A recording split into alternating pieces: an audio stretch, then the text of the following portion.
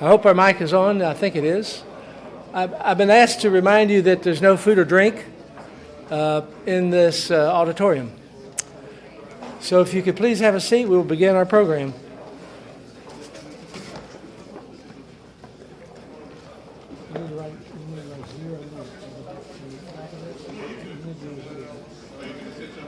Please have a seat. If you see a reserve sign, try not to sit in it. We have the President of Guatemala and his delegation coming, and others that we've been asked to reserve seats.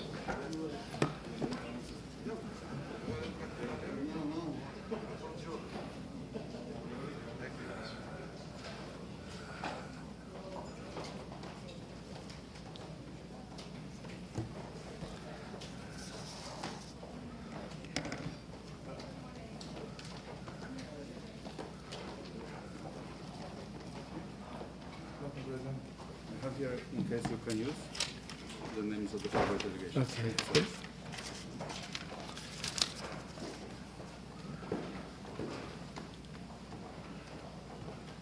We have so many distinguished guests, each of you are. We're very grateful for your joining us today. My name is Robert Pittenger. I chair the Parliamentary Intelligence Security Forum. And really this forum is because of you. I've learned so much from so many of you through the years. And I'm grateful that we have this opportunity at the National Archives to come together among some of the leading experts in the world and some of the most important security technology issues that we must address today. So your attendance here is very meaningful to us, and we count it a real privilege to be with you. We have some 208 parliamentarians who have registered for this program from 50 countries. And as well, there'll be hundreds of them who are watching live stream around the world. Typically we've had 1,000 plus people watch these programs live stream, so we're very grateful. In fact, even in our webinars, we'd have 2,000 to 3,000 people. But you can't expect somebody sitting in front of their computer all day. So we are grateful for the interest that we have. But your being here means a great deal to us. I would like to honor some of our senators, and be glad to do that with each of you. But this is the Paraguay delegation: Senators Alvarado, Senator Santiago, Senator Enrique, Senator Silva, Senator Franco, and Senator Apavel, and the Minister of Interior, Giozo. So thank you all for being here. We'd love to acknowledge any of you and all of you for your participation. Please come find a seat if you can. Thank you very much. There's a great delegation just came in from the Democratic Republic of Congo. They came a long way. They flew 20 hours. I do want to take this moment to thank the National Archives. They've been a tremendous host, very supportive and very helpful. And so to that end, I'm grateful for all that they've done to make this possible. Usually, we have met at the U.S. Congress either in the members' room of the Library of Congress, or we've met in the Senate Dirksen building, room 106. But because of COVID, those rooms are cannot be used at this time. They're all closed down. And we're thankful for the National Archives and making this room available for us. I also would like to thank two of my board members who are here today, J.C. Boggs and John Walsh. Thank you for your leadership and your support. It means a great deal to me and to this mission that we've got. We have exceptional board members, and they care deeply about each of you and the countries that you represent, and our interest and commitment to build a stronger working knowledge and collaboration on these critical issues among all of us throughout the world.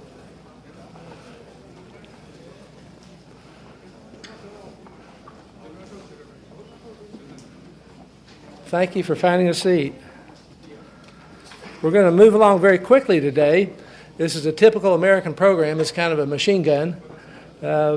There's so much content. We were not able to do a two-day meeting. This ought to be over a two-day period to have even more time for dialogue and discussion about it. But we feel like that the information is so vital and key that we want to make sure that we've afforded it to you. We will be videotaping this as well, and so it will be available for you and or others to review even at a later time. But we're going to try to stay on time, and there'll be Santiago is somewhere in the room. I hope. Come on right down here, Santiago. Santiago is our time card man. You'll grow to love him. 10 minutes, 5 minutes, 0. And so we will try to stay on time today. Well, to begin our discussion today, I would like to start with a moment of silence for Sir David Amess, a wonderful member of Parliament in the UK for the last 38 years. He gave the keynote at our message in Budapest. He was remarkable. He's been my close friend for 34 years and had the honor to participate in his service last week in London. I loved him dearly. I loved him like a brother. And he was truly a great, wonderful friend of mine and my family's. We were godparents to his children. And so it was very hurtful to see his loss in such a tragic way. So if we could, we'll have a moment of silence for Sir David Amess.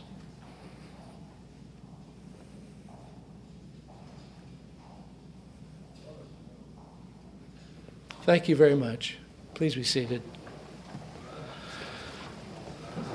We will begin our program this morning with a message from Senator Bill Cassidy from Louisiana. He has been a real partner with us. He went with us down to Panama for our forum there in June.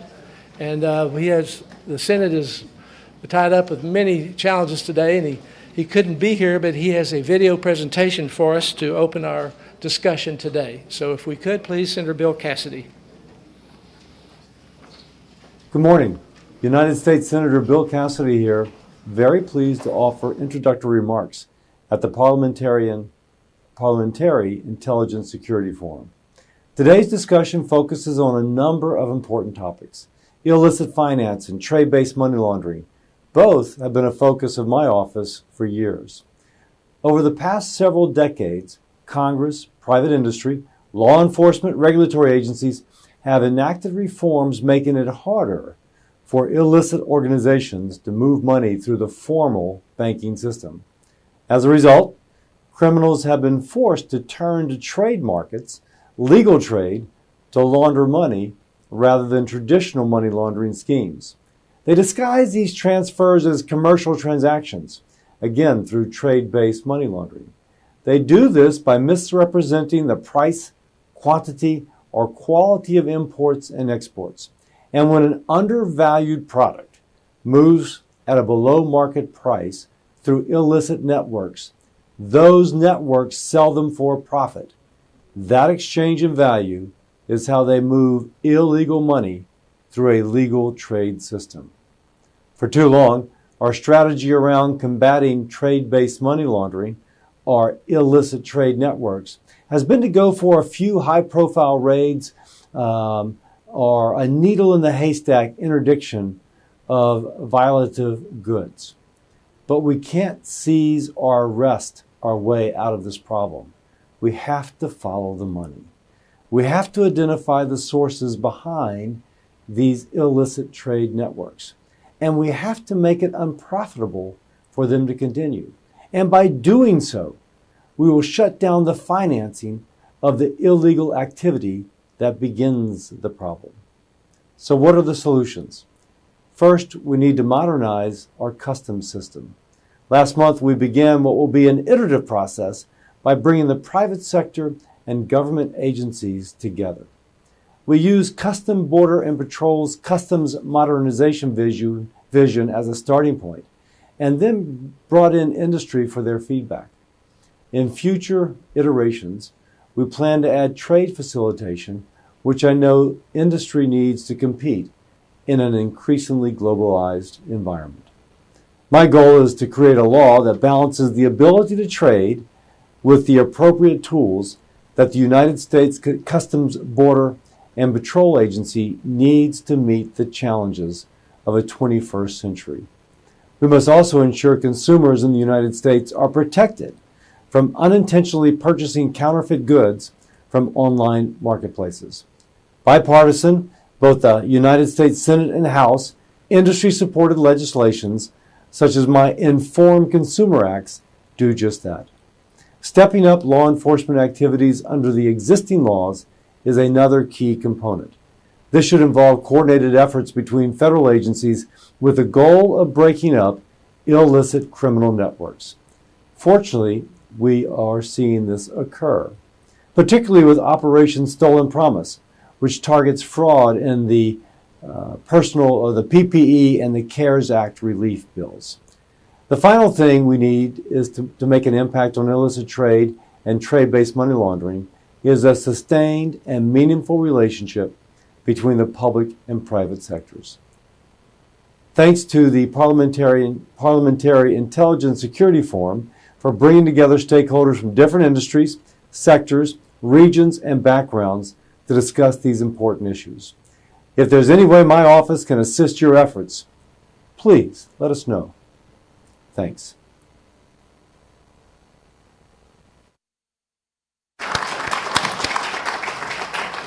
He's become a real expert in trade-based money laundering, which is much really under the radar for some of us.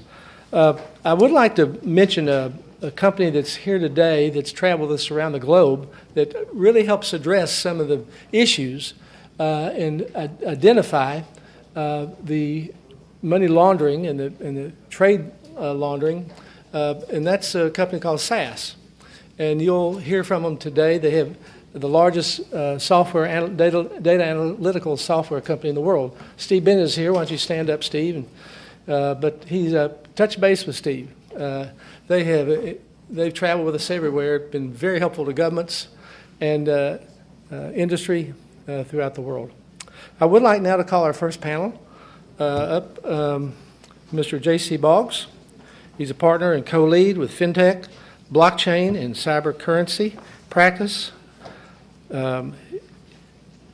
Ms. Honorable Brian Quintez, former commissioner of the U.S. Commodity Futures Trading Commission, and Andreas John, he's in the German Bundestag as a foreign policy senior advisor, and Mr. T.J.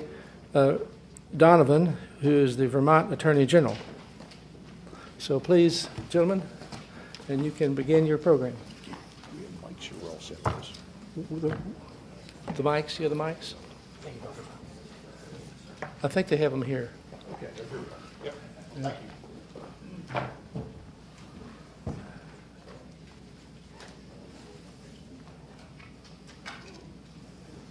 Give us a minute while we get mic'd up here. Let me, while we're waiting, I have to thank Robert again for everything you do. This is the 20th forum now we've had around the world. It's a lot of work and effort to put these things together. You mentioned, I think it was 2 years ago, we had one in the U.S. Senate, and because of COVID, we're here. But this is a great substitute venue. It's a wonderful venue, and I think this evening in the reception you'll get to see the U.S. Constitution, Declaration of Independence. So, Robert, thank you for all you do. No, you're good. You're good.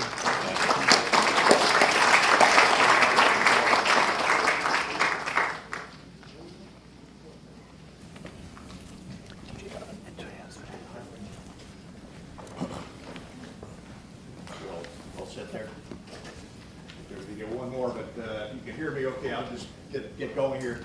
So great crowd. I know we're having more people come in. Delighted to be the kickoff panel this morning on cryptocurrency. We'll talk about crypto and blockchain and stable coins and CBDCs, central bank digital currencies.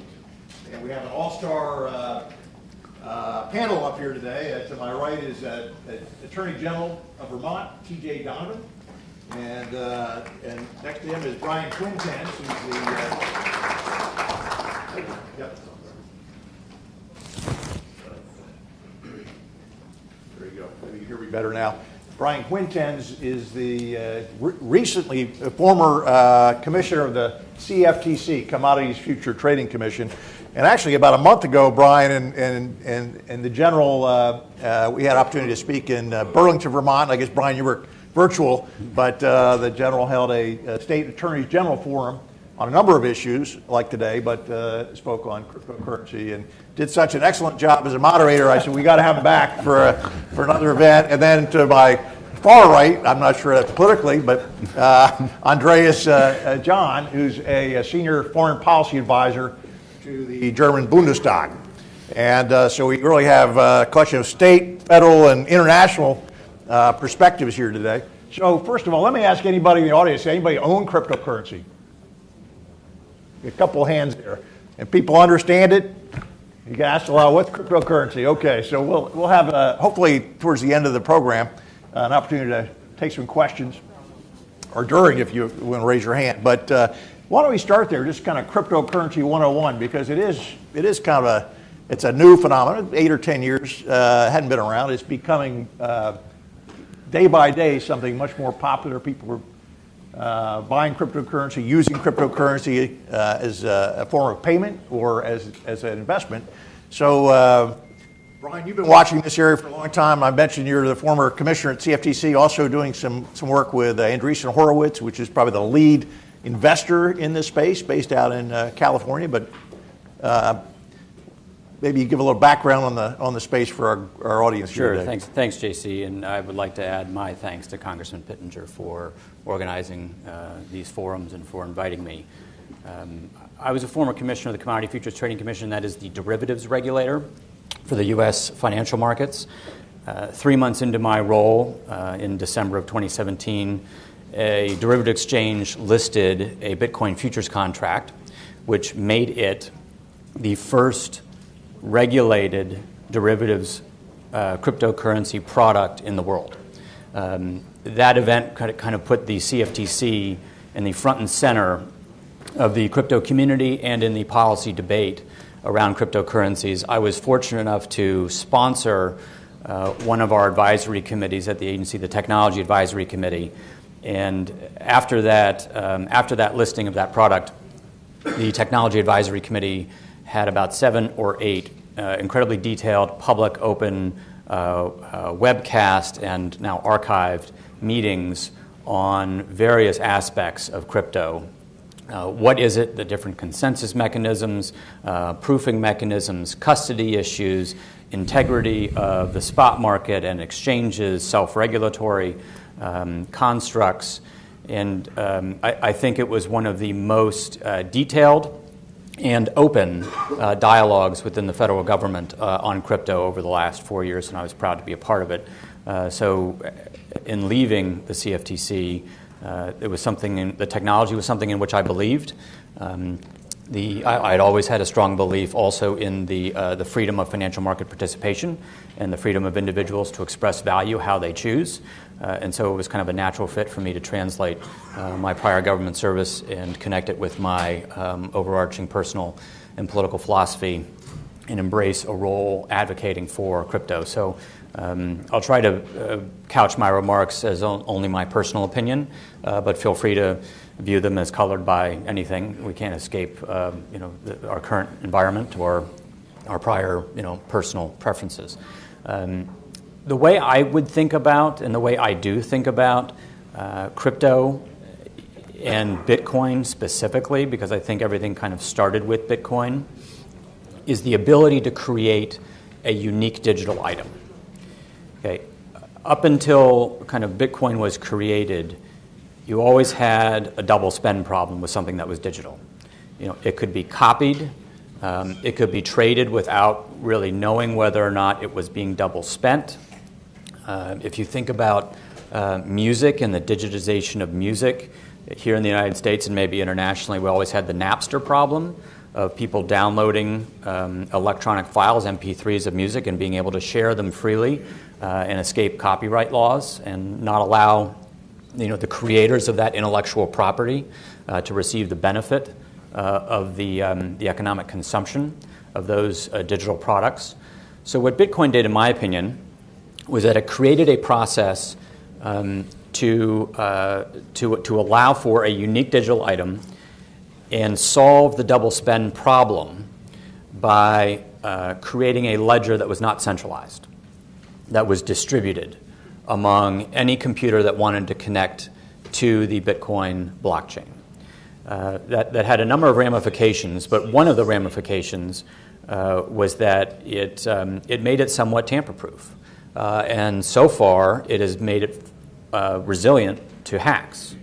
There have been, some attempts at hacking, some, I would say, minutely successful attempts at disrupting. But over the last, I think, 13 years, the Bitcoin white paper was launched. I think was released on October 31st, 2008, I believe, maybe 2009, 2008. The Bitcoin blockchain has remained completely intact, and this is now something that holds $1.3 trillion of value. So it's not necessarily a small target. And I think that that's something to be admired. So as we think about cryptocurrency, as we think about crypto assets, as we think about the digitization of intellectual property, I think the technology is important to keep in mind because it is going to have a transformative impact on the ability of digital intellectual property creators to ultimately capture the value of their efforts. So with that kind of introduction, I'll pause there because most of the focus, I think, of the panel should be on some of the security issues. But I would like to, at some point, get back to the future of the innovation that we can already see. Oh, thanks, Brian. I mean, I know that Andreessen's based out in Silicon Valley, and this is a hot topic out there. It's a hot topic around the world. They talk about this as the next internet, right? The internet 2.0 or internet 3.0. Internet is a transmission of information. This is a transmission of value in a distributed way. So we're looking at different kind of cryptocurrencies. There's the Bitcoin, but there's some, I think, 8,000 different cryptocurrencies out there. Mm-hmm. Some of these are used as, I'm going to buy my Bitcoin at, I don't know what the initial value was, but now it's $58,000. I have to check my what the current price is today. $50-some thousand for a Bitcoin, and obviously it's divisible. And then there's what's called a stable coin, which is pegged or tethered to a currency, U.S. dollar, Australian dollar, a basket of currencies, and that's more of a method of payment. And I think the regulators have been trying to figure out what this is, and it's still sometimes termed the Wild West out there, and there's not much regulation. I am one who disagrees with that description. There's a lot of regulation out there. We'll hear more about that from the general and the commissioner. There's federal regulation, AML, anti-money laundering regulation, state regulation, a lot of regulation. Could we regulate more? Possibly. And regulators are looking at ways to do that. I think it's important that they understand, call me old-fashioned, before they regulate, understand actually what they're regulating. So that's a lot of the process now. It's education process to the regulators and to Congress in the U.S. and around the world. What is this thing? And should we regulate it? How should we regulate it? And not triple the innovation that's around that. So I think we spoke of this issue in Panama, and I used the Indian old proverb, I guess, the theory of manifold predictions, where he had the blind man with an elephant, and one touching the trunk, and he says this is a tree, and another with a tusk, and another with the tail, and feels the brush. So depending on what they touch, they called it something else, and you've seen some of that with the regulators here, where Brian's old organization, the CFTC, this is a commodity we're looking at, and the SEC, U.S. Securities and Exchange Commission, no, it's a security, and IRS said, no, it's property, and then another organization, no, it's currency. And it may be all these things. It is kind of it's a new technology, and figure out, how do we regulate this as security? Do we regulate this commodity? Regulate something else? And but while we're still on the topic of what this is, General or Andreas, if you want to chime in, and maybe Andreas, do people look at this the same way in Germany or in Europe as we do in the U.S.?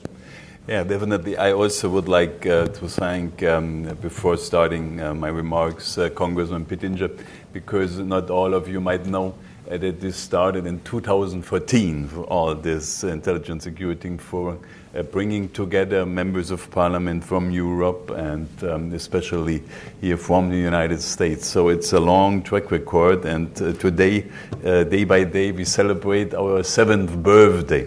So I hope that the 7 years of abundance will continue and no famine will come at all here. And thank you, really, Robert, for all your faithful leadership over all those years. I also bringing you warmest greetings from the German Parliament. The head of the chairman of the steering committee, Andreas Schwarz, could not join us personally because the day after tomorrow we will vote for our chancellor, and he is a social democrat. I also greet a fellow parliamentarian from Bundestag from the Left Party. She came also all the way over. And thank you for joining us, because it's cross-party lines what we are doing. And especially in this field, we will change considerably legislation for the next 4 years. Our new Minister of Finance and Vice Chancellor, Christian Lindner, he advocates for a friendly policy towards cryptocurrencies. He says he wants to create an innovation-friendly legal framework for crypto assets and enable digital securities of all kinds. So we might know a little bit a shift of mindset in this topic in the whole European Union. In general, so I come from the great state of Vermont.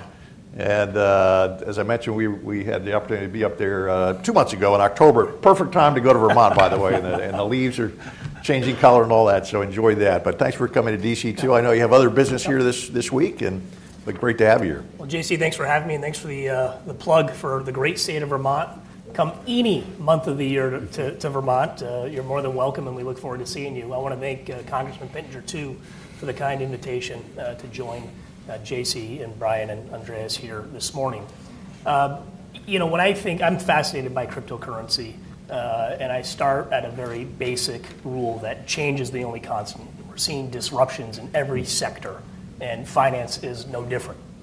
And I think the question for somebody in my position, which is the chief law enforcement officer of a state, is what does this mean for the average consumer? How do we protect consumers in this new world? And in this new world where, again, coming from a state that's small, that's rural, that is in need of economic development, we certainly want to embrace innovation. But I also think that there's a question with technology. And it's a very simple question that I think we all know the answer is, has technology outpaced our laws? And I think the answer to that is yes. So how do we balance innovation? How do we balance the need and the demand for economic development, for jobs, particularly from a rural state where we want to engage in a global digital economy, while balancing that with the pillars and the fundamentals of consumer protection? And for me, when we talk about this issue of crypto, and as Brian said, utilizing that underlying technology, the blockchain technology, which I think there's a lot of different utility for that, how do we create a regulatory framework from a federal, from a state? And JC, you're absolutely right. What this means to consumers is, who's in charge of this? Is it the SEC? Is it the CFTC? Is it the IRS? What does it mean to the average consumer? Do they have to report this as a taxable income? How do you tax it? What happens when you get a call if somebody gets ripped off, if there's a scam? And from a law enforcement official, there's one basic question where we say that this is anonymous and decentralized. Who do I talk to? Where do I send the subpoena? And that's why we need a regulatory framework from a federal and state level that balances all this. And I go back to the creation of the SEC. Why was the SEC created? Created when Franklin Delano Roosevelt assumed the presidency in 1932, shortly thereafter, after the stock market crash of 1929, and an unregulated market. And if we should look towards our history to guide us into this new market, embracing innovation, embracing economic development, but also remembering about the consumers, that folks have a right to access this marketplace, but they should be protected in the marketplace by government regulation. Yep.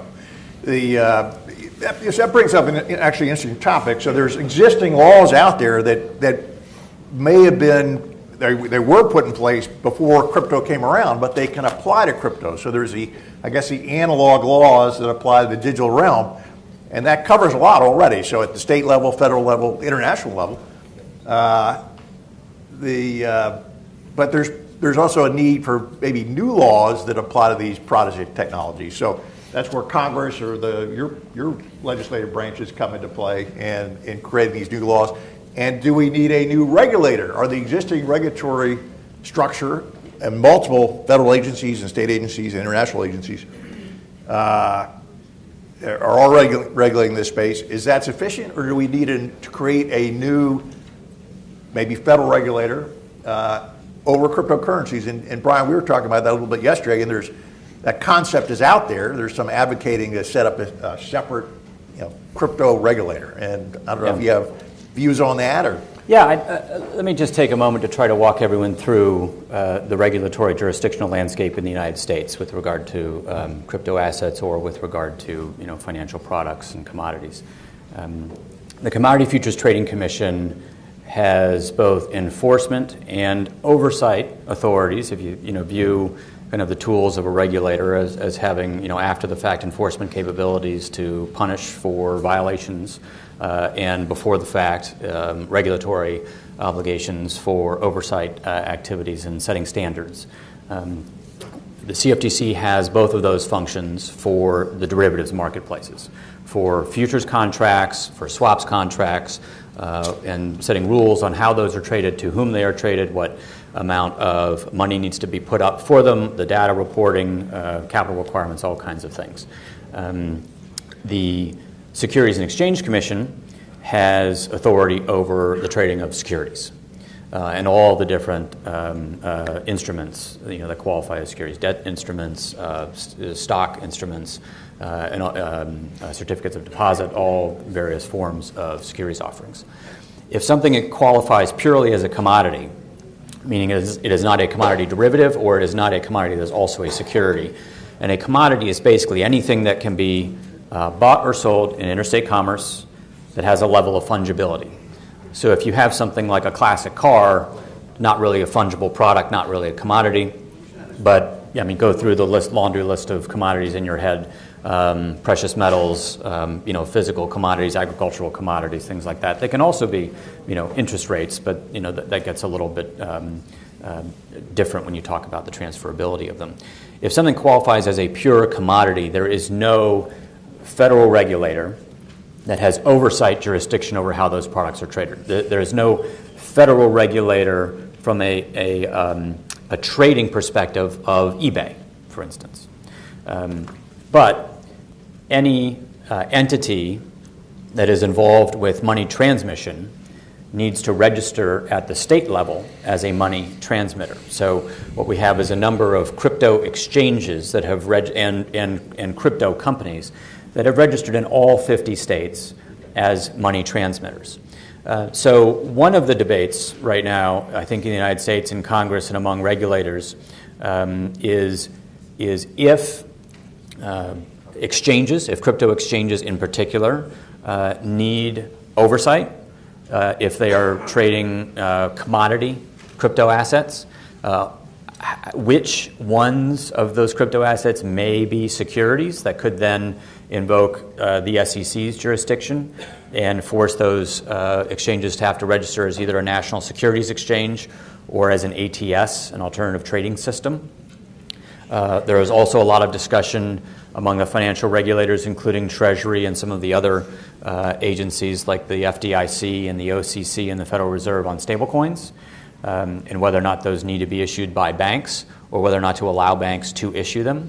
There are a lot of other, I think there are a lot of issues that brings in that may negatively impact the space. But I think that's one of the important points, I think, in the discussion here in the United States, in which I'm trying to communicate as broadly as I can, is that I think for the last 10 years we've thought about crypto assets from a financial perspective, as a financial instrument perspective, as a financial product. That is not where this space is going. Obviously, I think these will always contain some value but they will allow value ownership in the way a lot of other revolutions of products have, a lot of legal jurisdictions have recognized. But I think it is short-sighted at this point to try to fit them in a current regulatory model purely for a view that they are financial instruments. And if we were to actually regulate these products or some of these products as securities, we will preclude that innovation from occurring. So I think that there are potential bad fits to applying old law to new technology. That doesn't necessarily mean that it's the wrong thing to do to think about new policy solutions to address some of the downside risks that the General just mentioned.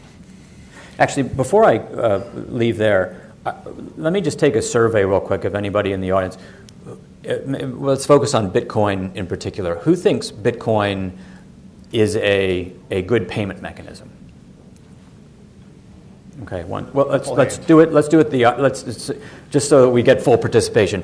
Who doesn't think Bitcoin is a good payment mechanism? Raise your hand. Okay, many more, and I would personally agree with you. And I think that for the purposes of this discussion, that is critical, and it is critically important, and it is beneficial at this point. And we'll get to that in a little bit. But let me leave it there for now. Okay. In general, too, I mean, you from a state perspective, do you feel you have enough, tools in the toolbox, I guess, to regulate or enforce around cryptocurrency with the existing laws, or would you be looking, or maybe still thinking about it, but looking for new tools? I think, JC, where we're at is exactly where you started this conversation, is trying to get educated on this. I mean, I think Brian and Andreas would agree that this is moving fast. Technology moves fast. Government moves slow. And I don't think the answer is to go back and change a law every year. So how do you infuse our existing laws with a little bit more flexibility to address this emerging market? Again, trying to balance innovation with a regulatory marketplace. I keep going back to this issue of what does it mean to the average person who may buy some crypto. I think I would say a very volatile market. I would say, again, ripe for an illicit market. From a law enforcement perspective, where you start at something that's decentralized and anonymous, I think most people in law enforcement would say, well, that makes me a little nervous. And I think there needs to be a level of comfort that perhaps starts with a little bit more understanding of this. But I also think, now when we mentioned ransomware, the ransomware attacks come with a demand to be paid in crypto. And I think we need to balance this issue with fraud, with the illicit trade of this, with legitimate economic purposes. And this is new. So what we're trying to do is to talk to our federal counterparts, which we're going to do this week, to talk to our colleagues across the states, and try to figure out a playbook that we can all operate from that strikes that balance. And I do think that government needs to get up to speed on this, because this is moving extremely fast. And I would say, just anecdotally, and I think I shared this with you, JC, I mean, the number of articles you're seeing now about crypto and Bitcoin becoming more mainstream. I think I saw an email where you can now gift Bitcoin for the holidays or something. Sure. And for me, that says, okay, from a law enforcement perspective, when do we get that first call for some sort of scam? And what are we going to do about it? And at the state AG level, which I'm sure many of you are the same, that's where your neighbors, that's where your family is going to call you. And there needs to be a response, and I'm not sure we have a response right now. Thank you. Andreas? Yeah, if you see the figures, it's very interesting. At the end of 2019, the total value of US currency in circulation amounted to $1.7 trillion US dollars. And on December 5th, 2021, cryptocurrencies market capitalization is in dollars $2.3 trillion. So that's really a big challenge for the legislators. And let's be honest, I can talk it from our perspective within Parliament. We, in a general way, parliamentarians have this big gift, as a French intellectual wrote a whole book about how to talk about a book that you didn't read, how to talk eloquently. And so it's a little bit, the challenge to it, how to get the details, how to handle it, even for our legislation. I mean, the new German legislation will come into force on 1st January next year. And it facilitates the influx of German financial capital into the crypto industry. With some analysts will move, and they open the door into 415 billion of potential investments in cryptocurrencies. And the legal ability is to allocate as much as 20% of the portfolio into crypto assets. So coming back to these figures, sometimes when I'm talking with, and I'm sure that in your party it's quite the same, when you talk with the experts, it's a little bit feeling like our philosopher Hegel. He came into the University of Vienna, where was the constituency, and he was just talking about the concept of the phenomenology of the spirit, and a lot of the students didn't understand any single word because it was really the high philosophy. And then somebody after 2 months dared to ask very timidly, but Mr. Professor, all what you are talking about have nothing to do with reality. So then Hegel just smiled and talked to him and told him, well, too bad for reality. So when you see the whole picture, we have to adapt on it and have to see there is a shift of mindset. And as legislators, we have to become aware that's no need to just close our mindset and to think, well, cryptocurrency, those are all for the criminals, let them do their business. We have to put hurdles and just that they cannot overcome. But that's exactly the objective of our forum, that we harmonize our legislation, and in this way that we then can just fight and really coordinate our fighting against the measures you just described. So that's the objective. And that's probably a good segue to the FATF, Financial Action Task Force, which sort of overlays this area from a number of countries. And I think it was just about a month ago it came out with the new guidelines on regulating digital assets, what they term virtual asset service providers, and applying existing AML, anti-money laundering laws, and other laws to this space. Have you spent a lot of time reviewing that report? Andreas, but Brian, you can jump in if you want. Okay. I've spent some time reviewing it. I think that the classification of virtual asset service providers is something that jurisdictions or international organizing bodies are going to need to apply carefully in terms of the regulations that they target for whatever that definition captures. The reason is this is a space where, as Andreas and the General and you, I think, JC, said, there is some level of anonymity associated with transactions. That isn't a permanent anonymity. Law enforcement has had a lot of success. We'll get to this too, I think. Law enforcement has had a lot of success in tracing ransomware payments made through crypto.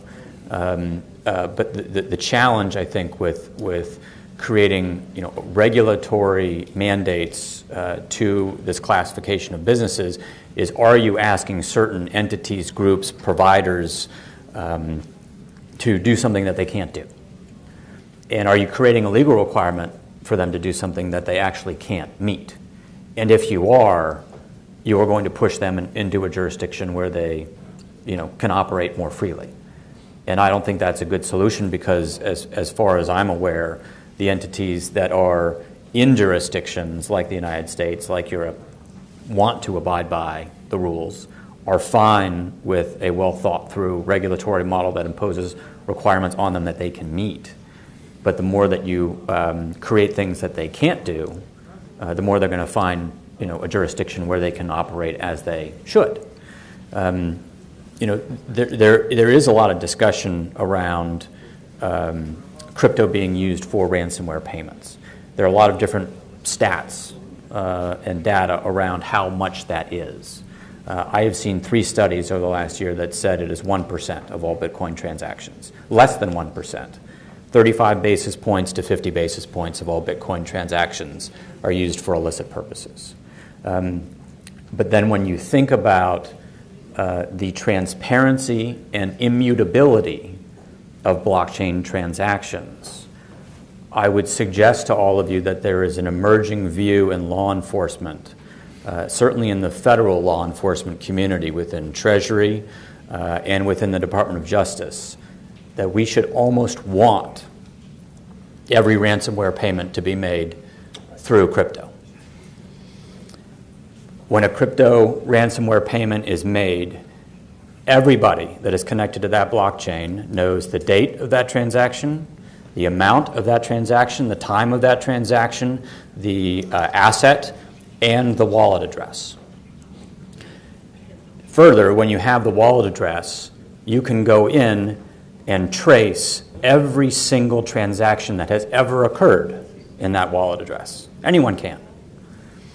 If that crypto is used to pay someone within the ransomware supply chain, a negotiator, a translator, a web developer, a money launderer, a domain hosting service, a domain registrar, or one of the toolkits like malware or exploit kits or phishing kits, then all of a sudden law enforcement has their wallet addresses and can trace all of the entire history of their transactions. This has actually been a remarkable tool from a transparency and traceability aspect for the criminal law enforcement agencies to target ransomware and criminal organizations. One final stat, I guess, before we continue the conversation. When I had asked about the Bitcoin serving as a form of payment, and most people didn't raise their hands, and whoever did, we can talk about that too, because I think we're at an interesting inflection point. But one of the wonderful things about Bitcoin not being a more effective means of payment is that when an illicit entity or person receives it, they want to liquidate it. They want to liquidate it. They want to liquidate their illicit gains. They need to do that through a fiat off-ramp, and therefore it concentrates the attention of law enforcement agencies to the fiat off-ramps that are interacting with these wallet addresses. From 2013 through 2017, one illicit Russian exchange accounted for between 75 to 95% of all ransomware crypto fiat off-ramp activity. That exchange was shut down in 2017, or to some degree was shut down. The executives were arrested, I think, in Greece.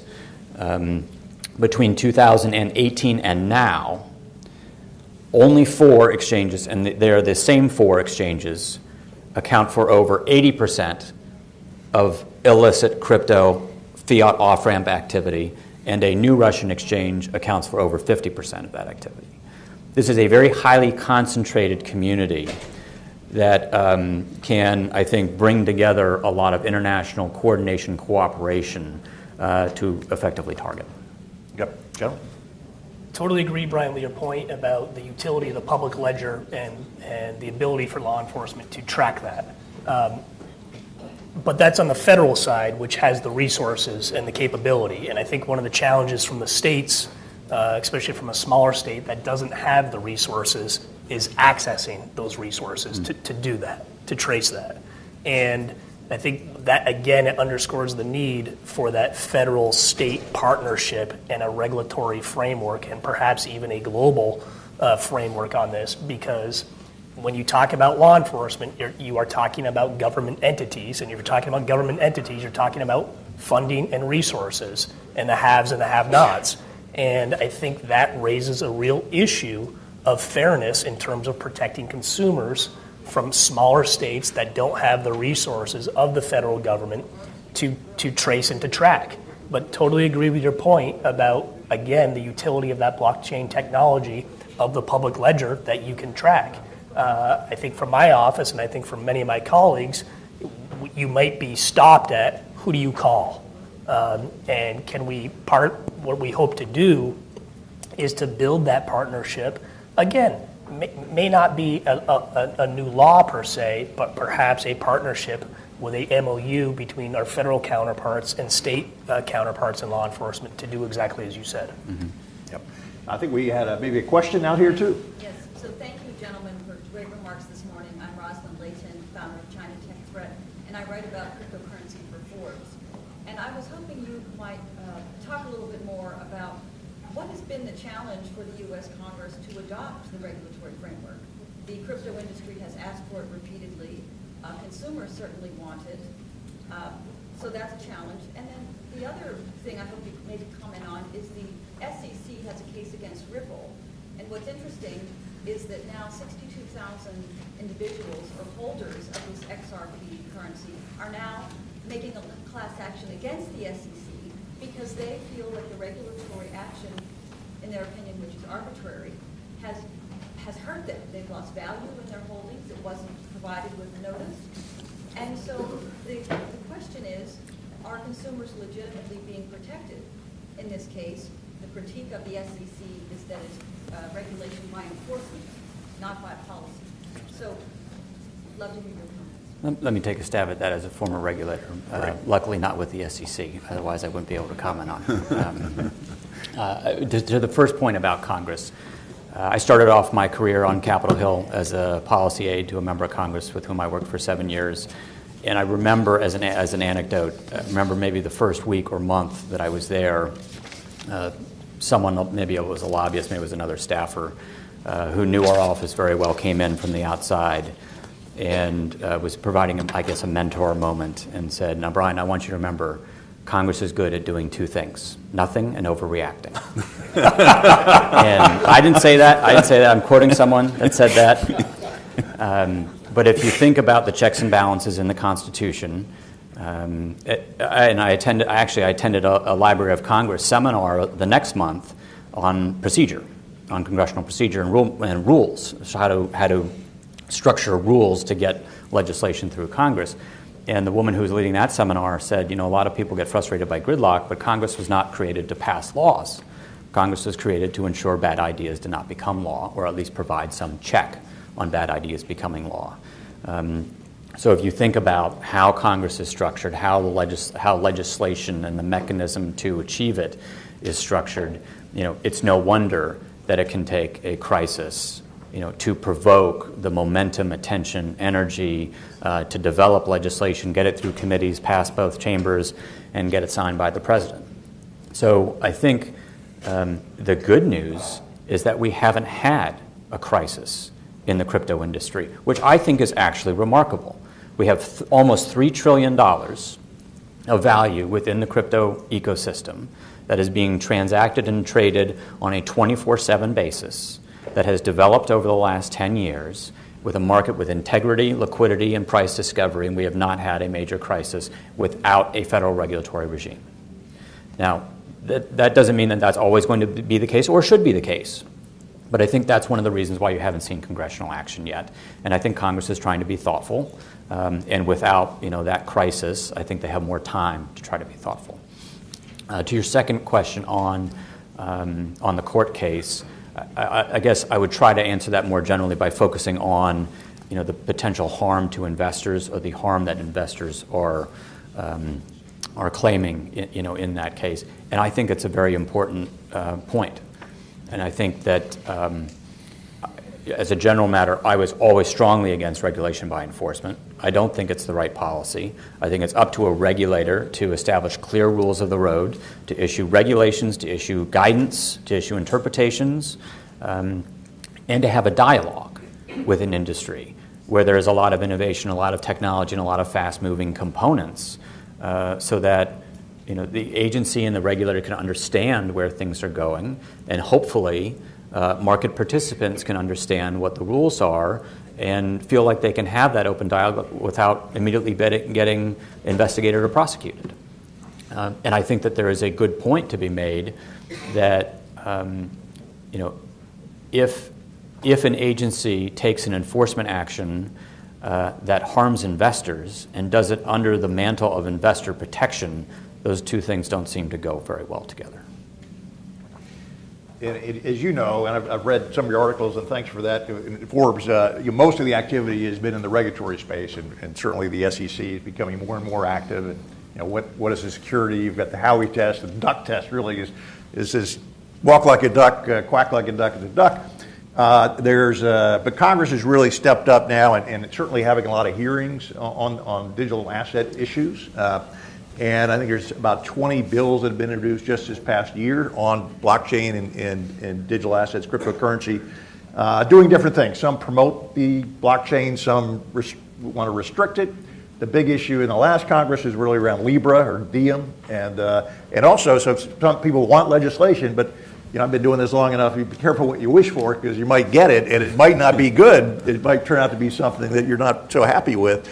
I'll just note. There's been some ideas about it particularly around the securities issue that have been put in legislative form. Again, about 20 bills introduced this year in the U.S. Congress. One is this idea of exclusion from the definition of security. So there's two bills, the Token Taxonomy Act and the Securities Clarity Act, that would exclude digital tokens from the definition of security. So sort of black and white.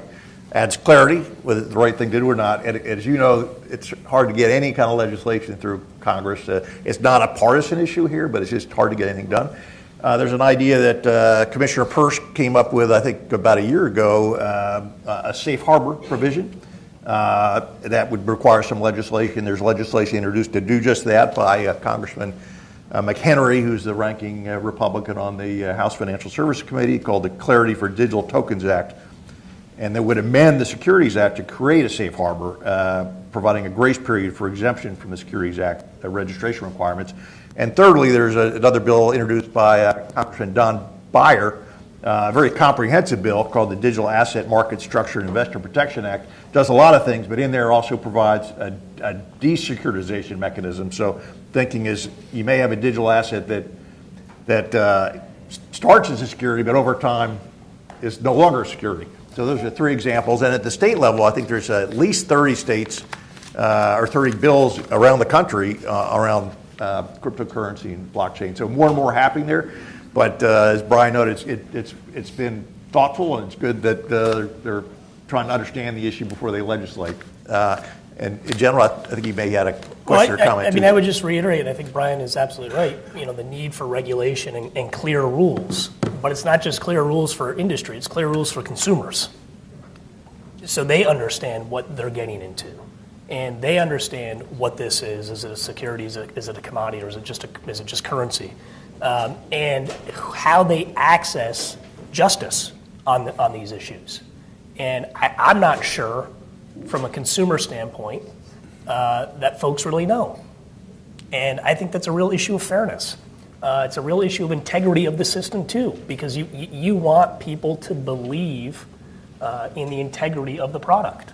And as I always said, good consumer protection is good business. That requires people to talk, people to get educated, to understand. Again, we're in this age of technology, of innovation. And the law has to keep up, and that is a challenge. One of the things that I think is interesting, JC, that you mentioned is whether or not there's going to be some sort of a digital czar in the federal government overseeing. And I think these issues are, as we accelerate, we have to understand that this is, and I view myself as a pretty good example. I'm not a financial guy. A lot of these terms I'm not sure I understand, but I can get up to speed. And the issue is, how do we make sure that the average consumer understands this, the average consumer has access to information, access to justice, and is protected, and at the same time allow innovation to occur, to have economic development, to have jobs? That's what I want for my state, but I also want Mrs. Smith protected. And some of the proposals out there, both in the U.S. and globally, are really to apply bank regulations or bank-like regulations to this space. And there's a recent report, President Biden's working group on financial markets came out, I think, the end of, maybe it was November 1st, with a report that we've got Treasury, the Fed, and sort of all the regulators together thinking about these issues, and came out with recommendations. And really, the idea is, asking Congress to give the regulators more authority to regulate, maybe where they didn't feel like they had that authority already. But two, saying, potentially requiring through legislation these companies to become banks. And so you'd have some, I guess, better consumer protection because they're now a bank and they have to bank things. And thirdly, and you probably had then supervision by the Fed or the federal or state banking regulator. And thirdly, making, and I think this was kind of directed primarily at Facebook and DIA, but maybe more broadly to tech companies, is they would have a affiliation requirement or separate commerce and banking. So an Amazon or a Facebook could not get a bank or be in this space. So that sort of three recommendations it came out with. Brian, I don't know if you looked at that at all or had any other thoughts on the working group. Yeah, I saw two hands up over here, okay. One up here and one down here, so we get to those questions in a second after I answer your question there, JC. But also to the General's point, in terms of seeking justice, that's a critically important issue that I think requires more communication from the federal side to the state side. Just speaking from my prior role at the CFTC, I described before the regulator authorities of oversight and enforcement. The CFTC actually still has anti-fraud and anti-manipulation enforcement authority over spot commodity transactions. And we have used that authority extensively, mostly in the precious metal space. There are a lot of precious metals frauds that get perpetrated, mostly with a focus on semi-wealthy retirees, but in an increasing number in the crypto space too. But they aren't necessarily using existing cryptocurrencies. Sometimes they'll go out and solicit funds saying we're going to invest in cryptocurrencies and they steal it. Sometimes it's them, it's these fraudsters creating a new cryptocurrency that they don't create. And the CFTC has prosecuted a number of those. The CFTC and other federal regulators also have public-private partnerships with analytical firms that do a lot of this blockchain analysis, the forensic blockchain analysis. And I don't know what the subscription rates are, but it's something that maybe an association at the state level can participate in, or that a state individual can use, through cooperation with the federal government. So I think, that's an avenue for that. JC, to your point on the stablecoin report from the President's Working Group, the President's Working Group on Financial Markets is composed of the Treasury Secretary, the Chairman of the Federal Reserve, the Chair of the SEC, the Chair of the CFTC, with the Chair of the FDIC, the Banking Deposit Insurance Regulator, and the Comptroller of the Currency as observers. So that's what makes that group, that is the composition of that group. They issued a report on stablecoins, calling for Congress to consider new legislation around stablecoins with the specific focus on trying to fit them into the banking system or trying to force stablecoins to be issued by banks or through banks. I think there are a number of issues there. The first is that those same kind of rules do not apply to money market funds. And if they were to apply to stablecoins through the banking system, there are a whole bunch of capital requirement rules that translate through that may make that kind of model of stablecoin issuance uneconomic. And some people may not care about that. And if they're uneconomic, they're uneconomic. But the point is that there are a lot of different stablecoin models. This recommendation, I think, was focused on the stablecoins that take in cash, invest that cash in some kind of reserve makeup, and then we'll redeem that reserve for dollar per stable coin issuance. So there is some investment management kind of functionality in that model, but there are other models of stablecoins. One is an algorithmic stablecoin that uses a balancing mechanism of an investment in crypto. So it's a crypto-to-crypto stablecoin that creates an algorithmic balancing mechanism to hold its value. It's heavily over-collateralized, but as you create rules and regulations that negate the capabilities or the efficiencies of one, you will squeeze on the balloon and allow it to pop somewhere else. Interestingly, it was through a stable coin, the USDC, that the U.S. government provided financial support to Juan Guaido, the recognized winner of the Venezuelan presidential election. They had to go through a stable coin to circumvent Maduro's control over the financial system. And they did that through a South American crypto exchange with, I think, over 500,000 Venezuelan wallet addresses that then could be transacted on that South American platform for Venezuelan currency and redeemable through ATMs. Let's not lose sight of that innovation.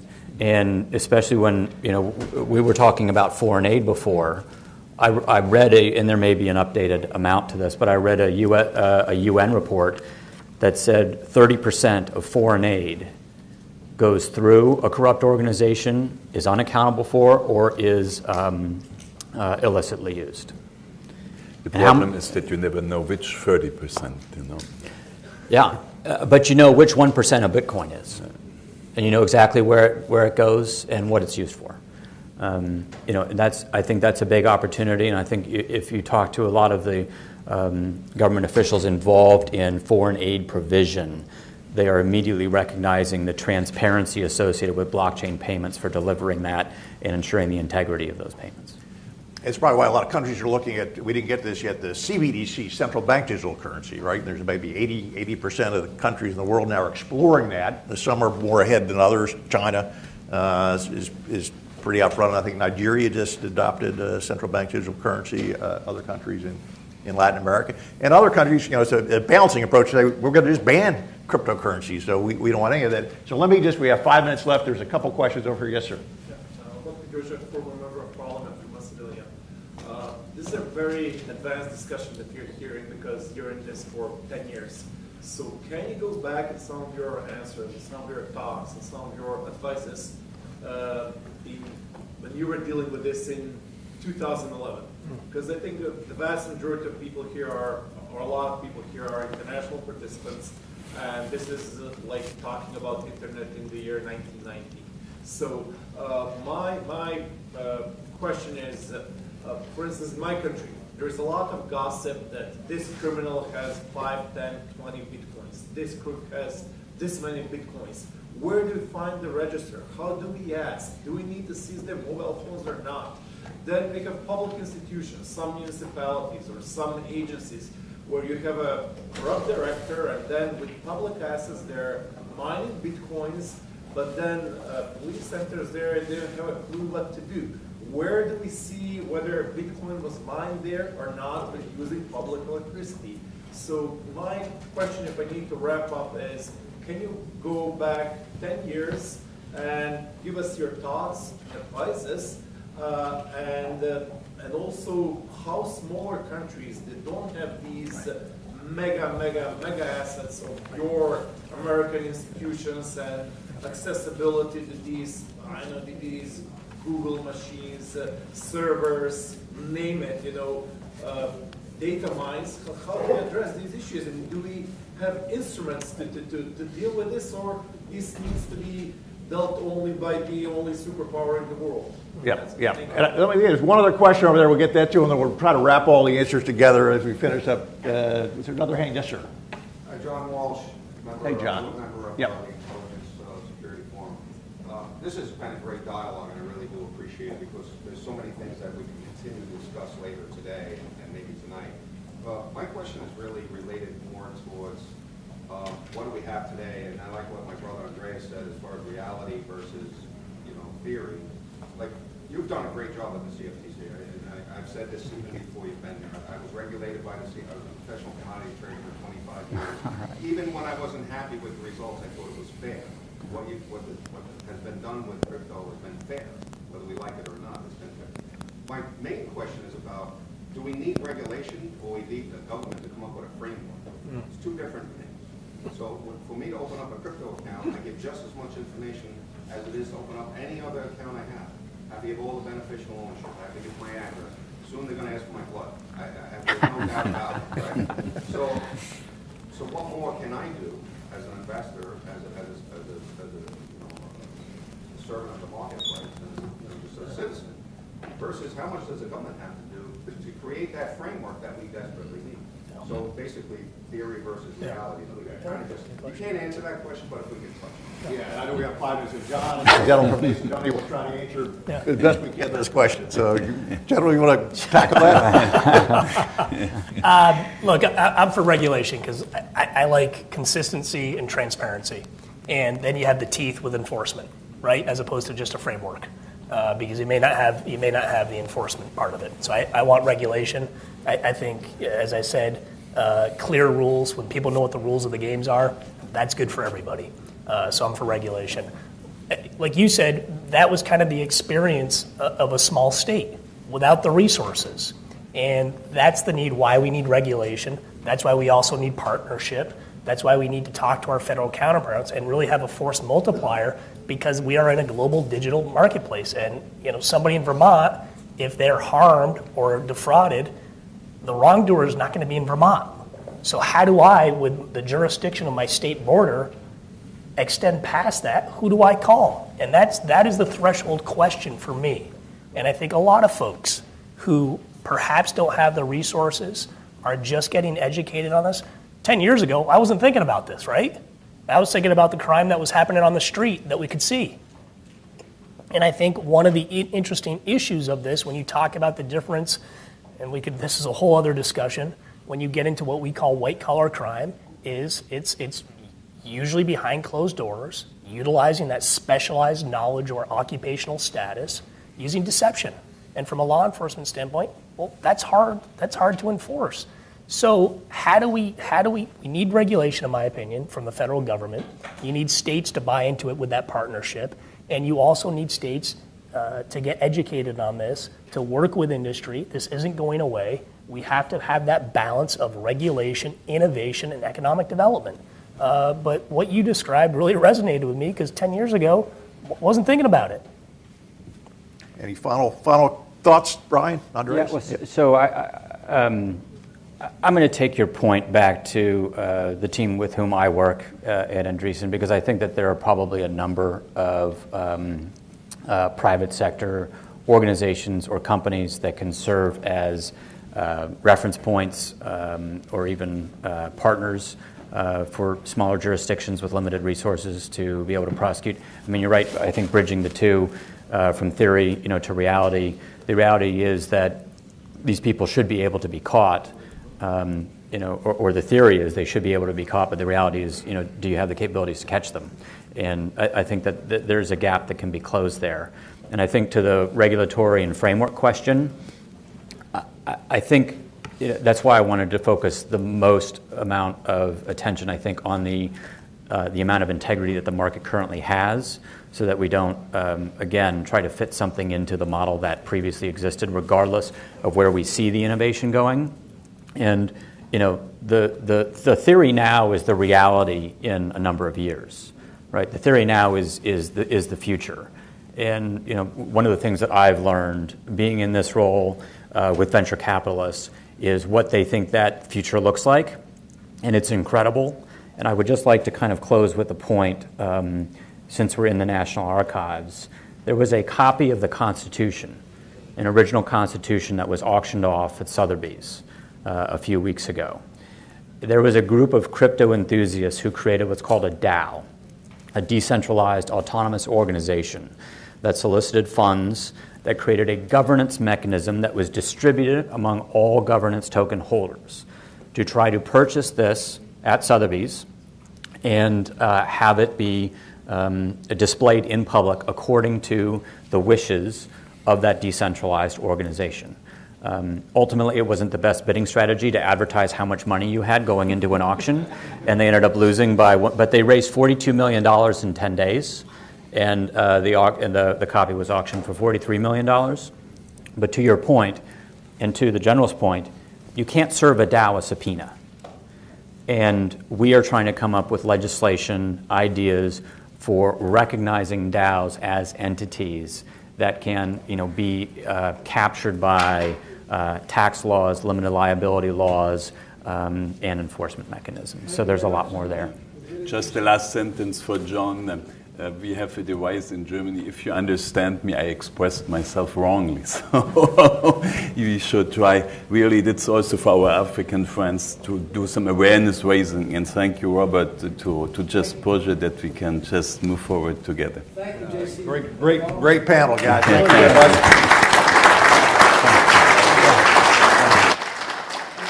Y'all could, More today from Congressman French Hill also this afternoon That's on right. crypto. Thank you, Robert. we could, where are the mics? If you could come over here with the mics. Thank you, J.C. Boggs of King and Spalding, for organizing such an excellent panel on these cryptocurrencies and digital transfers. I would like to recognize the Honorable Denis Zvitek, who is the Speaker of the Parliament in Bosnia-Herzegovina. Thank you very much for being here, sir. Now, I've been asked to remind each of you, subject to the ordinances of Washington, D.C., in inside meetings, we are required to wear masks in the audience. They allow them to take them off on the stage, but that is the rule, and I'm sorry for the inconvenience, but I must make that announcement. I would like to tell you that when you're for the speakers, when the next time you're going to be speaking, if you could come over here to this side toward the end of the panel so we can get you mic'd up as quick as possible. And we'll take you into the green room. All right, we'll go into our next panel now. It's on neurocognitive warfare. It includes psychological and biological weapons, including Havana syndrome, dual use of AI, 5G, and cybersecurity, security threats. You've got a lot to cover. So we look forward to hearing from Dr. Steve Bennett. He's the Director of Global Public Sector at SAS, the former Director of the National Biosurveillance Integration Center for the U.S. Department of Homeland Security, Dr. Robert McCreight, Adjunct Professor, George Mason University, Lecturer, National Defense University. And Dr. John Strand will be the CEO of Strand Consulting. He'll be with us virtually. So, gentlemen, please take the stage and begin your remarks.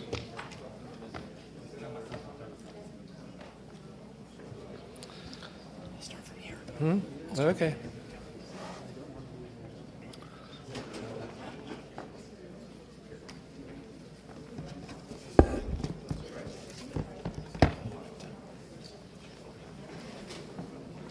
Let's go ahead and start.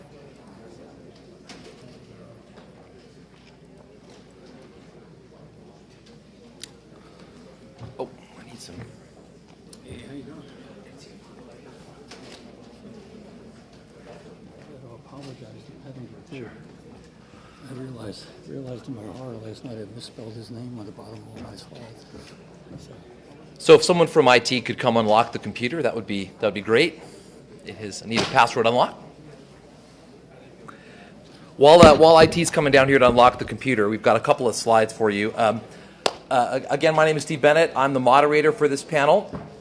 I also want to thank the congressman and the steering committee for inviting Dr. McCreight and I to present, and just for putting on a fantastic forum. We look forward to the rest of the day and for the reception tonight. So this morning we're going to talk about unique threats from advanced technology. Get out of your way. Unlock that for me. Thank you. And we're going to talk about some policy actions that we can take advantage of to make some progress in mitigating the threats from those advanced technologies.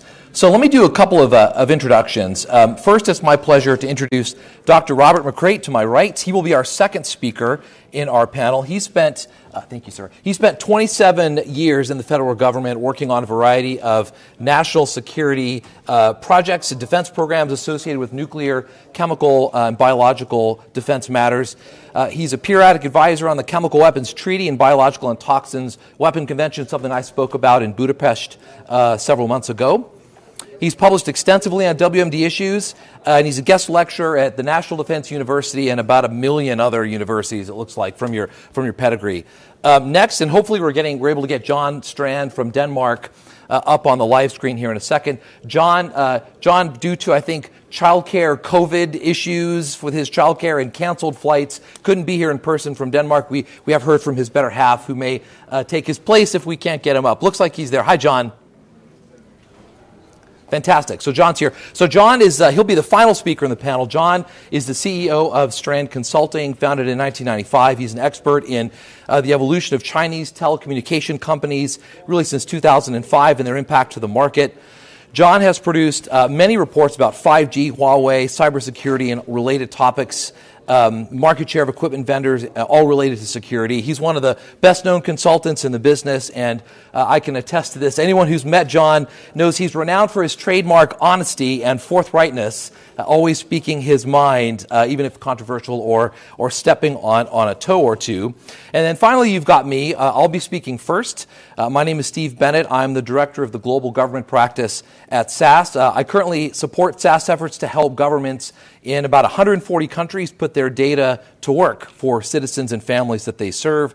Prior to SAS, I held a number of leadership positions in the U.S. Department of Homeland Security, most recently serving as a senior executive as the Director of National Biosurveillance for DHS. I'm a scientist by training, don't hold that against me, a PhD in computational biochemistry with degrees in biology and chemistry. Let me just grab my slides and I will... Our format today, we're going to, Bob and I are going to share a couple of short presentations, and then John's going to attempt to do the same from Denmark, and then we will have a short discussion and hopefully be able to involve some of the audience in some Q&A. So again, as I mentioned, we're going to talk about threats from advanced technologies, AI, 5G, even a new term you may not have heard of called neurocognitive warfare. It'll keep you awake waiting for Bob's presentation.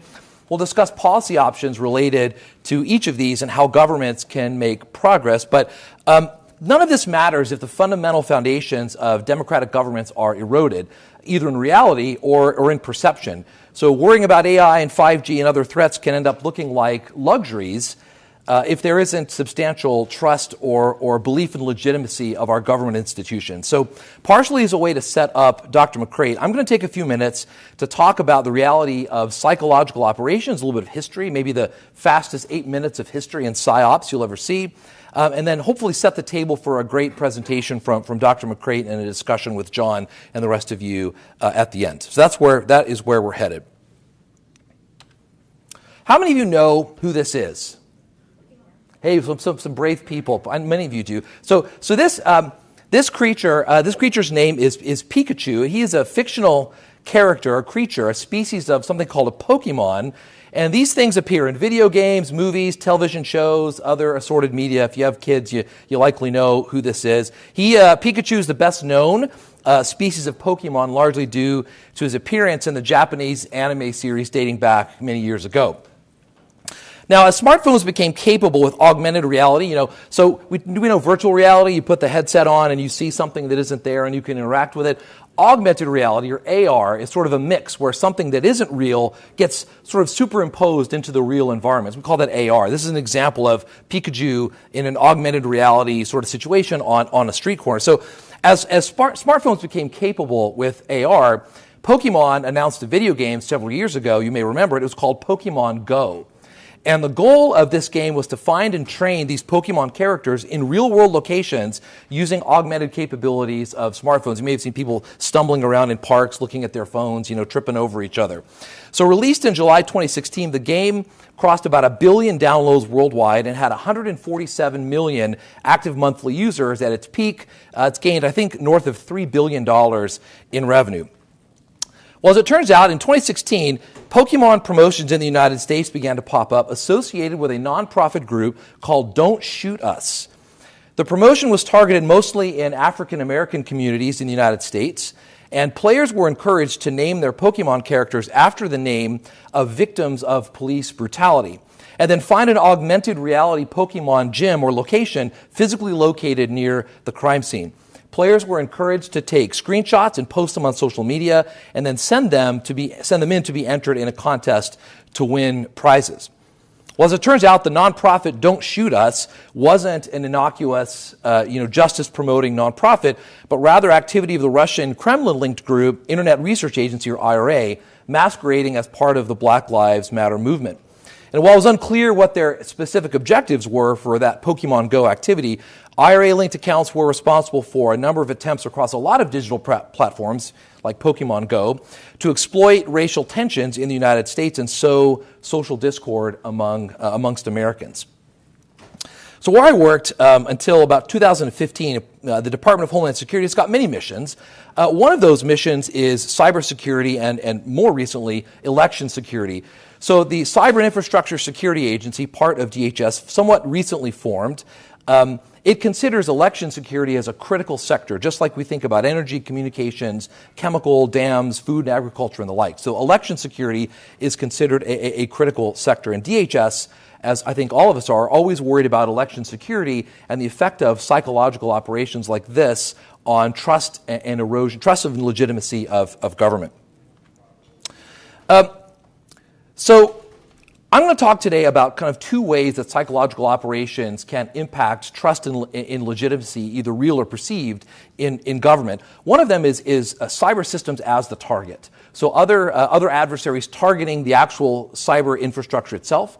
And then the second will be use of cyber methods as a vector to target something else. And so I'll cover both of those. The first one a little bit more briefly. First, cyber as the target itself. So as has been widely publicized, we've had a lot of direct intrusion in the United States and a lot of other countries as well, direct intrusion into election systems. So the targeting of cyber systems itself, groups associated with Russia penetrated election systems in 21 U.S. states, accessing voter registration details for as many as 200,000 Americans. To be clear, no evidence of penetration of actual voting systems or manipulations of votes. No evidence of any of that, although they sure tried. Nevertheless, invaluable information about Americans and how the American election system works was gathered by the Russians. And even if nothing was touched, and even if there's no evidence of manipulation of election outcomes, continued perceptions of eroded trust in election systems, that can compound over time and erode perceived legitimacy of government, even if those systems never in fact were compromised. So that's kind of cyber as the target. We've heard a lot about that. In the last couple of minutes, I want to just focus on cyber as the vector. Again, returning to that Pokemon Go attempt where you're using cyber systems to influence other sorts of outcomes where it's a vector to do something else. So I promised you the briefest history of PsyOps. I'm going to back up and give you a little bit of a history of psychological operations. It isn't new. It may sound new, but it isn't new at all. This gentleman is a Persian general by the name of Cambyses. And he fought and won the Battle of Pelusium in 525 BC. And, if you look at the history of Pelusium, he learned that when he was fighting the Egyptians, that the Egyptians, because of their polytheistic spiritual beliefs, they had for reasons I won't get into in detail, they had a high placement of the value of cats. It was punishable by death if you harmed a cat in any way in Egyptian society. And so Cambyses knew this and took advantage of this, deploying his army to surrounding villages. They gathered up all the cats they could find, and then they released thousands of panicked cats onto the battlefield as they were attacking the Egyptians, in the battle. They carried cats with them, which froze the Egyptian archers, unwilling to shoot and potentially hit or harm a cat. And it had a huge impact on the outcome. 50,000 Egyptians died, and only 7,000 Persians were lost. So this was the first known use at scale of what we would call psychological operations to try to have an impact on, in this case, a military outcome. A good definition of psychological operations here is any action practiced mainly by psychological methods with the aim of evoking a planned reaction in other people. Genghis Khan did this as well. He did all kinds of things like sending people ahead of him to spread rumors about how brutal he was, so that armies would fold without fighting. They'd drag large objects behind horses to, kick up a lot of dust from afar to make it look like they were big. They would drill holes in their arrows so that they would whistle as they came in to strike fear into the enemy. So lots of examples historically. World War I, lots of examples about, the UK had a fantastically successful psychological operation detailing German atrocities during World War I, some of them real, some of them not. The biggest psychological operation in history, though, was in World War II, and that was Operation Bodyguard, which really, if you have a chance to study that, it's a fascinating story of how the Allies in Tehran planned to convince Nazi Germany that the invasion of Normandy would happen much later and in a different place. So a hugely complex psychological operation. Modern psychological operations, of course, still continue today for pursuit of advancing the ideas of a nation that's trying to make some sort of objective a reality. So back to the Russians. So what do the Russians do in terms of cyber as a vector? I mentioned that Pokemon Go story. What I'm going to argue is that what the Russians have done and still do is just classic psychological operations against an adversary, but with some key differences given the nuances of modern technology.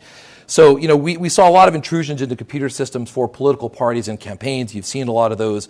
Tens of thousands of Democratic National Committee emails leaked that caused change in leadership for a political party. So that's a political outcome based on these operations. 3,000 advertisements across Facebook and Twitter and all kinds of other platforms, largely tied to Russian IRA. Tens of thousands of dollars in Google ads, 470 Facebook accounts, on and on and on. Interestingly, though, there were attempts from the Russians to move from owned to third-party channels. The leadership of that group, that Don't Shoot Us fake group, they attempted to give interviews to journalists to get third-party validation in the media. And they also attempted to move from digital to physical. There were several occasions where they were trying to organize real-world protests against police. To our knowledge, none of those successful, but attempts to move into third-party validation and from digital to physical. So what's new now? Well, what's new now is we're even more distributed than we were, and just a couple of key policy actions as I close and turn it over to Dr. McCreight. So what can we do about it? One, I would say recognize the material threat that modern psychological operations present to democracy. It's a matter of just first not putting our head in the sand and saying, well, these things aren't a big deal. They could be a big deal. Second, commit to effective citizen engagement and information sharing. Nothing beats being able to figure out what's true and what's not by a well-informed, well-educated citizenry. Third, use of advanced tools to mitigate advanced threats. So things like data analytics and AI, which came up in the second panel. It'll come up, I think, all day, given the topics we're covering. Those advanced tools can go a long way towards helping you spot things that look like they're artificial or tied to illegitimate accounts or illegitimate sources, and things that are legitimate. And then finally, modernizing oversight of platforms that can serve as vectors for psychological operations. Of course, that last one has to be done with great care because all of us care about preserving privacy and free speech on these platforms, but thinking about ways to modernize the way that we oversee the technology that can serve as vectors for a lot of these operations that can impact our elections and perception of government legitimacy. We'll have time for questions, I think, at the end. So with that, as a setup, I will turn it over to Dr. McCreight. Sir, I'll get your slides loaded up for you. And you're going to learn a lot in this presentation.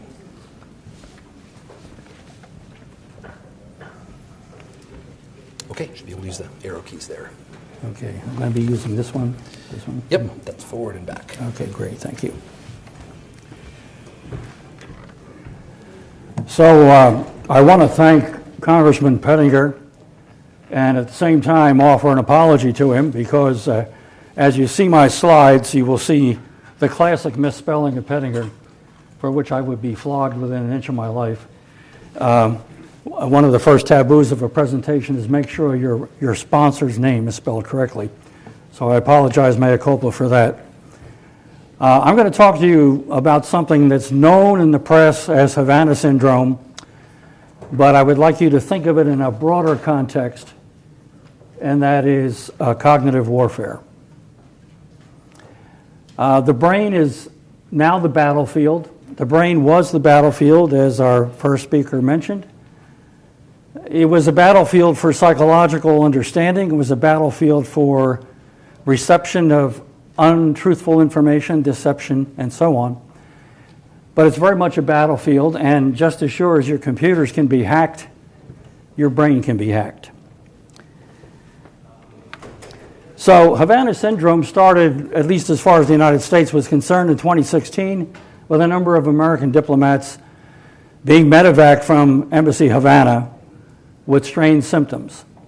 Tendinitis, loss of memory, problems with balance, other problems. 27 identifiable symptoms were revealed. And these included headache, nausea, and so on, slurred speech. And the original concern was we suspected RF, that is radio frequency microwave, as the culprit. But that's not enough, because what happened after that was there were several attacks since then. We're now up to 313. And this is across the intelligence community, the military community, and the diplomatic community. So we're in the era of neurocognitive warfare now. It's not in the future. It's not phony. It's not someone's imagination. It is not something that comes out of science fiction. It is real. Detecting it, however, continues to be a problem. Detecting it means that you understand what the technology is being used against you. So imagine yourself sitting in the embassy and having your brain fried by technology you cannot identify or protect yourself from or deflect in any way.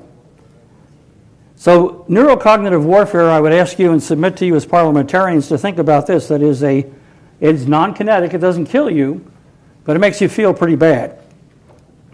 It can be briefcase size or handheld, and it includes blended aspects of electronic warfare, acoustic energy, and directed energy.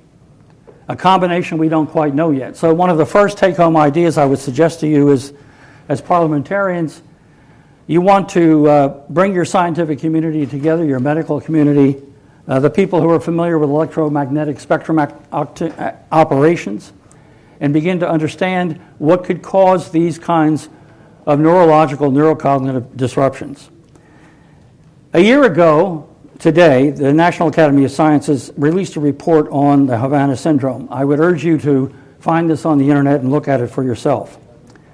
Various experts that I've worked with have taken the National Academy report and pushed it a little bit further down the road, and we've come to the preliminary conclusion, emphasis on preliminary, that's a combination of pulsed RF, that is nano-pulsed RF, and acoustic wave technologies. More work to be done. The attacks that have happened since 2018 include China, Germany, Austria, Colombia, India, Vietnam, Australia, Russia, and others. So very few neuroscientists and MDs have actually evaluated or seen the victims, and the press articles continue to point to their significance. So here's what some of the original graphology of the original reports were done. There were several studies done among the Americans who were evacuated from the embassy.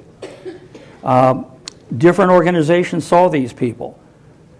They saw things involving psychomotor and neurological capabilities that were not attributable to things that they had ever seen before. When the University of Pennsylvania, University of Miami had their chance to look at the victims, they both used, I think, very interesting phrases. They talked about none of these patients, this is from the University of Pennsylvania, none of these patients have suffered any type of blunt head trauma, yet the symptoms they described and the evaluations demonstrate are remarkably similar to those found in persistent concussions. And the University of Miami, and Pennsylvania also talked about the fact that the cluster of auditory and troubling neurological symptoms along with associated psychological issues does not resemble more classic traumatic brain injury. And they go on to point out some of the manifestations of those. Those are published also. They're available on the internet. You can see them. When the National Academy report came out a year ago, it basically talked about unusual circumstances. numerous studies along with the changed political setting consequence for international relations for the committee found a constellation of acute clinical signs and symptoms with directional location-specific features that was distinctive, and to its knowledge, this constellation of clinical features is unlike any disorder in the neurological or general medical literature from a neurologic standpoint. The media has continued to follow this, and one of the dangers with the media is here's some new technology, trust it, but only trust it so far. I think that's a general rule with any new technology, that the bright, shiny object it represents, we have to be very careful. So a variety of media coverage of this has gone on and on and on since 2018, and this past summer, the U.S. Congress passed the Havana Act. The Havana Act, more specifically, provided relief and medical treatment to those who were adversely affected by the Havana syndrome emanations.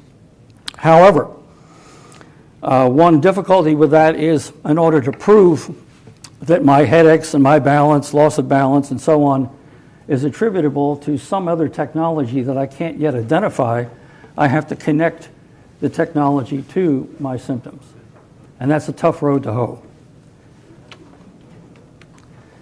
So what I've been calling this for probably close to 6 years, I've been studying this as a phenomena long before Havana syndrome, and I called it neurostrike. And neurostrike is something that I have coined in the things that I published when I briefed different organizations. And so I would ask you to consider seriously that neurostrike represents a threat that is going to be ongoing. It's not something in the future. It's not something you wait for. It's been around for a while. It's just not something we pay attention to. We have all been strategically distracted by the virus for the last 17 months. And that strategic distraction of the virus takes our mind off other threats that are out there and very insidious. So this era of cognitive warfare has arrived. It begs the question of how to defeat it. The imperative for everyone in your life and business is to detect it and to defend against it. The strategic issues are, who holds this technology? Why are they using it against us? So far, I can tell you that the victims are not just American, they are involving some in other countries. But we need to understand what the basis of these neurostrike beams are. We understand the basis for neurocognitive warfare and the technology related to it. So a variety of theories on this: microwave, organophosphate poisoning, psychological pulse ultrasound, so on. You cannot afford to default to the position that none of the above are true. Any combination of the things listed there are possibly or more likely true than not. So what are the intelligence issues? Who holds the technology? How will it be used against us? How will this set aside normal, conventional, kinetic warfare as a tool? Will it set up the population ahead of time? Will it prime people for an attack later on that's more kinetic?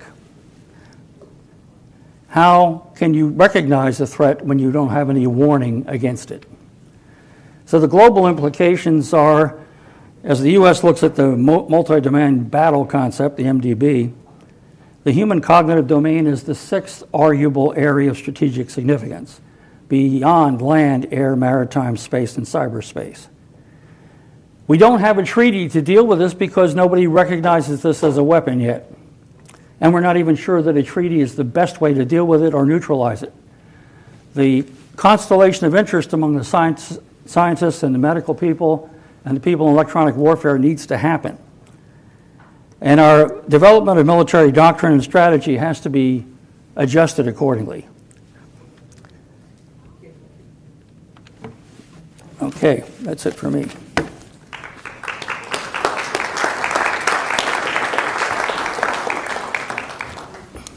And our final presenter will be Mr. Strand from Denmark. I think if we can get him back. Thank you very much. Thank you very much. I hope you can hear me.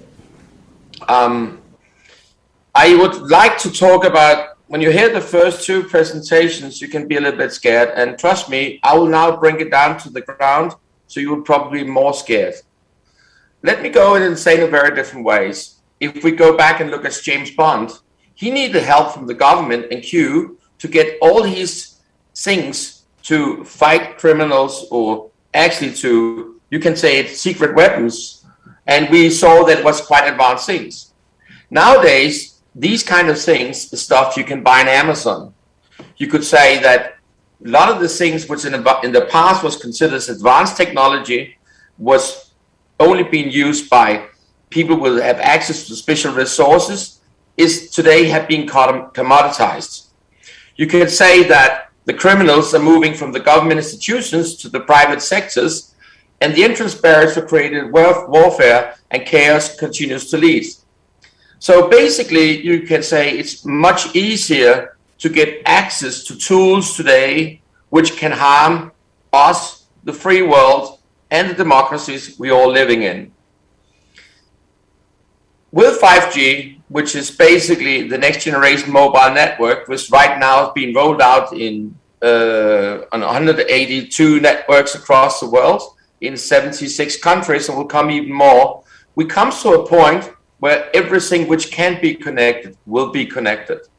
And today you have about 400,000 mobile sites in the US, and that numbers is growing. Across the world, today we have basically more than 20 million 5G installations. Some installations there's 2 or 3 or 4 on each site, but it just shows that this is going fast. 5G is here, it's moving on. It will have a huge positive impact on our society in the future. But we must also understand when technology becomes more accessible, when technology becomes more advanced, we must also understand that cybersecurity is not only about software, it's also about the transportation layer, the storage, the hardware, all the blind spots, and basically is among those manufacturers which provide some of these things is Chinese governments, companies which either are partly owned or by the Chinese government or is Chinese entities which basically have an obligation to turn information over to the Chinese government according to the 2017 intelligence law in China. And basically it's also important to understand we see right now in increasing numbers of cyber attacks which use a combination of hardware and software to attack companies. So 5G will provide us with a lot of opportunities, will also be not only be the Internet of Things, but also the Internet of unsafe things, as we say it. Huawei phones is one example, Lenovo PC and service another example, Hikvision cameras is another example. The list is quite long. We also see that the numbers of hacker attacks on the telecommunication industry and other companies is just increasing. We know that the Chinese government have roughly about 100,000 government hackers, which basically attacking companies, governments, government institutions every day. And they're attacking US institutions. All countries basically get attacked on a regular basis. A part of these attacks, we see the ransomware. And right now, ransomware is getting a lot of attention. We have seen Hydro in Norway a couple of years ago. We saw Maersk, the shipping company, which basically was taken down for almost 2 weeks. That's the largest shipping company in the world. They're basically those who deliver all the containers to the US. And basically for days, they didn't know where the different ships was and where the different containers was.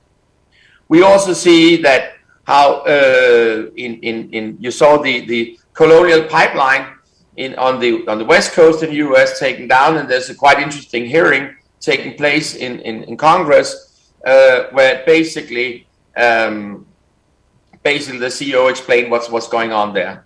And trust me, this is bad.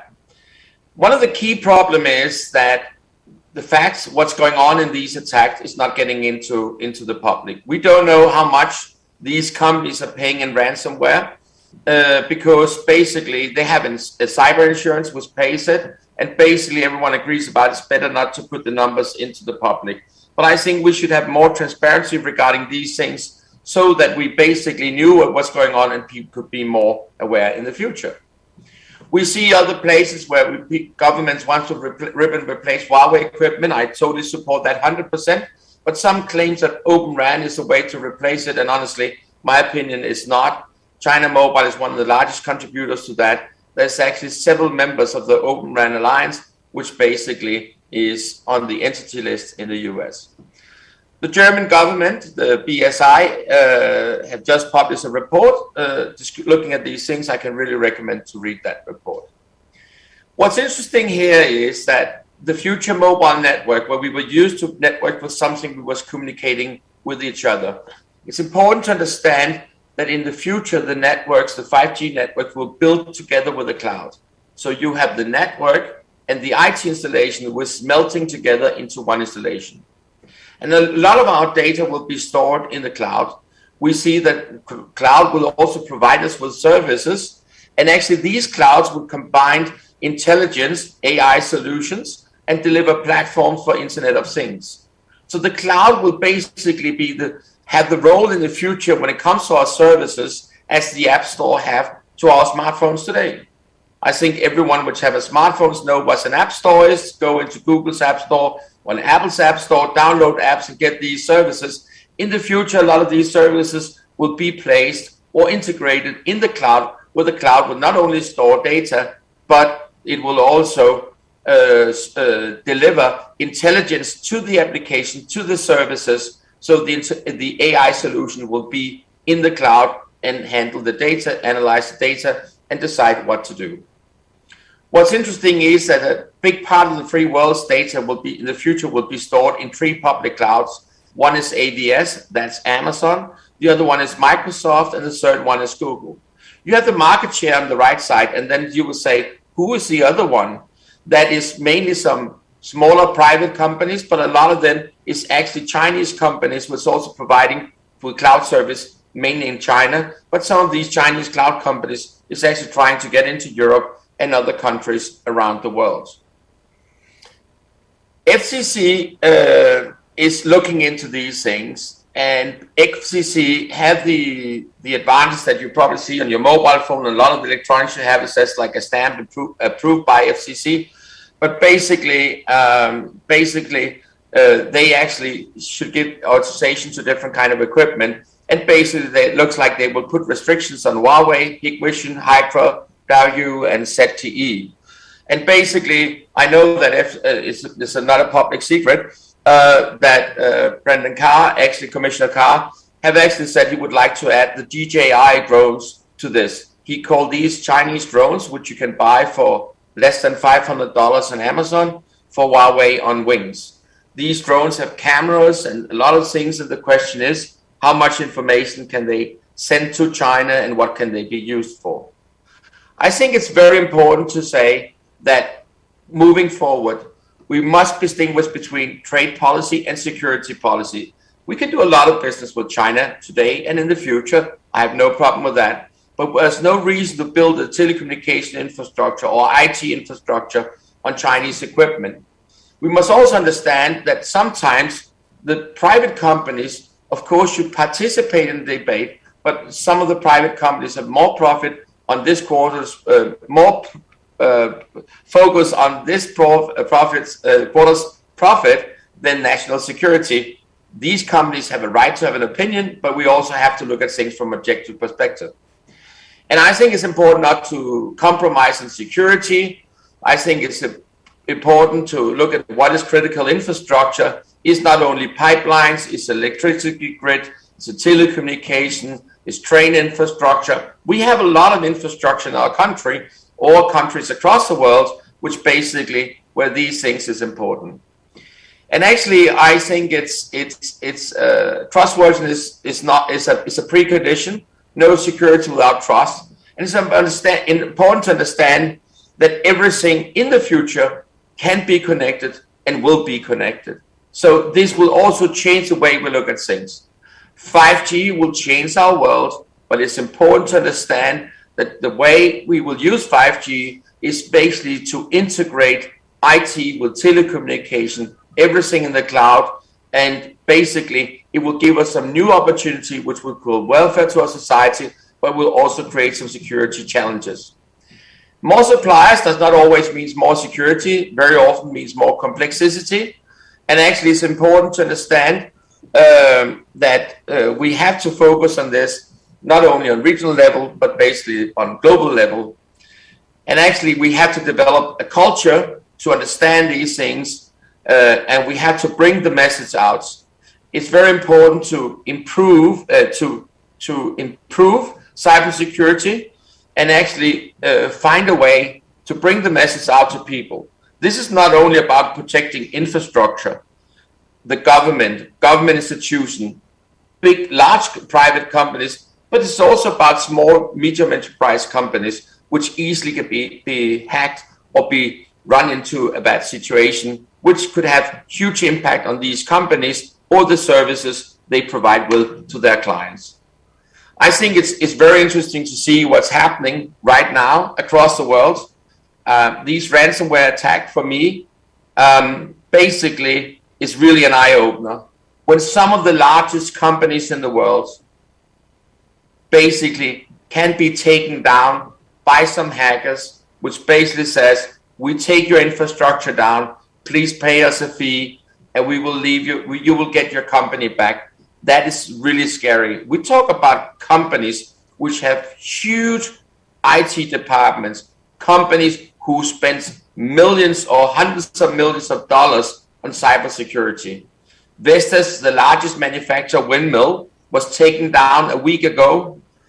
Today, they announced that some of their data have been compromised and basically been put up for sale on the internet.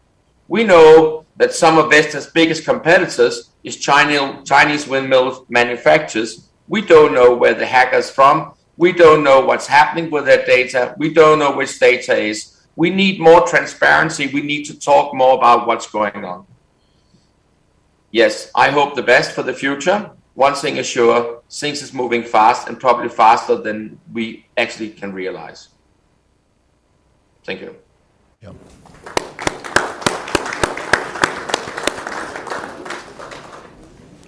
Thanks for a great presentation, John. So we've got a couple of minutes for questions before the next session. We'd love to field some from the audience.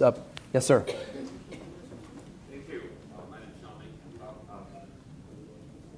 Good to see you.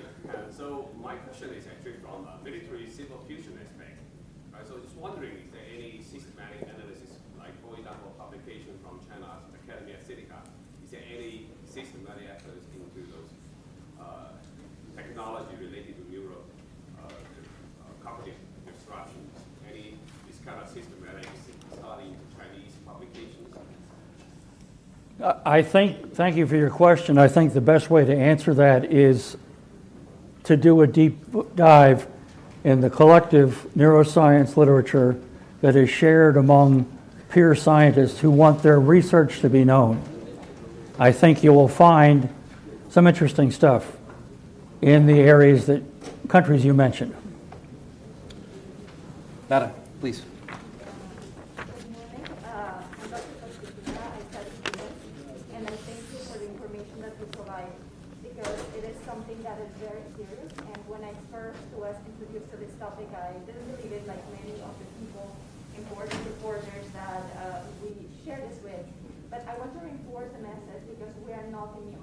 I can give some sound waves and make you salivate right now by just talking about sour stimuli, for example, a pineapple squeezed with a juicy lime.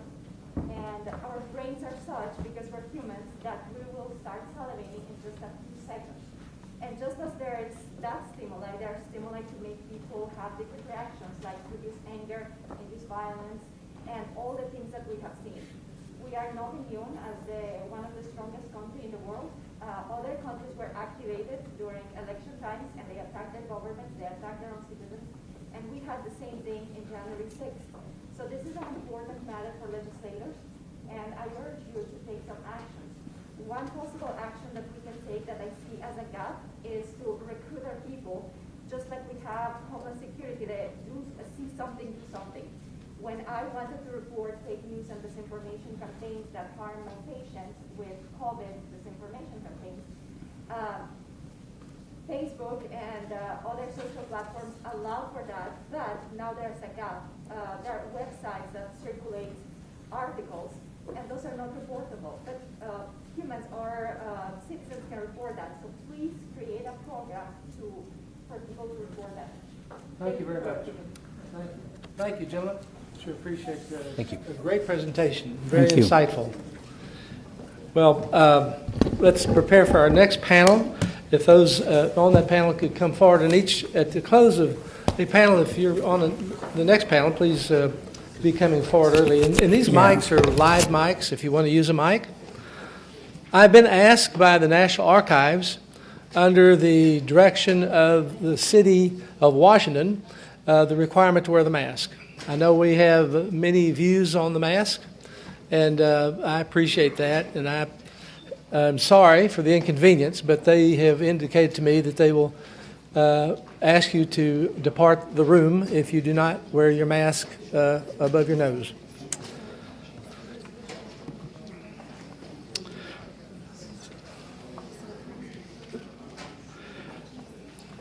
That was really a great panel. Thank you very much. Now I'm very thrilled. Yes. Thank you, Doctor. Really appreciate it. Sorry about your name. Oh, no, you're fine. I'd like to introduce now on our panel on human trafficking as it relates to illicit finance, Ms. Ann Basham. She's the Chief Executive Officer of Anti-Trafficking International. The Honorable Karen Bradley is a member of the UK Parliament and co-chair of the All-Party Parliamentary Group on Human Trafficking and Modern Slavery in the United Kingdom. As well, Mr. Joseph Humeyer, the Executive Director, please come up stage. Executive Director of the Center for Secure and a Free Society, and the Honorable John Richmond, former U.S. Ambassador at Large to monitor and combat trafficking at large. Thank you, trafficking in person. Thank you so much. This is an area of concern to all of us. Frankly, it's the area that has the most concern relative to illicit finance. Ms. Basham, if you could lead our program now. And is Joseph Humeyer in the room? Please come down, Joseph. And I'll turn it over to you.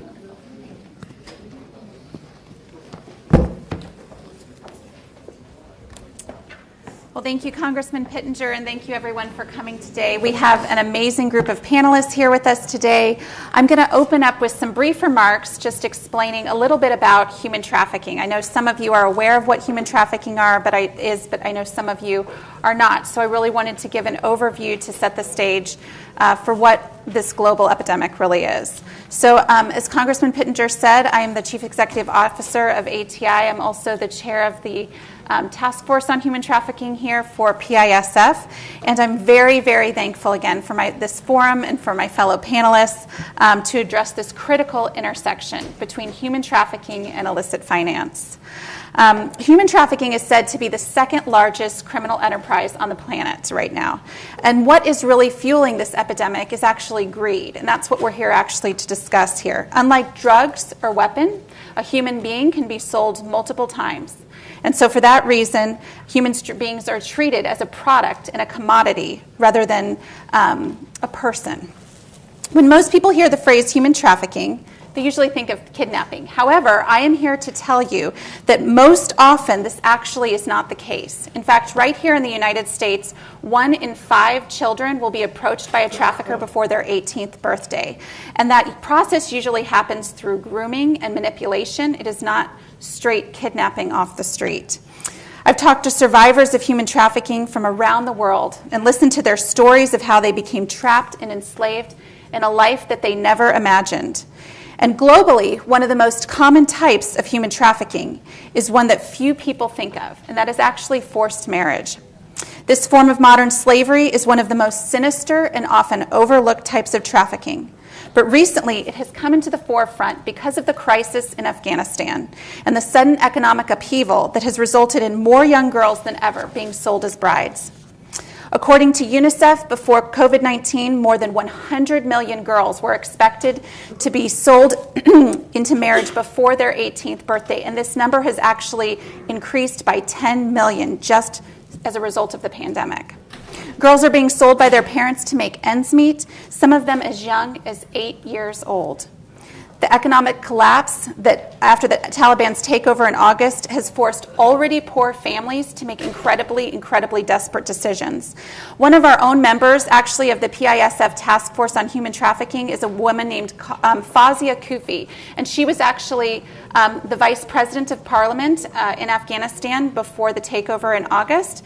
She was recently nominated for the Nobel Peace Prize in 2021 because of her work, and she tried very hard to make it here today and was unable to, but she has asked me to read some remarks from her regarding this.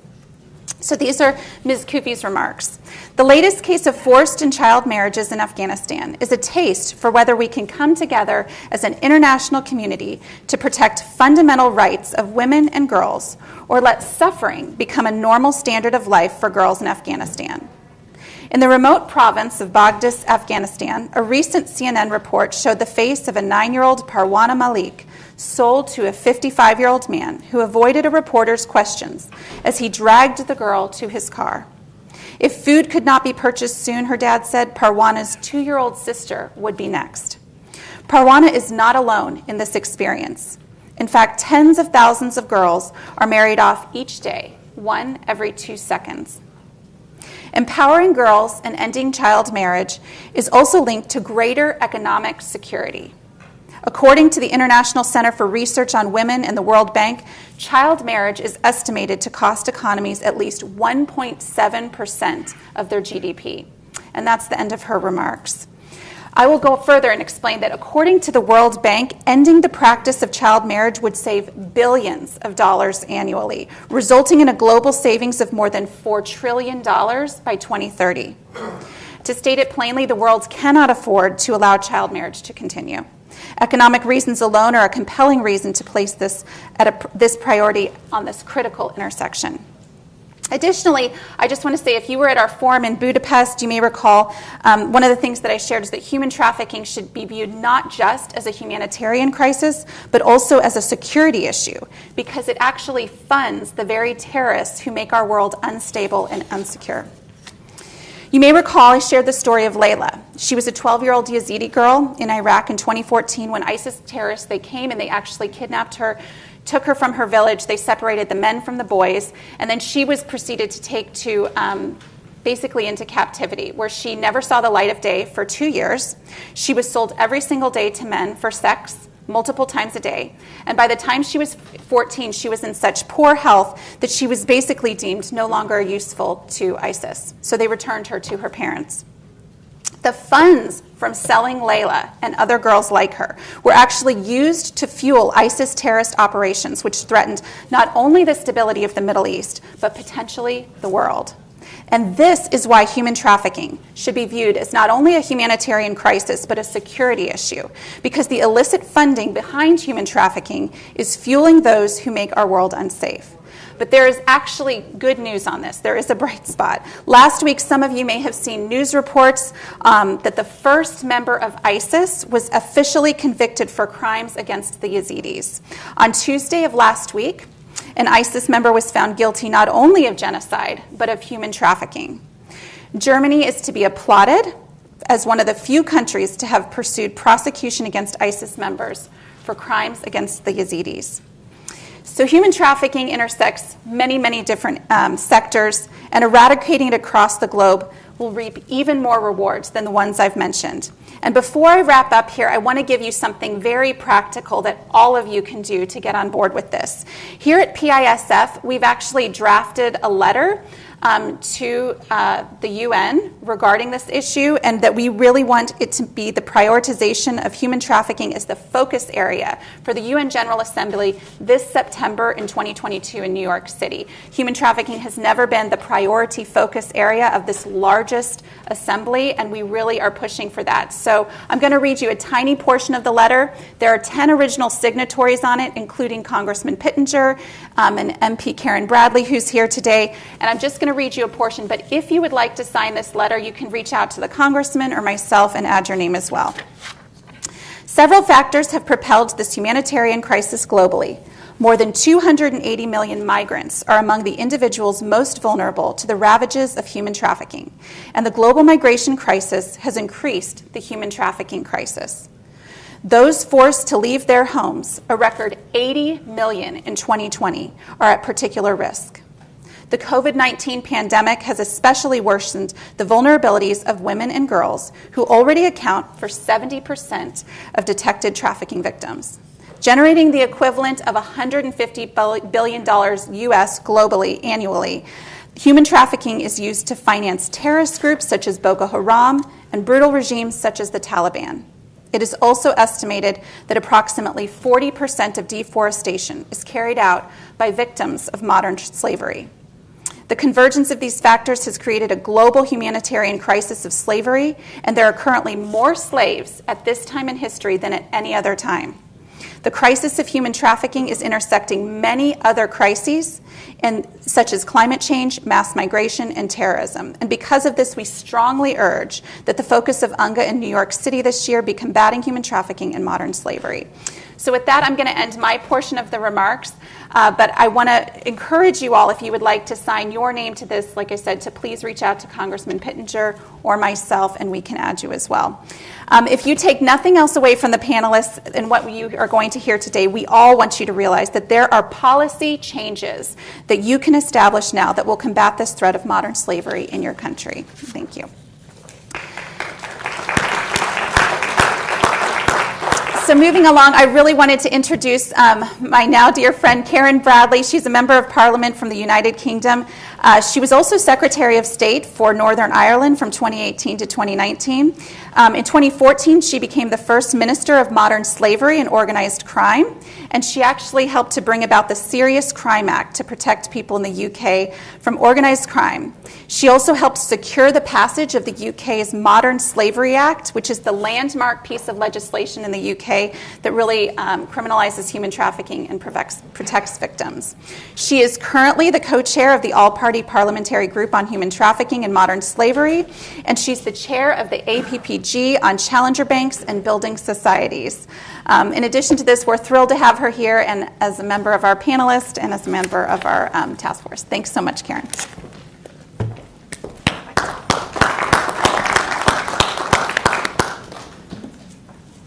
Thank you very much for the introduction, and thank you for allowing me to be here and have the honour of addressing this conference. As Anne said, I previously served as a minister in the UK government, and I was the Minister for Modern Slavery. And that meant that I had the again, honour working with Theresa May, who was then Home Secretary, of bringing in the Modern Slavery Bill as it was, taking it through Parliament and creating what became the Modern Slavery Act. And I think the lessons I learned from how you can bring in a piece of law like the Modern Slavery Act, which was really revolutionary at the time we did it, and includes provisions that we didn't think as ministers we could get through the rest of our government, means that this can be done and that real action can be taken. As Anne says, I now co-chair what's called the All-Party Parliamentary Group in the UK Parliament on human trafficking and modern slavery. And that means that we are a group of all party, means we are across the spectrum of politics. We cannot form as a group unless we have members of all parties from Parliament, and we're from both houses of Parliament. So not just the House of Commons, where the elected MPs sit, but also the House of Lords, where our appointed upper house sits.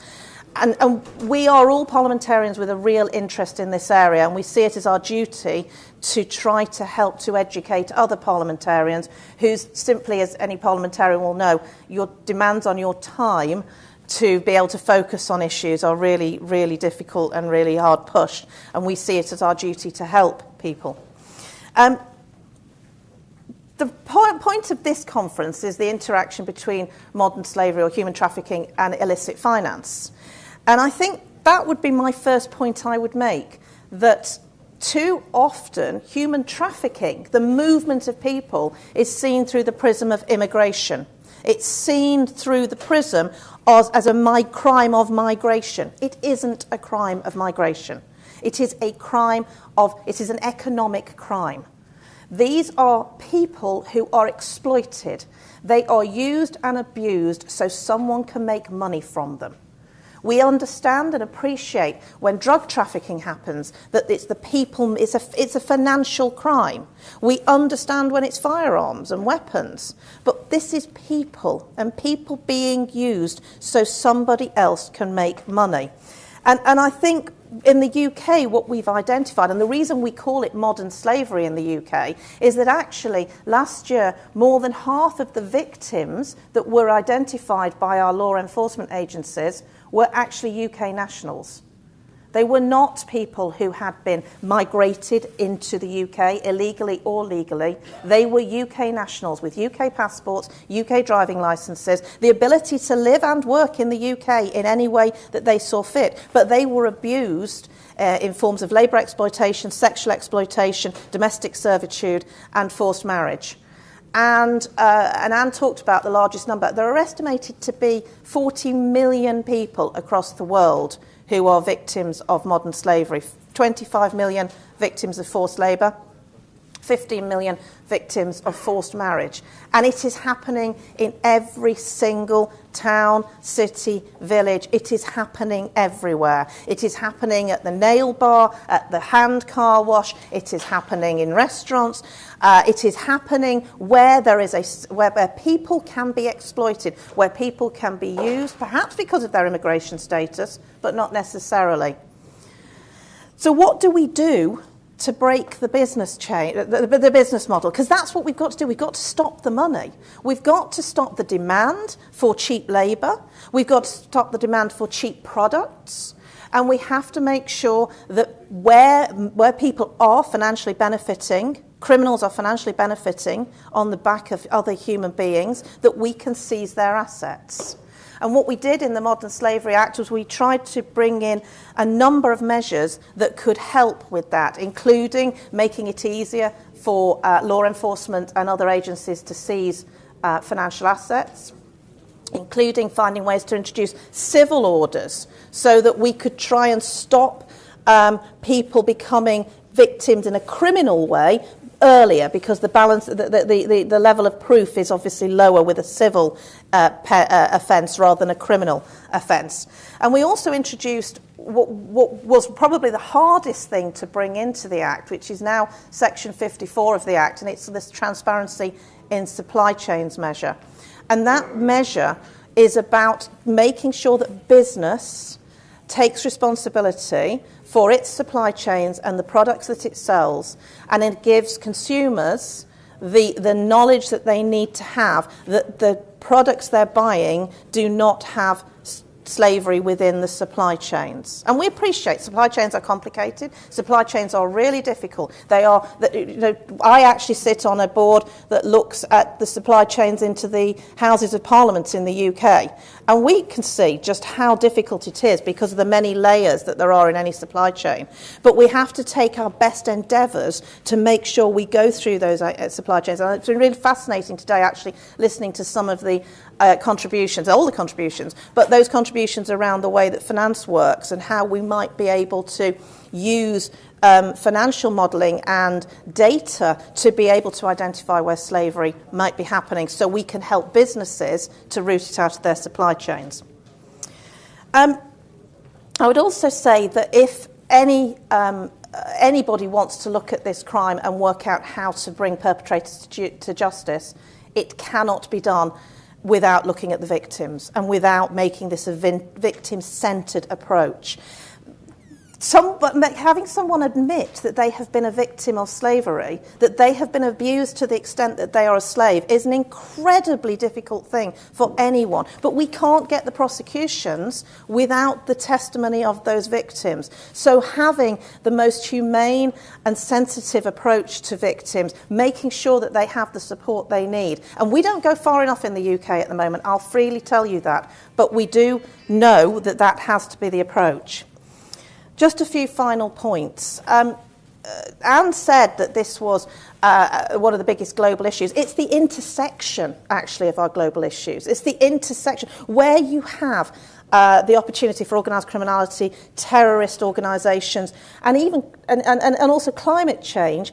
Human trafficking is happening. I was very lucky to be in Glasgow a few weeks ago at the COP26 conference, and I was very keen to make sure that we discussed that intersection between human trafficking and climate change, because climate change is both cause and effect. Anne said 40% of all deforestation across the world is carried out by victims of forced labour.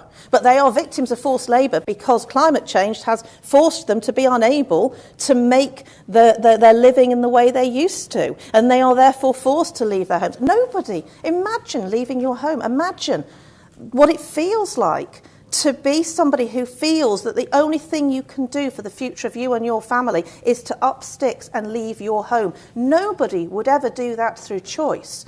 And the fact that there are people who can then exploit you to then carry out actions that make climate change worse for others, it has to be something that we take seriously. And I give you some figures in terms of the way that this issue is viewed by international organisations. Spending by UNHCR is $10 billion a year. Spending on AIDS by UN agencies is $29 billion a year.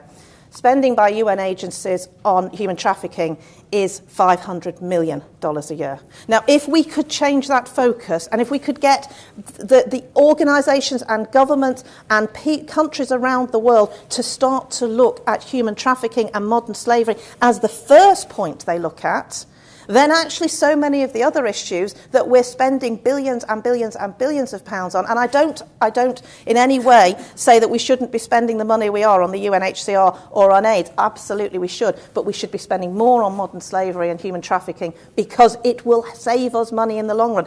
And I can tell you that from the UK. We saw 27 migrants drown travelling between France and the UK in a very, very unsafe vessel only 2 weeks ago. That happened because people smugglers, people traffickers said that there was an opportunity and desperate people were prepared to pay money, sometimes around £800 per person, it's estimated 800 UK pounds, to get on one of those boats that are not seaworthy, that are simply unsafe. Now, if we can tackle that problem at source, then we won't have those people needing to get on those boats. So that's why I absolutely support the campaign to make this a focus of the next UN General Assembly. I'll finish with just something I noticed outside. I saw there are many statues outside this wonderful building, and one of them had a quote on it, and I was Googling who the quote came from. Thank goodness we have Google, because it was then able to tell me that no one really knows where the quote came from. But it was certainly used by an abolitionist in the 1800s, Wendell Phillips. And the quote is, "Eternal vigilance is the price of liberty." Now, nothing could be further from the truth when it comes to the protection of human beings. And I would ask all of us to make sure we have eternal vigilance so that we can stamp out this heinous crime. Thank you.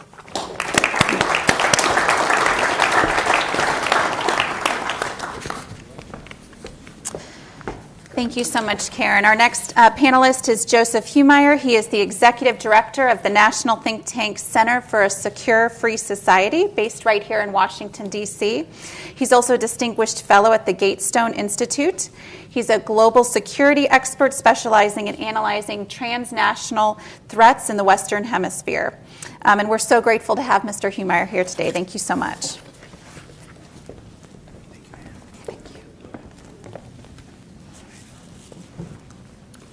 Good morning. First, I would be remiss if I didn't thank Congressman Robert Pittenger. It's an honor and a privilege to be, this is, I believe, my 6th forum that I've been able to take a part of, and I've seen the forum literally grow in the years despite the pandemic. This forum has been able to take me to places as far away as Latvia, as close by as Panama, and many countries in between. And I think the cooperation among all you, especially the legislators that are in the room, I think is the key ingredient that makes these forums so successful. Usually when I participate in the forum, I'm mostly talking about issues that are related to international terrorism or illicit finance. But in this specific forum, I asked Congressman Pittenger if I could be on the panel of human trafficking, and Ann so kindly agreed, because of exactly what they were saying, that I've noticed over time that human trafficking is often viewed from the lens of a humanitarian issue, but I'm a national security expert. I direct a national security think tank. And what we've become to realize is that human trafficking is absolutely a national security issue, and it's embedded with many different elements of transnational organized crime. So let me begin by talking a little bit about immigration here in the United States. In case you haven't heard, we are experiencing a tremendous crisis at our U.S. southern border. There are upwards of 1.7 million encounters and apprehensions this year alone, fiscal year 2021, on the U.S. southern border.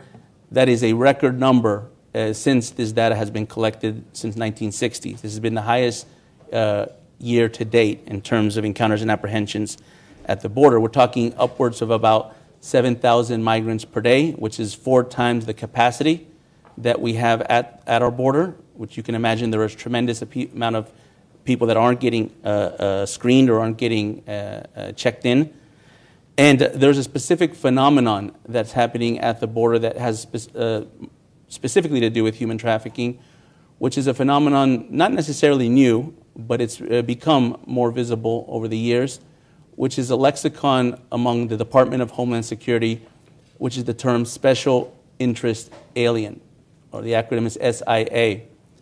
What this term means, this is government jargon, what this term means is these are irregular migrants that are traveling from all parts of the world, but specifically 35 countries that have a high density of presence of terrorist organizations.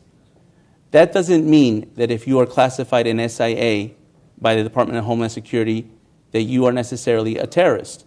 What it means is that there's a possibility that you can be induced or manipulated by a terrorist organization because you come from a country where the terrorist organization has a prominent presence. This country listing means you get additional screening measures, biometrics and others, to be able to detect your identity and ensure that you aren't a member or working with these international terrorist groups. Within this realm of SIAs, we've seen a tremendous surge over the last 4 years, particularly at our U.S. southern border. And we've seen that coming within the realm in the region of Latin America.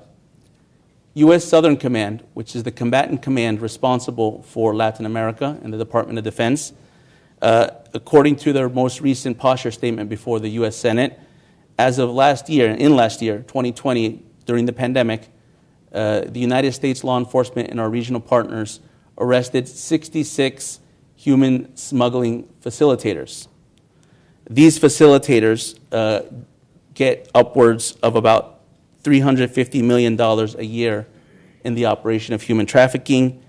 They earn upwards of $10,000 to $50,000 per migrant, and this is a tremendous business that is now booming and creating some of the push factors that's driving the migration to our southern border. What I'd like to do for today, for the few minutes that I have here in front of you, is to talk about a specific case study that at my center we are investigating, and this is the first time that I'll be presenting this case study publicly. We will be having a report that will be forthcoming early next year, and it has to do with human trafficking, but it has to do with human trafficking that's aided and abetted by specific governments. In this case, we're talking about the government of Venezuela. A little context for those that are unfamiliar with Venezuela. Venezuela is the largest humanitarian crisis in the Western Hemisphere. It has the second largest refugee outflows in the world, second to only Syria. There have been more than 6 million Venezuelan migrants or refugees that have left that country since 2014, and that number keeps growing.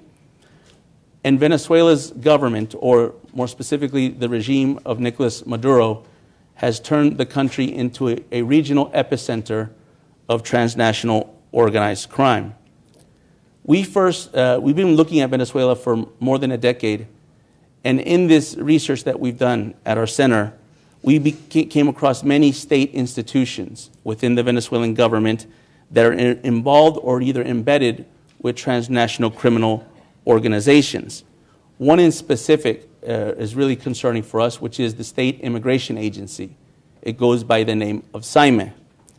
We first caught wind of SIME, the Venezuelan State Immigration Agency, about 10 years ago when we uncovered an immigration security scheme where the state institution, State Immigration Agency in Venezuela, SIME, was issuing government-issued national identification documents to suspected members of international terrorist organizations, more specifically, suspected members of Hezbollah. This research that we published a report in 2014 was later confirmed in 2016 by the Department of Homeland Security, and then later in 2017 was a feature in a joint investigation with CNN. So we started to understand that this immigration agency, which let's understand this in the context of most immigration agencies in the world, their job is to protect their citizens in their sovereign territory from the presence of international terrorist groups. In this case, this immigration agency in Venezuela was inviting international terrorist groups to keep presence inside their country and potentially provide them with false identification that would allow them to proliferate in other parts of the region or even the world. More recently, we are now seeing this same Venezuelan state immigration agency, SAIME, involved in potential human trafficking of Venezuelans. The scheme is very simple, and for lack of time, I'm going to give it a very short description. It's a 5-step process. The first step is SAIME, the immigration agency, contacts human smuggling facilitators that have long-standing established connections in Mexico. Step 2, for a fee of approximately $5,000, SAIME issues a new passport to these Venezuelan migrants and organizes the travel, usually a flight, to Mexico. Once purchased, SAIME connects with Venezuela's state-owned airline, Conviasa, and ensures that these Venezuelan migrants get placed on a flight manifest. Step 4, upon arriving in Mexico, these Venezuelan migrants are connected to human smuggling facilitators who segment the migrants by age, gender, and whether they're traveling with a family or as an individual unit, who then arrange their trip across the U.S. southern border. The final step, step 5, the new passports that were just issued in Venezuela to these migrants, which in some cases could be fraudulent passports, are then shipped to the United States at the address to where the migrants are supposed to pick them up once they cross the border. Now, as you can imagine, with the density of numbers that we're talking about, 6 million since 2014, this creates a tremendous industry for these human smuggling facilitators and a tremendous opportunity for adversarial nations to democracies worldwide to be able to use migration more than just a crime, an illicit activity, but use it as a strategic weapon to be able to weaken democracies and sovereignties around the world. I'll end with a concept that this describes. And one of the things we do at our center at SFS is we try to apply academic and theoretical concepts to understand how these different types of illicit activities are shaping our national security landscape. Within this, and this I 100% agree with what my colleagues on the panel were saying, that human trafficking is really at the epicenter of many different threat networks and threat streams that are converging. If we go back 20 years, here in the United States, there was a lot of debate about whether transnational criminal organizations and international terrorist organizations were going to ever align. Most analysts believed that they would never align because they have different strategic objectives.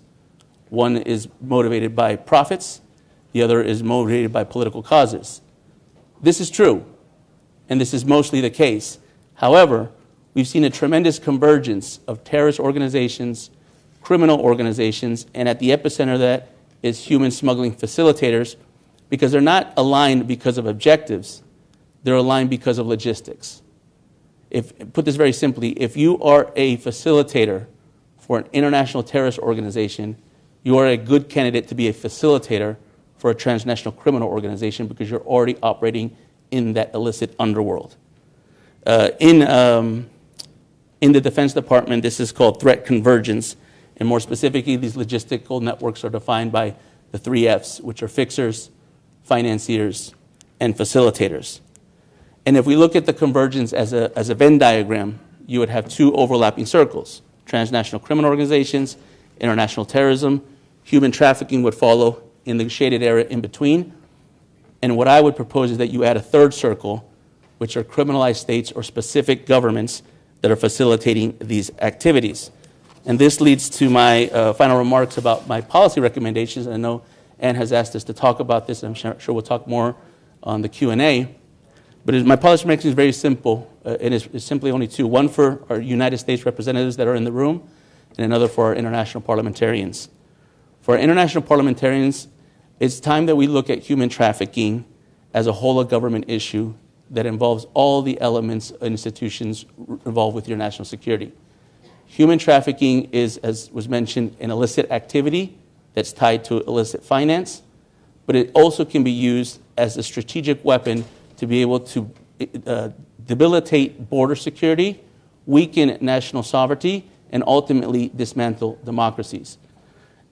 Here in the United States, there's efforts to be able to look at human trafficking as part of transnational criminal activity, and then look at convergence as threat networks that operate worldwide. And my final recommendation is for our representatives from the U.S. Congress. I recommend that you start to examine whether Venezuela, more specifically the government of Venezuela, should be considered a country of special interest by the Department of Homeland Security. Thank you very much for your time, and I appreciate it.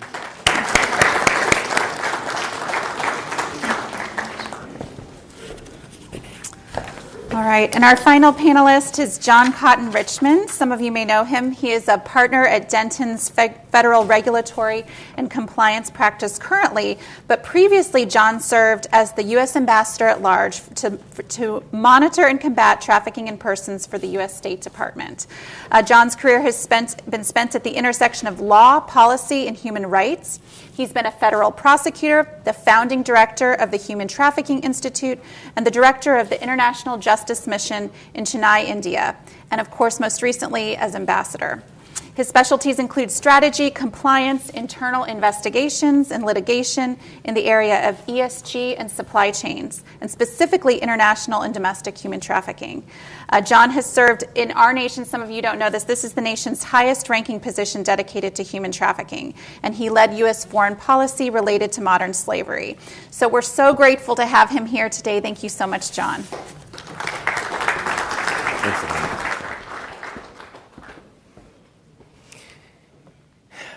It's wonderful to be with you all today.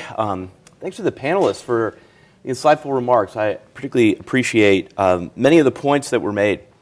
What I endeavored to do today is highlight 3 policy trends and end with an argument for why there's hope in this space. I want to highlight the comments of the prior speakers that this is an economically motivated crime. Traffickers are motivated not with the hope that they could violate someone's human rights. That's not what they're considering. They're not thinking about crossing borders. They could care less about borders. There's actually nothing in the UN protocol on trafficking or in most of the laws around the world about trafficking that involve the movement of people at all. It's not a crime of movement, it's a crime of coercion. It's a crime of actually compelling people in commerce. And that's why it's distinct from human smuggling. Human smuggling is a separate category of crime. That involves the movement of people across a border. It's a violation of the sovereignty of the nation that is crossed, but it can be done willingly or unwillingly.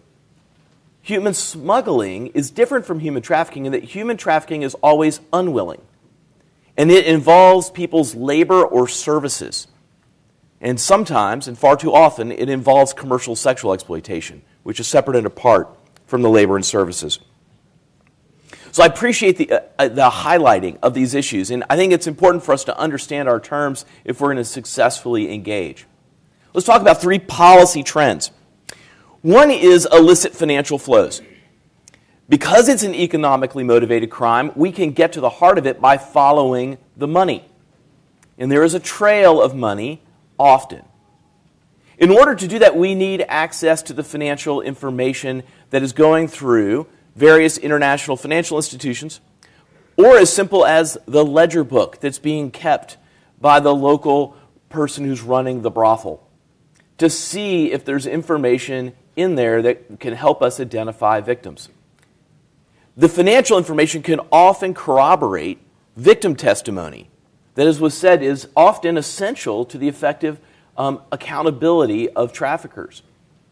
But if we can corroborate the victim's story with financial information, with documents, we can often have more success.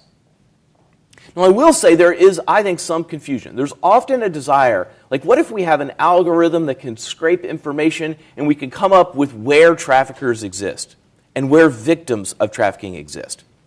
And often, the scraping of this information for years, what it's revealed is where commercial sex is being sold.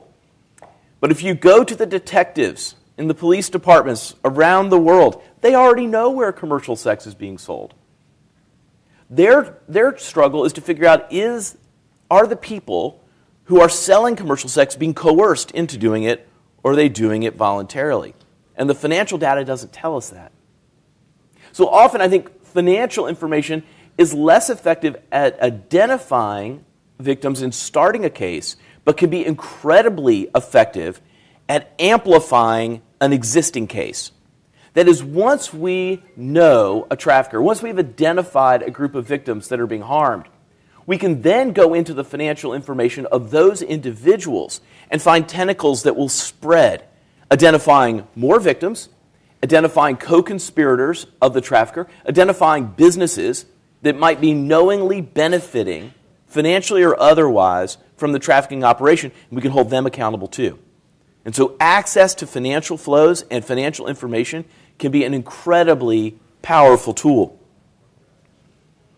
A second policy trend is around the importation of goods made in whole or part by forced labor. You know, in 1930, the United States passed a tariff act that prohibited the importation of goods made in whole or part by forced labor around the world. And then America did nothing with that act. It was paper. It was rarely enforced until about 2015, when the law was amended. And then slowly, our Customs and Border Protection began to use it. And they began to use it in a noble effort to prevent goods tainted with forced labor from coming into the United States. And the business community stood up. They realized that their very supply chains, their economic stability was being compromised by vendors and suppliers who are producing parts, produce, and products that are coming into their supply chain, and they may not be able to get their goods onto store shelves or provide their services. The blocking of goods made with forced labor has a powerful downstream economic impact. Just think about the power of your procurement, of your government's procurement.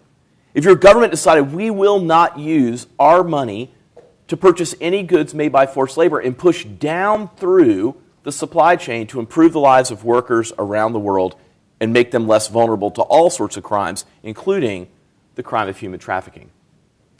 Since the United States began using its withhold release orders from Customs and Border Protection, this blocking of imports of goods, we've seen the new NAFTA, the USMCA, require Mexico and Canada to do the same thing. We've seen the UK step up and say they're blocking goods made with forced labor. We've seen recently the president of the European Commission step up and say that she is going to call on the EU to block goods made with forced labor. A united front on this issue could have a powerful impact, and it's a policy that could return significant fruit. A third is the shift we're seeing from disclosure to diligence. You've heard about the UK Modern Slavery Act. In 2018, Australia followed suit with the Australian Modern Slavery Act. Canada's considering one right now, and the United States in 2010, at least in the state of California, began to require some disclosures regarding what companies are doing. But what these disclosures require is for companies to make a statement, to publish a statement that says what, if anything, they're doing. Their statement could theoretically say, we're doing nothing at all. We don't care. They just have to make the disclosure. Now, companies are smart. They don't say we're doing nothing. They talk about the policies they put in place. But these disclosure laws are a first step. And what we're seeing right now in real time is a transition from disclosure to diligence. In March, the European Union passed a mandatory human rights due diligence framework. June 10th, Germany passed a mandatory human rights due diligence law. So did Norway. Several other European nations are considering this. This goes far beyond the disclosure requirement. It actually says, company, you are now responsible to map your supply chain, and you are going to be held responsible and accountable for human rights abuses or environmental abuses within your vendors' supply chains. That is, you can be responsible for your suppliers' wrongdoing. That is a massive change. It requires an investigative body within the federal government of Germany and other states to actually be on point for investigating this. Germany's law is going to take effect in 13 months, January 1, 2023, for companies with more than 3,000 employees. January 1, 2024, it drops to 1,000 employees. It only applies to first tier of your supply chain in Germany, but the EU law calls for no prohibition on the level of tiers that go all the way down to the very beginning, which in some ways puts companies in an awkward position. If you're a company that sells T-shirts, there's cotton grown on a farm in some country you're not even sure of, sells it to another company that spins that cotton fiber into yarn, to another company that weaves that yarn into cloth, another company that stitches the cloth into T-shirts, ultimately that sells it to you. How are you going to be responsible for a fractured or non-functioning public justice system in the original few countries that failed to hold the companies accountable for their use of forced laborers? But this represents a burden shifting from governments to business to deal with human rights abuses. That is the trend. That's the policy trend. And it's going to be fascinating to watch in the next few years how this sorts itself out and what good might come from it, particularly good for the people who are being exploited, because it matters to them as individuals. But it also is now an economic security issue. It's a national security issue. It's an issue that requires our attention and our investment. But let me end with an argument for hope, an argument based on inevitability. You see, human trafficking is not a naturally occurring phenomenon. It is a caused effect, and it's caused by individuals who make a conscious decision. Poverty does not cause trafficking. We have over 3.5 billion people living on less than $2 a day. If it caused trafficking, we'd have 3.5 billion victims, but we don't. We have about 24.9 million victims of forced labor and of sex trafficking. And then we also heard the numbers on child marriage. So we know poverty is not causal. Instead, it's correlated. The traffickers that I've gotten to know, they want to target vulnerable people because they believe vulnerable people are easier to coerce. So they try to find people who are migrating, therefore isolated from their community, perhaps not knowing their language. They try to find people who are refugees or kids in a foster care system. They try to find individuals who are suffering and cause them to suffer more. I had one trafficker explain to me that he used to, in the United States, hang out around social service centers looking for 13-year-olds who had been through 10 different foster homes because he wanted to target them. Traffickers see a relationship between vulnerability and their crime, but it is not a causal relationship. It's a correlated relationship. So I would say the root cause of trafficking is traffickers. All the vulnerabilities are root correlations. And if we forget that, if we get that out of order, we go back to the standard problem we all learned about in school, which is the conflict between correlation and causation. The root cause of trafficking is traffickers. And because it's not a naturally occurring phenomenon, there's hope. I don't know how to stop earthquakes. If I did, I would do it. But I can't. Instead, I'm relegated to bringing tarps and kerosene and bottled water to people who are adversely affected by it. But I know how to stop traffickers. I've stopped them. I know how to build effective public justice systems. We can do this. So consider drought. Water vapor is not conspiring with other water vapor about where to fall and where not to fall, and then obscure the effects of crop failure so that people of goodwill can't render aid. But traffickers are conspiring with each other about who to exploit and who not to exploit. And they are trying to prevent people of goodwill from coming to render aid. I think the fact that trafficking is not inevitable, that it can be stopped, gives us a great deal of hope and reason to come up with even better policy solutions in the future. Thank you all.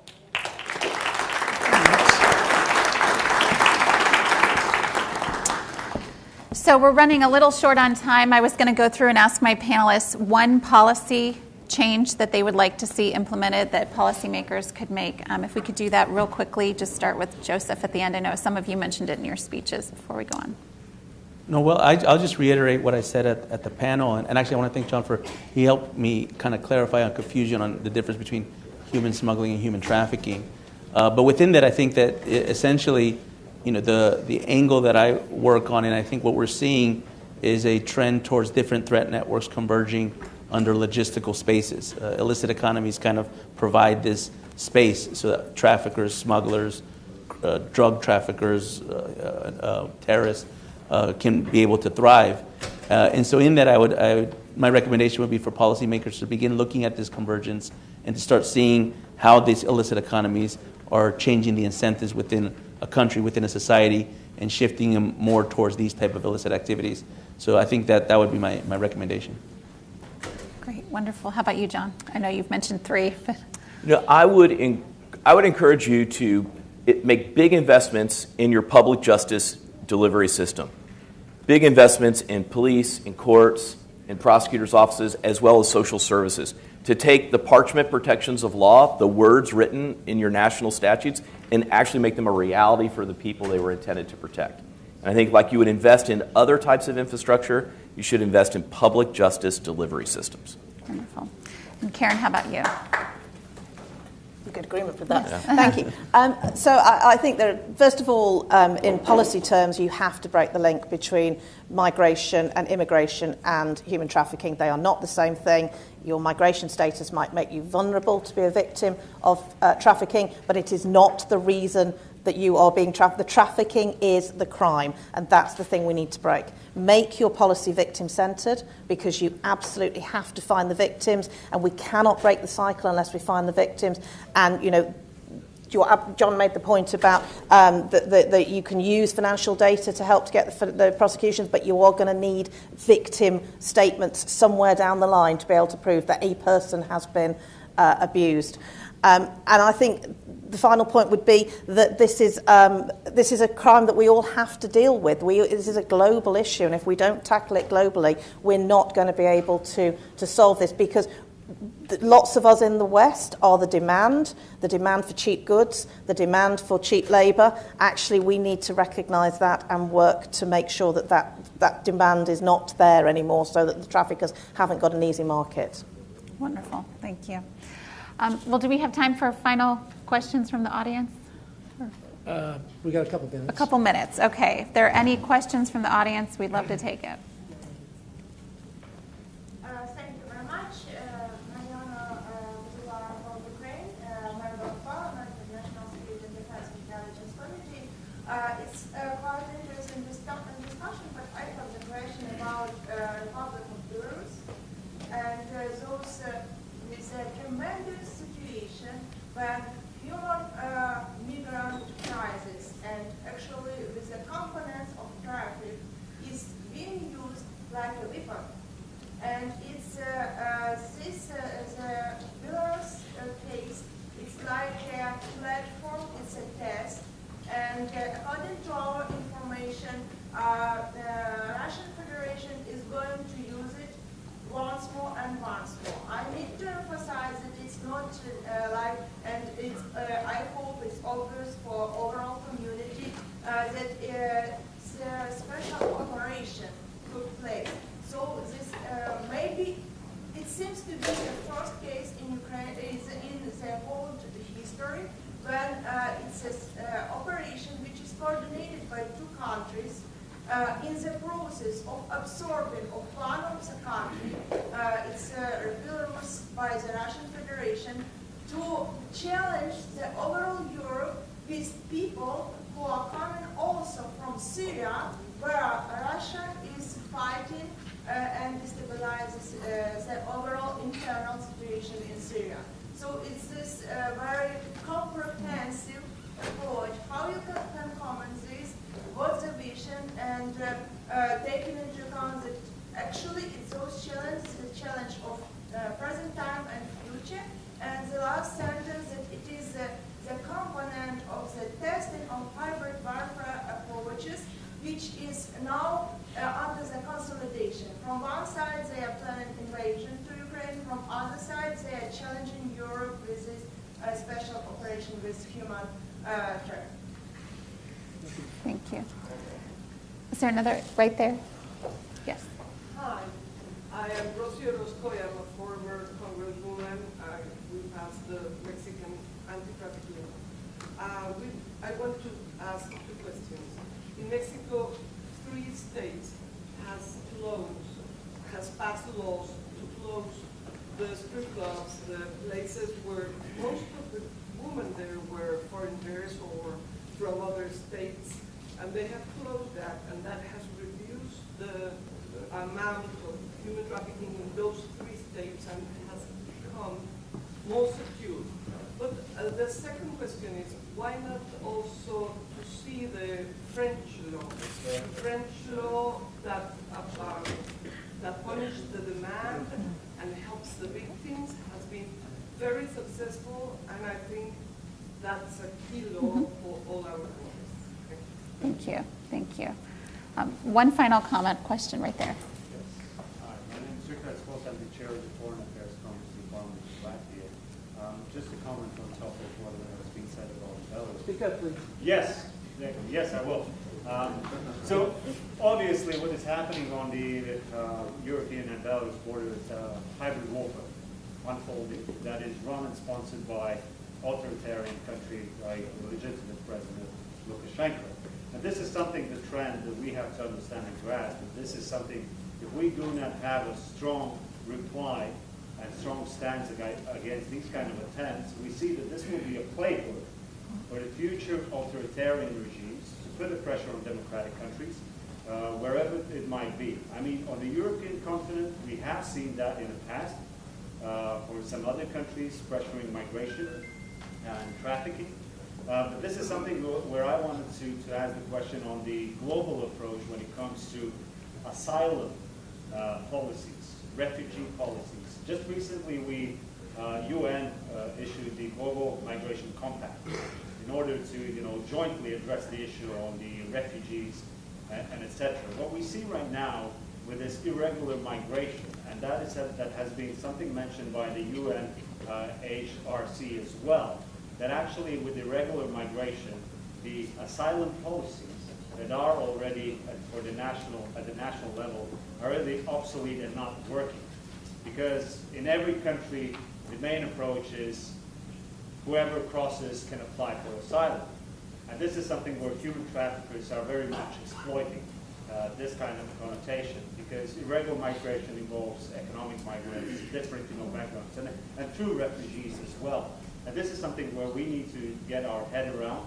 And the question is, are actually countries ready to change their asylum application procedures that allows potential asylum seekers to apply in their representations in other countries, consulates and embassies? Because this is exactly how to tackle human trafficking. Because people who are really fleeing war-torn territories or countries, they flee to the first secure place. But in order to get more security, etc., the human traffickers are there to facilitate, extracting monies and etc.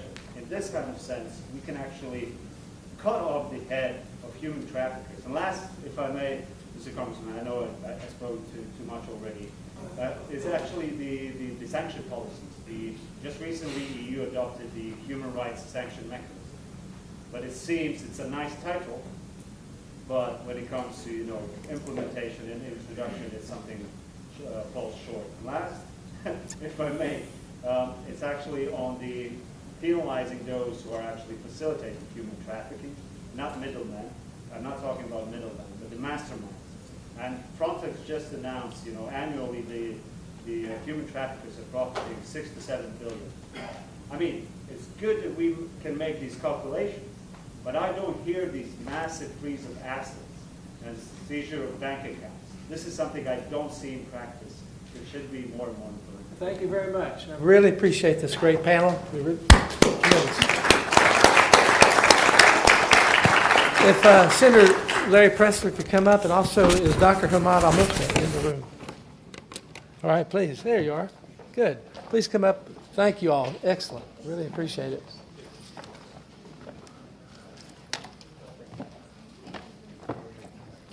Thank you so much. That was outstanding. Really appreciate you being involved.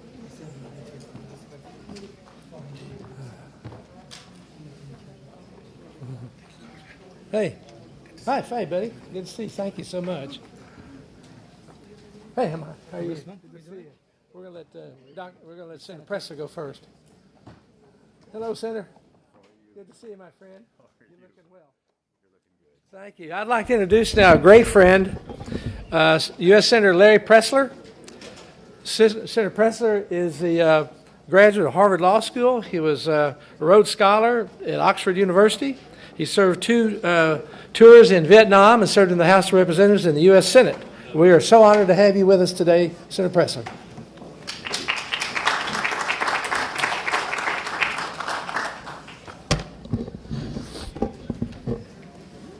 Thank you very much for this great honor to address this group. I'm so glad that you all are here because it's important that parliamentarians participate in foreign policy more than just making speeches. And what happens in our Congress is that people make a lot of speeches reacting to the administration, but it's very seldom does Congress actually pass a law regarding foreign policy, and we need more of that.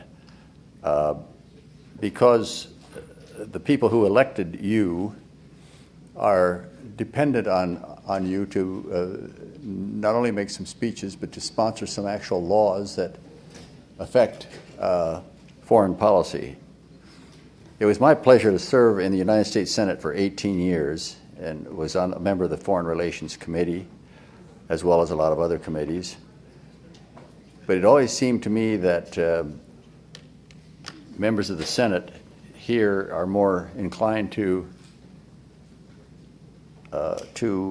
react to what the administration is doing, and that's important, to react with a speech, but to also react with some specific laws. And we have a lot of opportunity to do that in our system, the War Powers Act and several other things, and like the Pressler Amendment regarding India-Pakistan was a very important law and is. I stand before you and thank you because I recognize how much good you are doing. Now, most of the people in this room, as I understand it, are some way connected to intelligence, and that's a big problem for the administration in dealing with Congress. How much intelligence do you share with elected officials and when? The elected officials have to go out and defend their votes on the budget and elsewhere, and if they read in the paper a couple of days later something that was known to the government but not known to them, they're very upset. On the other hand, if the CIA or the administration shares very sensitive intelligence with Congress, especially the House, it'll be in the New York Times almost before it's out of one's mouth. So it's a very delicate thing, the role of intelligence in a democracy, because you need to have the support. The people voting for it and the people making the laws deserve to know, but their staffs will frequently, especially, I might say this, I'm not picking on the U.S. House of Representatives, but it's a very leaky place in terms of foreign policy, and the Senate is also to some extent. I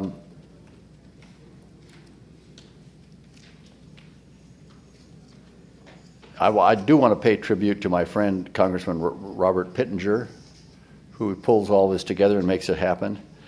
There are a few who understand better than Robert the importance of international cooperation on military and security matters. In other words, I think that's hard power. And Robert was also vice chairman of the House Financial Services, and somehow that wasn't enough, and the Subcommittee on Terrorism and Illicit Finance. Somehow that wasn't enough for him. So in 2014, while he was still representing North Carolina in Congress, he started to organize this Parliamentary Intelligence Security Forum. And since then, as you know, there have been thousands of conferences, and this has helped because of people being better. Has crafted the liberal narrative that all of our international goals can be achieved solely through soft power. We have a great debate between the use of soft power and hard power, and of course everybody's in favor of soft power, but at some points it can't be done. We have failed in some of our efforts. For example, when I was a lieutenant in the U.S. Army, I was assigned to work down in the delta of Vietnam in helping distribute motor pumps and fertilizer to the farmers there. And so you had hard power delivering soft power, I suppose, but it didn't work out too well. Now, as you all know, our foreign policy in America should abandon soft power initiatives, but it is important to recognize the limitations of soft power alone. For context about myself, I'm a veteran of the Vietnam War, which we lost, and was a close observer of the 1960s protest generation. The Vietnam War is perhaps the best example of where America tried to simultaneously employ both hard and soft power. But for a lot of reasons, we lost, and of course that country became communist, but it became a free enterprise state, so maybe we achieved our goals, who knows, but not in terms of what things were named. I was part of the USAID soft power effort in Vietnam. I helped to supply farmers, although I carried 2 weapons all the time, farmers with fertilizer for their crops and motors for their sampans. So while I was armed with 2 weapons, both a rifle and a sidearm, I was an armed soldier trying to deliver soft power. It was not very credible, but that's what we tried to do in Vietnam.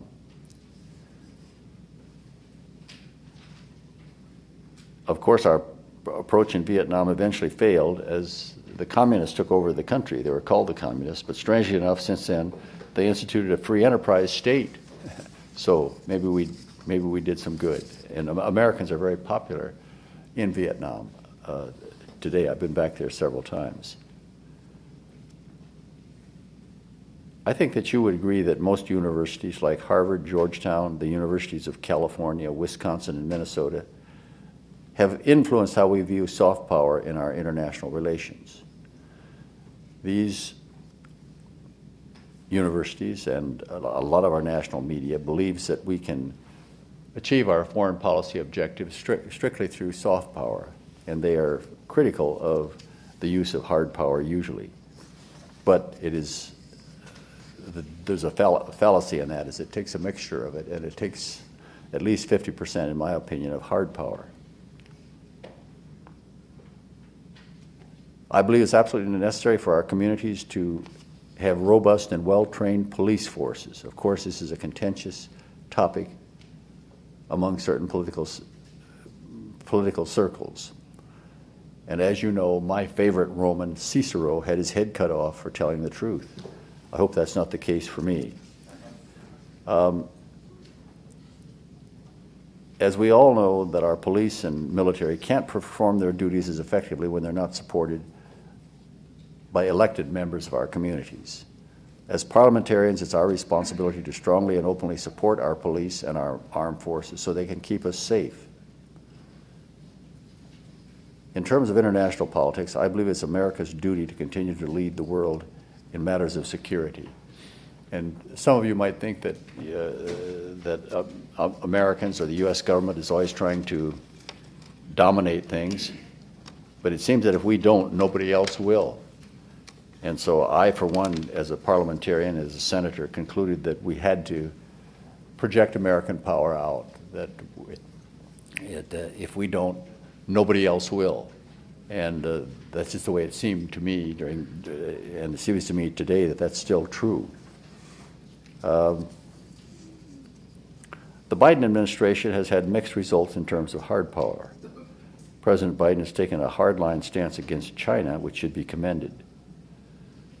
Now, Secretary Blinken and Secretary Austin are both men, in my judgment, they are not hard power guys, especially not Secretary Blinken. So the Biden administration is a little bit adrift in foreign policy. On the other hand, many of the Biden administration's highest level administration officials have a worrisome track on hard power issues. National Security Advisor Jake Sullivan and CIA Director William Burns underperformed in the lead up to our withdrawal from Afghanistan. And they should have given our president better advice regarding that withdrawal, as that was he left it to staff, and it didn't turn out very well. And I would hold Jake Sullivan and William Burns and the Secretary of State responsible for that blunder in foreign policy. Both Sullivan and Burns clearly failed to gather enough information about the condition of the country before we left. That failure could very well lead to further instability and terror in the region. That's why it's so important what you do as parliamentarians and also interested in intelligence. We just had either we had a lot of bad intelligence there or it didn't get to the president. Now, China is setting a great example on the use of soft power with their Belt and Road Initiative. Some people criticize China that they're just doing it for their own good, but you could say the same thing about the United States or any country that gives aid. I think the Chinese are doing some good in some countries with their Belt and Road Initiative in terms of building infrastructure for those lesser developed countries. And we can, I know here today or anywhere I go, nobody wants me to hear me say anything good about China, but some of their Belt and Road initiatives have been very effective.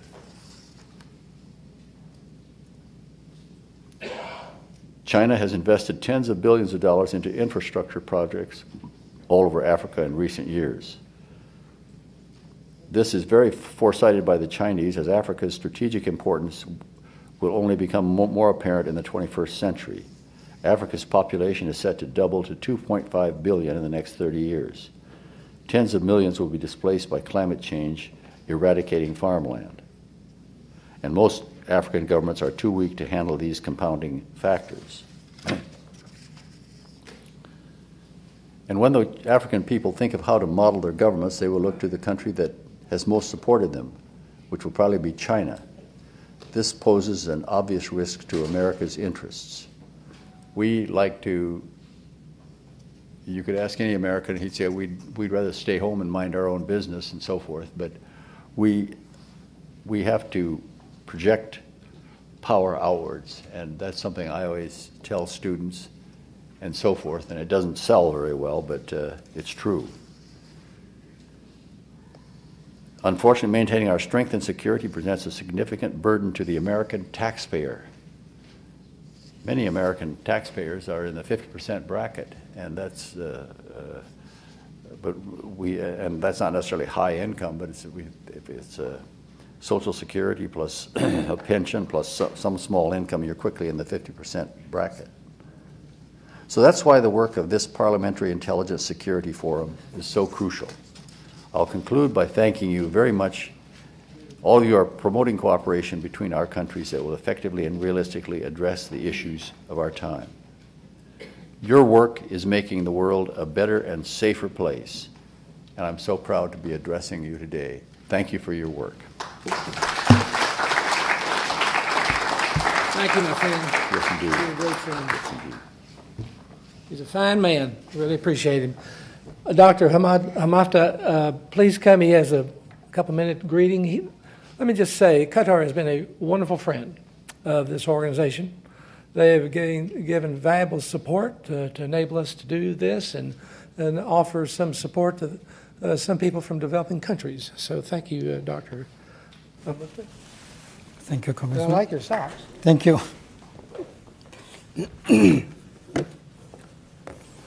Congressman, thank you so much for that. I'm so sorry I had to speak before lunch break, but I promise you I'll be very short. I have actually two short remarks. If I start with my first remark, unlike everyone here, I am less experienced in CT and CTF and cybersecurity, but I'll do my best to read my remark here. Ladies and gentlemen, distinguished audience, thank you for the opportunity to speak at this important gathering. I would like to express my deepest thanks to Congressman Robert Pettinger for his devoted and committed leadership on this issue since years.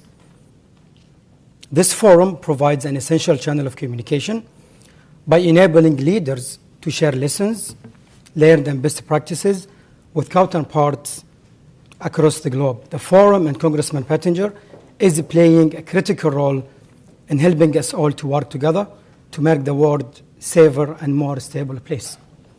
In Qatar, my country, we deeply committed to this collective missions.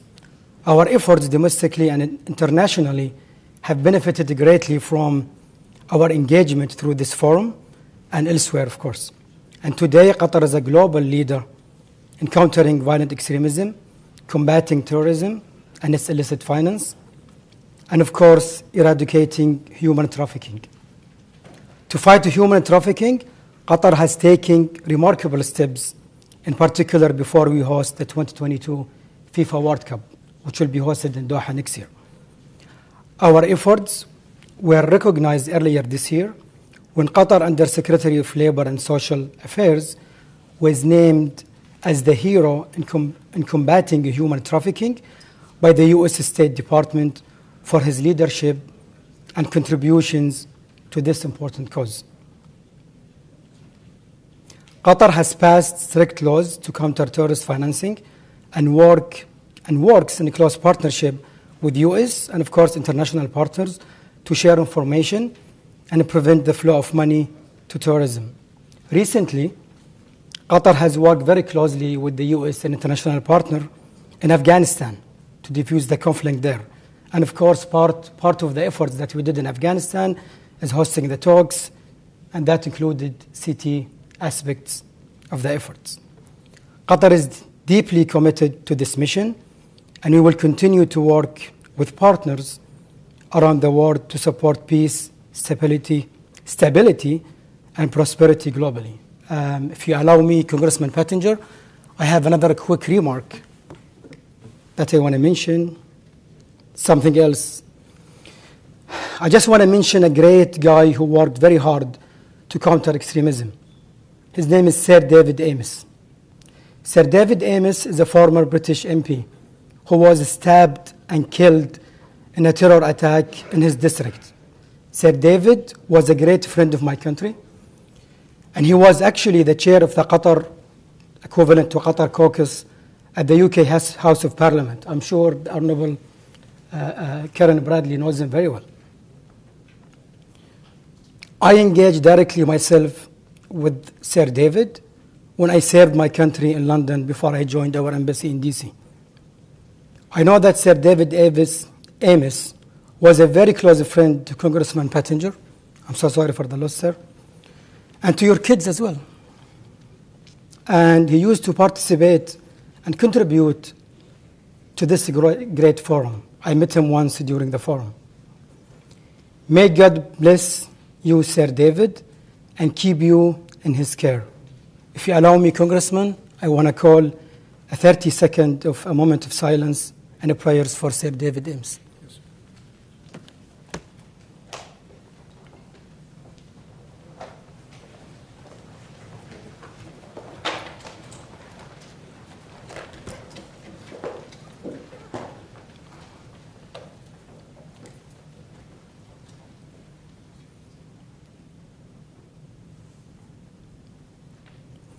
Thank you, guys. Thank you, sir.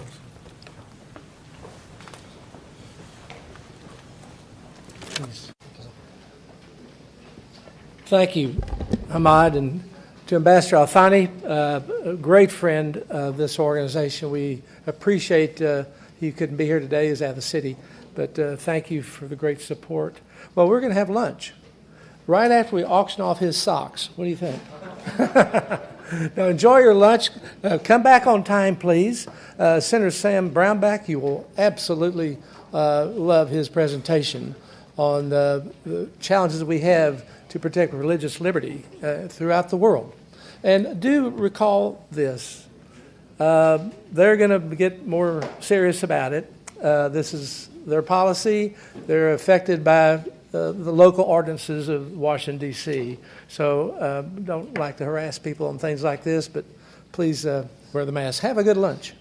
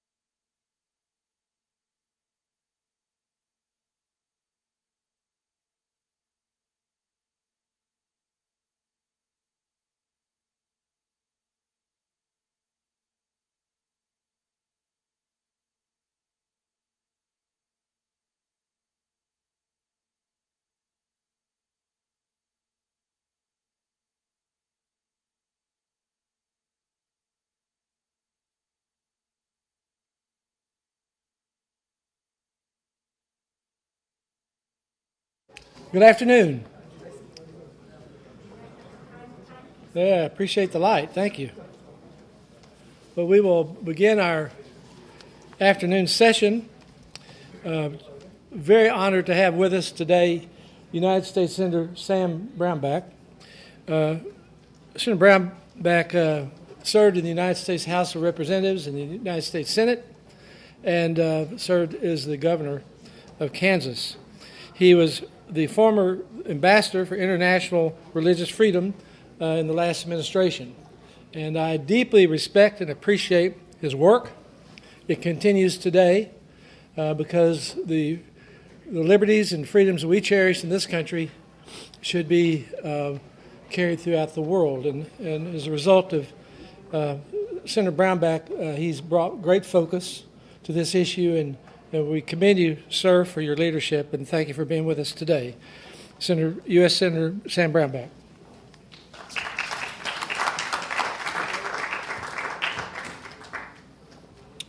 Thanks, Robert. Appreciate that very much. Welcome. Glad you're here. This is the first time I've been in this actual hall. It's a gorgeous place, and I'm sure you're having a great meeting at it and with it here. Robert, thanks for hosting this and for inviting me to be a part of this. This is a great topic.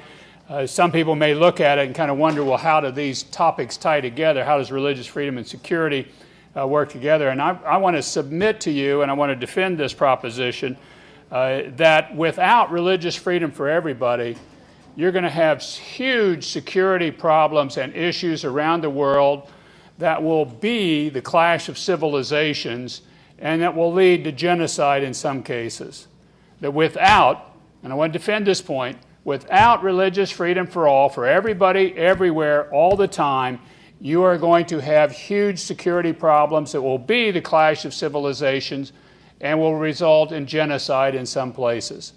And that's, I think, really what's at stake. It's one of those issues, Robert, and those of you here, that you look at on the outside and you kind of going, is that really in our wheelhouse? Is that really about security? And yet it's one of these foundational pieces to it that you have to get right, and if you get it wrong, you're going to have a great deal of problems and a lot of difficulty. And I'll point out why that is. Thank you for being here. Those of you from out of country, welcome to the United States. Delighted to have you here. We don't have any COVID here, so you can take your mask off if you want to. And We'll get arrested. I'm kidding. No, I'm not. I'm kidding. We got, unfortunately, COVID is everywhere, and I don't know if the mask helps. I'm not going to comment. I'm glad you got it on, and leave it on. I've got mine off, but it's a terrible crisis, and we're just going to have to keep wrestling with it as we go on down the road. I do want to make one comment too at the outset. Yesterday we lost a favorite son of our state. I'm from Kansas, and we lost Bob Dole. Some of you over the years may have met him at different places. Senator Dole died at 98, lived a rich life. Was a fabulous, fabulous giant of the U.S. Senate, giant of U.S. politics, really lived the American dream and also was the iconic figure of the World War II generation, which we will often refer to as the greatest generation. They fought off fascism, fought off communism. He put his own blood on the field in Italy in World War II, was heavily wounded there, lost the complete use of one of his arms and side, and just kept going. Was dogged. I talked to him on the phone probably about a month ago. I was supposed to go by and see him, and it was right after Colin Powell had died of COVID related, but he was in a weakened state, and so I didn't go because I was afraid I might have COVID and give it to him because he was just in a weak state, but still just sharp, engaged, concerned about what was taking place in the world, we lost a giant. He was an amazing contributor to this country and to global peace and security around the world. My guess is in a number of your countries, actually, he'd worked on topics that were important. Let me start by reading the basics here.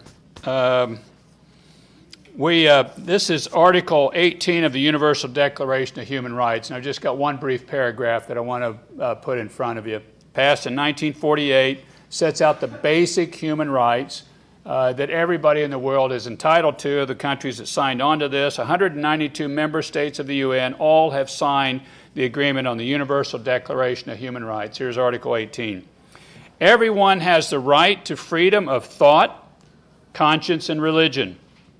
This right includes freedom to change his religion or belief, and freedom either alone or in community with others and in public or private to manifest his or her religion or belief in teaching, practice, worship, and observance.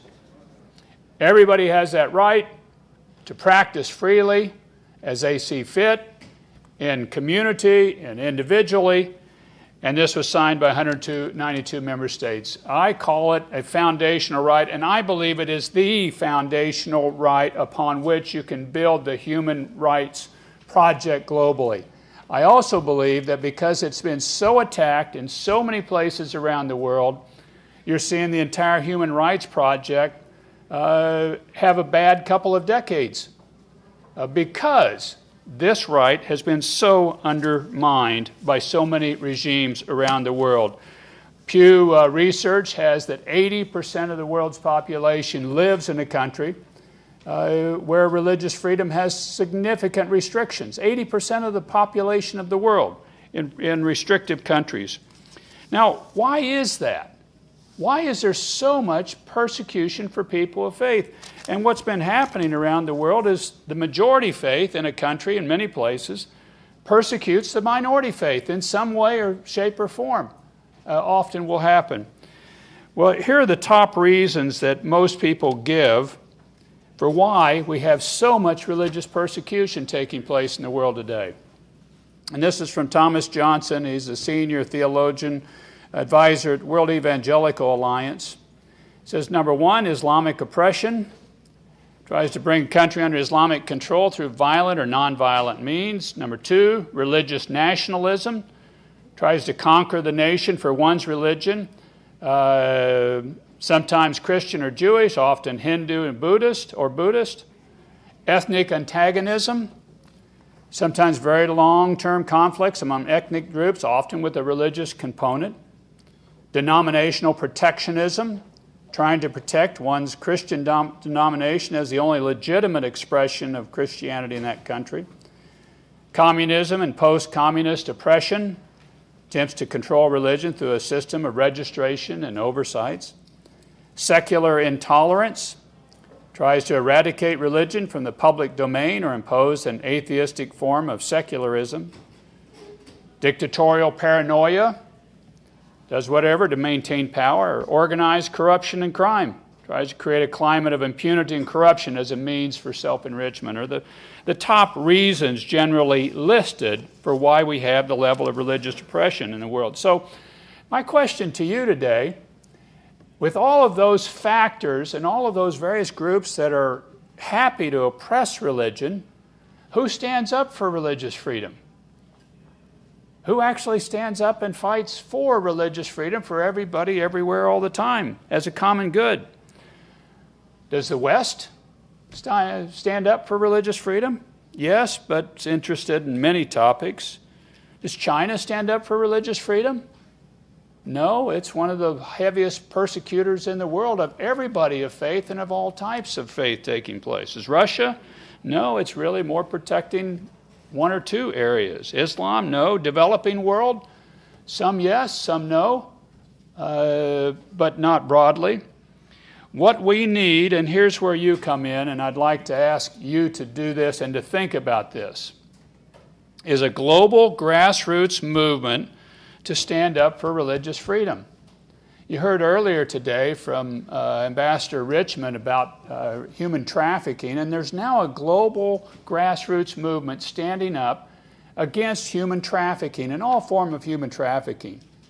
We need a global grassroots movement to stand up for religious freedom, and the bumper sticker for it's very simple.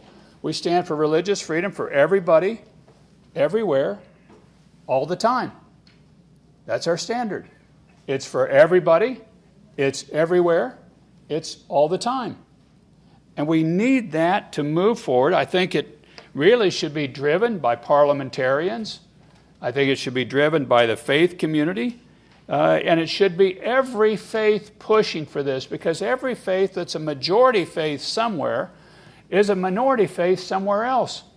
The problem with globalization that's taking place is now faiths are running into each other in places they didn't used to be before.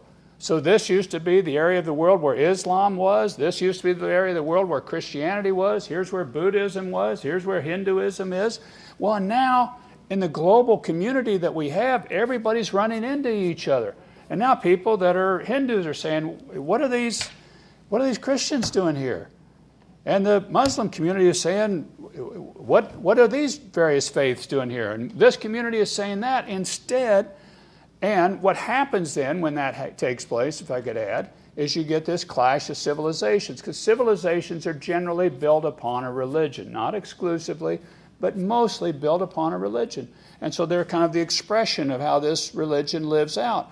Well, now you've got people coming in from different types of faith all over, and suddenly you start looking at him saying, I don't like this guy. He thinks differently than we do. Who is this? I've lived this. I grew up in a small rural community. We had 250 people in my hometown. We lived in the suburbs. We were 1.5 miles out of town. And I remember we would take our livestock to market, and then we would go afterwards, we would shop, and my parents would say to me, look, he's a Jew. And really? What's a Jew? I mean, growing up in this small rural community, everybody's a Christian that I know of, or they agree with Christian principles. Here's somebody that's different. And it was kind of like all of a sudden I'm going, am I supposed to be nervous? What's supposed to happen here? Is this bad? Is this terrible? No, he's just different. Well, he needs to have the ability to be able to practice his faith freely, and that has to be protected if we're going to have an integrated world. Or otherwise, you're going to have people saying, no, we need to run him out of town. And indeed, that has happened. In the area where I grew up, the Mormon community at one point in time was just north of where we were, about 60 miles, and literally got run out with guns. Now, this was 100 years ago, till they moved to Utah. But that happened, and that will continue to happen in various places around the world if we don't stand up and fight for people's religious freedom. This is what happens. You're different, and I'm scared of you, and I'm going to run you out. Unless people actually stand up, and not just in laws, ladies and gentlemen. Laws are important. We need to pass laws, but it has to be by the action of the state standing up and fighting for this.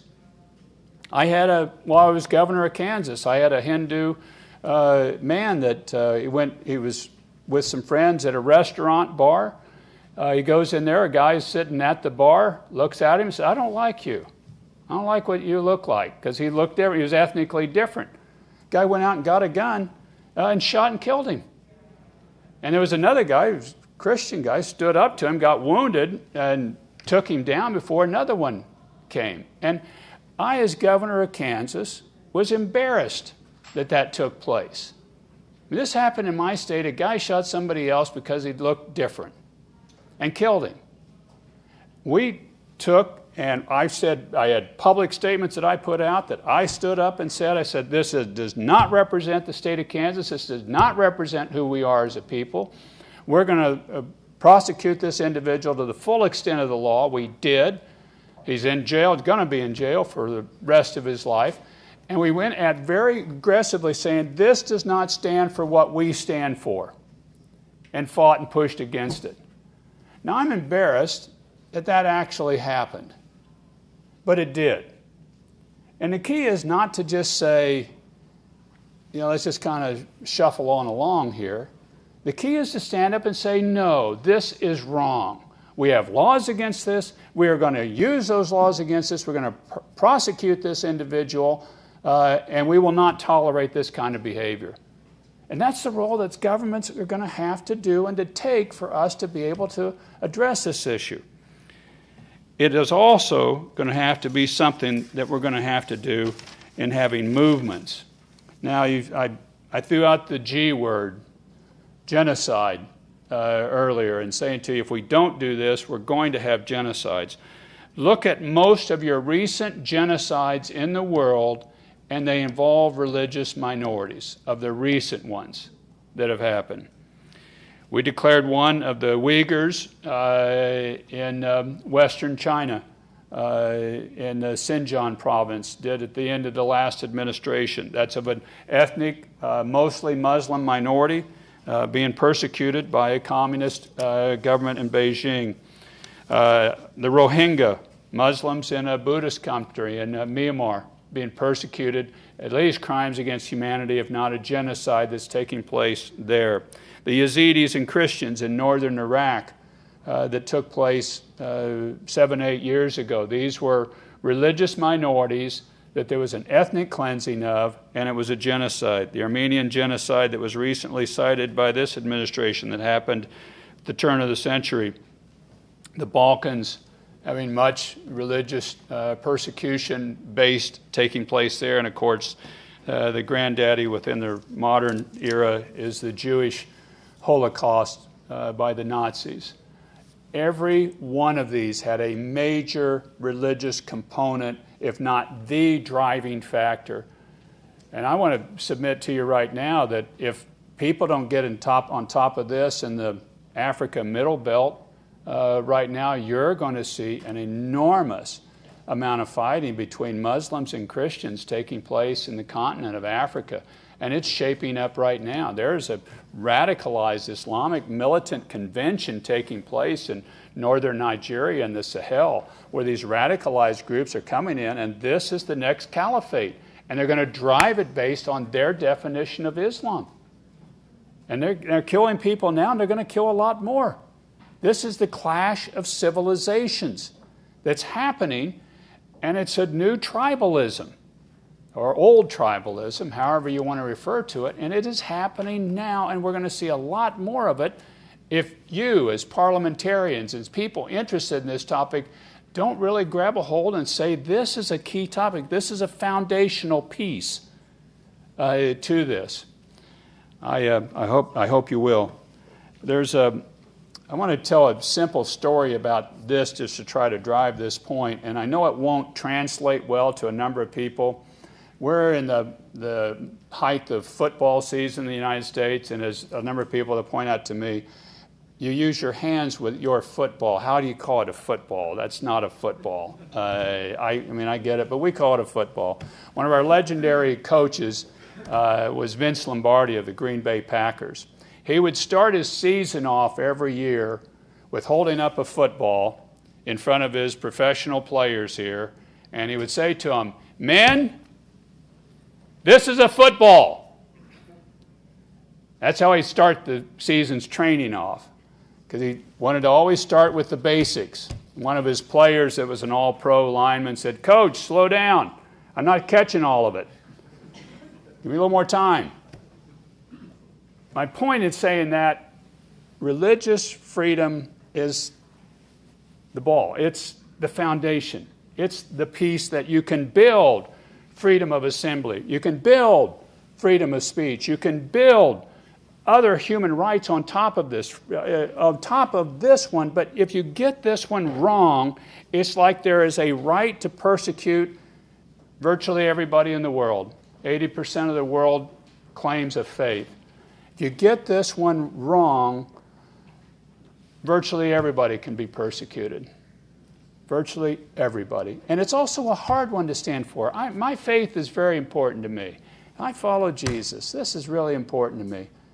But if I don't stand up for Islam and people's right to practice that faith, if I don't stand up for Buddhism or Hinduism, then I'm not standing up for religious freedom, and I'm not really standing up for my own right. And this isn't about a common theology, everybody. And it isn't about religion. It's about a common human right. It's about a basic human right. It's not about a religion or theology. It's about who I get to choose to be. Robert gets to choose to be who he wants to be, and it's the most sacred decision I make. It's what I choose to do with my own soul. And that in my estimation and ours, that's a God-given right. It's not one that government has any right intruded upon. So if government doesn't have a right to intrude upon it, what is the government's responsibility? It's to protect it. It's to see that everybody has this fundamental right to do with their own soul as they see fit. And this is completely foundational to the human right experiment around the world. And I think the reason we've had so much trouble with human rights and the decline of human rights around the world, which I think we've done poorly on the Human Rights Project the last 20 years in the world, is because we've ignored this one. You ignored your foundation. You ignore your foundation, the whole house falls in. We've got to get this one right. What to do? Let me wrap up with this. Religious communities need to stand together and be active and heard and to stand for each other's religious freedom. We need Christians standing up for Muslims, Hindus standing up for Jews. We need every different faith standing up for each other and to stand up for atheists and their right to choose nothing. You can choose, that's your human right to choose as well.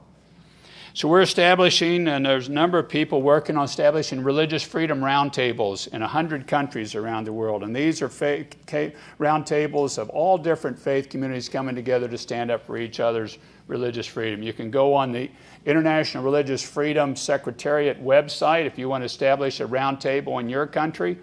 Like I say, we're trying to get 100 of those stood up, of these international religious freedom roundtables, and we need them in every country to stand up, and these are all the faith community coming together to stand up for each other's right. Western governments in the developing world need to push together for this. We now have an International Religious Freedom or Belief Alliance. This is some 33 countries now that have formed an alliance to stand up for international religious freedom or belief. And your country can join that alliance. International Religious Freedom or Belief Alliance. And you can go again on the website and look that up to see if your nation is a part of it or if they want to join that summit. There'll be the foreign ministers from these countries and around the world will come to Great Britain this coming year, July 5th and 6th, for a foreign ministers meeting on international freedom of religion or belief. We need to gather together. There's going to be an International Religious Freedom Summit here in Washington, D.C., June 28th to 30th this next year. Peter Burns is here. Peter, would you mind standing up? Peter is the executive director of that. If you're interested in attending or if you have speakers, we bring forward speakers from all over the world to that to talk about religious freedom. You can contact Peter. We need grassroots activism, speaking out, drawing attention to this. In your own country. There's a March for the Martyrs that started and taking place in this nation now regularly. We need political activism in the West in particular, but everywhere. We've got a National Committee for Religious Freedom that Sean Wu is here. You want to hold your hand up or stand up? That's working on that in the United States. We need to push that. And finally, and I want to end and then just briefly bringing up Dr. Aykan Erdemir. I'm sorry, I was getting your last name right. Aykan Erdemir. He's a former member of the Turkish Parliament. He's now working Foundation for Defense of Democracies, and he's on the International Panel of Parliamentarians for Freedom of Religion or Belief. So here's a group that parliamentarians are a part of. To join, to stand for religious freedom or belief. Doctor, you want to come up and just tell a minute about the IPP Forb group as we close this up? Thank you, Ambassador Brownback. Also, thank you for your service as Ambassador at Large for International Religious Freedom.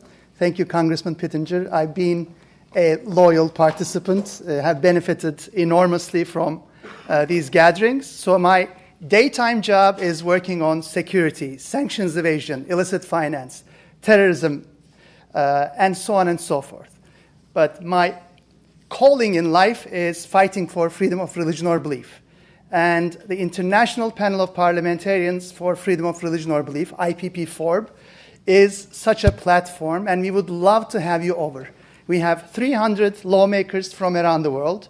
We were established in November 2014 when 30 of us gathered at the Nobel Peace Center in Oslo, Norway, where we currently have our secretariat. And since then, we have expanded to the entire world. We have 3 regional networks: Southeast Asia, Africa, South America, and we're also expanding those networks. And we only have one common value, Article 18. We come from the right, center, and left. We come from all faiths, including agnostics and atheists, and we all believe in the sacred Article 18. And we believe if there is freedom of religion or belief, then we will have a much better job at tackling security issues. Religious persecution leads to security issues. Security challenges compounds religious persecution. So in the breaks after this session, I will make myself available. If you would like to join us, you can be a former legislator or a sitting legislator, and we would love to have you among us, and I would be happy to connect you with our secretariat. Thank you. Thank you. Thank you. Robert? Excellent. Thank you, sir. Thank you. Outstanding presentation. Thank both of you. Deeply appreciate your leadership in this fundamental element of freedom. Now we'd like to have our forum direct itself to the abusive practices in global economic expansion. Milos Ikovic, if you could join us, Dr. Rosen Layton, and the Honorable Matt Pottinger. Mr. Pottinger is the former Deputy National Security Advisor to President Trump. Milos Ikovic received his MA, his LLM, his International Arbitrator Advisor to many governments throughout the world. Dr. Rosen Layton is the founder of Christian Tech Threat. And is Congressman Rouser in the room? Congressman, come right down here. We're going to put you on right now. My dear friend from North Carolina, he is the great legacy of Senator Jesse Helms. Oh, my gosh. He is outstanding member of the United States Congress today. Deeply appreciate you joining us, Congressman Rouser. The floor is yours. Oh, well, thank you. Thank you, Robert.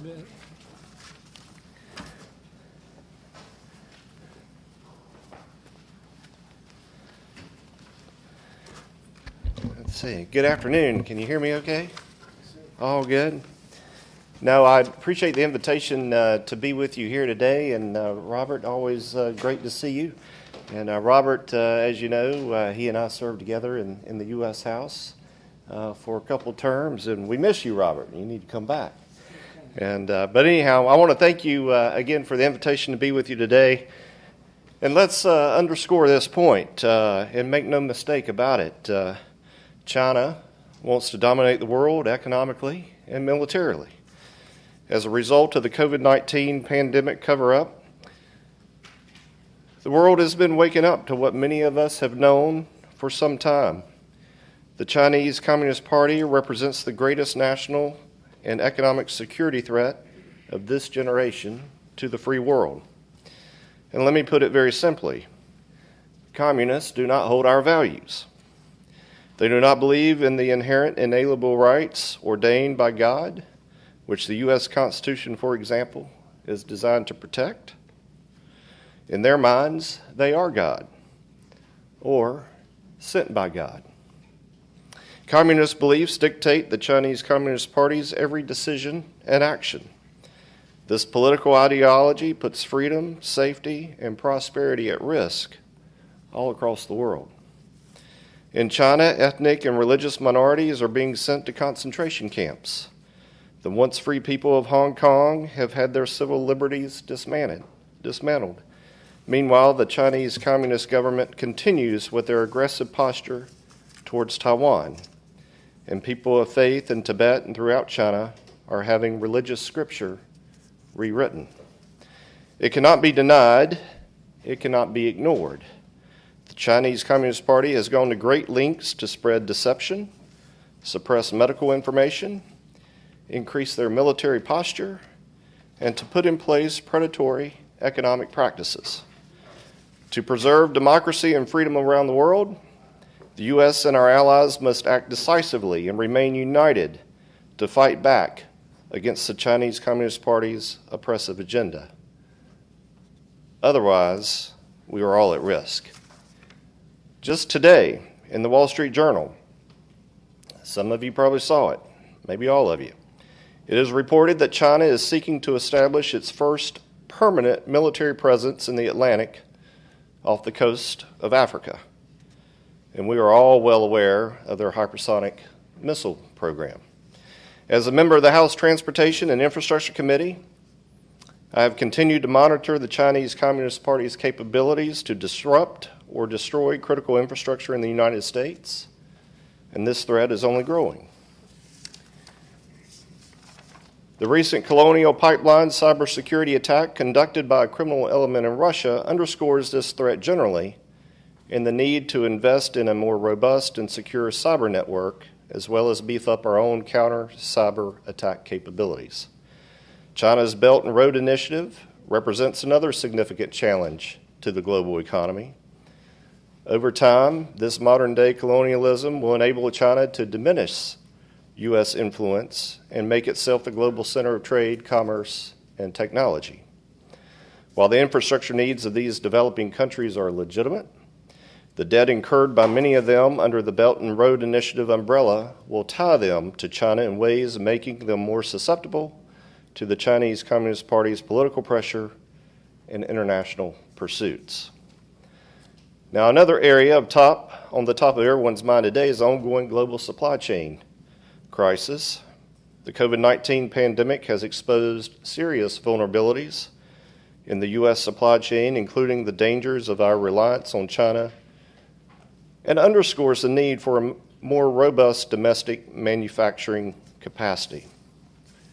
Now, during this pandemic, we have seen firsthand why we need to ensure that our supply chains are resilient and why we should not be reliant on an adversarial foreign nation hostile to American values and our national interest for key ingredients and other products essential to the basic needs of this country and our allies. While some important steps have been taken to secure our supply chain, there's much work ahead of us. We must have an aggressive, whole-of-government approach working alongside our allies and the private sector to strengthen and diversify the global supply chain away from Communist China. To this end, I helped launch the Bipartisan Congressional Supply Chain Caucus with 3 of my House colleagues to help better address these very issues and to create a safe supply chain network to support the health, well-being, and prosperity of our businesses, families, and individuals. Now, these are just some of the challenges that the aggressive actions of the Chinese Communist Party pose. Those countries on this earth who cherish their sovereignty, freedom, and value human life must understand how critical it is to stand strong and firm against these aggressive actions. For the more united we are, this is really critically important, the stronger we are, and the greater the light of liberty will be. Thank you, and may God bless you. Thank you, Betty. I appreciate that. Thank you, Congressman Hauser. He's a valued patriot, a great friend, and a great leader, one of the hardest working members of Congress I ever worked with. And I do thank you, sir, for your leadership. Now, Ms. Layton, if you could take over. Yes, sir. It's all yours. The floor is yours.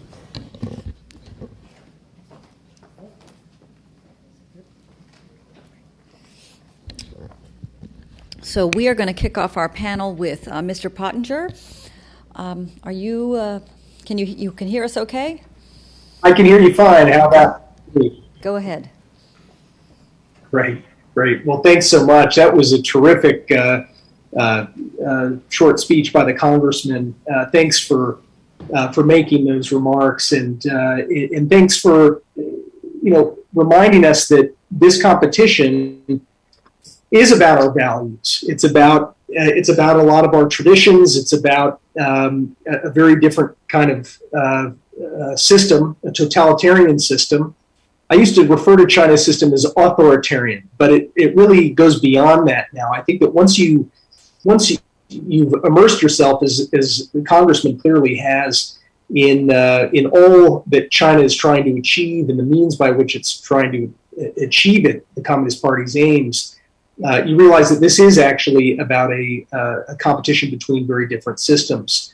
I think it's very hard to find a word other than totalitarianism to describe what the Chinese Communist Party is about today in particular.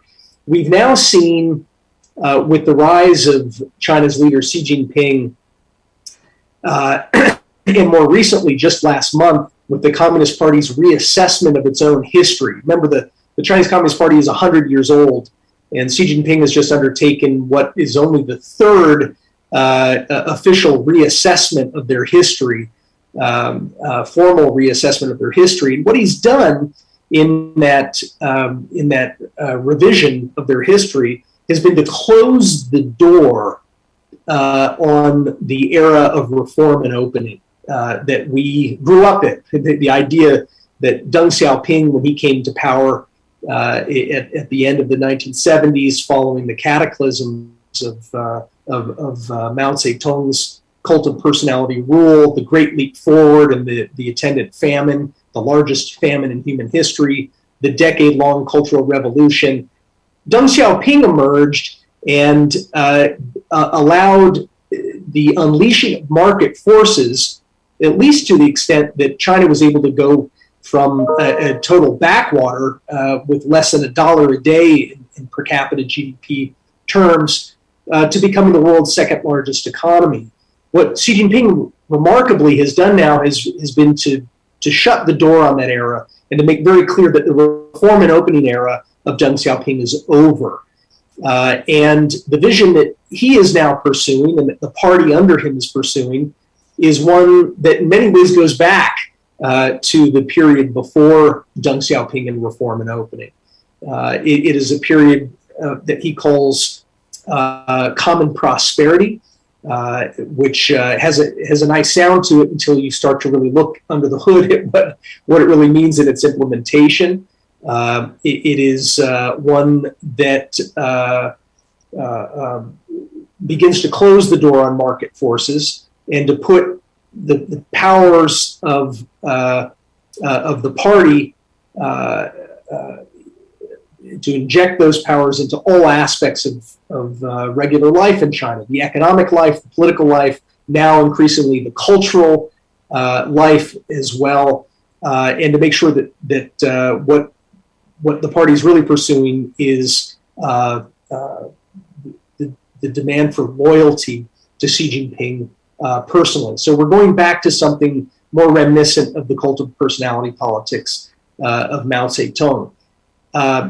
The competition for us really boils down to what the congressman alluded to, which is having the courage of our own convictions and holding fast to our values and realizing that our values are actually one of the most potent instruments that we have in our competition with China, particularly given that China's view, what it really stands for is its own power, and beyond that, it's a rather hollow vision. But it also comes down to three areas that I just want to touch on briefly. And that is the competition for capital flows, technology, and data. And I think that as we, in countries that enjoy the rule of law, countries that aspire or enjoy to have or enjoy democracy, these are the areas that we really need to focus on. So what we have in the way of technology is a competition for semiconductors. It's critical that the West invests heavily into our own ability to conduct not only R&D, but the actual manufacturing of semiconductors. All of the other technologies of this era rest on the pillar of semiconductors. Second is the capital flows. Now, Beijing, as you've seen, is beginning to actually decouple its companies from U.S. capital markets. It doesn't want to be regulated anymore by U.S. companies. by U.S. regulators or the U.S. stock markets, but it wants to continue to tap the flow of American capital, and most of that capital is flowing in passively through the indices. I think it's beyond time for the Securities and Exchange Commission and members of Congress to begin investigating the major index providers, MSCI, many others that have weighted Chinese companies heavily so that American capital now passively flows into Chinese companies, including companies that are committing human rights atrocities, including companies that are at the forefront of China's military and industrial complex, and including many companies that are actually sanctioned by the U.S. government. So we sanction Chinese companies, we forbid exports to certain Chinese companies, but we don't forbid Americans from investing.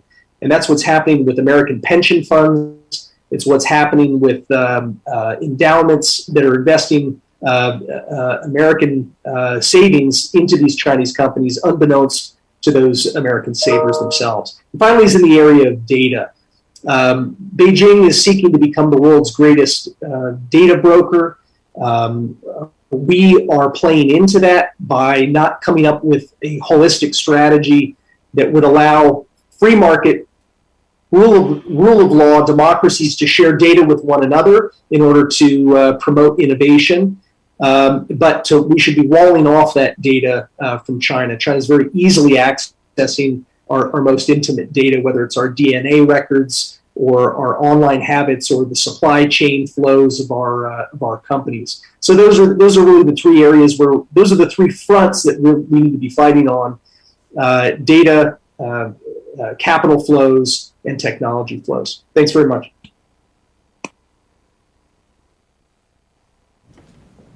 Well, thank you, Mr. Pottinger, for that very helpful and concise overview of China in the last 20, 30 years. Let's go to our next speaker. You're welcome to come up to the podium, or you can stay in your seat. Okay, very good. I would like to be a bit more practical. As we all know, our countries are in dire need of investment. The Western world functions on the premise of foreign investment, which is certainly increasing the ability of each and every country to grow. That said, one of the major tools that abusive governments use is investments which are targeting essential structural elements of our societies in order to take over or remove control from the host countries and effectively become matters of national security that is advancing our opponents and enemies. Now, while the host countries may have the intention to grow, and this is why they seek to receive investments, on the other hand, the opponents have only one objective, and that is to control the markets they're going to invest in. That said, what is very important is to define and recognize which type of investments are illicit, abusive, and should be regulated carefully or addressed subsequently by legal processes. As a matter of international law, there are two types of illicit investments. Those investments which ab initio, so as of the very beginning, are illicit, meaning they come into the country through corruption, as an example. And the second type are those investments which are used for illicit purposes. So subsequent to an investment which may go through all processes and be illegal, that investment is used to further illicit purposes. Now, if we carefully observe the types of investments that are coming from the Far East, first and foremost, especially from Beijing, what we will establish is that those investments cover infrastructural projects, energy projects, and in return, take over or try to control the sources of energy or supply chain, such as cobalt, copper, lithium, and so on. So worldwide, there is a careful pattern of these abuses. In addition, with every loan that is coming into the country, there are requirements imposed on the host country, which the host country most likely cannot fulfill. And those are intentionally placed in order to enslave the host country into new loans, which will not be granted likely by the Western allies, since they had previously been based on corrupt dealings. So that all said, that scheme has only one outcome. And that outcome for sovereign states is simply removing sovereignty away. Now, that all said, when we diagnose the problem, we also need to try to see what the states can do, because they can do a lot. Firstly, the states can address the problem from the very outset, before it appears. Two issues need to be recognized. Firstly, the power of every parliamentarian is to introduce laws, the laws which can control these abusive investments, which can define these abusive investments, and which can stop them prior to them entering into the country. In this respect, it is important to notice that sometimes these abusive investments have a purpose of simply stealing intellectual property. The United States went through a long process recognizing that Chinese companies are buying U.S. companies not in order to further or profit from these U.S. companies, but simply to buy the know-how, to buy the patents, and to use their patents against the United States. What happened in numerous cases is actually that U.S. companies died out immediately subsequent to being bought by the Chinese companies. So this is one type of investments. The second type of investments are investments in supply chain. Whenever there is an unlimited power of an investor in a supply chain, let's say any type of mineral that potentially a Chinese or any other government wants to abuse, the states may limit their own exposure towards the foreign investors. This is perfectly aligned with international law. But let's now assume that the foreign investment is already there, that the government wants to address a foreign investment which has already entered the country. Does this mean that, having in mind that foreign investors, and especially the Chinese government, have very firm rights under international treaties, they have strong political power, and they have also strong power of diplomacy, which they abuse from time to time, does this mean that states remain hostages? Actually, the answer is no. Firstly, as a matter of law, there is no such a thing as permanent investment. Every investment at any point in time can be revisited as a matter of law. So if states, state legislators or courts establish that an investor abuses its own position, those states may prosecute that investor, and those states may even remove the investor from property. That is point one. Point two, it is necessary to establish alliances, because only alliances can protect each individual country. We had a very, I think in the first panel we had a question, what can countries without assets and power, as the United States holds, what can they do to confront the dangers, to confront the issues? Well, they can be truthful part of alliances and work together as one front towards this abusive practice. And last but not the least, what is very important is that at any point in time, we shouldn't forget that the holders of sovereignty are the states, host states, not investors. That said, with respect to supply chain issue, naturally every host state may favor its own interest over any foreign interest, may favor interests of its allies over any other interests of its adversaries, and may impose laws in place in order to address the opponent's strategy to abuse its power. So, in summary, while this threat is evident, it is present, and it is affecting every country on the face of this planet, this threat can be remedied, even if it has been occurring already, and certainly can be prevented through careful legislation. Thank you. Wonderful. Well,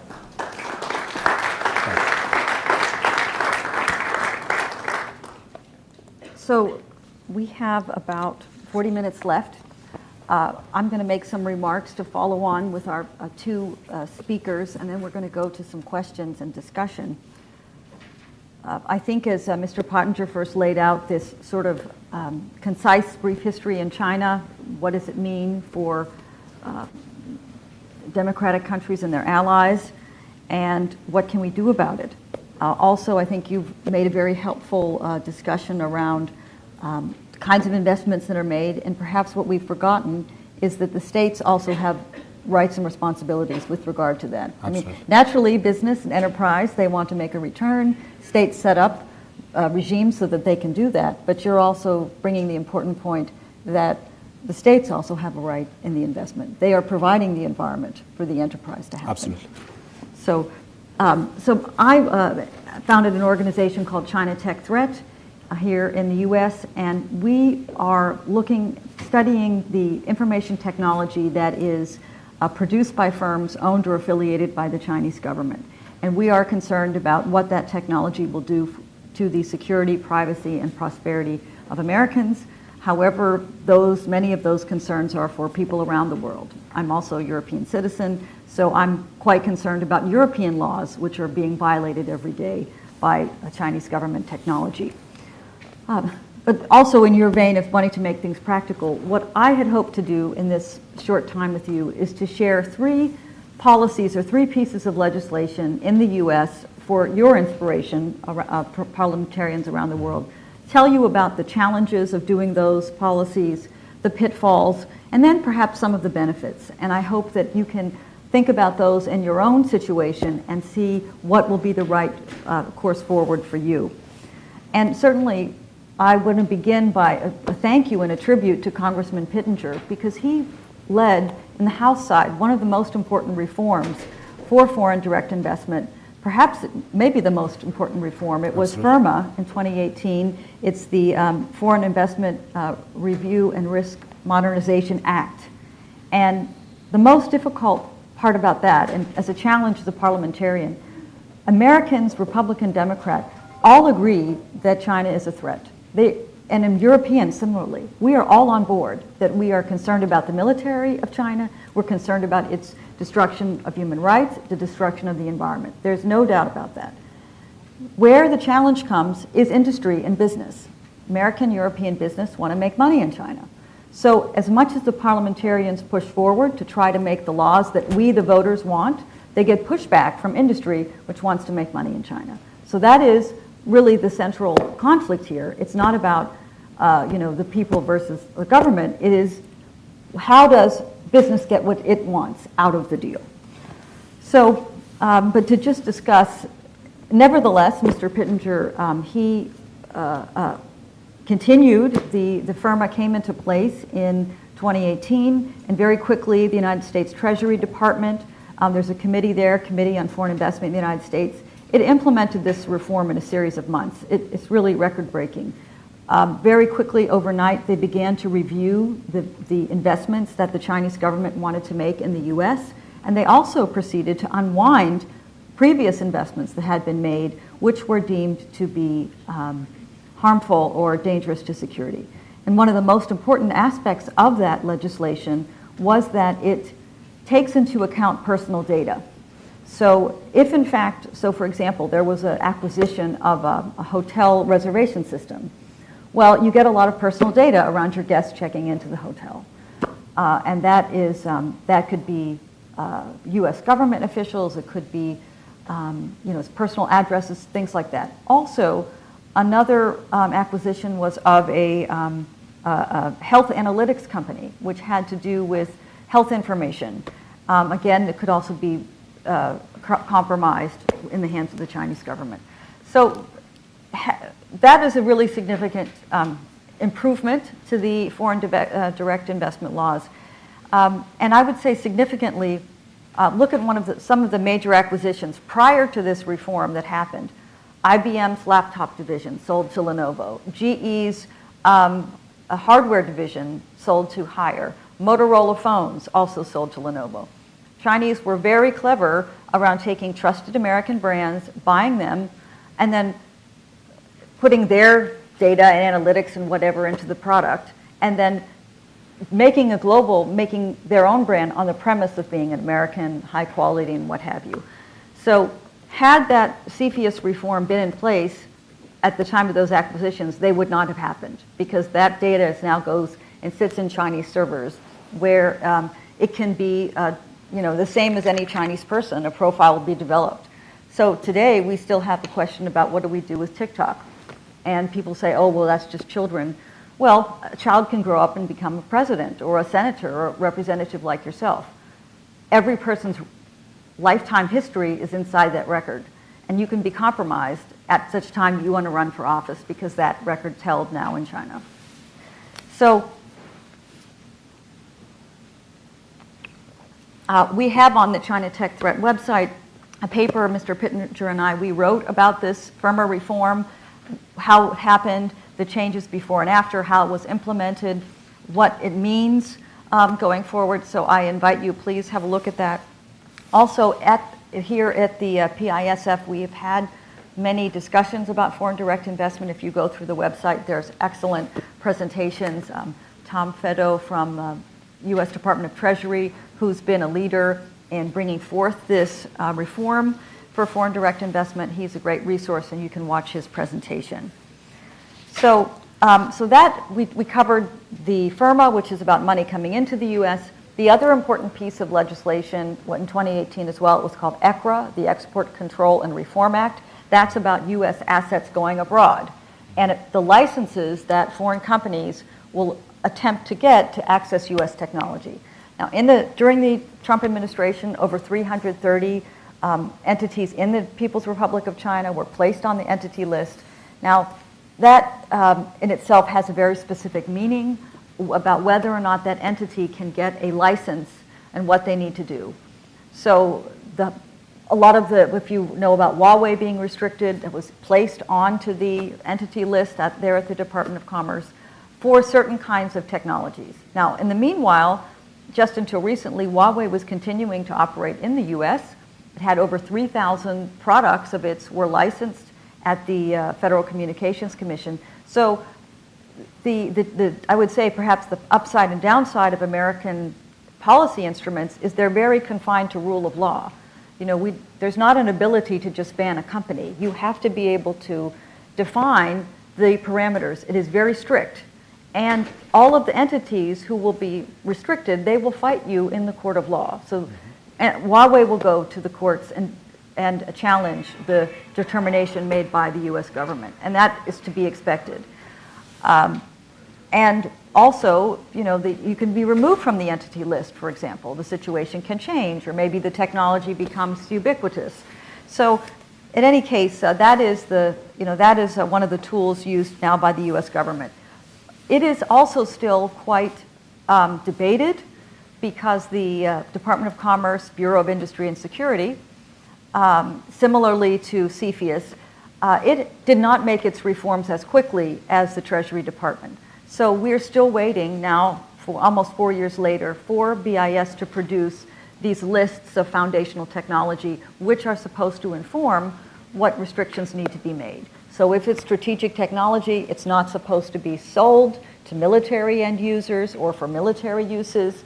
There are certain rules around that, and many of your countries are part of the Wassenaar arrangement, where with the U.S., we share those, we share that regime and decide which kinds of technologies that are dual use cannot be accessed by rogue militaries. So just as Mr. Pottinger alluded, we have a major issue with semiconductors. And particularly, even though the U.S. retains prowess in designing semiconductors, much of the manufacturing capability is gone. And part of that acceleration is that U.S. semiconductor manufacturers who make the equipment, they are selling this equipment in China. It's huge profit for them. They've doubled, tripled, quadrupled their profits in recent years. But if you accept that there's civil-military fusion in China, and I'm sure Mr. Pottinger would agree to that, essentially all the factories or fabs for semiconductors in China have some alignment with the military, if not being direct military fabs. So we have companies today that are supplying their high-end, very thin, top-of-the-line, cutting-edge making machines to China, and the Department of Commerce has not acted on this. So this is one of the challenges that we have outstanding. Finally, let me go to one last act which just passed last month, signed by President Biden, called the Secure Equipment Act. This was almost unanimously passed in both the Senate and House, both parties. It came together relatively quickly. This is a bill which powers the Federal Communications Commission, which is our telecom regulator, to restrict vendors, any equipment that uses a radio frequency. So if you notice, if you get any piece of electronics you buy in the U.S. will have a little sticker on the back that says FCC. That means it complies with the radio transmission and environmental and frequency transmission rules in U.S. Now that will include a security screen, and so the FCC will maintain a covered list, similar to an entity list, but it only has 5 companies on it, but a covered list, which once the National Security Authority deems that a certain entity is not secure or poses an unacceptable risk, the FCC can put that company on the covered list, and then it can deny future authorizations for them to sell their equipment. And I think it's an important recognition, because obviously we assume U.S. is this free enterprise country, but in fact, the ability to use the radio waves, it's a privilege, not a right. So this goes back to over 100 years of U.S. policy that the radio frequencies are very important themselves, a strategic resource, and the FCC has in its founding, in its statutes, that it needs to manage them for defense and the security of the person and of property. So it is quite a significant evolution for the FCC to take that on. And as I said, there's just 5 Chinese companies there today. Perhaps DJI will be added. But if you look at civil military fusion in China, there might be 2,000 to 3,000 companies which would need to be added, to say nothing of the companies may attempt to circumvent the rules or change their name or change the label or what have you. But nevertheless, it's a start. It is significant because today you can go to Amazon, Best Buy, any one of these retailers, and find, you can find Huawei products still, you can find, Hikvision cameras, Hytera radios, and so on. And in the future products they have will, at least according to this law, will not be there. So from a consumer protection standpoint, that's a very important development.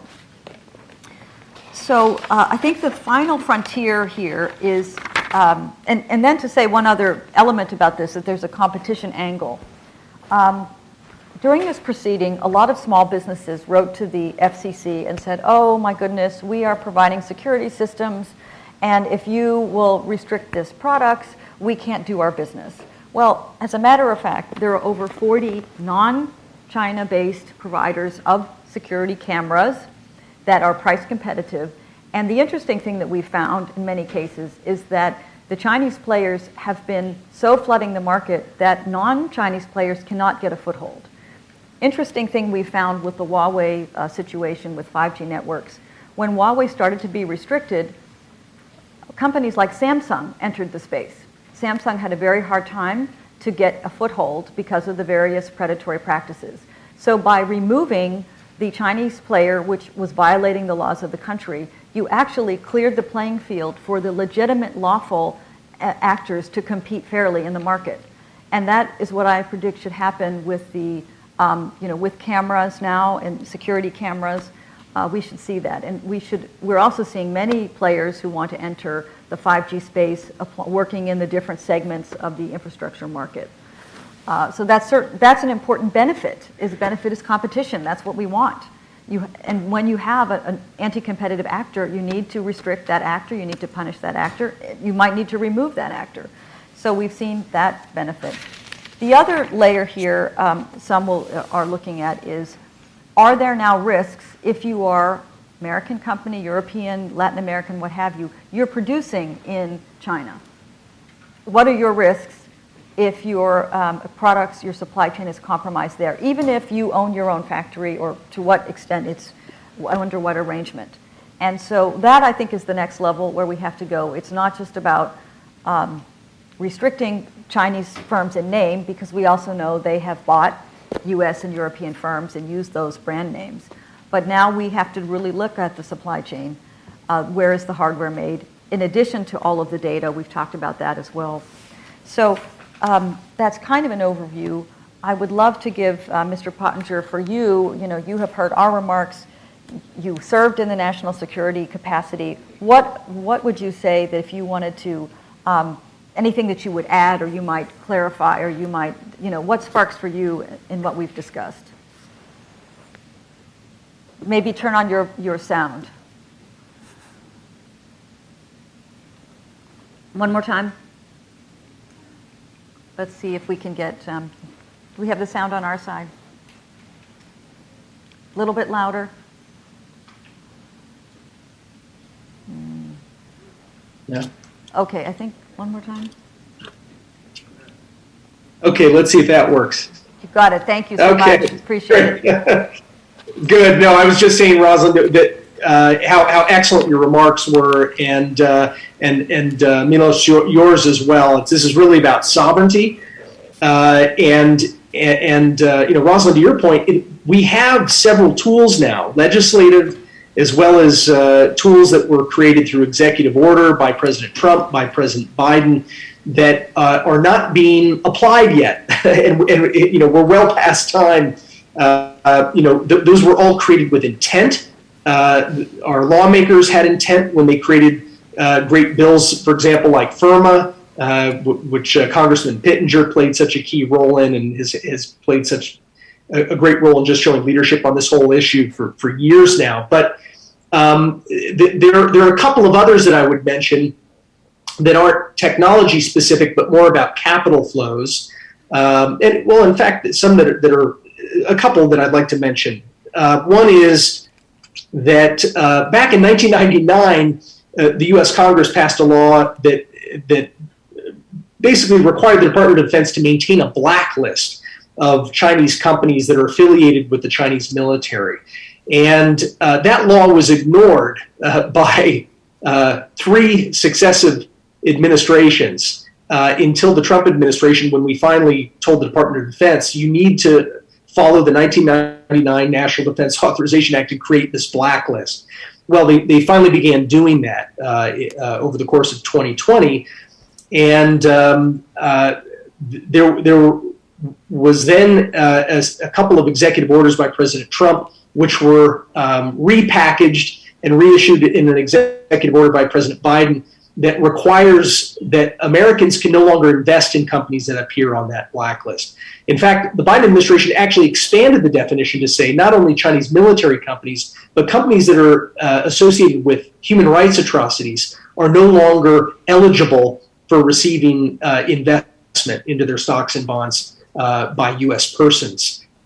Despite this law going all the way back to 1999, and despite executive orders from 2 presidents now, that list of companies is tiny. It's only 59 companies, which is preposterous. To your point, Rosalind, if we were really to look at companies in the nexus of China's military and civil fusion strategy, we're really talking about a galaxy of thousands of Chinese companies. Yet, the Department of Treasury, which is now the steward of that list, it was taken by the Biden administration away from defense and given to Treasury, has done nothing with that list. So we should see several orders of magnitude greater numbers of companies listed on that investment ban list. A second one, which is related to what you were talking about BIS and the Department of Commerce, is the Internet Communications and Technology and Services panel that was envisioned in an executive order during the Trump administration and has been enacted through actions by it has been actually formed now under the Biden administration. Yet we're waiting for that body to do its job, and its mission, is to block Chinese technologies, whether they are software apps or server farms here in the United States or 5G, 6G telecommunications gear. This body will screen those inbound technologies and software and services to make sure that they are not a threat to U.S. national security. That's a very sharp tool that has bipartisan support. It's been signed by 2 presidents, and yet it has yet to deliver any discernible impact to protect our national security. So those are a couple of others that I would add. That's excellent. So, if I may just address several topics that you raised, Matt. Firstly, I think it's important for the audience to understand how complicated it is to regulate thousands of companies.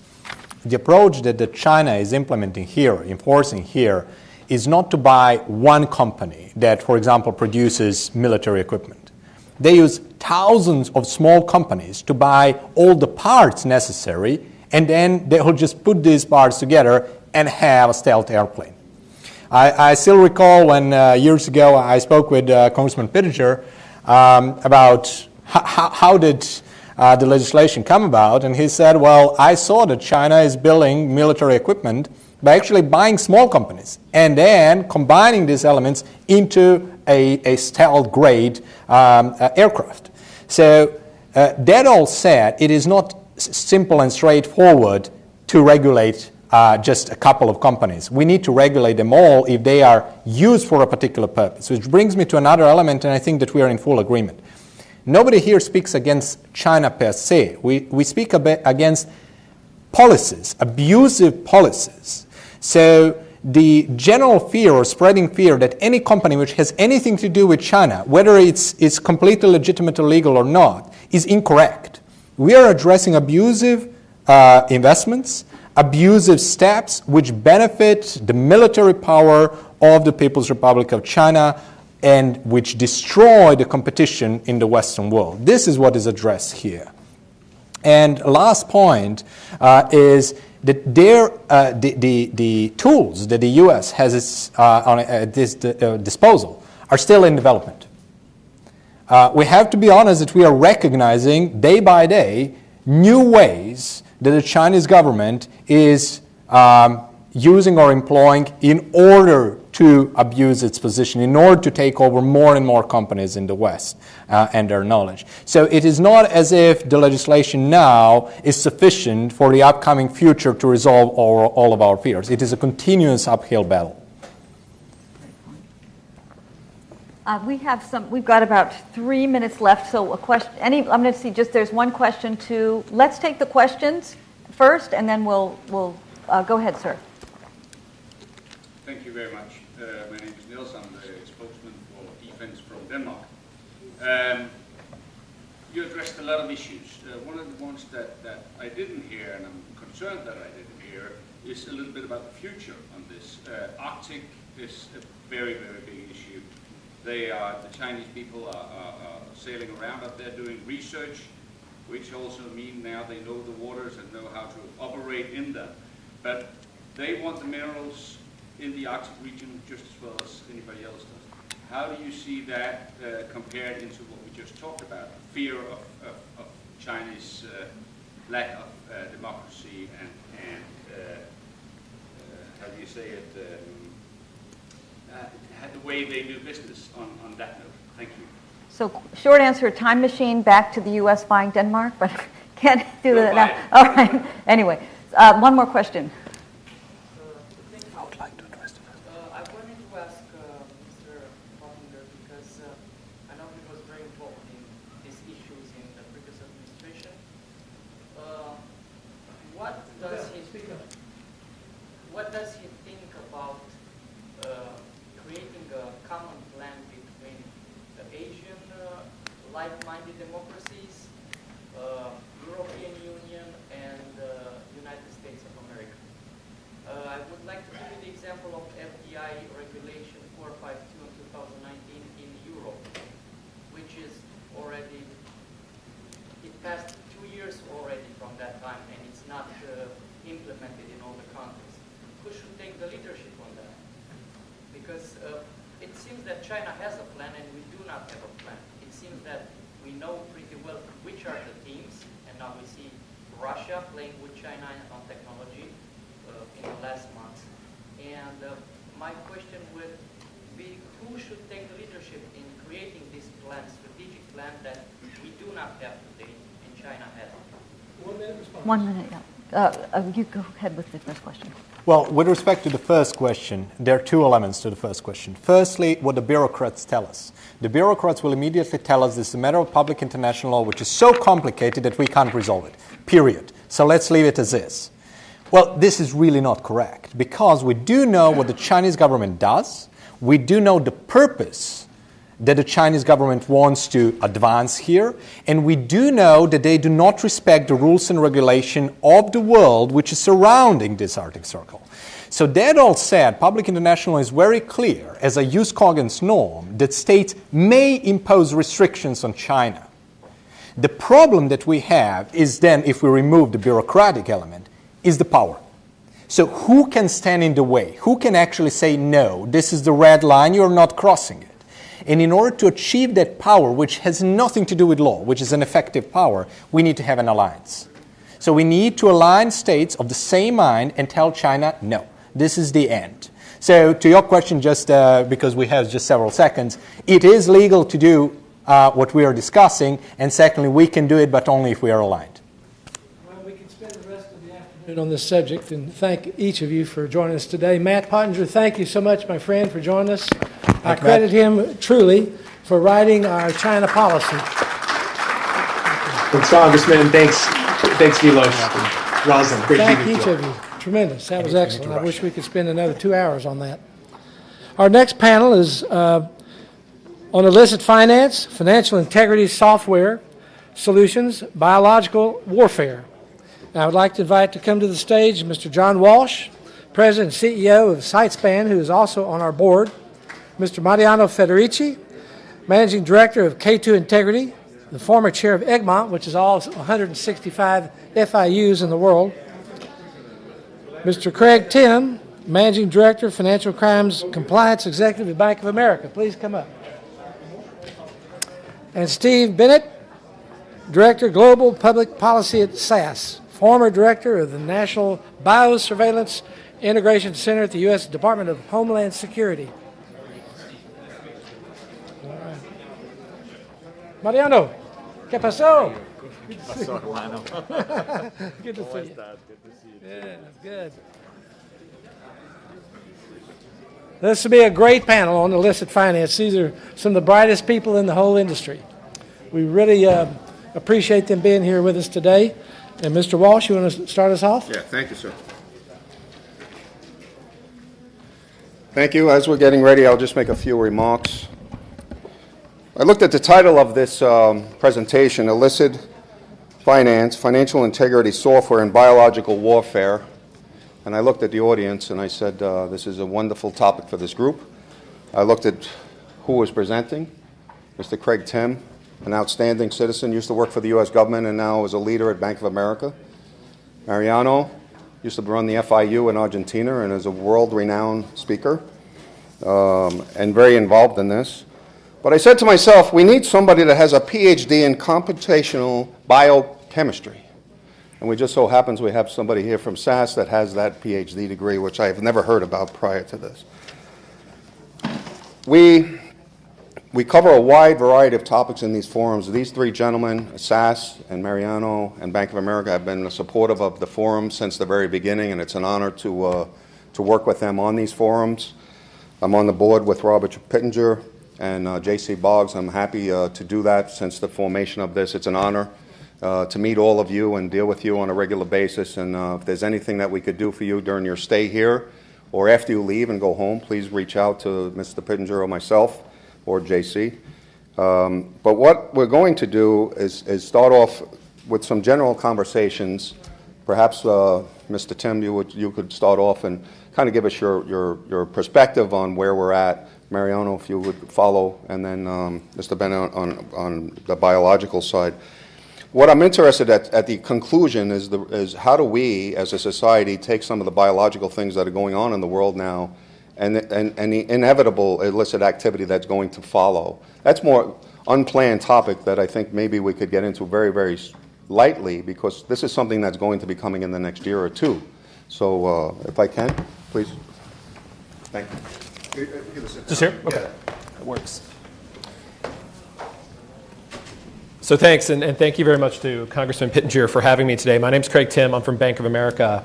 And what I'd like to talk to you today is about illicit finance, the role the financial sector can play in combating illicit finance, and I think most importantly for this audience is the role that you all can play as parliamentarians in helping us to improve the effectiveness of that system. Now, let me just start quickly with the challenge that we're facing. We've heard a little bit about it so far, but when you talk about, we've heard follow the money. When you talk about proceeds of crime, we're talking about $2 trillion every year in the proceeds of criminal activity.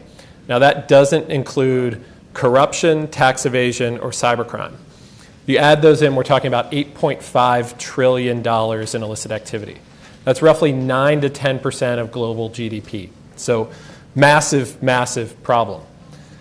In order to fight that, most every country in the world now has what they call an anti-money laundering regime, where there are requirements put on the financial sector to help in this fight. Now, we as a global financial sector spend $180 billion a year in this fight. That's $180 billion spent by the financial sector per year. Now, just think about that for a second. That is bigger than the GDP of 161 countries, roughly the size of the GDP of Greece. $180 billion per year spent by the financial sector. What are we getting for those results? Not a whole lot, if we're honest. We've heard today multiple times the need to seize more money. You got to take the profit out of crime. That's what the anti-money laundering regime is about. And today we seize less than 1% of all of these assets. So why is that? Right? Why are we not getting our money's worth? Why are you as governments not getting what you should expect out of the financial system? And I think there's a few reasons. And then I'm going to get to a solution too. I think first, we don't define in our anti-money laundering regimes, no country on earth, what we actually want to achieve, and we don't prioritize. So there's no country that sets out a clear standard for what does it mean for a bank like mine to be effective at money laundering.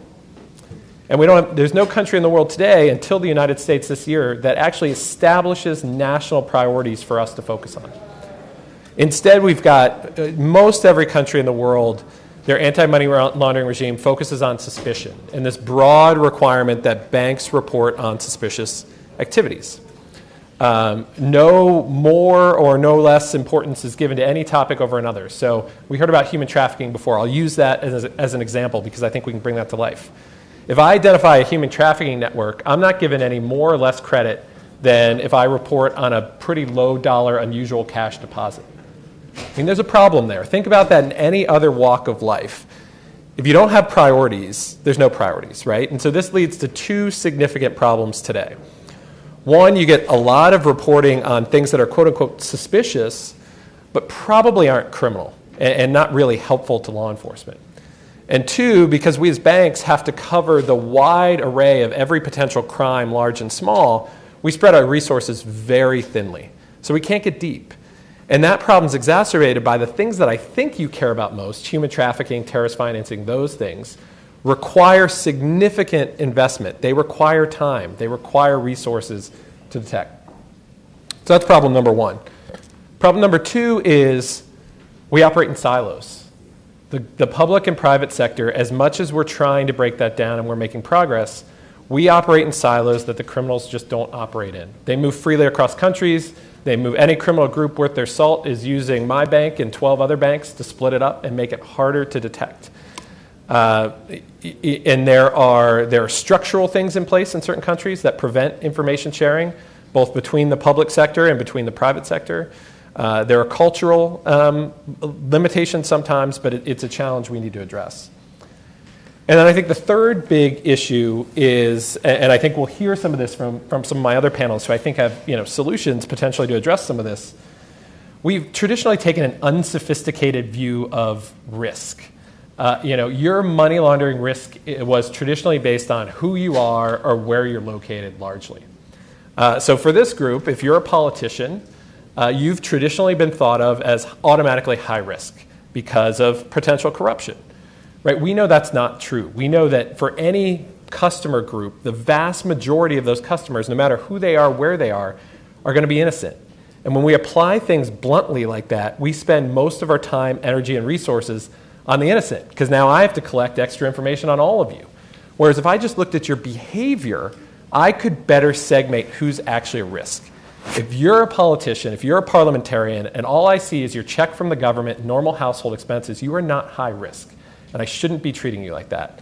And so part of the problem traditionally is until recently, we haven't had the technological solutions to be able to deal with some of this. And I think you'll hear from some of these other folks about that. So the good news, and the good news for you specifically, is that we can do something about this.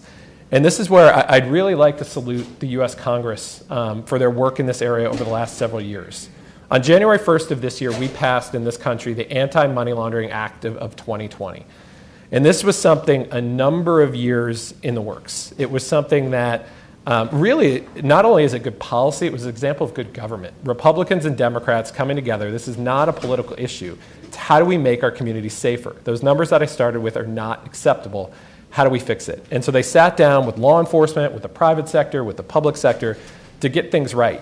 And I think it was amazing earlier today. We kicked off the day hearing Senator Cassidy speak eloquently about money laundering and trade-based money laundering, right? That was incredible. And that, I think, is just an example of the dedication to get this right. And so the Anti-Money Laundering Act of 2020, I think, can be a blueprint for countries around the world to try to attack some of those problems that I laid out. So first, it establishes national priorities for the first time ever in this country, and I'll talk a little bit more about that. It requires and demands more information sharing to break down those silos. And three, it encourages the use of technology that'll be so important. And so first with national priorities. I mentioned that to date, we've never had priorities. And so I don't think you can underestimate the difference that this could make. Our bank does not spend most of our time on things like human trafficking, terrorist financing today. It's collecting due diligence on a broad swath of people. It's trying to cover every possible area. By focusing this, you will see incredible results. I think we heard earlier in the human trafficking panel that the UN spends, I think, $500 million a year on human trafficking. Imagine if we could redirect just 1% of what the private sector already spends. This is no new money. This is net even. That's $1.8 billion we could direct immediately to human trafficking. Imagine the effect that would have. And that's just 1%. And so I think you cannot underestimate. I've said this before that we're just starting here. The priorities were just announced in June. We're just learning how to do this in this country. But from the results I'm already seeing as we're shifting resources to these things, we're not talking about a 1x improvement. We're not talking about a 2x improvement. It's 50x, 100x.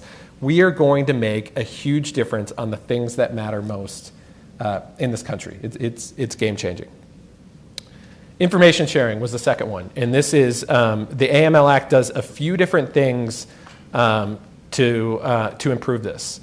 One, it formalizes an infrastructure to share information. So we've had something called FinCEN is our financial intelligence unit here in the United States, and they've had something informally called the FinCEN Exchange for several years, where you can share information. They bring together the public and private sector, law enforcement, banks in a room and talk about problems.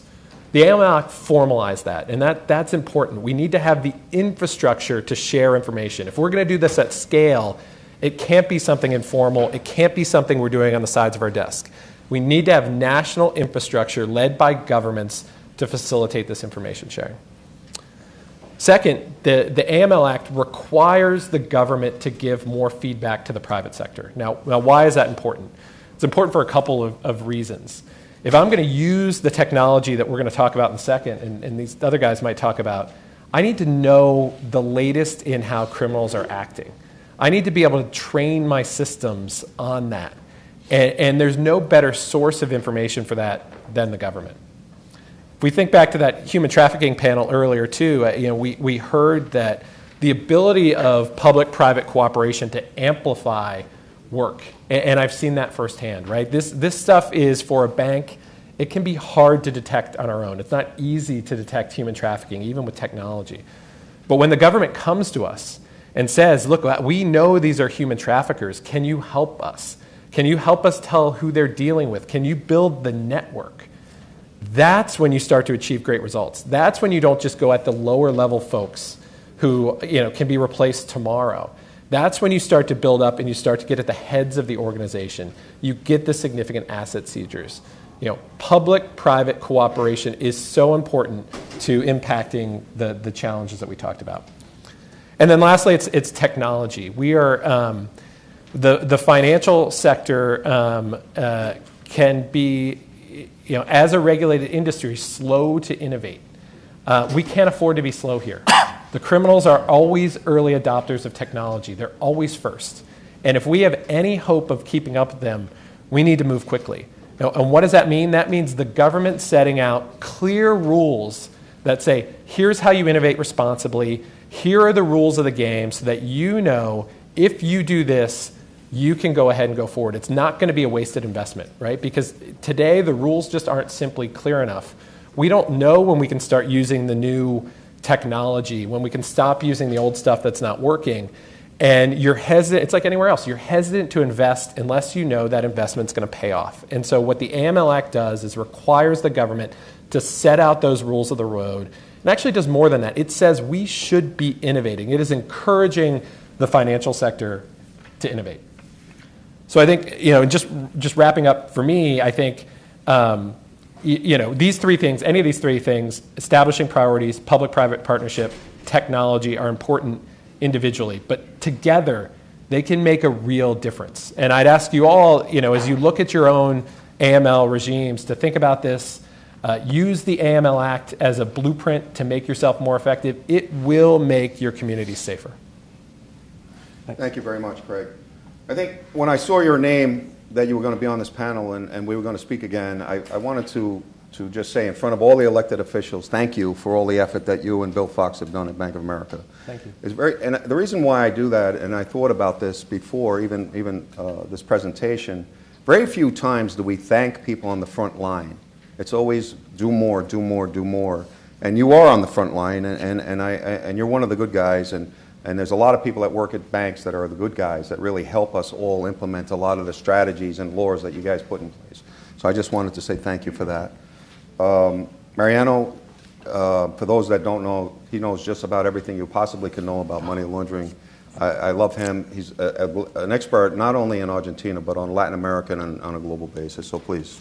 Thank you so much for those generous and undeserved words. It's a pleasure to be here again. Thank you, Robert Pittenger, wherever you are, for inviting me once again. As a former regulator, I have the habit of writing down what I'm going to say just to make sure I don't make any mistakes. This doesn't mean I'm going to give a soft speech. You'll notice I'll have some pretty strong things to say, but forgive me for looking at my iPad while I address you. So the protection of financial integrity continues to be a challenge for jurisdictions across the entire world. However, I like to focus today's presentation on the risks of corruption stemming from particularly Latin America, which is a region I know quite well, having spent 15 years at the IMF as a regional advisor for Latin America and the Caribbean, 3 years at the Egmont Group as the regional representative for the Americas before becoming its chair, and 4 years as the head of the Financial Intelligence Unit of Argentina. So first, the political context. Regretfully, democracy has backtracked in the region. We now have 3 dictatorships in Latin America with Cuba, Venezuela, and Nicaragua, which compares poorly with the situation we had 25 years ago, where Cuba was the only one. Cuba is at the heart of the problem of democratic instability in the region and hemispheric insecurity. Cuban Castrism has established a true partnership with Venezuela's Chavism aimed at destabilizing democratically elected governments to favor the spread of left-wing populist regimes across the Americas. If it were only a matter of ideology, I guess we could learn to coexist. But make no mistake, Castro-Chavismo is a true association of totalitarian criminal groups involved in serious human rights violations, kleptocratic practices, drug trafficking, and organized crime operations with links to terrorist organizations. Castro-Chavismo's objective is to grab power and concentrate it by suppressing democratic institutions and processes, eliminating the independence of the judiciary and the autonomy of control bodies, closing the doors to any form whatsoever of international oversight, suppressing individual freedoms, suppressing the free press, and suppressing the rule of law. This not only enables the consolidation of totalitarianism, but also the ability of totalitarian leaders to steal and enrich themselves at no risk. Castro-Chavism pursues an expansionist strategy. Its goal is to spread the virus of its totalitarian model and the criminal activity it drags along in as many countries as possible. There are important supporters of this strategy in countries where the democratic system is still holding on, but where the rule of law has already been seriously undermined, such as Mexico and Argentina. Cuba has just appointed Carlos Rafael Zamora, one of its directors of intelligence, as ambassador to the Republic of Peru. This is a matter worth following closely, as for those of us who track these movements, it clearly represents the priority that Castro-Chavismo has assigned to Peru as a target country. Castro-Chavismo is ambitious as it seeks to enter and consolidate aggressively in other jurisdictions. It interferes and contaminates the democratic process of countries by financing the political campaigns of its allies, such as the former director of Venezuelan intelligence, Hugo El Pollo Carvajal, recently confessed to a Spanish court. They did so in Argentina with the Kirchners, in Brazil with Lula, in Ecuador with Correa, and they continue to do it today. Their modus operandi is basic and primitive, as it is usually implemented through the physical transportation of cash and other assets, often using official aircraft and channels. But part of the money also makes its way into the formal financial system, including the U.S. financial system, thereby affecting financial integrity. Nobody in Venezuela has the power anymore to prevent kleptocrats like Maduro from misusing public resources to finance the expansion of Castro-Chavism elsewhere. But where is this money coming from? Is it plain corruption? Are they the proceeds of drug trafficking or other serious offenses? Are they receiving money from other countries in other parts of the world interested in destabilizing democracy in this region? What stakes do the Iranians, the Chinese, and the Russians have in Castro-Chavism and in supporting regimes that represent a threat to democracy and the security in the Americas? It's no longer a secret that Cuba and Venezuela have a partnership with Iran and that its terrorist proxies such as Hezbollah have penetrated the region through such partnership. In terms of illicit finances, at the heart of it all lies the problem of corruption. There's no doubt corruption does not discriminate between left and right. It affects the entire ideological spectrum. However, what we have in Castro-Chavism is not just a problem of isolated episodes of corruption.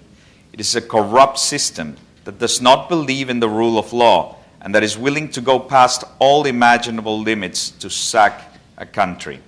Its leaders are all billionaires at the expense of the people because those that abuse positions of power for corrupt purposes steal not only just material wealth, but also human dignity and welfare. The notebooks case in Argentina, one of the most illustrative examples of crony capitalism, provides a close look into how these systems operate. Between 2003 and 2015, public works contractors operating in a cartelized manner took turns at winning bids for the development of large infrastructure projects such as roads, awarded with surcharges that they would return as kickbacks to public officials at the highest levels. The case revealed a matrix of grand corruption put in place by the Kirchners, who are now back in power seeking their impunity and destroying the institutions of the Argentine Republic along the way. Recognizing corruption's ability to corrode democracy, on June 3rd of this year, President Biden established the fight against corruption as a core U.S.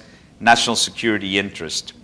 Accordingly, he directed his national security team to lead the creation of a comprehensive strategy that, when implemented, would improve the U.S. government's ability to prevent corruption more effectively, better hold corrupt actors accountable, and strengthen the capacity of activists, investigative journalists, and others on the front lines that you were talking about, exposing corrupt acts.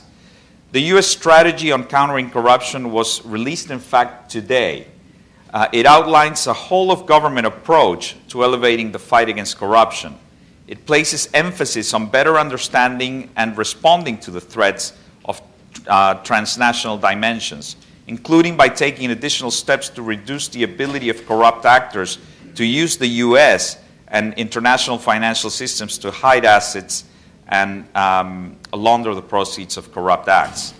Part of the strategy focuses on curbing illicit finance. This is because corrupt actors and their facilitators rely on vulnerabilities in the U.S. and international financial systems to obscure ownership of assets and launder the proceeds of their illicit activities. As the world's largest economy, the U.S. bears responsibility to address gaps in its own regulatory system and work with its allies and partners to do the same. This means addressing deficiencies, including by issuing beneficial ownership transparency regulations that help identify bad actors hiding behind opaque corporate structures, enacting regulations that target those closest to the real estate transactions to reveal when real estate is used to hide ill-gotten cash or to launder criminal proceeds. Working with Congress and within existing regulations to make it harder for certain gatekeepers to the financial system, such as lawyers, accountants, and trust and company service providers, to evade scrutiny. And working with partner countries through multilateral form, the diplomatic engagement, law enforcement cooperation, and the capacity building to strengthen their AML regimes to bring greater transparency to the international financial system. This strategy is also aimed at holding corrupt actors accountable, and this is of key importance because in places where the free press has been shut down, the judicial system is no longer an independent guarantor of fundamental rights and freedoms, where the rule of law has been suppressed and the democratic process exterminated, such as the Castro-Chavista countries, U.S. pressure through holding accountable those who choose to engage in corruption is perhaps the only hope of seeing justice served. Corruption is generally a catalyst to most other serious offenses. Where there is systemic corruption, you will also find a growth in other serious profit-generating crimes, such as drug trafficking, trafficking in arms, trafficking in persons, and other expressions of organized crime. Not only because criminals feel attracted to jurisdictions where they can bribe a public official to get out of trouble, also because corrupt officials are just as attracted to the proceeds of crime. Now, in places where corruption also meets authoritarianism, because democracy has been suppressed, such as the cases of Cuba, Venezuela, and Nicaragua, the threat becomes a problem beyond these countries' respective frontiers. It becomes dangerous to regional democratic stability and hemispheric security, thereby posing a risk to U.S. national security. I truly hope the categorization of corruption as a threat to U.S. national security and its strategic prioritization, and in particular, the implementation of effective, proportionate, and dissuasive sanctions bringing corrupt actors accountable will create the deterrents that are necessary to reduce corruption across the world. It is much needed in Latin America and elsewhere. It is much needed to protect the fundamental values that have made this country exceptional and on which our Western culture lies over. Thank you very much. Thank you, Mariano. Dr. Bennett, I understand. Do you have some slides, perhaps? I do, yep. Okay. While you're doing that, maybe I'll ask a question. While you were, Mariano, while you were the head of the FIU in Argentina, and what threats did you see specifically from Latin America, not just from Argentina? What threats did you see from Latin America which prominently came to the United States? Well, certainly the threat of corruption that we were just talking about had an impact on the U.S., on its financial integrity, on the integrity of its financial system. Some of the cases we investigated while I was head of the FIU there had direct connections with the U.S. For instance, the Baez case, big money launderer that laundered millions of dollars for the Kirchner.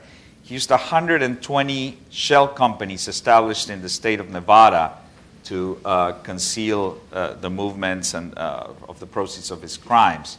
Another guy, Daniel Munoz, private secretary to Christina Kirchner, laundered $70 million in the U.S. real estate market, $70 million worth of properties in South Florida. Also purchased 2 apartments in New York in the Plaza Hotel overlooking Central Park South. Beautiful apartments, beautiful. But he couldn't explain how the origin of the funds with which he bought those proceeds. Of course, U.S. banks were used to channel that money into the country as well. So, that's a direct risk threat to the integrity of the system. We also identified other threats more related with terrorism, like Hezbollah, which still operates in the tri-border area. And that's why I took the step forward to recommend our president, President Macri, to designate Hezbollah as a terrorist organization. And it was the first country in Latin America that took that action. Immediately after that, other countries followed that same path and had the courage to do so, like Paraguay. One of his ministers is present here. Paraguay also designated Hezbollah and Hamas as terrorist organizations. Then Colombia, Honduras, and Guatemala also followed a similar path. So I think it's important that we work together with allies like Paraguay, like Colombia, in addressing these threats effectively, not only to protect those countries, but also to protect the national security of this great country. No, thank you for that. Sorry, Steve, to interrupt, but I always wanted to ask him that question, and I needed him to leave Argentine government to ask him as a private citizen. So I thank you for that, because this hemisphere in the world, we're all connected. And what happens, and somebody gets the cold, somebody gets the flu, somebody gets the flu, somebody gets a cold. So really, what you just said is very important. On a global basis, I would expand that even on a global basis. And why we're all here having this conversation. Dr. Bennett, I'll turn it over to you. Sure. Thank you, John. Excellent discussion around anti-money laundering, which I will be the segue to being the biological weapons guy for the biological warfare part of this panel.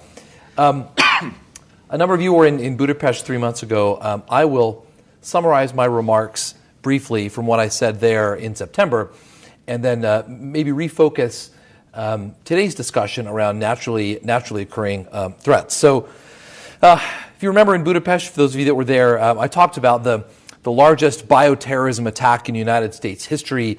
We had 700 Americans were sick and 45 were hospitalized. And the intent, as many of you may or may not know, was to disrupt the function of government and achieve a political outcome, sort of the definition of terrorism. But it actually isn't the Amerithrax events. You may be thinking, surely that's the anthrax events of 2001, shortly after the events of September 11th. If you want to know what the largest bioterrorism attack in the history of the United States was, you'd have to go back 17 years to a small town in Oregon. And so we spent some time talking about a small mystic cult in rural Oregon, a very small county in Oregon called the Rajneeshis. And they were starting to run afoul of local county ordinances that wouldn't let them build the sort of compound that they wanted to build, and sort of local property challenges.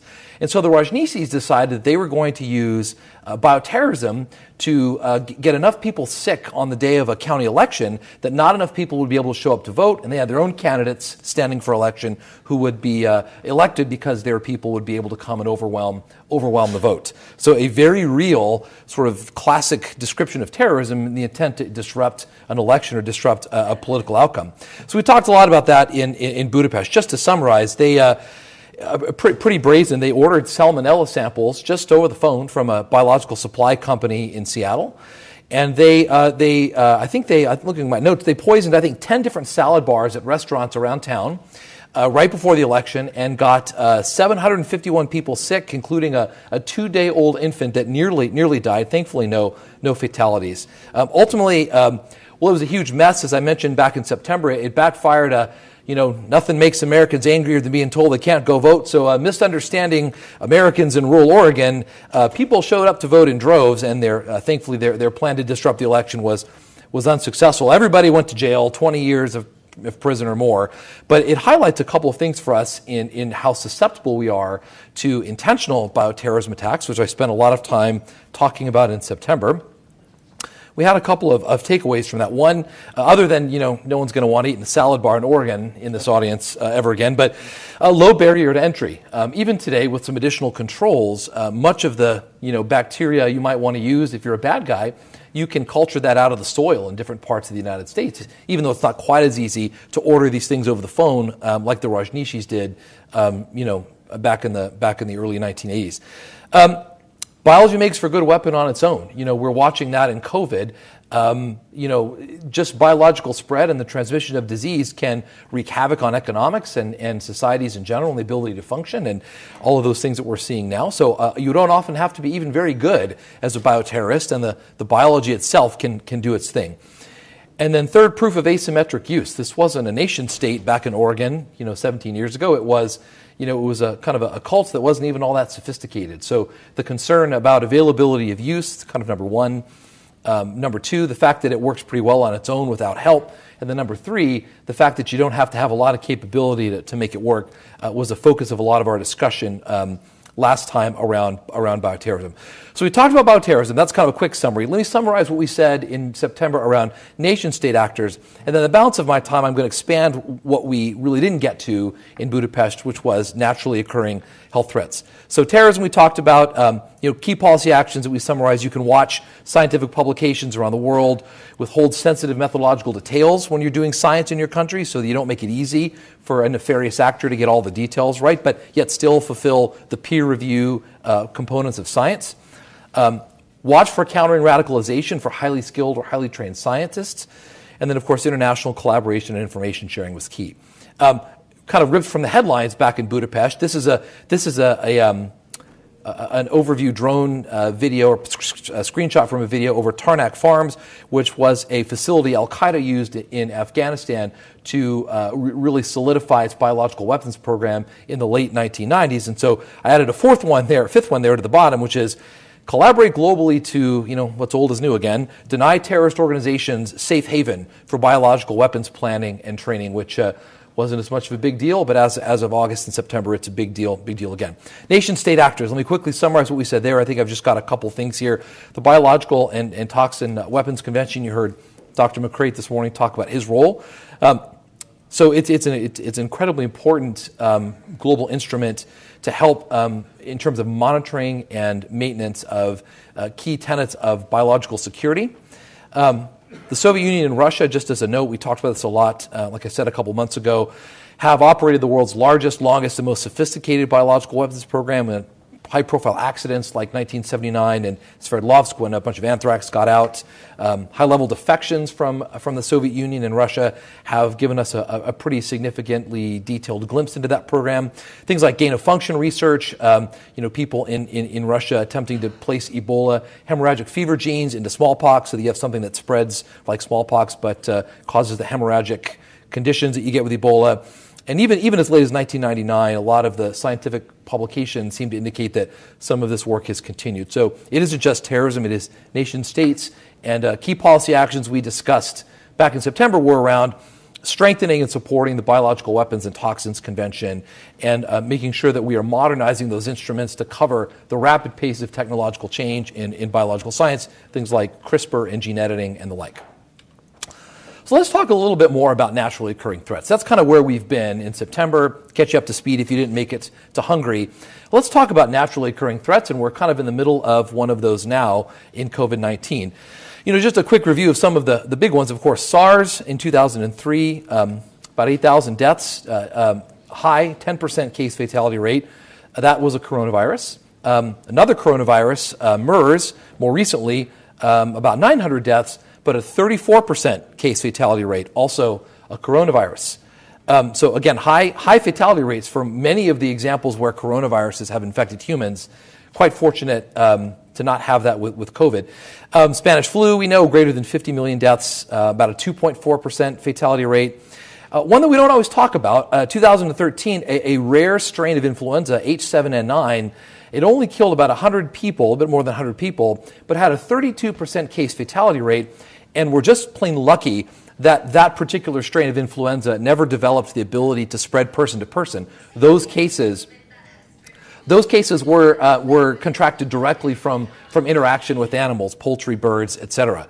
So it really takes not a lot of genetic change for an influenza variant to be able to go from infecting people directly from birds to now being able to jump human to human. And with a case fatality rate of 32% for a flu, that would have been, shall we say, society altering. Partially because of this, and when I was in Homeland Security, we monitored these sorts of pathways. We were quite worried about, because these influenzas, novel influenzas, got into bird populations, wildlife birds as well. We were worried about things like the Australasian flyway. We had monitoring stations in Alaska watching for arrival of birds from China that could carry things like H7 and 9. So a big problem that thankfully a lot of governments are working on. So that brings us to COVID, 2019 to who knows when, right? If you look at the scientific literature, though, COVID isn't all that unexpected as humans continue to interact with animal populations with higher frequencies. Currently, there are about 260 known viruses that infect animals. We call those zoonotic viruses that can then jump to humans. About 260 known, but it's believed our Centers for Disease Control, I imagine scientists agree on this globally, could be as many as 800,000 currently unknown viruses circulating in animal populations that could cause human disease. So what do we do about it? I want to spend the remaining, 7 minutes or so talking about what do we do about it.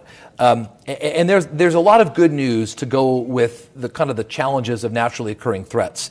So if you look at pandemic prediction, prevention, and early warning, things like data and analytics, artificial intelligence, investigative analytics, some of those things have come up today in other contexts, can have a big impact on mitigating this threat. And so I'm going to run through a couple of these to give you a sense of where we can make a difference.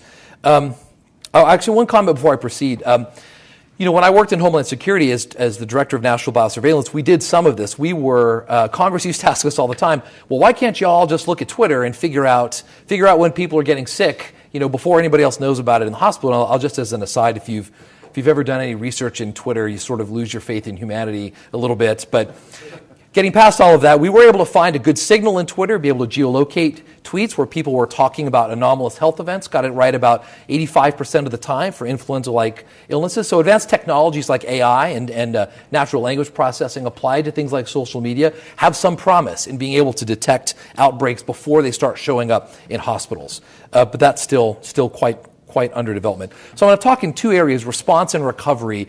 And I'm going to give you some stories about how, we've seen on the front lines in responding to COVID over the last, year and a half, how some of these technologies have made a material difference in response. And I think there's some lessons learned here in terms of how we continue to plan and prepare for the next pandemic, but also some things we can take away in steady state public health, how we can make our public health and government systems work better now or even after a pandemic. So epidemiological modeling, if you remember in those early days of the pandemic, everybody had a curve. It was flatten the curve. Where's the curve telling us we're going to go? We're talking about curves. And those epidemiological models were attempts to forecast where the pandemic might go. And they're all wrong. They're always wrong. But one of the things that we did is working with one of the biggest hospital networks in the United States, we said, well, let's look at 6 different future scenarios, 6 different curves, and let's plan against all of them. If any one of these 6 potential futures came to pass, what hospital capacity would we need? What personal protective equipment would we need? Where would we need ventilators and respiratory therapists? And then what we did is we watched for indicators as to which of those 6 tracks we were on as the pandemic proceeded, and allowed us to make decisions with this hospital network about how to open or close hospital capacity and make decisions. So it wasn't predicting the future, but using data and analytics to help you figure out which of these tracks are you on, and you've already been able to do some advanced response planning so you're ahead of the game. So that's one. Another one, medical resource optimization. So we worked with a number of countries, certainly here in the United States, a number of states. We worked with the governments in Germany, Spain, and some in Latin America about how to optimize limited resources. You've got limited ICUs, limited ICU beds, and limited ventilators. How do you make sure that those resources, or the doctors that go with them, are optimally available when you need them for the people that need them? That's not an easy problem, but you can apply data and analytics to that problem and really make some progress. And those sorts of activities really did save lives. This is one of those where, well, if we can optimize hospital use in a pandemic, maybe we could optimize hospital use the rest of the time. And so this is one of those lessons we can take away in healthcare, using some of these advanced techniques to drive better use of our resources that we all have in limited supply. Contact tracing, another thing that was, don't talk about it as much anymore, but last summer it was really quite a big deal trying to figure out who's been exposed to whom. And this was, if I had more time, the history of contact tracing is fascinating. It goes back to John Snow and the Broad Street pump in London and the cholera epidemic of 1834. And he interviewed everybody in the neighborhood to figure out where they were getting water. And the interviews gave the basis for making a public health conclusion. So that's what we still do it the same way 100 years later today, and it really wasn't fit for purpose for the scale of COVID-19.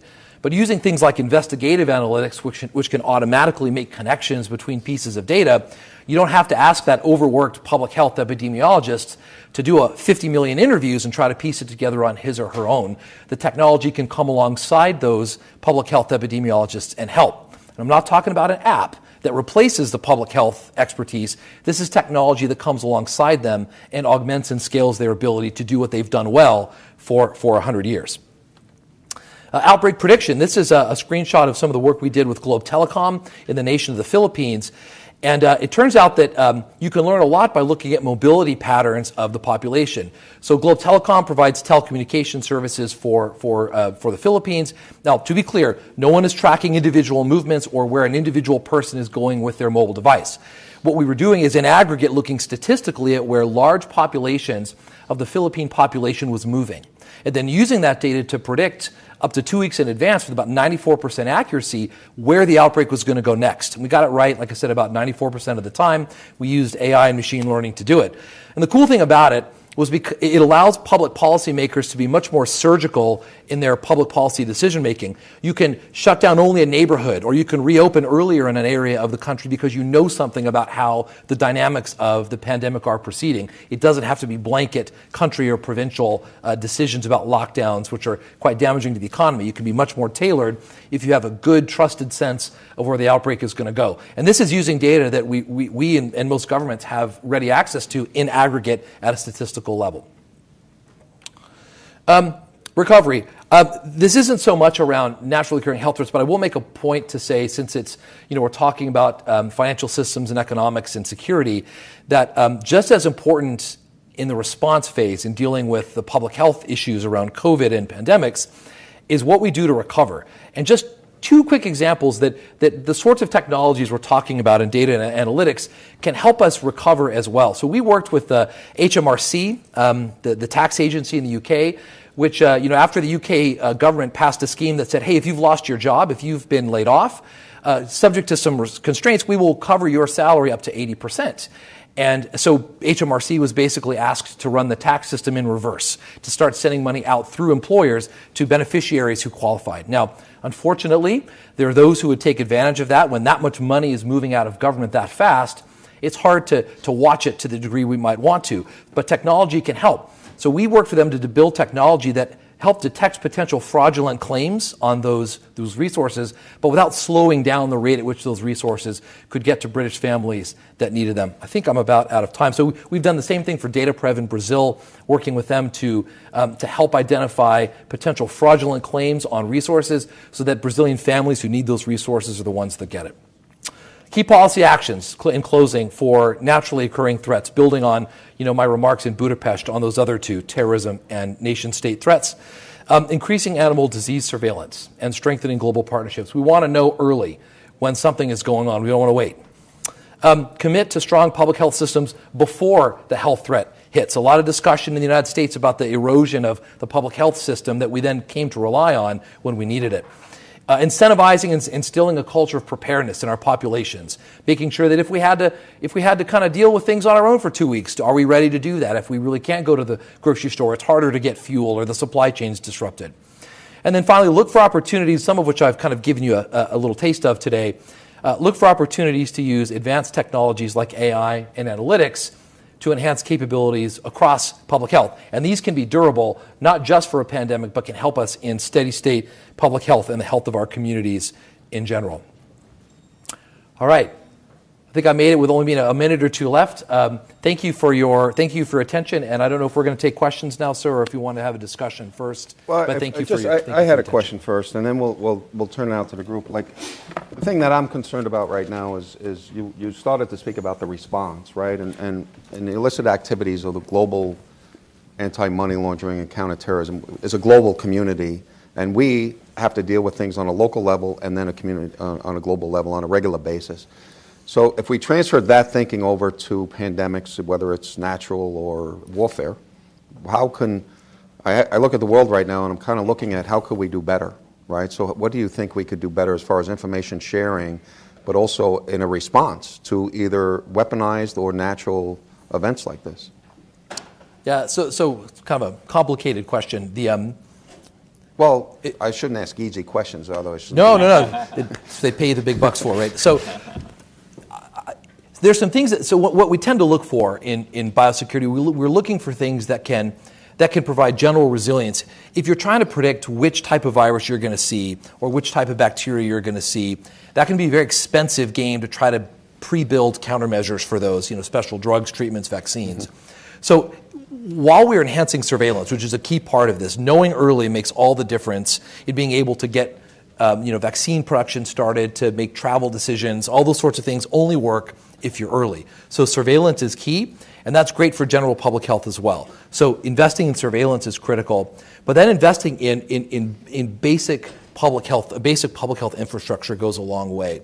So I think those are the two pieces: better surveillance and better public health infrastructure, coupled with, I intentionally didn't get into sort of origins of COVID. That could be the rest of the afternoon, but certainly biosecurity measures in countries dealing with dangerous pathogens is a critical component of discussion for the international community, so that things that we're working on in research labs, we have some assurance that they're not going to break free and terrorize the world for a year and a half. Mm-hmm.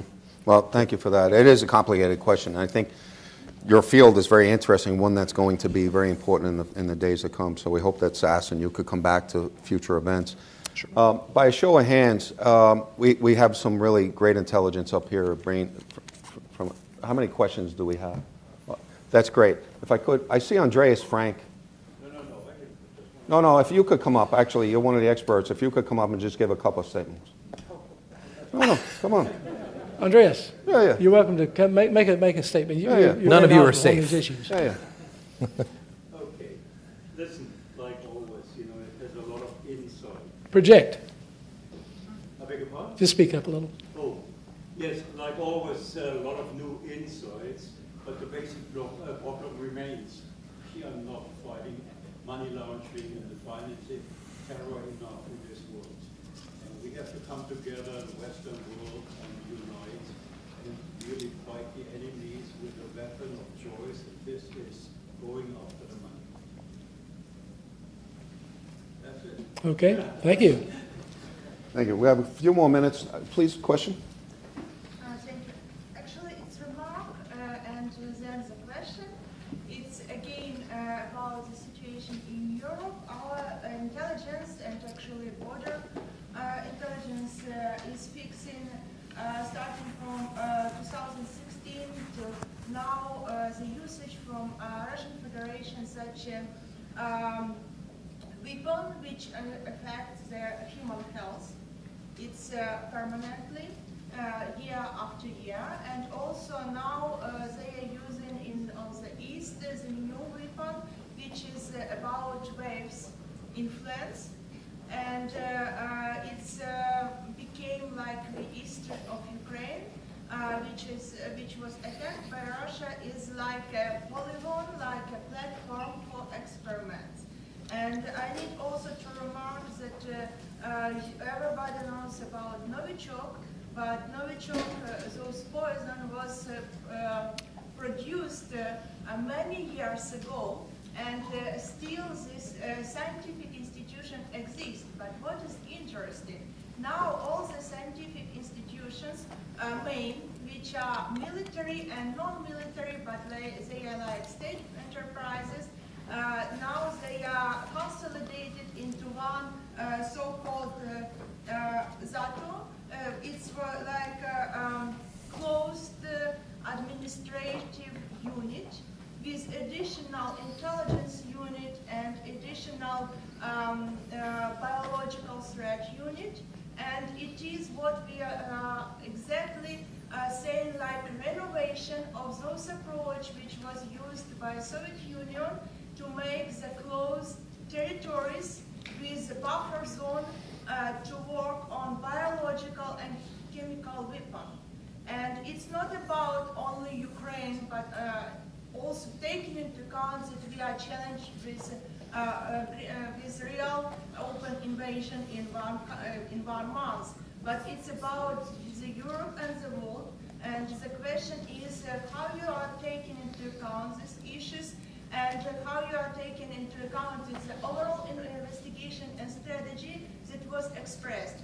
It's very interesting even in this forum, but what I see from one panel to another, we are talking about mostly those which was several years ago, but now in this moment of time we have this, and especially like example, this consolidation and going back to the Soviet Union approaches. Thank you. I appreciate that remark.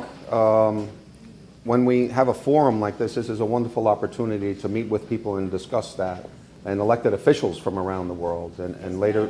Some very small response for this from your side, from dear panel. Does anybody want to respond to that one? Well, just your comment about continued biological and chemical weapons. I didn't say as much. I kind of summarized that Russia section, but it's a standing concern, and so. Certainly European countries and NATO and Western countries have to have a robust biodefense program, robust intelligence programs to understand what those threats are and how we might mitigate them.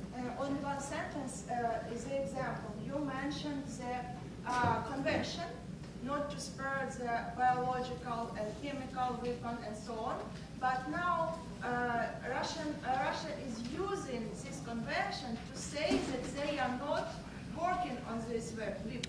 So it's also the example how the hybridization of the modern institution, conventions, and different documents, memorandums is being used to go vice versa. I think what we'll do, Dr. Bennett and I will follow up with you because that's a much broader conversation and we only have 2 minutes left. And thank you for that. There was a question, yes?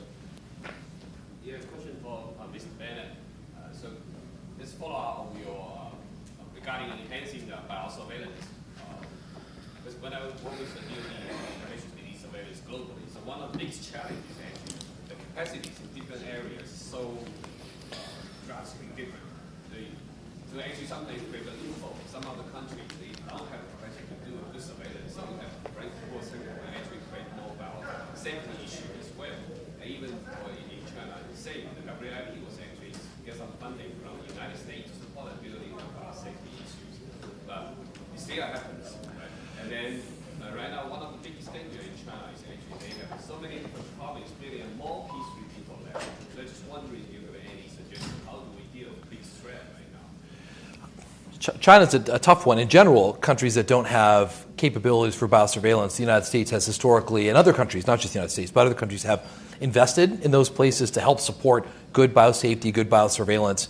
And everybody wins, right? That data comes out and is useful globally, and that helps that particular country, with their own biosurveillance and public health challenges. China's a separate one, right? But some separate challenges in China. But again, other instruments can be brought to bear to try to enhance biosafety and biosecurity in legitimate research facilities.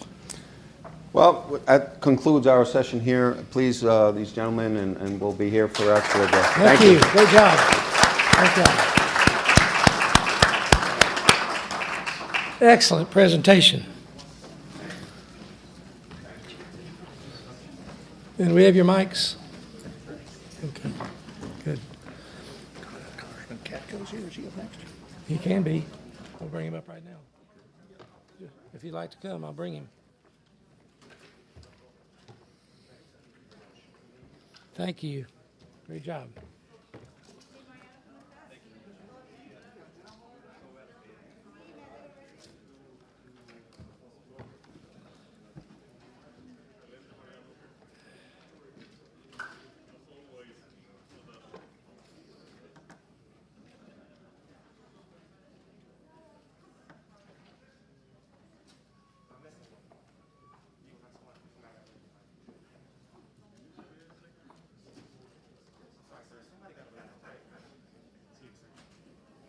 I'm not sure who it was. Somebody actually got away with a microphone. Someone still has their mic on.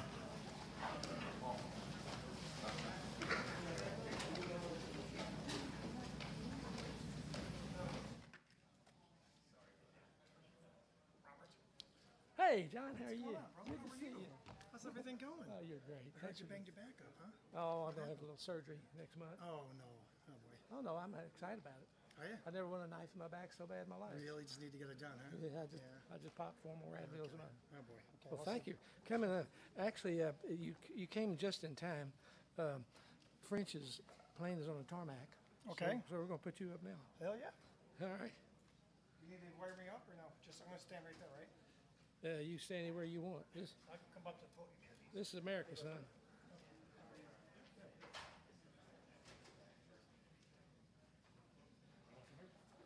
I'm going to be going up to the podium. What's that? Are you part of the panel, though? I'm not part of the panel. No, he's going to give an address.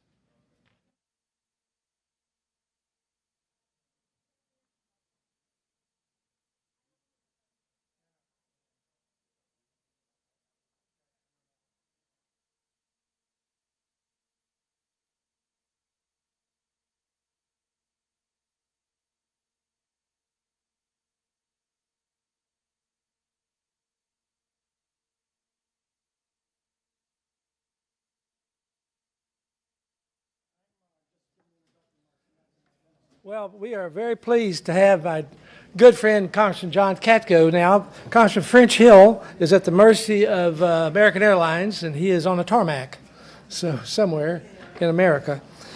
But Congressman, thank you so much for joining us today. Congressman Katko is a ranking member of the Homeland Security Committee and serves in the United States Congress, serving the good people of Syracuse, New York. So thank you, sir, for your great leadership. I've admired you. You're out very clear to the point. That's what I appreciate about Congressman Katko. So thank you, sir. The floor is yours.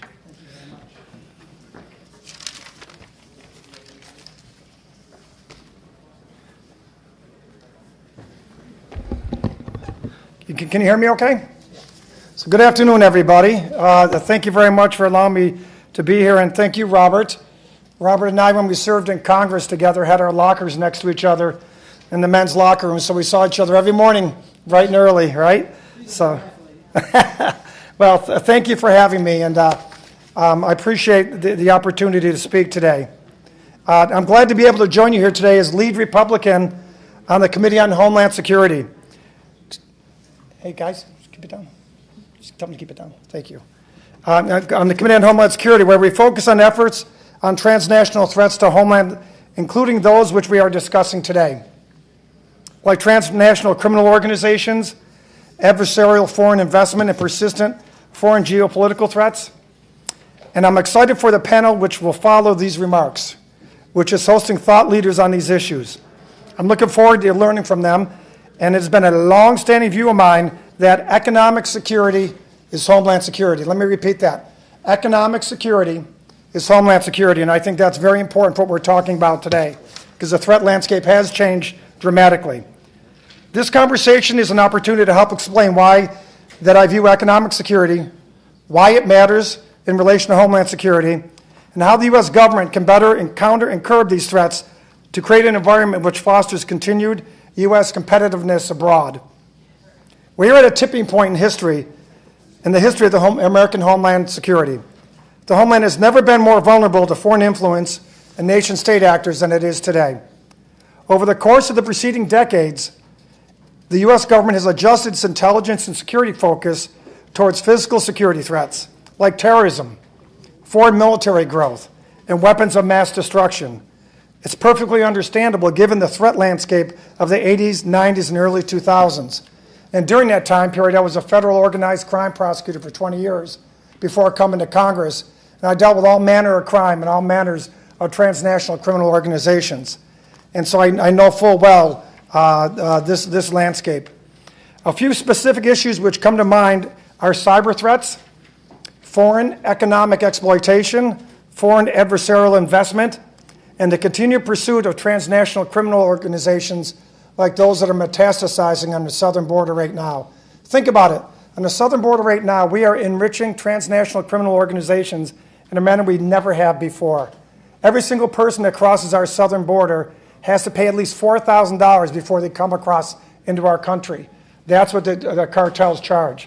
On any given month over the last year, those transnational criminal organizations are netting anywhere from $750 million a month to $1 billion a month. That is a threat landscape that's going to change and become more potent going forward. The big four nation states are only getting more sophisticated as hybrid threats redefine the attack surface through the convergence of information technology, disinformation, and geopolitical fragility. We have seen this new reality play out close to home. This year, across the Western Hemisphere, developing countries have struggled to clutch onto democratic governance amidst economic and political influence from foreign actors. Our global interconnectedness has created new and potentially catastrophic domestic resilience vulnerabilities. Economic security and homeland security are inexorably linked due to the critical role that supply chain resilience plays in our homeland security mission. But where these vulnerabilities lie also exist, I believe, opportunities. Opportunities to reach beyond our own borders and build up global resilience to bad actors. The United States' long and enduring alliance with Australia is an example of an international democratic nexus that can be leveraged against modern threats to homeland security. The question remains, however, as to how we manage these threats in the face of increasing intimidation efforts by China. As they continue their economic buildup and coercive statecraft, human rights violations which are abhorrent, and IP theft and cyber warfare, how do we stand up to China over the next 50 years as it continues to amass power in the global community? How? And I think that's why we're here. This is an enormous question and one that demonstrates the need for a whole-of-nation recognition that to compete with China and emerge victorious, we must have clear-eyed focus on the challenges we face during every conversation about both the security and prosperity of our nation. There are three elements, I believe, we can use to frame these conversations, and I call them the 3 C's. They're called counter, curb, and compete. Now let's talk about counter. How do we counter China? We must impose costs on China to deter and disincentivize actions by them and other foreign adversaries globally. These may include prohibiting key exports from leaving our shores, holding accountable China's nationals violating our laws, and taking reciprocal action in response to cyber incursions and theft of intellectual property and data. Think about what China has done this year in the United States alone with the cyber attacks. And what have we done in response? Curb, that's number 2. In the United States, we must educate state and local municipalities about the nature and extent of the threats they face from China's partnerships, financial transactions, or business acquisitions. There's not a college out there that doesn't at least think about partnering with China when China comes knocking and offering a college you may be struggling a little bit financially, saying, hey, I can give you $20, $40, $50 million to my Confucius Institute. They're not doing it out of the goodness of their heart, and we must remember that. There must be more robust dialogue with business leaders about the impacts of doing business in and with China. And most importantly, we need to recognize that the decisions we make now will have outsized impacts down the line. China is playing the long game, and we must focus on long-term results as well. We in the United States do not always do well playing the long game. We need to do that. The last time we really did it effectively was how we dealt with Russia post-World War II. Compete. Ultimately, this isn't a binary challenge. There is no home and away game anymore. If we intend to challenge Chinese actions, we need to recognize the tactics they employ internationally will ultimately affect the U.S. domestically. We need to work with partners and allies around the world to determine how we are going to convince entities and nations that it's not in their interest to work with China on foreign investment, supply chain diversity, ICT technology proliferation, data security, and a multitude of other areas. Most of all, we need to provide viable alternatives and competitive solutions in the face of cheap and heavily subsidized Chinese goods and services. Counterfeiting and copyright infringement are perhaps the most obvious form of cheating in the global market. Entities that participate in these activities distort the true market cost of innovation, research and development, and bringing a product to the consumer. By short-circuiting this natural business cycle, culpable entities lower startup and production costs and eliminate for themselves the most expensive element of any business, which is the sunken cost of innovation. China just steals it from us, and we let them do it. Innovation historically has been what sets America apart, and it is the quality that has allowed us to lead in so many sectors. If we are to continue to succeed and win the global market, it is vital that we protect the costliest and most valuable element of our country's enterprises. The past year has shown this to be true in ways that we have never thought possible, as evidenced first by the COVID-19 pandemic, and now because of the crush of goods wallowing off our shores that was created by supply chain technologies. I'm a little bit heartened by things I've spoken to with business leaders recently, telling me that the great economic advantage that they once had by having goods and component parts produced halfway around the world and shipped to the United States is kind of dissipating because of the cost of the supply chain now. And that may change this dynamic in and of itself. But I'd like to share with you some of my thoughts on both the current state of play and the challenges we face going forward. In moving forward with the future of the Homeland Security Department, which I oversee every day, Homeland Security is a unique agency, and much of its success is rooted in strong and impactful public-private partnerships. Nowhere is this truer than in the enforcement of laws related to trademark and intellectual property. The need for strong democratic partnerships will only grow as we face increased competition and challenging diplomatic conditions within our largest trading partner, China. It is incumbent upon us to be clear-eyed about the realities we face and candid with one another about the solutions we must enact. By countering the PRC and other countries' efforts to exploit free markets, the U.S. government and partners can strengthen collaboration within these countries, protect sensitive information, and enable the success of other countries' fair investments. These counter efforts are straightforward, but do require democratic world powers to work in unison to achieve the best results. I know that's very difficult when it comes to China, but we must do it. Leading practices include ensuring foreign investment is diversified and derived from like-minded allies, to include the continued identification, analysis, and mitigation of critical technology or resources dependent on China. We must also examine the several key trends that have emerged from China's investments, including increased ownership of transit and shipping lanes by China's state-owned enterprises, proliferation of China's state-owned enterprise surveillances and facial recognition technologies, ICT investments enabling cyber exploitation, and increasing supply chain dependencies through investments in critical manufacturing, raw materials, and chemical precursors. I thank you again and look forward to discussing these solutions with you going forward. But I do want to say, I do think the market will help with some of this as the costs in the supply chain skyrocket for shipping. That may have a very big impact on this, but make no mistake about it. China does not act the way we act and what the others in the free world act when it comes to business. And we must understand that, we must embrace that concept, and we must figure out how to deal with it. And these great people over here are going to talk to you more about that going forward. So thank you very much, folks, and have a good afternoon. See you, buddy. We'll stay in touch, right? Yes, sir. Please do. Thank you, Congressman Katko, a great patriot and a great leader in our U.S. Congress, one of our up-and-coming leaders. Would like to introduce our next panel on illicit trade, trade-based money laundering, adversarial foreign investments, adversarial threats in a broad context. We'll have Mr. Leo Campos, who's the Regional Director, CEO of Caribbean, Bermuda, and Latin American Crime Stoppers. And frankly, he is my partner in everything that we do in the Americas. And frankly, he helps me in so many ways, a great friend.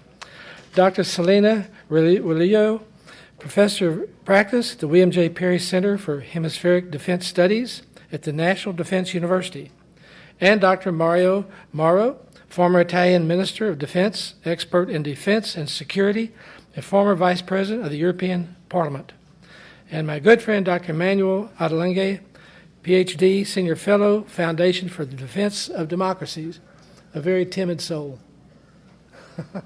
Well, please, Selena, would you like to come lead the panel?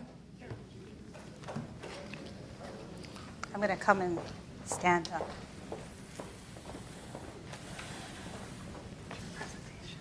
Okay, thank you.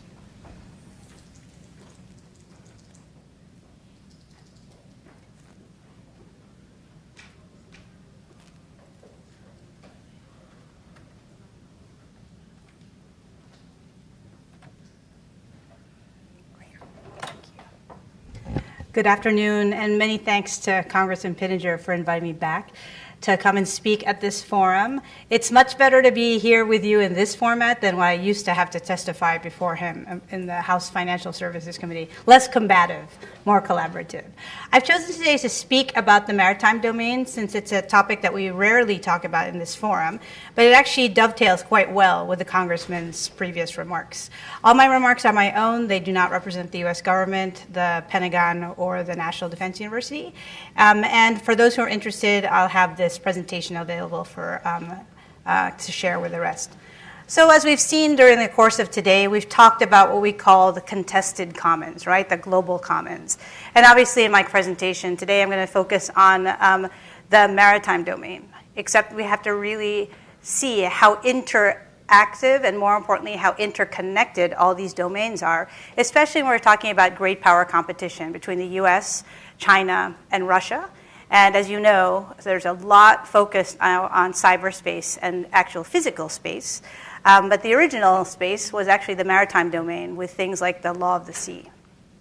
So as maybe most of you know, about 80% of global trade moves by sea. That actually is quite a huge amount when we take a look at it. And during the course of the pandemic, it became the lifeblood of global trade, as land routes and borders were closed, as well as air cargo was actually paralyzed.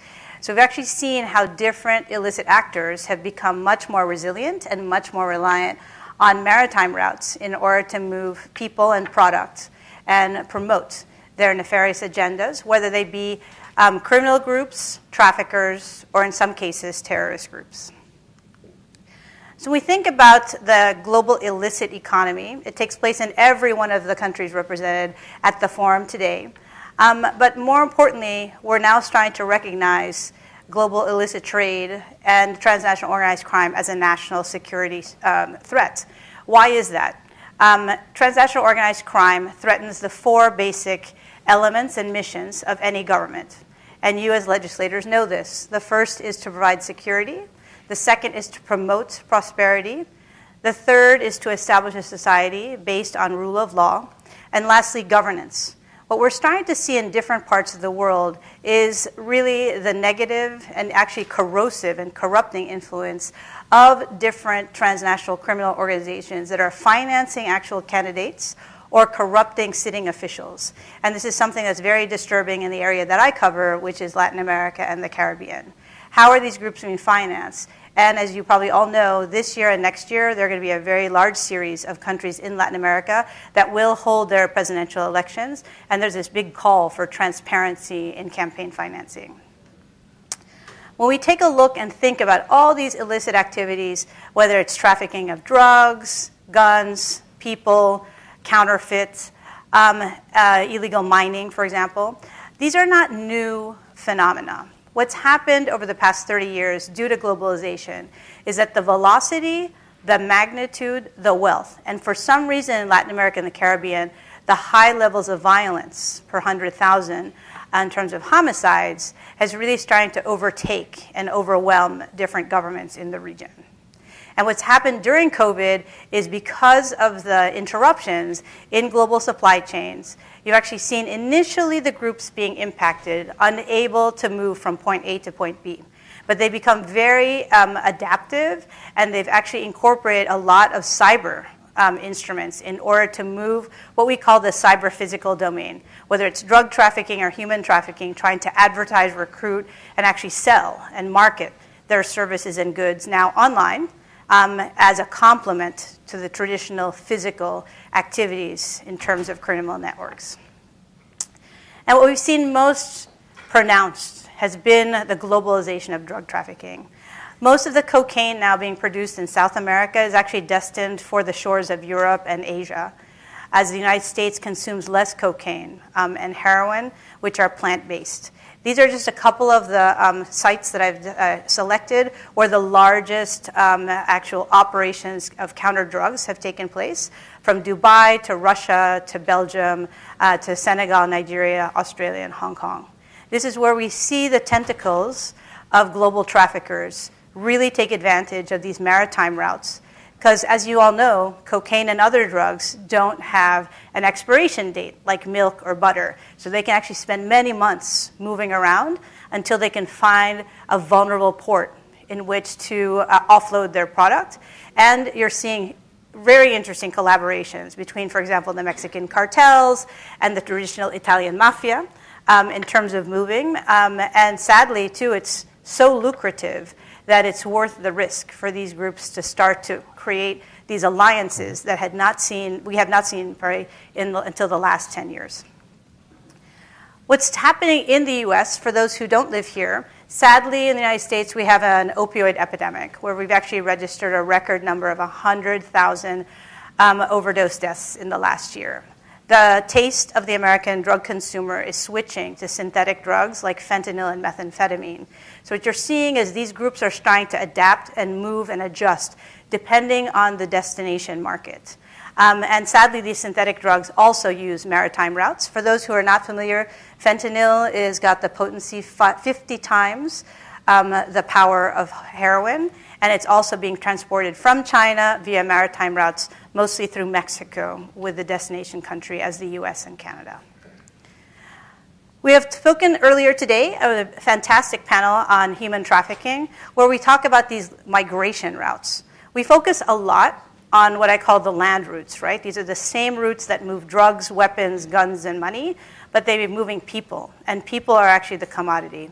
But we have to also remember that a lot of these container ships and small fast boats are being used to move the same migrants. Most of them are economic migrants, but there are also those who are rightly seeking political asylum. What we're seeing is large volumes. When they do maritime boardings and maritime operations, not only do they find drugs, but lately they've been finding migrants. Just to give you an idea, a migrant coming from Asia, from China, to come to the United States is paying as much as $40,000 to be smuggled into the United States. Therefore, we see, as the Congressman mentioned, how lucrative this business is. And sadly, there's many people who are so desperate that will pay these exorbitant amounts of money to coyotes in order to move them by land and by sea northbound towards the United States. And we can't ignore drug trafficking, human trafficking. All of them exist because of these groups' ability to use violence or the threat of violence through the possession and movement of large quantities of weapons and ammunition. So global arms trafficking is also conducted by sea.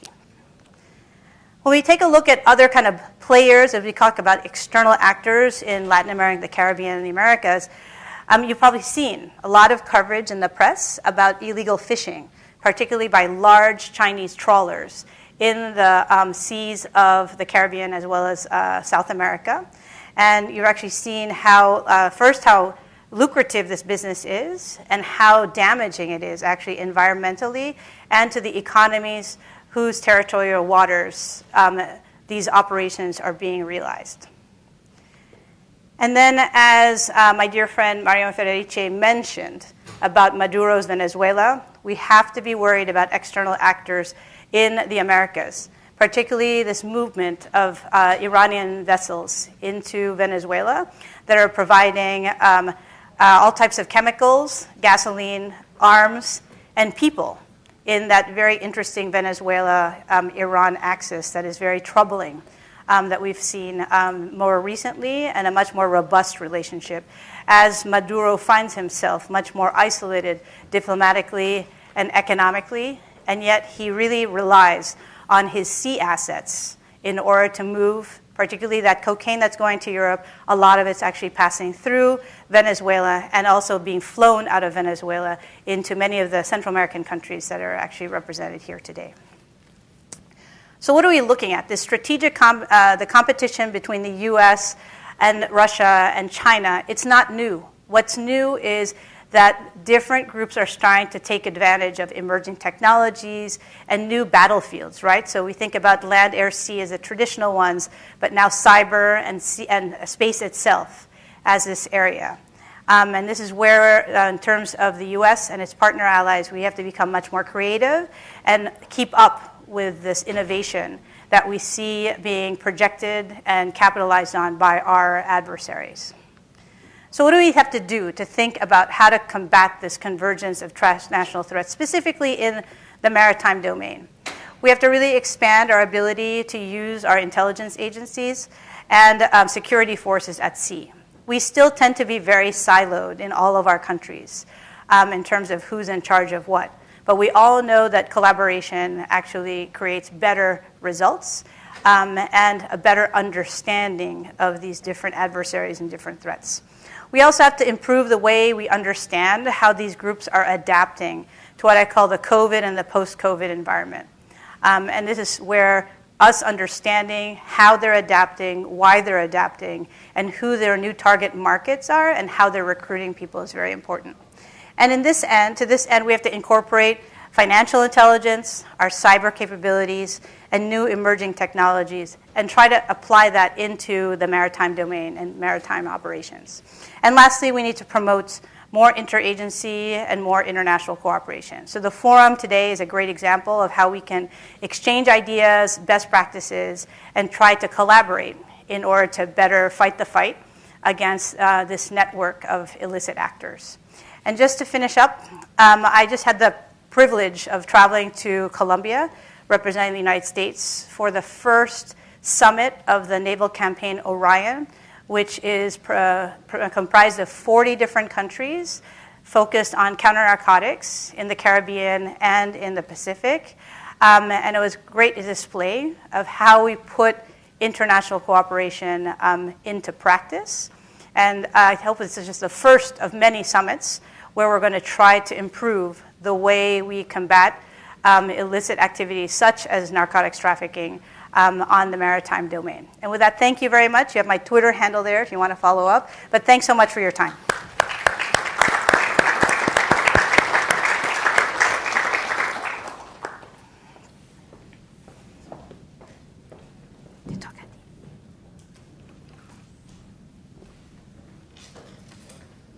Hello, everyone.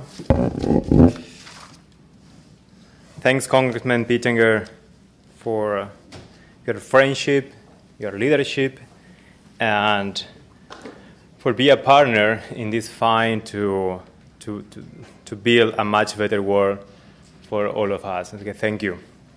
So I am Alejo Campos. I am the Regional Director of Crime Stopper International from the Caribbean, Bermuda, and Latin America. We are based in Panama City, and we are working in a lot of countries where you are, for Paraguay, Mexico, Guatemala, El Salvador, and other ones, Panama as well. So Latin America and the Caribbean are regions where organized crime works, developing a regional system of illicit economies thanks to bad controls, corruption, ineffective law, the high poverty and social exclusion of the citizen, which represent more than 200 million people, and there are 60 million people who suffer hunger. All of them seek to survive and are possibly victims to collaborate with the crime transnational organizations. These illicit economies are based on drugs trafficking, human trafficking, arms trafficking, illegal migration, and the illicit trade of goods, especially medicine, cigarettes, and alcoholic beverage, that help finance the day-to-day the life of criminal organizations that impact in the national security of the United States and other countries, and use the financial system to launder money. Before COVID-19, there were 1.9 million victims of human trafficking in labor exploitation, the modern slavery, of which more than 400,000 are kids, and the countries with the most cases was the United Nations, Brazil, and Mexico. These transnational crime organizations use and create local gangs to operate, since they are the ones who know the territories, the people, and the local authorities, recruiting women and children for the age of 8. In Panama, we can mention 23 different gangs led by Calor and led by Baghdad, one of the other gangs. In the north of triangle of north of Guatemala, El Salvador, and Honduras, we can mention the MS-13 and the Barrio 18 or Barrio 18, which were born in the United States and today have power in some state of this country. I want to mention some examples. Days ago, Colombia made a millionaire seizure of smuggled cigarettes that were part of the Cartel del Golfo, Gulf Cartel, a cartel that's produced a third part of the Colombia's cocaine, the same cocaine they are sent to the United States through Central America and the Caribbean. These illegal cigarettes are used by the Gulf of Cartel del Golfo, to finance the drugs trafficking activity. Cooperation from DEA, FBI, ICE, and the State Department had been key to this operation. Panama, last week, during the Fisher operation, in coordination with the United States government as well, seized $10 million in a humble house in the city of Colón, using a cove, a caleta in Spanish, money that belonged to the Gulf of Cartel, along with other properties, one of them a luxury house on a beach in Panama. It is the largest seizure of cash made today, and there are more than 16 people in jail related to this money. That is why it is important for Panama to approve the domain extinction law that was presented in the National Assembly in April of this year, but has not yet been debated. Our organization, Crime Stopper, is supporting the Presidency and the Ministry of National Security to spread the importance of this law in the fight against organized crime. 3 months ago, other example, 3 months ago, a drug submarine appeared on a tourist island in Panama called Saboga. Nobody has information about the submarine. We know that they are manufactured in Colombia and can move up to 4 tons of cocaine from Colombia to Mexico, where they deliver the cargo with help of the local communities and many times of the authorities. This submarine has not been the only one. In this year, 4 more have appeared, but nobody say anything. The Darien Gap, where we were with Selena, the Darien Gap on the border of Panama and Colombia, where thousands and thousands of migrants from Haiti, Africa, South America, and other countries pass towards to the southern border of the United States. Among them have been found people with a red alert for organized crime and terrorism. In 2021, in this year, 155,000 of migrants have crossed the border. Panama and Guatemala are doing an excellent job in identifying and arresting potential terrorists who use the migration route to hide and establish themselves close to the United States border.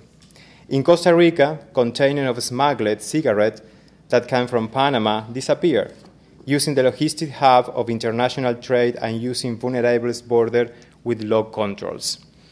There are thousands of contraband and counterfeit products that arrive from China or other places in Latin America, especially Panama, using the port, mostly Chinese, the Panama Canal, and free trade zones to be distributed by criminal structure to all countries of the region, from Panama to the rest of the region. The routes are the same as those used for human trafficking, migrant smuggling, money laundering, and drugs. We are concerned to see that the routes of international smuggling from China or India are changing. intelligence tells us that ports in the United States are being used, such as Miami, New Orleans, or New York, to pass the goods through them and then sent to the Caribbean or Central American ports. We see companies, investigated companies in countries like Panama, that they have open offices in the United States or had partnership with American companies. The illicit trade would include the trafficking of women and children, generate cash that is used to finance the local gangs, pay bribes, purchase weapons, and other activities related to the organized crime. The low political will to prosecute smuggling and counterfeiting make it a very low risk and highly profitable criminal business. Illicit trade represents more than the 2.5% of international trade, which means, according to the OEC, almost $1,500 billion in 2019, more than the economy of several countries in Latin America and other Caribbean together. In Panama, our joint Crime Stopper team with national authorities seized nearly $20 million in cigarette smuggling this year, and this is just one example. The same happened with medicines, auto parts, footwear, and other foods, and other goods like foods. In Colombia, last week, Mr. Alan Sousa is very news. Alain Sousa, head of the largest commercial trade-based money laundering structure, was arrested that used shell companies in the United States, Colombia, Panama, and Mexico to move millions of dollars from drugs trafficking through illicit trade and other business. This man had been operating since 2014 and moved freely in Miami, in New York, surrounded by luxuries and important personalities. The investigation took more than 4 years and managed to capture 39 people related to the case. De Sousa had a private island in the Caribbean next to Colombia, where it also said that he used it for the business and human trafficking in the form of sexual exploitation. This shows, once again, the relationship of the illicit trade to launder illegal drugs money and show that they are crimes where several countries are involved. In Panama, there are many abandoned containers in the ports. Nobody claims them, and they are a problem for the logistics of the international trade. Many of them are linked to a trade-based money action where the content of the container did not matter. It was only an excuse to move and wash illegal money through invoices and shipping documents. As you will see, there are several situations happening at the same time in several countries. Depending the investigation is urgent.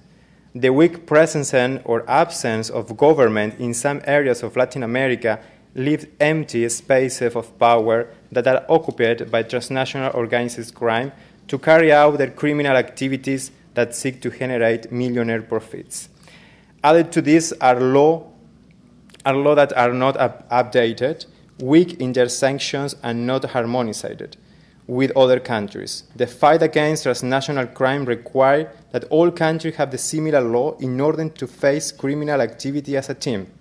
That is why it is very important to work with the Latin American Caribbean Parliament, Parlatino, in Panama, made up of parliamentaries from 23 countries from where model law are drawing up with a regional vision to be adopted by each of the national Congress. But we do nothing with good love if we are not firm in the fight against public, private, and civil society corruption. Organized crime and terrorism have infiltrated governments, companies, and international organizations to gather intelligence and to facilitate their illicit business that make up their system of illicit economies. We are also concerned that countries like China, where a large part of the illicit trade is generated, have bought in Latin America a strategic asset related to international trade and global security. So it is urgent to carry out the security controls and due diligence to companies and people interested in investing, and they may be laundering money and creating shell companies to take it away. Our recommendations. An effective battle against organized crime must be carried out by pursuing its economic resources. Many resources come from illicit trade and corruption, which is why it's necessary that both crime occupy a strategic place in the work agendas of the DIA, the FBI, the Defense Department, and even the CIA, because it contains us with a chain of public and private criminal intermediaries and providers with a worldwide presences that pose a threat to the security and the democracy of all of our countries and the United States. So for us, we have to consider illicit trade and trade-based money laundering as a serious international crime with the same importance as a drugs trafficking, human trafficking, arms trafficking, or terrorism. Work with the Latin American to update and harmonize the law that seek to combat organized crimes, use technologies to track data, intelligence, and criminal investigation, combat the corruption, it's very, very important, and increase the cooperation for Latin America to generate decent and well-paid job opportunities. Crime Stopper is a strategic partner for all of us and for all of you, and among the governments in Latin America and the Caribbean to fight against illicit trade organization or trade-based money laundering. We are ready to work with you in your countries or in your region. Thank you very much.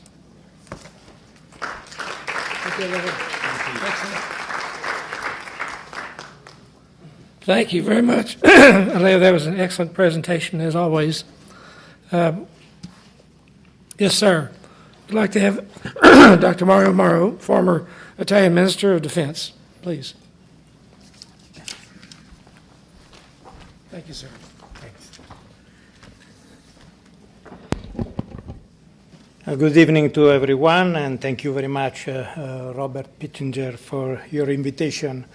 The goal of my brief speech is very simple, is to share with you informations,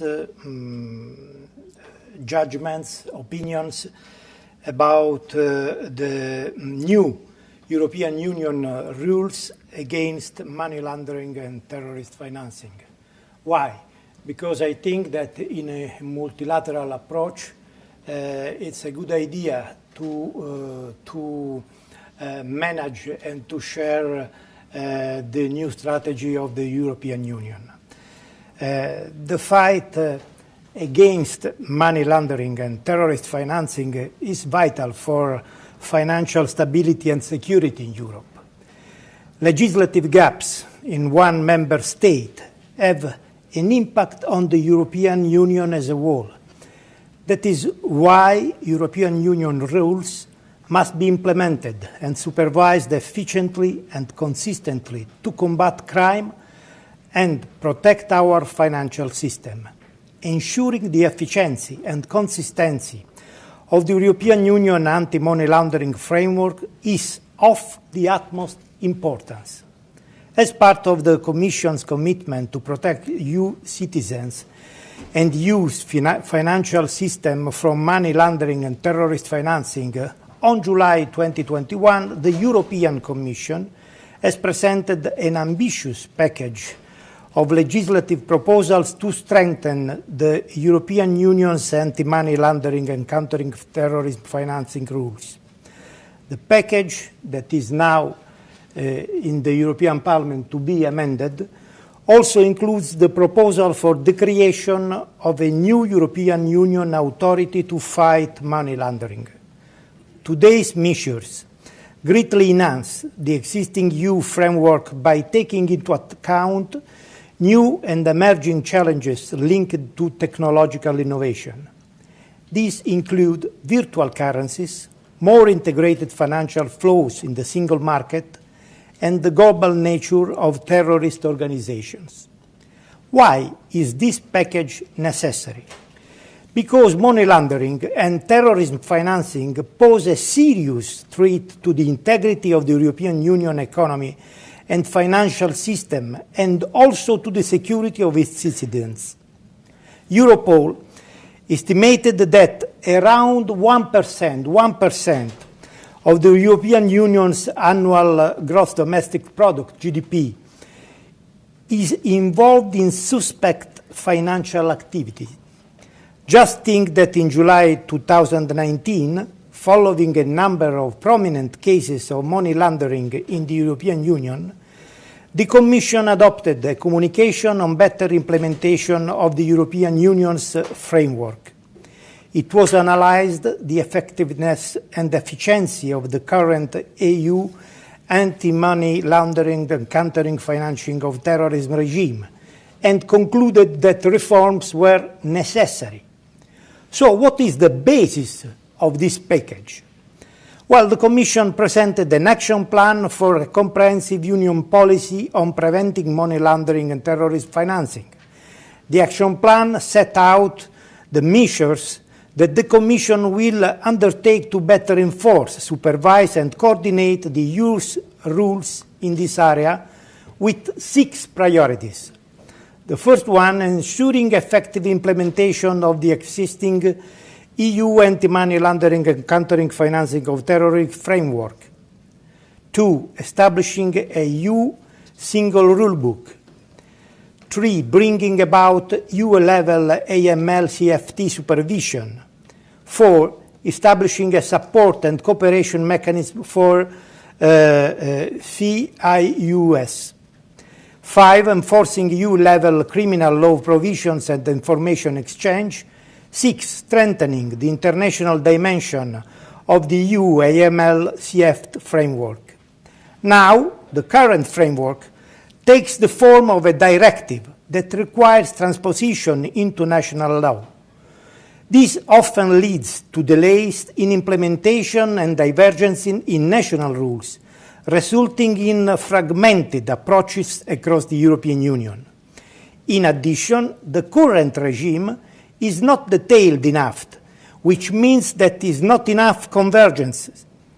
Finally, there is no central coordination body at the European Union level, which hinders cooperation between national supervisors and financial intelligence units, which is essential for a fully effective regime.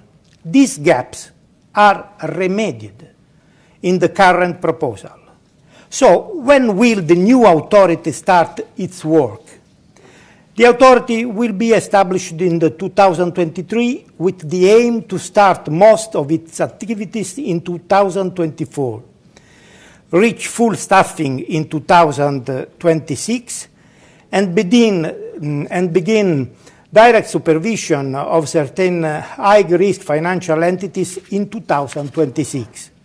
Moreover, regarding its composition, the authority will have a chair and an executive director. The executive director will be in charge of the day-to-day management of the authority and will be administratively responsible for budget implementation, resources, staff, and procurement. The chair will represent the authority and will run the 2 collegial governing bodies. On the first hand, the General Board that will adopt all regulatory instruments. In its supervisory composition, it may also provide its opinion on any decision about directly supervised, obliged entities prepared by a joint supervisory team before the adoption of the final decision by the Executive Board.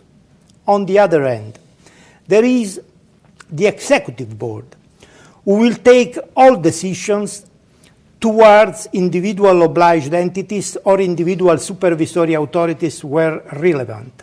The Executive Board will also take decisions regarding the draft budget and other matters relating to the operations and the functioning of the authority.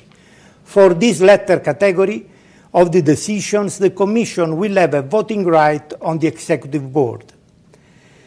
On the other hand, what is the Commission proposing as regards third countries and trades from outside the European Union?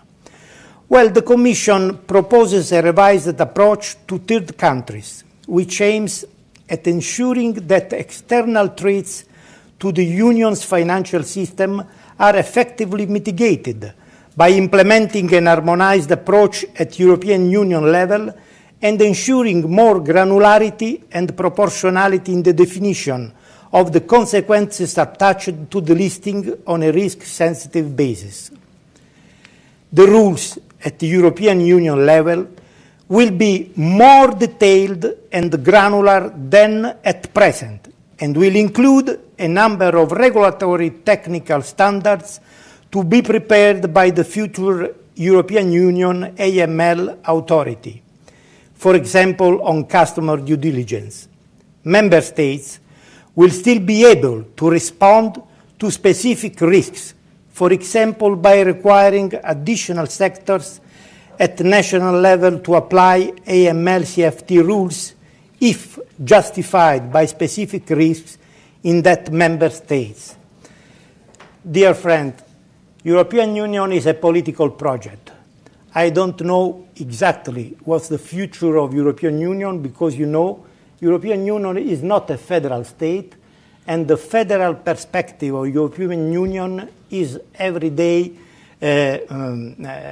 not so well considered also in our institution and in our political debate. But what I know exactly, I know that when member states and European institutions move together, the result is absolutely positive. And in this case of these new rules, I think that we are doing the right thing. We are doing the right way. And for this reason, let me also stress a quote of a Greek philosopher, Plato. Plato said, "The only reason to combat a war is money. Is money. There is no other reasons." And an Italian hero, Judge Giovanni Falcone, killed by Sicilian mafia, said, "Follow the money." Follow the money, in my perspective, it means not simply find the guilties, but find the solutions. Find the possibility to stop the conflict and to stop the war. And this is the reason because I think to know better the new strategy of European unions about money laundering and countering financing terrorism is so important in my point of view. Thank you very much indeed. Thank you, sir. That was excellent. Very good. Thank you. Thank you, sir. Remarkable leadership. We appreciate it so much. Dr. Adelenge, the stage is yours. We look forward to hearing from you. This is a great warrior right here, a great patriot. I have great respect for him. Thank you. Thank you, sir.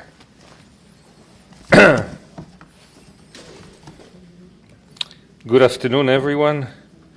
And as it's customary, but also a pleasure to thank my friend Congressman Pittenger. I have been attending your event since I think 2015 was my first one, and every year it's a pleasure to come back here to Washington or follow you around the world, even though the pandemic has made it sometimes a little more difficult. I want to thank you, and I want to thank everybody here in this room as well as online on the live stream for being still here with us. And I want to say a few words and hopefully something new after speaking after so many distinguished panelists on this panel and on the previous panel about trade-based money laundering.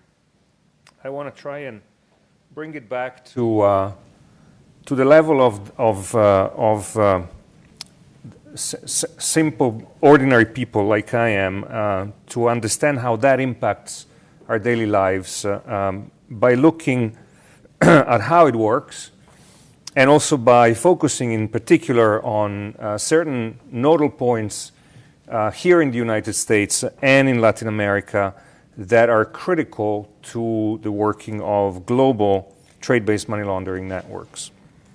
And in doing so, I want to emphasize a growing problem that we're confronting in the Western Hemisphere, but also increasingly at a global level, of the convergence between organized crime and terror organizations were, and as it was pointed out before, despite sometimes, before in a previous panel, despite sometimes these organizations having very different objectives or goals, they find it very expedient and convenient to join forces and cooperate in a mutually beneficial way. The way where terror and organized crime really converge is that terror networks, many of which are global, provide the infrastructure to move money that regionally based organized crime cartels lack to reach the global markets that they now ship their merchandise to. And what we're seeing is, to some extent, a product of globalization and the global economy. 20, 30, 50 years ago, organized crime was not involved in shipping cocaine from Latin America to Australia. Today it is. And of course, when it does that, it confronts a number of challenges. How do you get it there? How do you repatriate the money? How do you ensure that you enter those markets without entering into a turf war with local organized crime? A lot of questions there. And so the ability to cooperate and subcontract certain logistical, financial operations in a global criminal business enterprise lead to this convergence between terror and organized crime. And what we see in Latin America, of course, is a convergence that involves significantly the Lebanese Hezbollah, one of the truly globalized terror organizations that has perfected the art of laundering money and working with terror criminal cartels in order to facilitate their operations and get a commission in return, which generates independent funding for their own terror activities. Now, let me get back just briefly to what trade-based money laundering is. It is really the transfer of value from dirty cash to former legitimate money by way of trade. So when we look at trade globally, and trade globally is an immense phenomenon that requires substantial resources on a daily basis to monitor, we see the movement of refrigerators, alcohol products, cosmetics, apparel, clothing, shoes, you name it. But the cartel and the provider, the facilitator of the cartel, in the case I want to focus on Hezbollah, sees the value of a brick of cocaine being repatriated to the original seller through a variety of transactions that start from the delivery of cash and end to the delivery of money into a bank account, in order to disguise the origin of the funds and in order to pay back the sellers in a way that authorities will find hard to trace back to the criminal activities. That is what trade-based money laundering is. So we're watching all of these movements and we're saying, well, they're moving printers or computers or PlayStations or mobile phones or refrigerators. What's wrong? What's criminal about that? What is criminal is the origin of the money and the fact that that system moves value back to the criminals. The terrorists, of course, benefit from the commission. And as I said, it has a global character, and we see it, and I want to offer you two examples in a lot of cases that have been prosecuted over the years, two in particular that have a Latin American basis involved. Ayman Juma, a drug kingpin linked to Hezbollah operating out of Colombia, who ran a very complex global scheme spread out in 4 continents involving the transfer of drugs to Africa, their sale, the generating cash, the purchase of used cars in North America, the shipping of the used cars back to Africa to be sold on the local market, then the movement of money to Lebanese money exchange houses and banks. From there, the purchase of merchandise in Asia that involved food commodities and other commodities shipped back to Latin America and sold on the local market, whereby at the end of this very complex scheme, the money would go back to the cartels, and by the time it comes out at the other end of the scheme, through the companies that purchase the merchandise, the money is clean. The second operation is called Operation Cedar. It was a 2016 dragnet run by a cooperation between DEA and European law enforcement agencies, again targeting a Hezbollah operation that was not just laundering money on behalf of the cartel, but by then was also taking its own cocaine from Colombian sources and selling it onto the European market, in addition to laundering money on behalf of organized crime. And again, it involved several countries with movement of cash, of commodities that included used cars, luxury watches, to the Middle East, to West Africa, all for the purpose of laundering money. And these networks are not insignificant, they're large. The Juma network alone was laundering $200 million a month for Mexican and Colombian cartels. And when you look at a percentage that these schemes generate for the organizations of about 8 to 15%, you understand how this cooperation is mutually beneficial for the terrorists and for the organized crimes syndicates.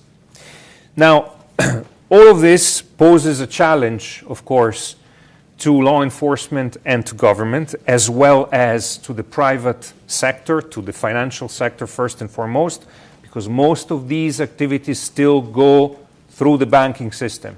If you think that money laundering for drug traffickers is Tom Cruise in American Made, think again. When you're moving trillions of dollars a year, as we were told before by the Bank of America representative on the previous panel, a year in illicit proceeds, you can't just move enough suitcases of cash. You have to do it through the financial system. So one of the things that I want to raise here is that one way for law enforcement, for policymakers, for private sector is to look for anomalies. Anomalies in the trends of trade down to the bills of lading and documents that accompany each transaction, whether it's filed with port authorities or as a way to justify the movement of money to the banks. And I want to give you a couple of examples. One from the macro level, and this is part of my research on the tri-border area of Argentina, Brazil, Paraguay, something that at the macro level flags a problem, and that is that in the last batch of annual trade data from Paraguay pre-pandemia, before the pandemic of 2020, in 2019, Paraguay imported 8.6 million mobile phones into the country. Now, why is this an anomaly? Because Paraguay is a country that has less than 8 million people. So for that figure to make sense, you would need every single citizen of Paraguay, all the way down to the babies, to have not just to have a mobile phone, but to have bought a new mobile phone in the course of 2019. Now, that's an anomaly. Why is that an anomaly? Because the market doesn't justify it, and it is something that happens to cover up the movement of cash. Oftentimes, the merchandise is just transshipping and transiting in the case of Paraguay, but also, as my colleague knows, in free trade zones in other parts of the world. That is a classical indication of money laundering going on. I want to give you a micro example. We have a case being prosecuted currently in Florida involving a Lebanese national that was running a money exchange house in Paraguay, suspected of being a financial supporter of Hezbollah. Well, one of the companies that he was using in the United States to conduct money laundering in 2015 shipped 237 units of an HP, Hewlett-Packard DeskJet printer with inkjet cartridges, so an old model, to Paraguay, to a company that was later implicated in arms trafficking.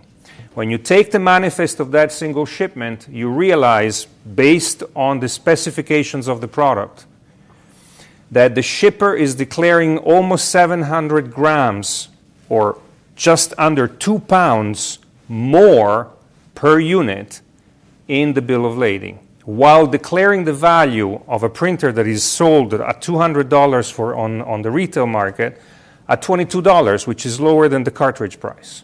So here you have two anomalies, a weight tinkering and a price tinkering. Now, the weight tinker, you could say, well, 700 grams, 2 pounds is not that much.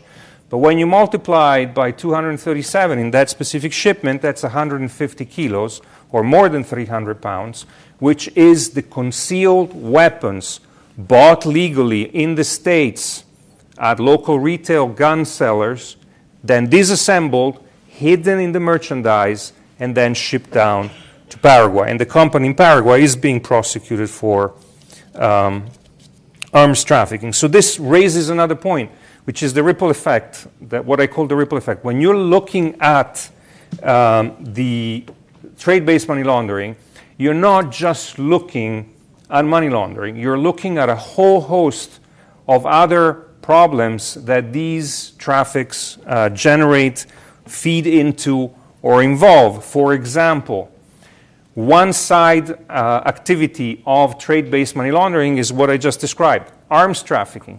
Another one is that in order to falsify the values and move dirty money as part of legitimate supposedly legitimate transactions, traders sell false, counterfeited merchandise as authentic. So you not only have money laundering for drug trafficking, you also have intellectual property fraud, right? You don't only have intellectual property fraud, arms trafficking, money laundering, and drug trafficking, but you have corruption. And the list goes on. Selina mentioned before the issue of illegal mining and environmental degradation. That also brings human trafficking, because when you have illegal mines, you have prostitution for the miners.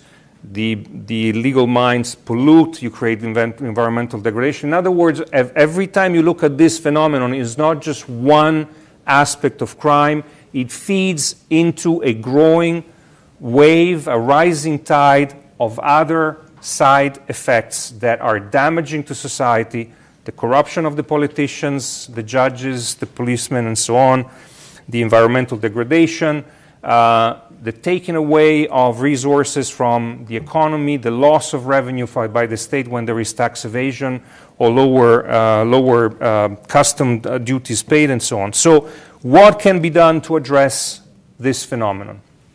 I want to throw some suggestions as a closing remark. One, we need more prosecutions and harsher sentencing. A lot of the cases I mentioned and the ones that have been prosecuted in this sphere have yielded very mild sentences for white-collar crimes that lead, at best, to imprisonment in white-collar prisons. This is true at least in the United States, for a short period of time. Just to give you an example, Qasem Tajuddin, Hezbollah financier, sanctioned by the United States in 2009, extradited to the United States in 2017, was released in 2021 on humanitarian grounds after serving 2.5 years. So here you have a situation, and I'm almost done, where the United States spent 15 years investigating, capturing, extraditing, prosecuting a major terror financier involved in money laundering, and after 2.5 years, this person leaves jail. If you start having harsher sentencing and putting white-collar criminals with the tougher criminals, now that may change the calculus. The cost of breaking the law would be significantly higher for those who get captured and caught. The second is, of course, you need a lot more action on these cases. The U.S. has a strategy that I call kill the chicken to scare the monkeys, right? You take one example, egregious, however that may be, in order to convince somehow all the others involved in those activities to desist. Well, if the punishment is so mild and the profit when you don't get caught is so high, that is not going to discourage people from getting involved. You need more private and public information sharing. That was mentioned before, so I'm not going to rehash. You need to boost resources for the public sector. You need to pay, and this is valid especially in Latin America. The people who are being corrupted, they're not just ethically damaged. A lot of times these are people who are neglected by the state, not given enough protection, and not paid enough. The policeman who mans the frontier post between Paraguay and Bolivia, or in the Amazon forest between Brazil and Peru, probably gets $200-300 a month. But he also gets $200-300 per truck he doesn't check. And this person will not be protected by the central authorities if he is self-righteous and refuses to take the bribes.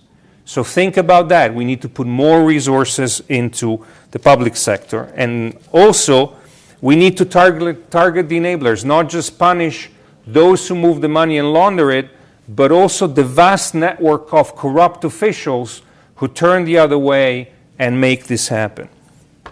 And last but not least, and this is something for the United States, we need more transparency. We cannot, from this country, continue to go around the globe telling people how to fight corruption and be more transparent. And today, as you know, the administration released its anti-corruption national security doctrine, but at the same time, be one of the most opaque jurisdictions on earth. We were just hit by the revelations of the Pandora paper, where 5 states in the United States are offshore jurisdictions that promote utmost secrecy. Mariano Federici just told us of 120 companies established in Nevada by the former president and current vice president of Argentina for the sole purpose of money laundering. We need to be more transparent. The beneficial ownership measures passed by Congress last year are important, but you need to have full transparency. I can get into the public registry of my county and find out where you live, how much you paid for your house, and where you have your mortgage, but if you own a small shop within the shell of an LLC, I cannot find out who's the owner and who's your partner. That has to change. And those are things that will increase the ability of the public sector and the private sector to combat these phenomena. Thank you. And I hope I took the right mask. That's what I expected. It was excellent. Thank you. Always direct to the point. Thank you, Dr. Adelenge. Well, this has been a great panel. Do you have any questions at this point for this panel?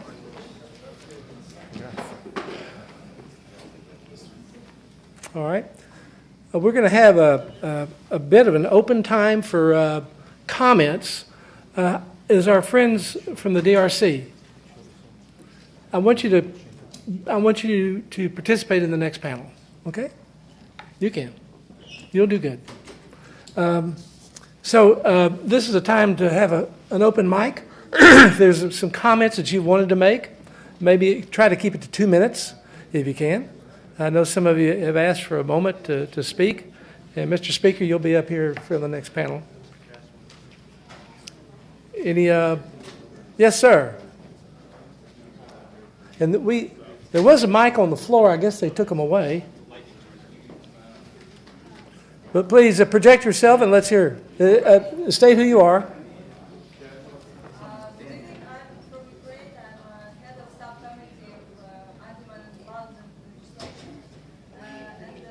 Please speak up.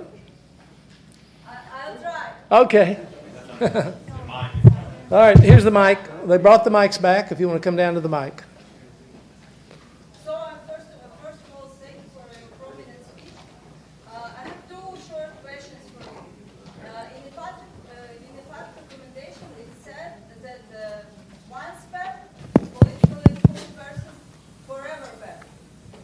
Which country in the European Union implemented this idea, if you know? Because in Ukraine, we have implemented this, and for example, I am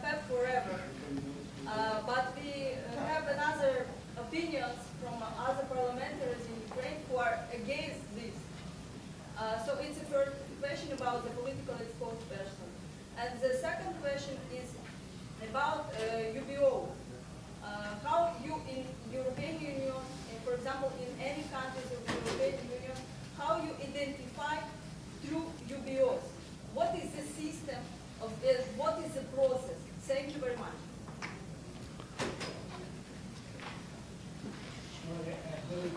Would you like to come up to the mic, sir? You want to come to the mic, or do you have a mic? You have, okay, all right. Can you hear me? Only to say something about the issue. Jamie, if you turn the sound up some.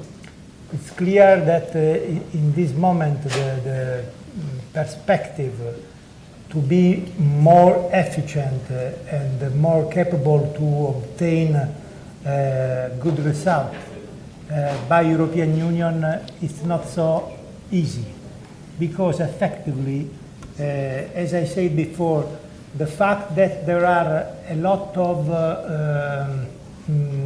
rules in different countries create a sort of impossibility to obtain a high level of efficiency. For this reason, we are only beginning to stay in the right way. And in the next 3 years, I think that it's possible to create not a condition for a sort of homologation, but to improve the efficiency of the system. It means that if we have to take in account new methods and new manners to identify crucial issues and crucial evidences, we have to take in account that it's absolutely strategic to monitor also what's happened out of the European Union. For example, what is happening at the border of European Union. For example, what's happened in relationship of the European Union member states that are considered not in the same manner for a long time. For example, European member states considered Hezbollah in a different manner. It has obviously stronger consequences for the efficiencies of the system.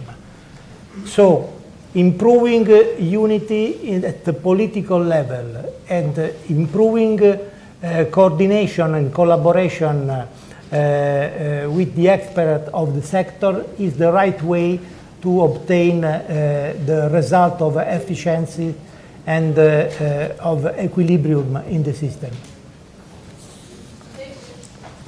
Thank you. Another comment? A question? Yes. Vladimir Gorchev from Macedonia.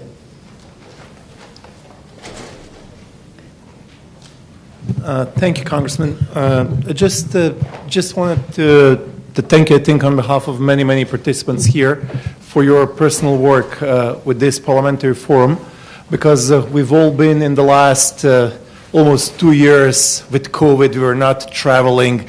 We have not seen our friends. We have not seen our colleagues from different parliaments.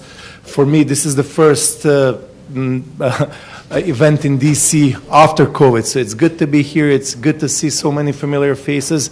And I'm glad that you're carrying this initiative and this work even after your time in Congress. So you're in good spirits, and you're also infecting us with optimism.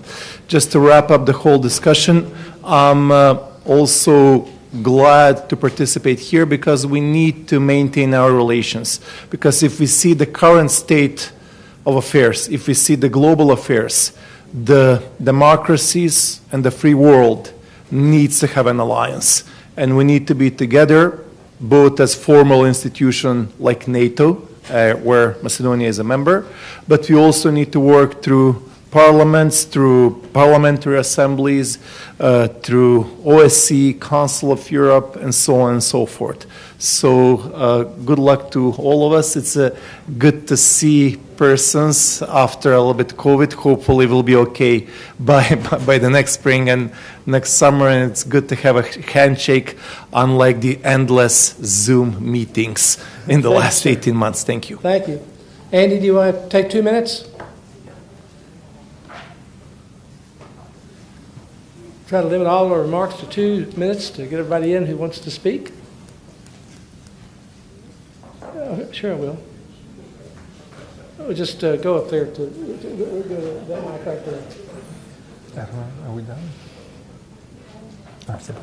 Thank you, Mr. Pittenger. I will be very short because I have some messages to send from the part of my country. So, from the point of view of anti-money laundering and terrorist financing, we are taking into account the developments that have characterized the security environment in the recent years. In our view, the level of severity and complexity reached by the terrorist phenomena today is being determined by some factors specific to this type of criminal behavior, as well as increasing by close interaction with other forms of crime.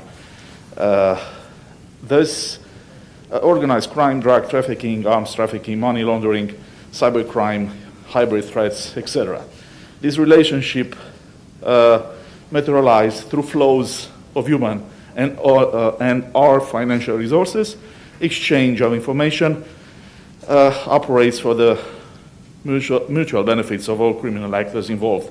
In this vein, we consider that the counter-terrorist paradigm needs to focus on a comprehensive and integrated, multidimensional and multi-sectoral approach. From the point of view of human trafficking, tackling this challenge is a joint concern for all of the international community. The COVID-19 pandemic has worsened the situation of victims of human trafficking due to lockdown measures, travel and other restrictions. Furthermore, traffickers have rapidly adapted to the situation created by the pandemic. For example, compared to previous years, online recruitment and exploitation of victims has increased. In Romania, national authorities had to adapt their prevention and response to activities. At the same time, the national mechanism, such as committee task with monitoring the implementation of national strategy for combating trafficking in human beings, chaired by the Ministry of Internal Affairs, have been set up in order to address this phenomenon and have already started to produce positive results. Thank you. So thank you very much, and good luck for all the works. Thank you so much. Just hold on. Councilor French Hill, I just saw you, my friend. Thank you so much. Please come up. This podium is yours. He's a great ally of freedom. He has been in the U.S. Congress since 2015. He is from Little Rock, Arkansas, and graduated from Vanderbilt University, went to UCLA Graduate School, been in the banking business for 35 years, was CEO of a bank, and then he sold it off to another company. But this will be, at some point, the chairman of the Financial Services Committee. Thank you very much. Thank you. Good to see you. Good to see you, too. Good afternoon, everybody. It's a real treat to see you in person and not on Zoom. I want to echo that fact. I don't believe I can take it anymore. So also thank you for taking the time and trouble and expense to come to Washington, D.C. and participate in this parliamentary forum. I was bragging on this group just a couple of weeks ago in New York at the United Nations when we were in a visit about financial intelligence units and the important work done by those units across the board on criminal activity in the world, not just AML, BSA, but beyond that. And I said, well, you know, we've got parliamentarians, elected officials in our countries that are just as engaged in making sure these laws are the best that they can be and coordinate with their executive in their own countries to make sure that we do a terrific job. And nobody's helped do a better job on that over the last few years than Congressman Pittenger. And Robert, thank you for your leadership. I treasure my time on the committee with him, and he was at the forefront of the United States taking seriously terror finance and how to make that something that we can coordinate with not only in the legislative branch but in the executive branch in a more effective way, and Robert has led that way. I first want to make a few comments since you have a good panel and have been discussing human trafficking, and my colleague just previously mentioned it. And then secondly, I want to turn to a couple of general comments about what's happening in the House Financial Services Committee on National Security. This summer, I was appointed by President Biden to serve as the Republican congressional representative to the United Nations. And when somebody gives me a job, I tend to take it seriously, even if I can't think of a more difficult playing field than sending a congressman from Arkansas to observe what's happening at the United Nations. This is the point where you laugh, and you make it. But I take that seriously, and I went and represented the U.S. 2 weeks ago at the general session that was held in the General Assembly, what they call a high-level meeting, to adopt a new resolution by the UN on human trafficking.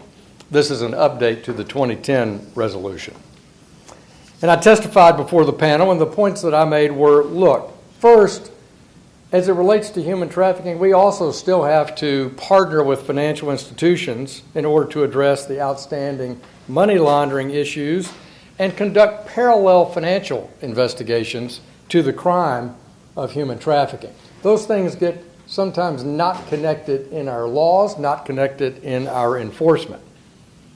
Taking away the financial incentive to engage in human trafficking operations will bolster our efforts to disrupt, block, and stop this egregious crime.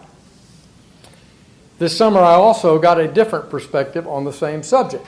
I was at the Vatican in Rome and went and visited with my friend Bishop Sarando, who runs the Pontifical Academy for Sciences, and they just had their own best practices discussion about how to block human trafficking and organ trafficking this past summer in the Vatican.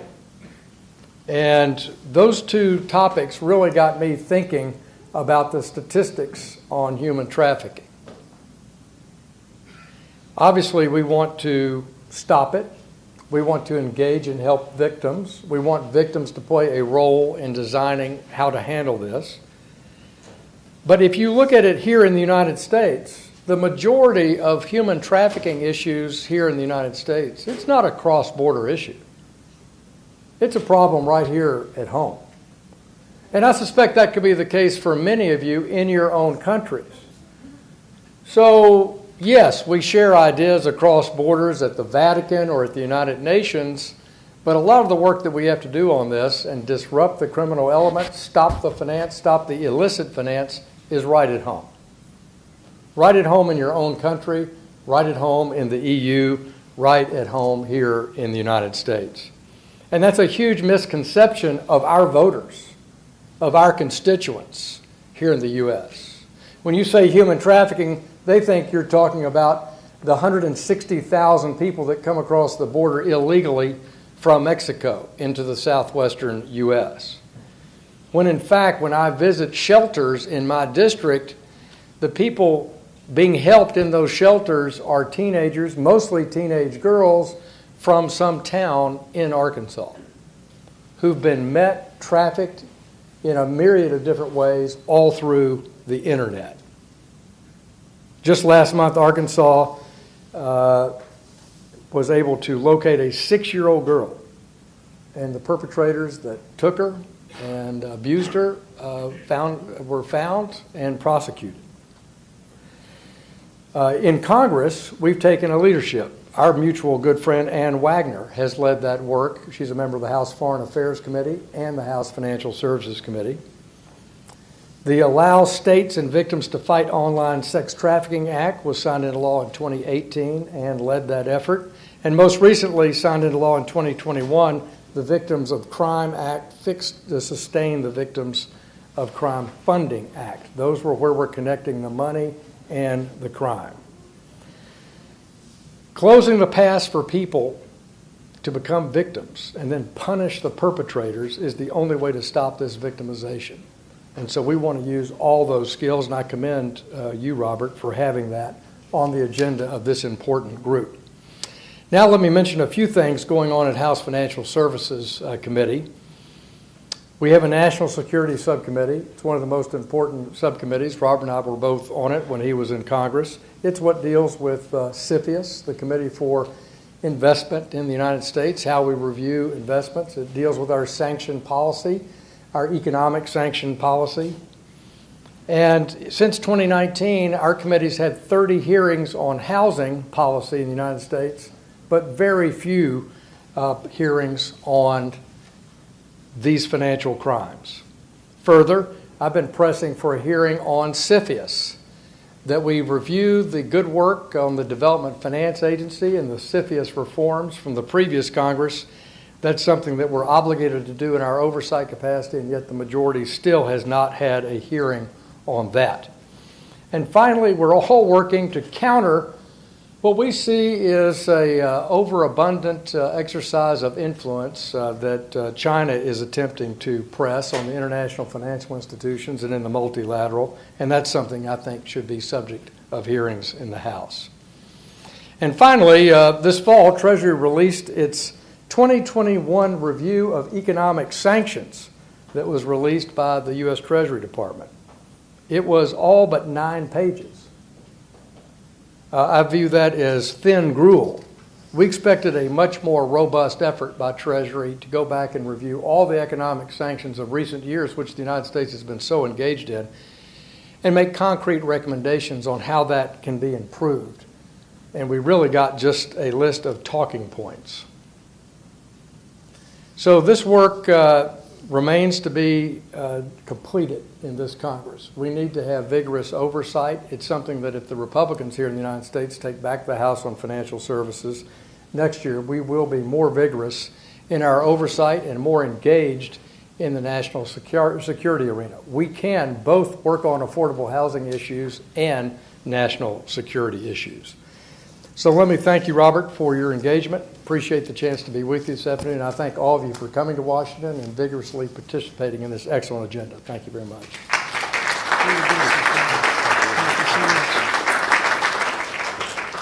He's a great leader in our Congress. You can tell why. Thank you so much, French, for being with us today. We had one more. Our friend from Ukraine, did you want to make another comment? You can go to the mic if you wish. Yes, right there.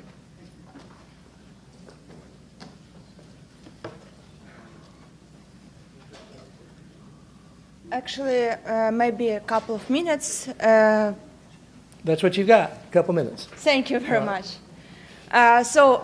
Firstly, I'm very thankful for that this event took place, and as it was previously said, in that rather complicated conditions and environment that we have now with the pandemic. But in what world do we live now? Is it the world of post-pandemic? Is it the world of globalization? Dear colleagues, dear representatives, I even may say that the globalization is going to be ended because it's a world of hybrid technologies.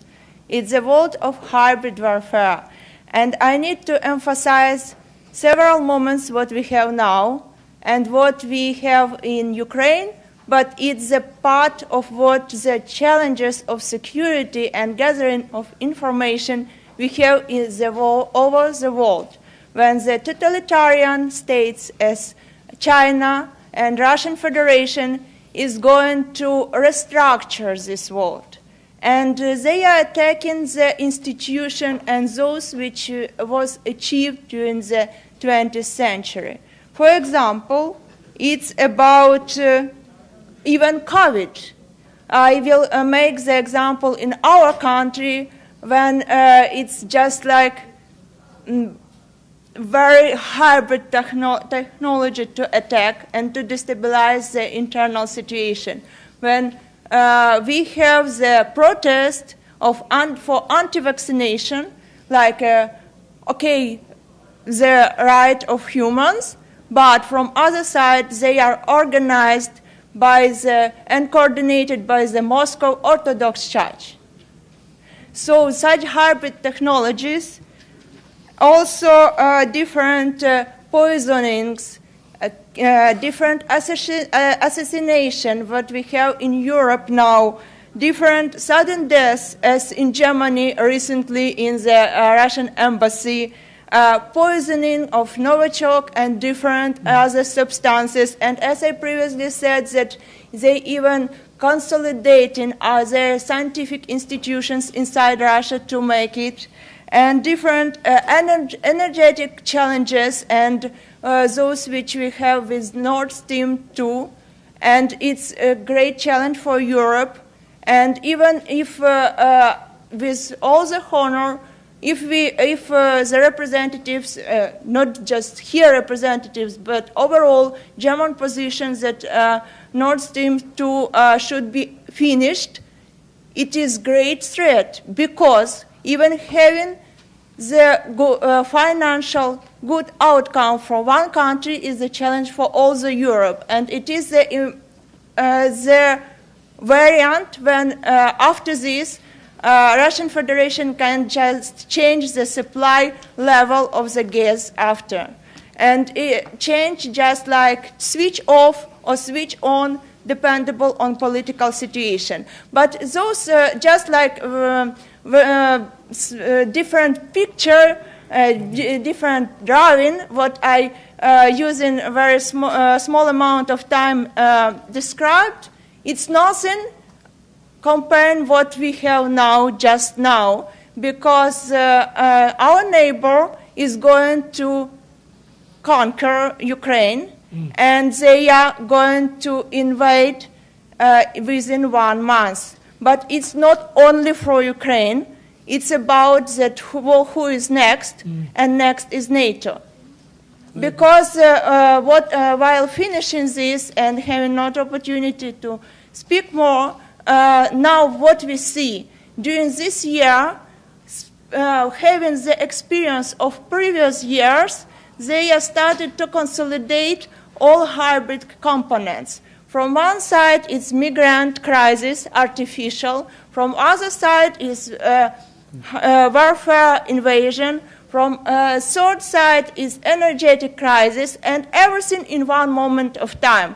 But according to our information, it's also the challenge to challenge the fifth article in the one moment of time. Thank you. That's why, finishing, just like it's a small driving, but we need to consolidate and to see, to have the open eyes while consolidating our efforts and prevent to do this. Thank you very much. Thank We've you. got the President of Guatemala coming, and so I've got to work in another panel.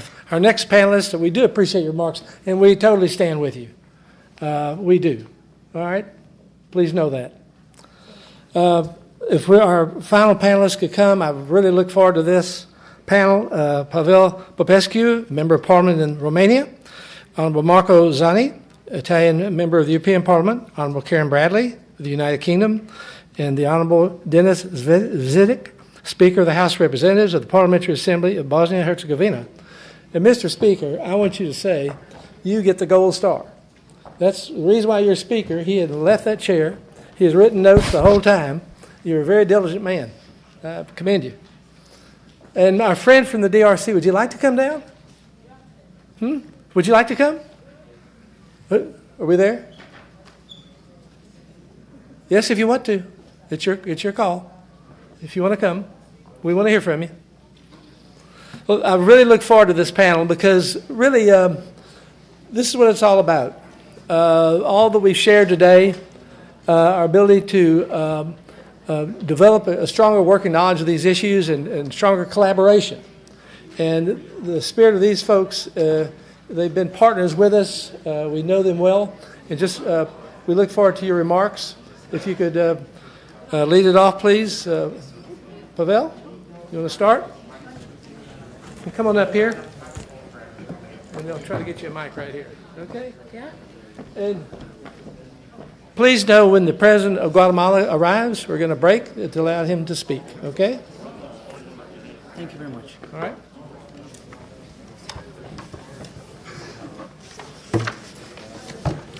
Thank you, Congressman.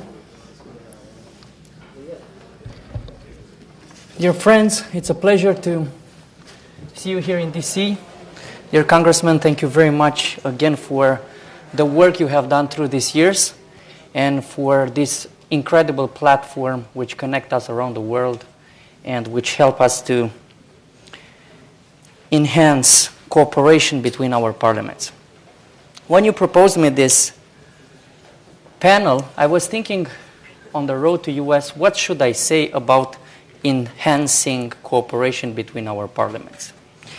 And for the ones who've been in Budapest, I spoke there about the power that each of us has in our parliaments back home. In order to enhance cooperation between our parliaments, we need to have a strategic objective. We have to have a purpose. We have to fight for something. We have to fight for some values. We have to have an objective. And listening through the day to all the panels and the panelists, I've heard a very common word. And I would like to start with a quote. It's a one-year-old quote. It was in Wall Street Journal, and it says, "As Director of National Intelligence, I'm entrusted with access to more intelligence than any member of the US government other than the President. I oversee the intelligence agencies, and my office produces the President's daily brief detailing the threats facing the country. If I could communicate one thing to the American people from this unique advantage, is that the People's Republic of China poses the greatest threat to America today and the greatest threat to democracy and freedom worldwide since World War II." This is a quote by John Ratcliffe, who is the former Director of National Intelligence. This quote scares me. And it scares me because in the last phrase it says, it's a threat, it's the greatest threat to democracy and freedom worldwide since World War II. So today in all the panels, everybody talked about China. And here and there about Russia.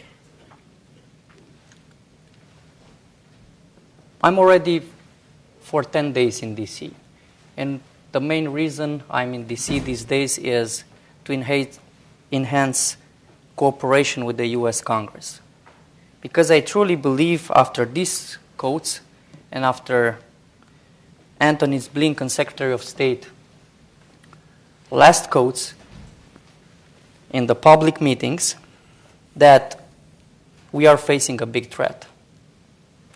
And when we discuss about this threat, about what China is doing to our parliaments and our economies, we are tempted to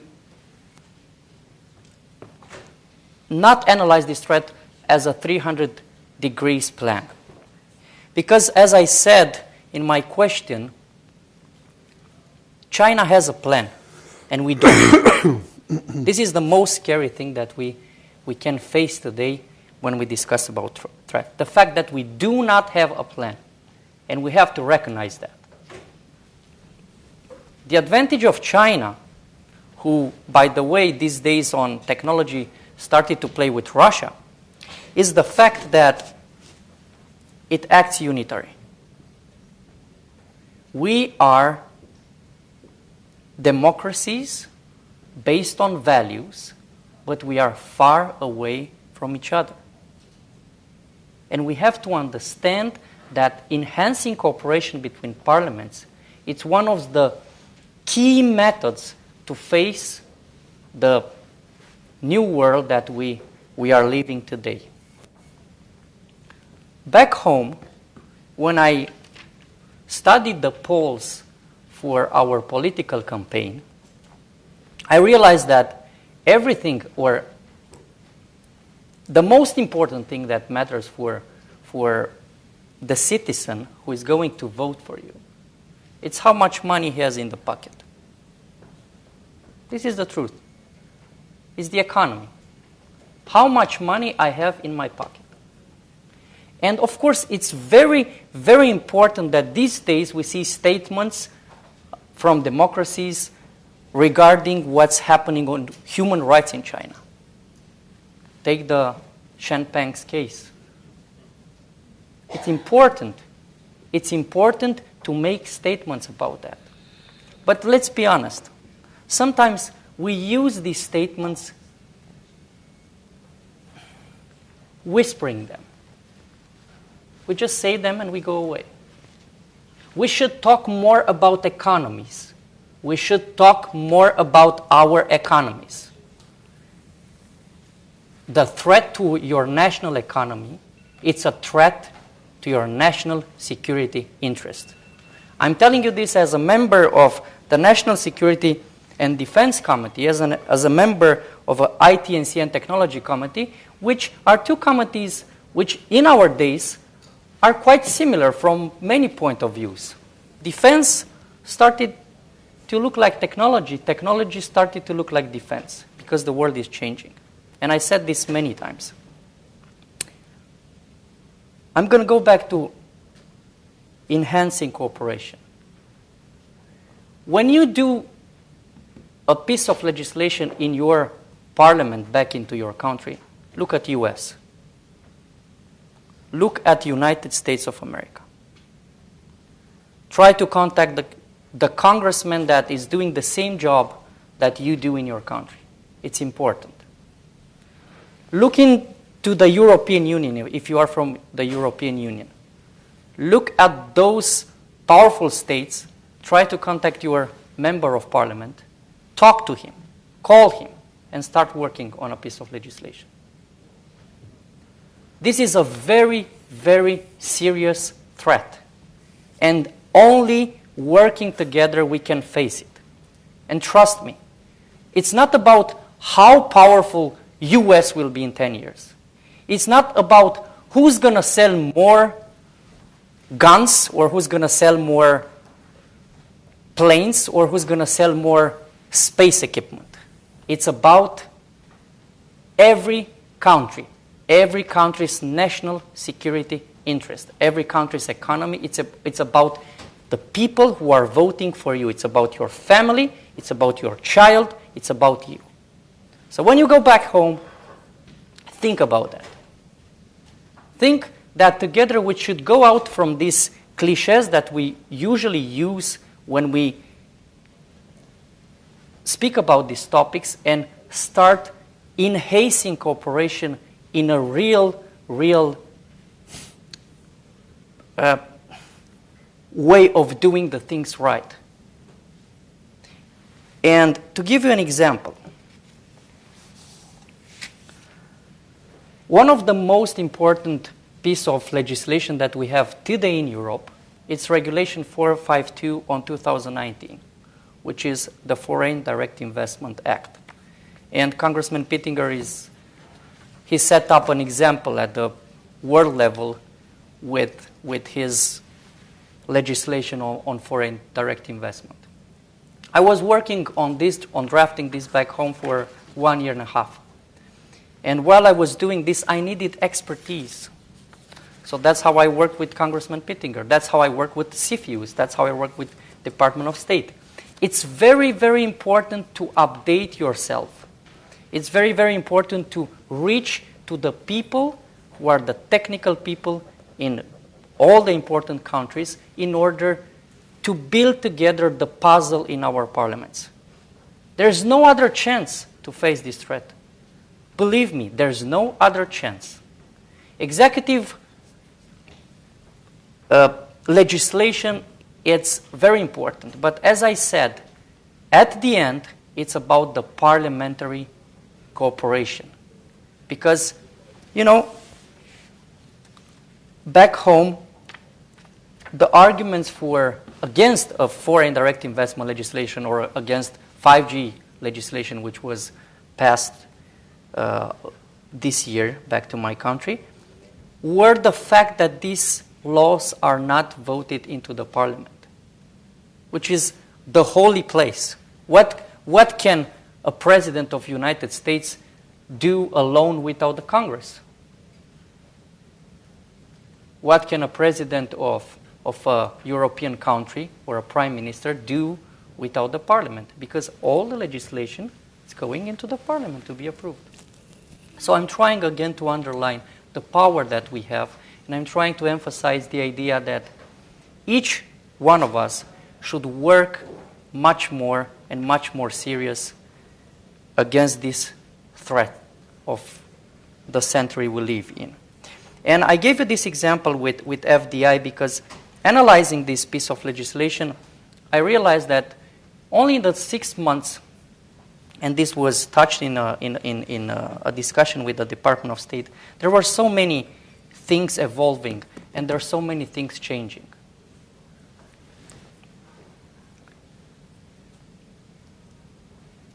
Romania, and I have to say that, remains the only U.S. ally in Southeastern Europe that constantly and predictably aligns itself closely with the United States of America, possessing the democratic resilience, political will, and capacity to deliver on important joint priorities. I'm really proud of that. I'm really proud that Romania is standing like a wall in the Black Sea region, and I'm saying this to our Ukrainian friends. I'm hoping that in the future months, Romania will be like a brother for you, together with United States of America.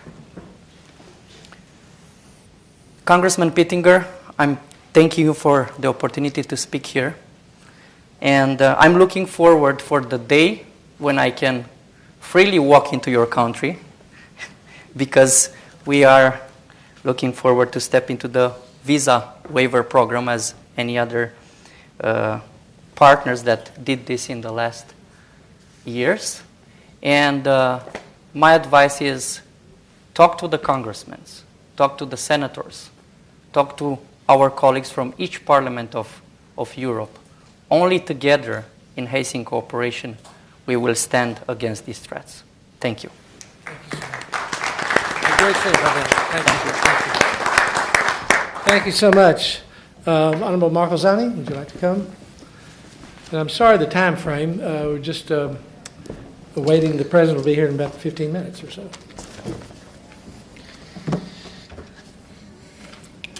So hello, everyone, and I would like to start thanking Congressman Pittinger for the invitation to contribute to this forum and this discussion, and to bring my experience as a member of the European Parliament and as a politician from a country that is a parliamentary republic, as Italy it is. So for me, parliamentary cooperation is a very important and fundamental issue for strengthening our countries and like-minded countries, especially on the important topics that we have discussed today. It is always a pleasure for me to participate to this forum. As I said, an important opportunity to discuss and exchange views on crucial topics such as security and defense. So the Parliamentary Intelligence Security Forum has for long offered high-quality debates among people from many different backgrounds. It is on this premise that the title of this panel, so Enhancing Cooperation of Parliaments, Best Practices, is based. Cooperation between people and politicians from different nations, between parliaments, between governments, and so on, as a valuable asset to address the challenges that a globalized world is posing to us. I personally believe that dialogue is the basis of everything that concerns everyday life, and especially when it comes to politics. Dialogue should be a fundamental component of any organization, from the smallest to the highest level of international organization. As far as my personal experience is concerned, and I'm going to try to bring the perspective of an elected member of the European Parliament.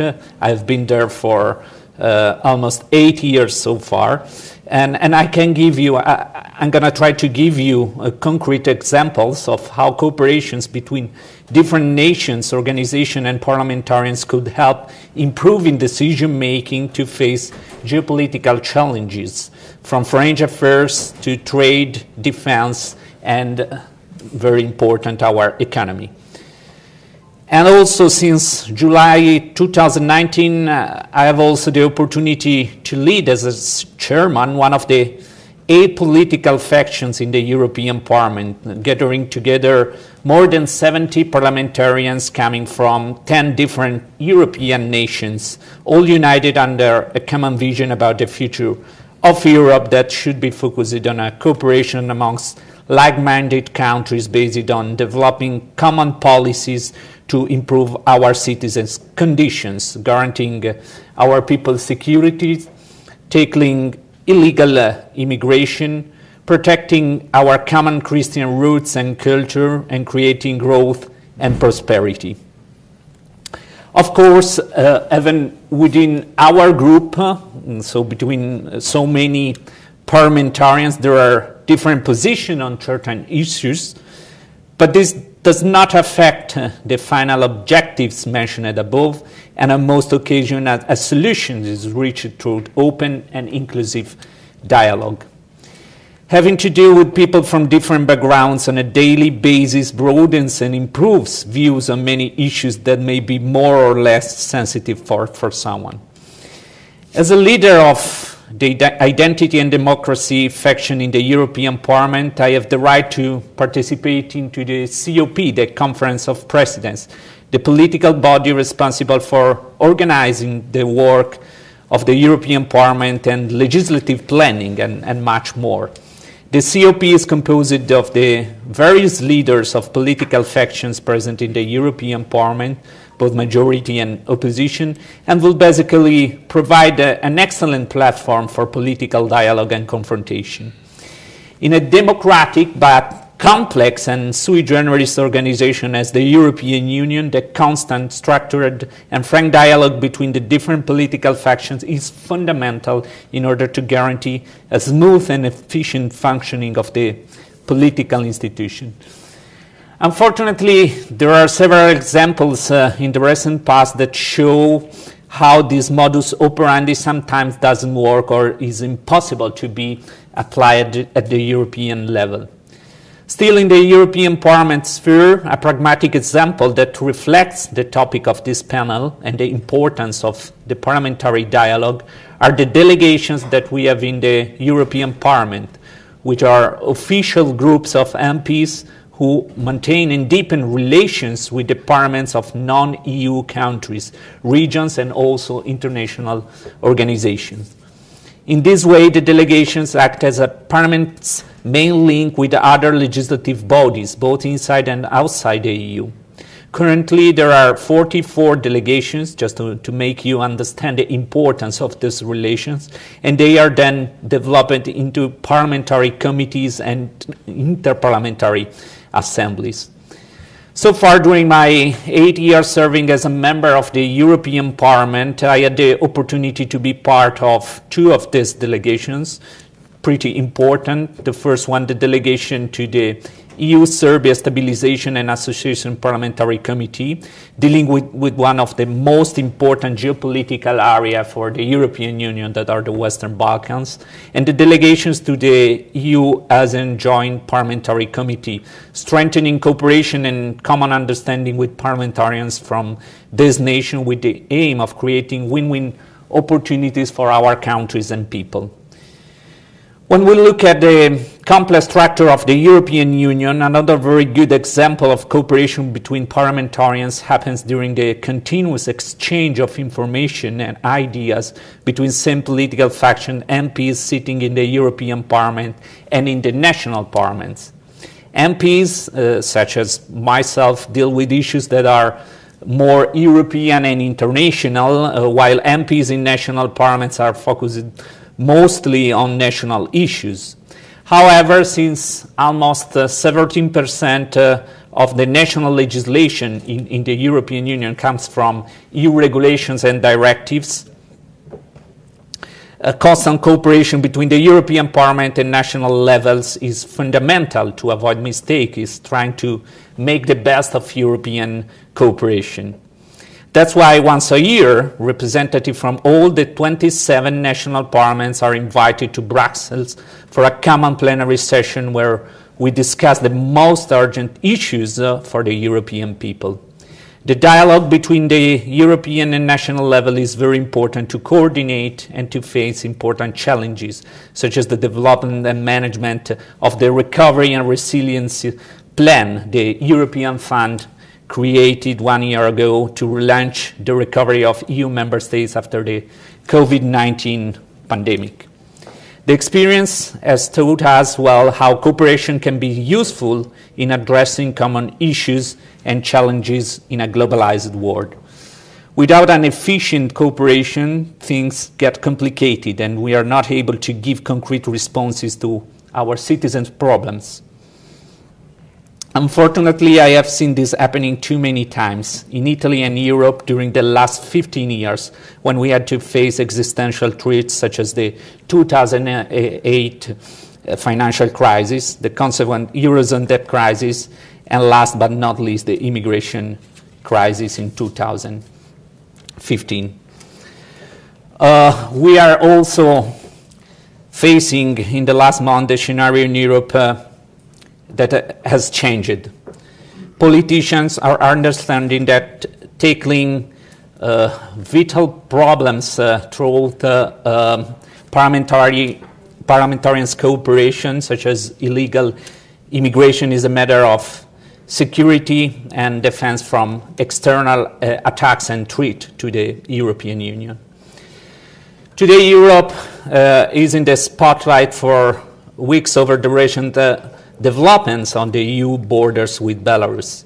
Dictator Lukashenko has launched a full-blown hybrid war against the European Union, in Poland and the Baltic countries specifically. For weeks, the borders of these member states have been under siege by thousands of irregular migrants used as weapons by the Belarusian regime. This situation is unacceptable, with Lukashenko's regime using human lives to attack the border of EU as well as NATO countries. Also in this scenario, we can find a good example that perfectly represents the importance of international cooperation between international institutions and nations. Only united we can effectively deal with external threats to our countries. Another important issue where cooperation is key is cybersecurity. We discussed it today. One of the biggest challenges of the new millennium that must be addressed with commitment and focus. In the era of hybrid wars based on propaganda, information wars, and cyber espionage, NATO countries should have as one of their main objectives the strengthening of their own cybersecurity and cooperation with allies in this area. The data of our citizens and strategic companies are potential prey for foreign actors as well as cyber criminals. International cooperation and parliamentarians' cooperation will make our network more secure by protecting our data from the wrong hands. Finally, again, in the security sphere, cooperation is key in the international fight against terrorism. The near complete elimination of ISIS during the last year was an important step in the international fight against Daesh and related terrorist groups. However, today several Islamic terrorists around the world remain active, and unfortunately ISIS is not the only active international terrorist organization. The fight against terrorism must be carried out on a global level to optimize results, and a good example is the cooperation between intelligence services in preventing attacks in our countries. I'm going to conclude saying that these meetings allow like-minded people from all over the world to get to know each other, exchange ideas and thoughts, network, and learn. Parliamentary cooperation at the international level is a very important and powerful tool, and each of us will take home new knowledge and ideas that will be useful in advancing our domestic policies debates. I would like to thank again my friend Congressman Pittenger and the Parliamentary Intelligence Security Forum for this wonderful event, this wonderful opportunity, and hope to see you again in Europe in a COVID-free scenario very soon. Thank you very much again, and God bless you.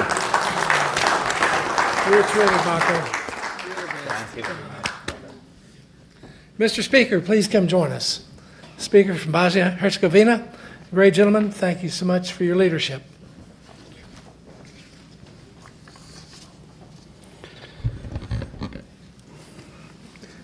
Distinguished attendees, Your Excellencies, President Pittenger, ladies and gentlemen, first of all, thank you very much for the invitation and for the opportunity to speak on this forum.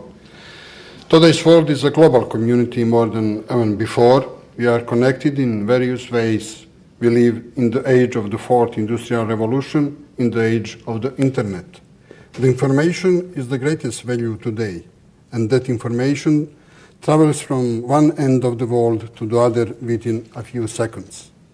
This has great advantages, but it also brings with certain challenges. The current coronavirus pandemic teaches us that there are no longer isolated communities which can be exempted from the global flows.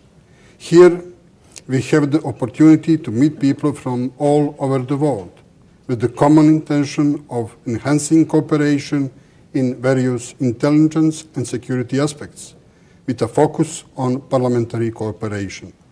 It's a very strong message that differences unite us and in no way separate us. I congratulate the organizer of this forum for that.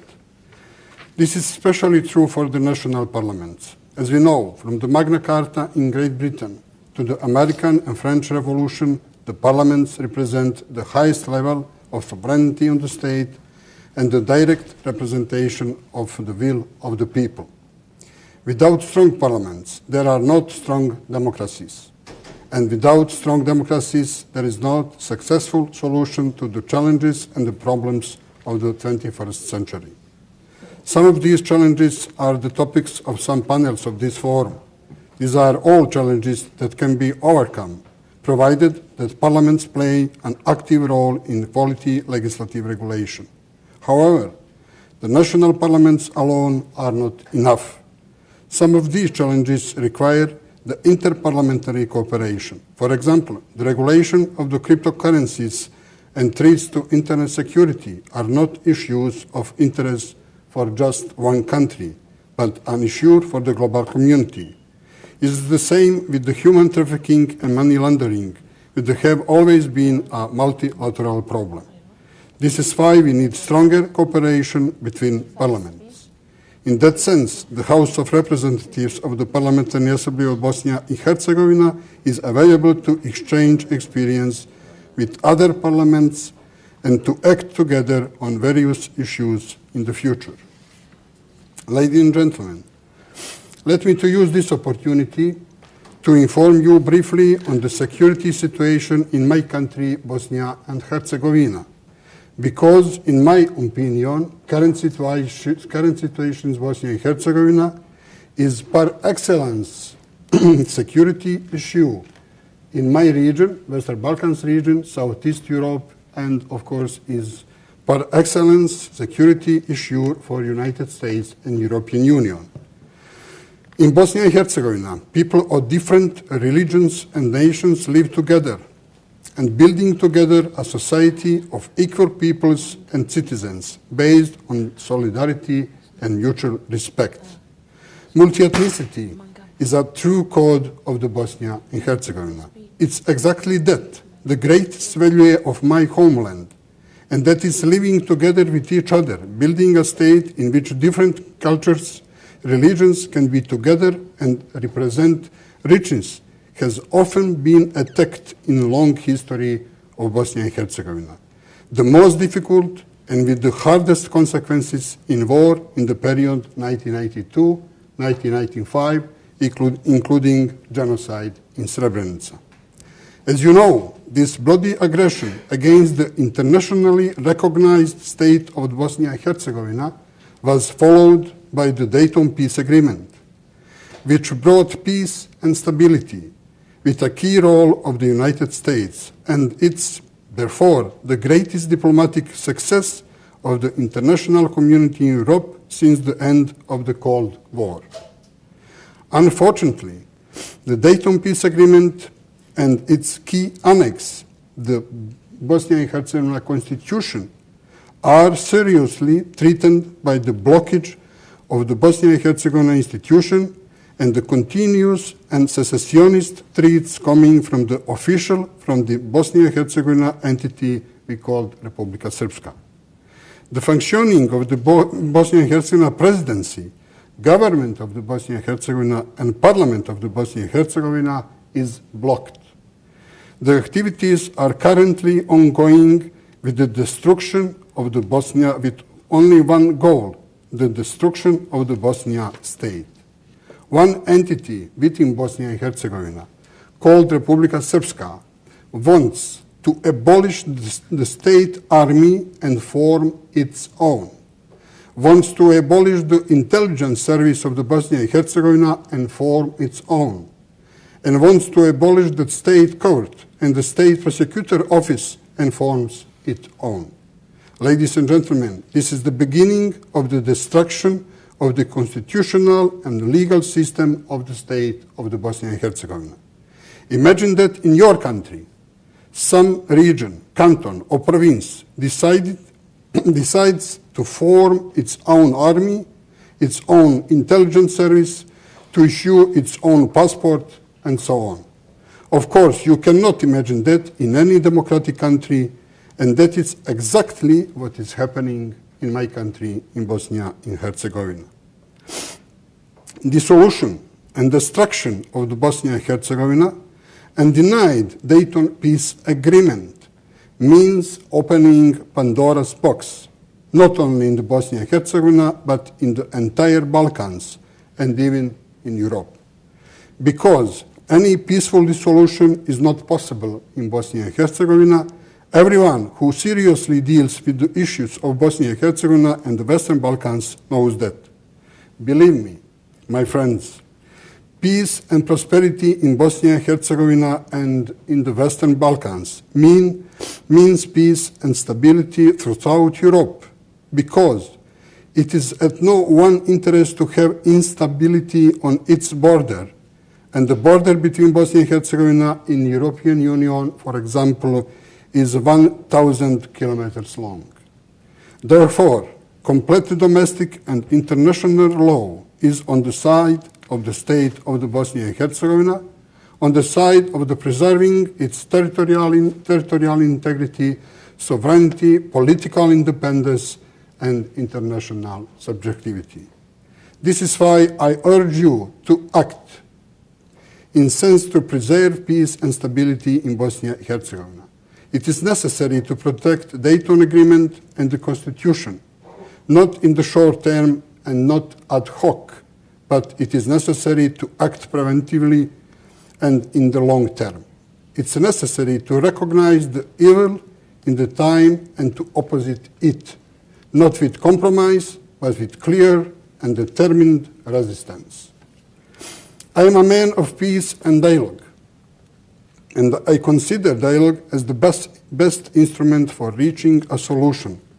But how can I or anyone else explain to Bosnia and Herzegovina citizens that someone can make moves with aim to divide and to distract the constitutional order, and that he will not have any political or legal consequences? Distinguished participants, Bosnia and Herzegovina must be in the focus of an offensive policy that will promote democratic values, Euro-Atlantic integration, and rule of law. The current anti-institutional, anti-constitutional activities must stop immediately, as in a few months it may be too late. I think that this forum is the right place for the democratic world to get acquainted with secessionist activities that lead to the destruction of the state of Bosnia and Herzegovina and possible new conflict. International community have to prevent escalation, have to prevent region slipping back to the conflict. In the end, I want to emphasize, I want to underline that all people in the Bosnia and Herzegovina want to live in peace and secure environment and want to see Bosnia and Herzegovina in the future as a full member of European Union and the NATO. I hope that the United States, once again, together with the partners from European Union, have a leading role in these processes, next processes in my country, in my region. Thank you very much for your attention.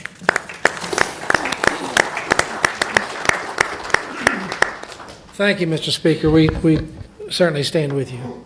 And I would like now to introduce a dear friend, Magabu Nadine, who's a member of Parliament in the Democratic Republic of Congo. So please take the podium.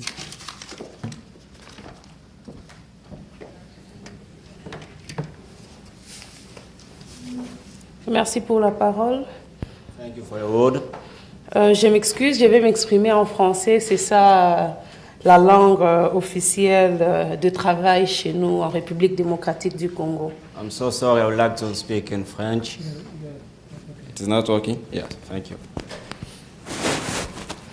First, she said thanks for your word. And secondly, she said she would like to speak in French as it is the official language of our country. Alors, ici, je tiens à remercier l'organisation. So I'm going to thank the organization. J'encourage et salue l'initiative parlementaire. I really appreciate this forum through the Congressman Mr. Robert. Nous sommes dans l'espoir de la démocratie et la paix du monde car notre travail constitue à initier et à voter des lois tendant à renforcer la démocratie et les pouvoirs, la paix entre les nations et les peuples. Talking about democracy is very important. See, sir, we are just gathering here to talk about it because this forum is very important because it helps us to share the experience, to share the strategies that can help us to be established in our different countries. So to see change and to see improvement in our countries. Les différents sujets débattus dans les différents panels ici constituent pour nous des défis majeurs auxquels sont confrontés l'Afrique et plus particulièrement notre pays, la RDC, tout en saluant la pertinence des experts, des honorables députés et sénateurs, mais aussi celle des éminents professeurs d'université et tous les experts qui ont défilé sur ce podium. And also I like to appreciate and to acknowledge that since in the morning, every team that is coming here at the place to talk about something, about the subject of the topic. So we as African people, we are really touched because what we are saying here is really something that is really important in Africa and especially in our countries, the DRC. Nous soutenons nous tenons à solliciter le concours de tous pour plaider auprès de nos décideurs afin de consolider comme un seul homme à faire barrage à toute forme de crime qui gangrène nos structures financières pour lesquelles se fondent le développement et la démocratie. So especially with the security system, we like to say that the DRC country is just opening its door to receive any help of any country because what is happening there, it cannot be in the same way in the coming years because there are so many problems that are happening in financially, economics, and even in the social. So many things are happening there. So the country, the DRC, need really your help. So it will be okay if we can work together. L'exemple éloquent est la lutte contre la COVID-19, où nous avons tous vu que la solidarité est nécessaire pour éradiquer les fléaux humanitaires. Yeah. So the example that I would like to share with us that can prove the cooperation between the parliament is very important. It's about the COVID. When COVID-19 happened, so we see the international organization work together to help even those countries in Africa with masks, with so many things that help them to move forward. So it is really very important for the people, for the parliament to work together to change things in the world. La volonté à travers des fortes législations et la coopération de toutes les nations reste la seule force pour lutter contre les crimes financiers, le commerce illicite, la cybercriminalité et j'en passe. Okay, so sometimes it is really very important to establish the laws and the regulation, but that things can change so many things in our different countries. But working together, sharing the ideas can be more effective than putting in place the new laws and rules sometimes. Et enfin, nous remercions pour ce temps accordé pour contribuer aux différents sujets autour de ce forum. Merci à l'organisation, à M. Peters, et nous manifestons la disponibilité de notre pays par rapport à l'importance des sujets que débat votre organisation, et nous vous remercions une fois de plus. We'd like to say thank you to the Congressman Robert for inviting our country, the DRC, because it is for the first time the DRC to take part of this moment.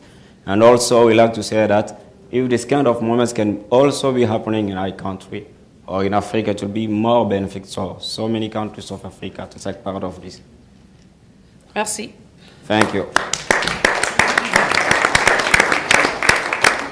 Thank you so much. We look forward to going to the Democratic Republic of Congo sometime. I believe we have a video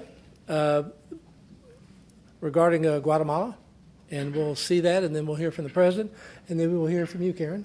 Thank you very much.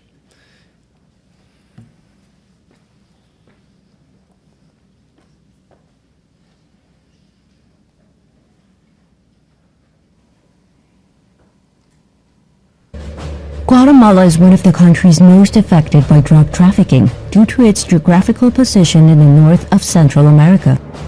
It is a region which links the drug production zones in South America with the consumption zone in North America. 90% of the drug passes through Guatemala on its way to the United States. But this country is becoming more than just a passage of shipments of international organized crime. Nowadays, Guatemala is roughly the third largest opium producer in Latin America. All the product is exported to Mexico. The largest production zone of poppy flowers is San Marcos. This region, bordered with Mexico, gathers the perfect conditions to produce the opium plants due to fertility of the land, favorable climate, and persistent ungovernability. The administration of President Alejandro Yamatei has implemented interagency actions to promote development in this region, with the purpose of reducing the involvement of the inhabitants in drug production and trafficking.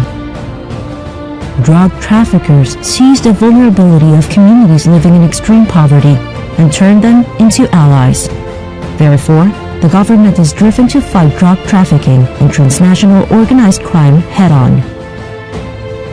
Security forces frequently intervene to eradicate entire poppy plantations in San Marcos. Over the course of 3 days, 283 fields were eradicated, which sum up to 7 million poppy plants, valued at roughly $22 million. As a result, the territories and the municipalities of Ixchuan and Tajumulco in the department of San Marcos are free of this illicit crop. The anti-narcotics forces of the National Civilian Police oversee the extensive eradication efforts, with more than 500 officers, including agents of the General Subdirectorate of the Analysis of Anti-Narcotics Information and Special Forces. The use of drones in these operations and the support of aerial reconnaissance by the Air Interdiction, Anti-Narcotics and Anti-Terrorist Task Force is a key strategy to execute eradication actions successfully. This year, over 14,422,344 plants have been destroyed, with a worth of 360,558,600 quetzales, $46,523,000. Moreover, there is a coca leaf cultivation, mostly in the northern departments of Izabal and Alta Verapaz, as well as marijuana plantations. Special anti-narcotics forces of the National Civil Police have eliminated 1,433,690 coca bushes and 3,226,185 marijuana plants. 4 clandestine synthetic drug production laboratories have also been dismantled around the country. 23 barrels of this type of drug have been seized, valued at 3,588,000 quetzales, $462,967. These efforts, supported by international allies and the International Narcotics and Law Enforcement Affairs Section of the Embassy of the United States of America, the General Subdivision of Anti-Narcotics Information Analysis, the General Inspectorate of the National Civil Police, the General Directorate of the Civil Intelligence, and the Public Prosecutor's Office Against Drug Trafficking, as well as intelligence and investigation teams. These events confirm the commitment of the administration of President Alejandro Yamatei in the fight against drug trafficking. The Guatemalan Army maintains a presence on the borders with Mexico, Honduras, El Salvador, and in the adjacency zone with Belize.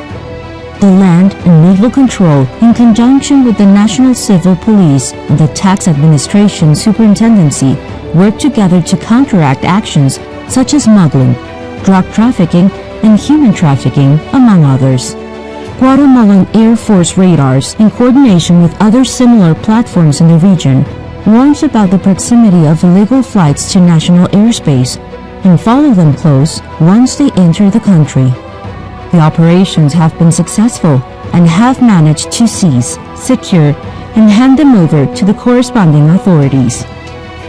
This joint effort, which also involves the National Police's aerial interdiction, anti-narcotics, and anti-terrorists forces, made it possible to complete 100 days in September without the arrival of aircrafts carrying drugs into the Guatemalan territory.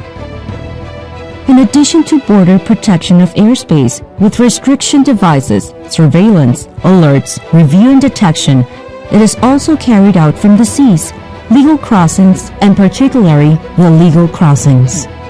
The actions against drug trafficking have resulted in 1,739 arrests, of which 60 are subject to extradition proceedings since they are wanted by the American justice system. Guatemala and the United States maintain a permanent dialogue on cooperative security and operations against transnational organized crime, as well as training aspects, strengthening good relations and cooperation between the two nations.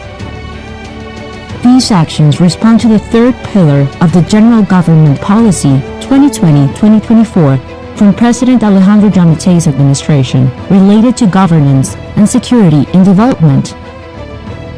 Security is a pillar of democracy and is closely linked to the social, family, and individual development of human beings.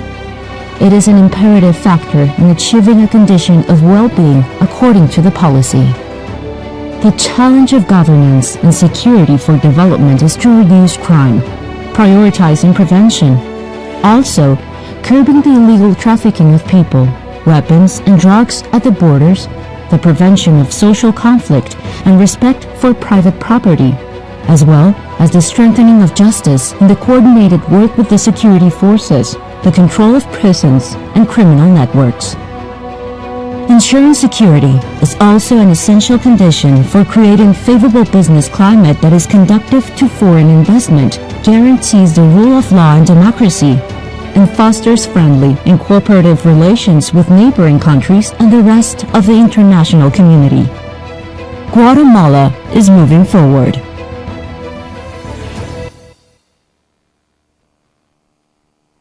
That was excellent.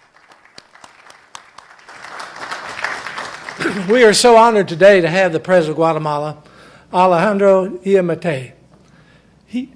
the President is a great friend of the United States of America. He's a great friend of freedom. I would say that Guatemala, through his leadership, is our most strategic ally in the region. And that's why we're so pleased and grateful that he would take the time to come join each of us, those of you who have gathered from around the world, because he joins us in this battle for freedom. In fact, Guatemala, through the President's leadership, will host our forum March 10 and 11. And he will be the official host along with the President of the Assembly, which we are very grateful for. Thank you, Madam. So thank you, Mr. President. We're grateful to have you with us today. And please stand and give a warm welcome to President Alejandro Imate. Thank you, sir. Thank you.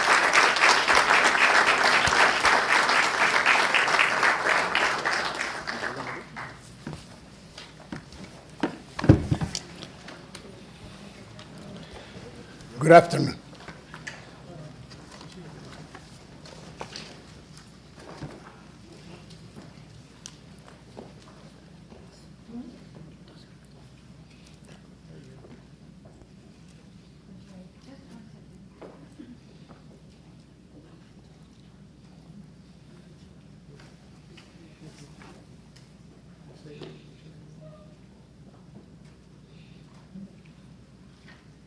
Testing.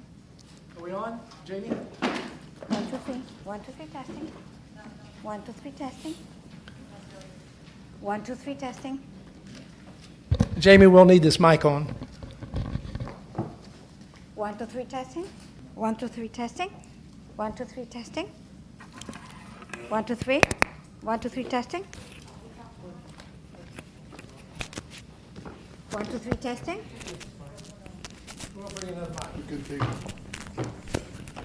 I cannot hold it. No, it's a stand. Thank you. Ay, perdón, señor presidente. Our apologies. We should have been better organized. It's our fault. 1, 2, 3, testing. 1, 2, 3. Yes, that works. That's what. It worked.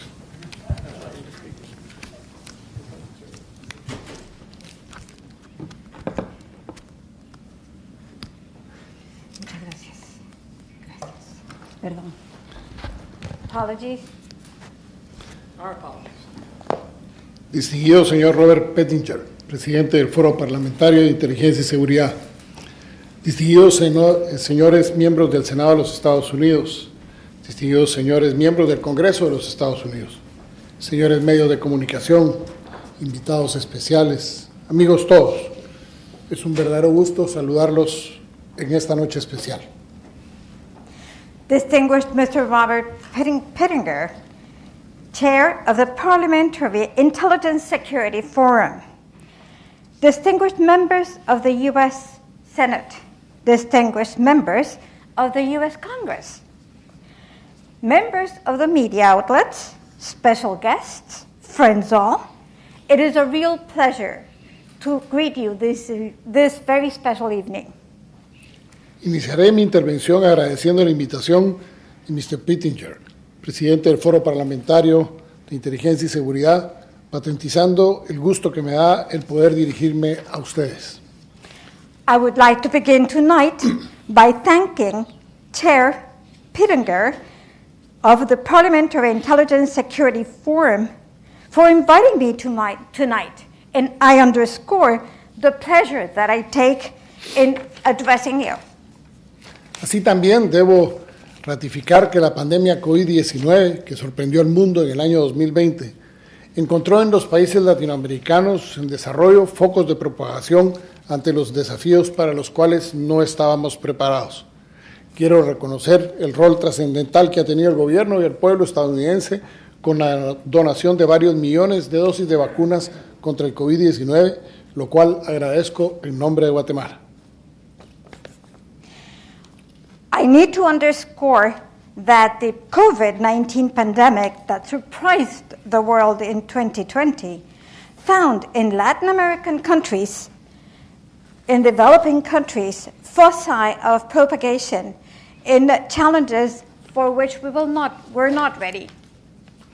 Mi país ha sido por muchos años un aliado geopolítico estratégico de los Estados Unidos de América y la cooperación bilateral ha sido vital para tener sustanciosos avances en temas como la reducción de la migración irregular, el combate al tráfico de drogas y el fortalecimiento del Estado de Derecho y la efectiva lucha contra la corrupción.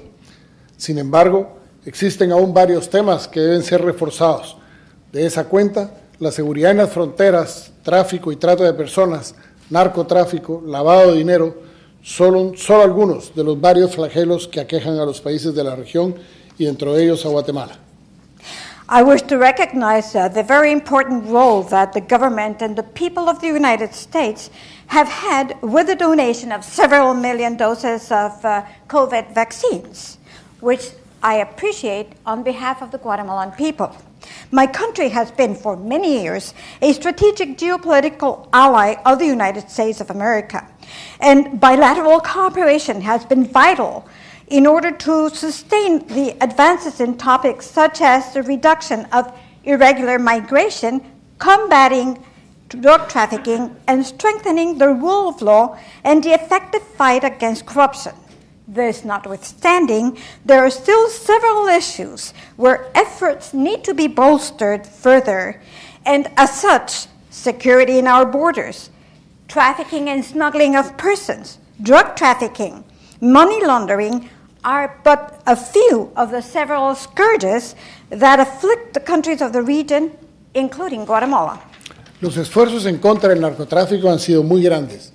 En el año 2020, por medio de las fuerzas antinarcóticas del país, se asestaron fuertes golpes a los grupos ilegales dedicados al trasiego de drogas, a los que se les incautó cocaína que sobrepasó las 12 toneladas, para ser específicos, 12.845 kilos de coca, valuados en 176 millones de dólares, sin contar otros decomisos que incluyen aeronaves, vehículos, dinero en efectivo y la eliminación de plantas de amapola, marihuana y cocaína.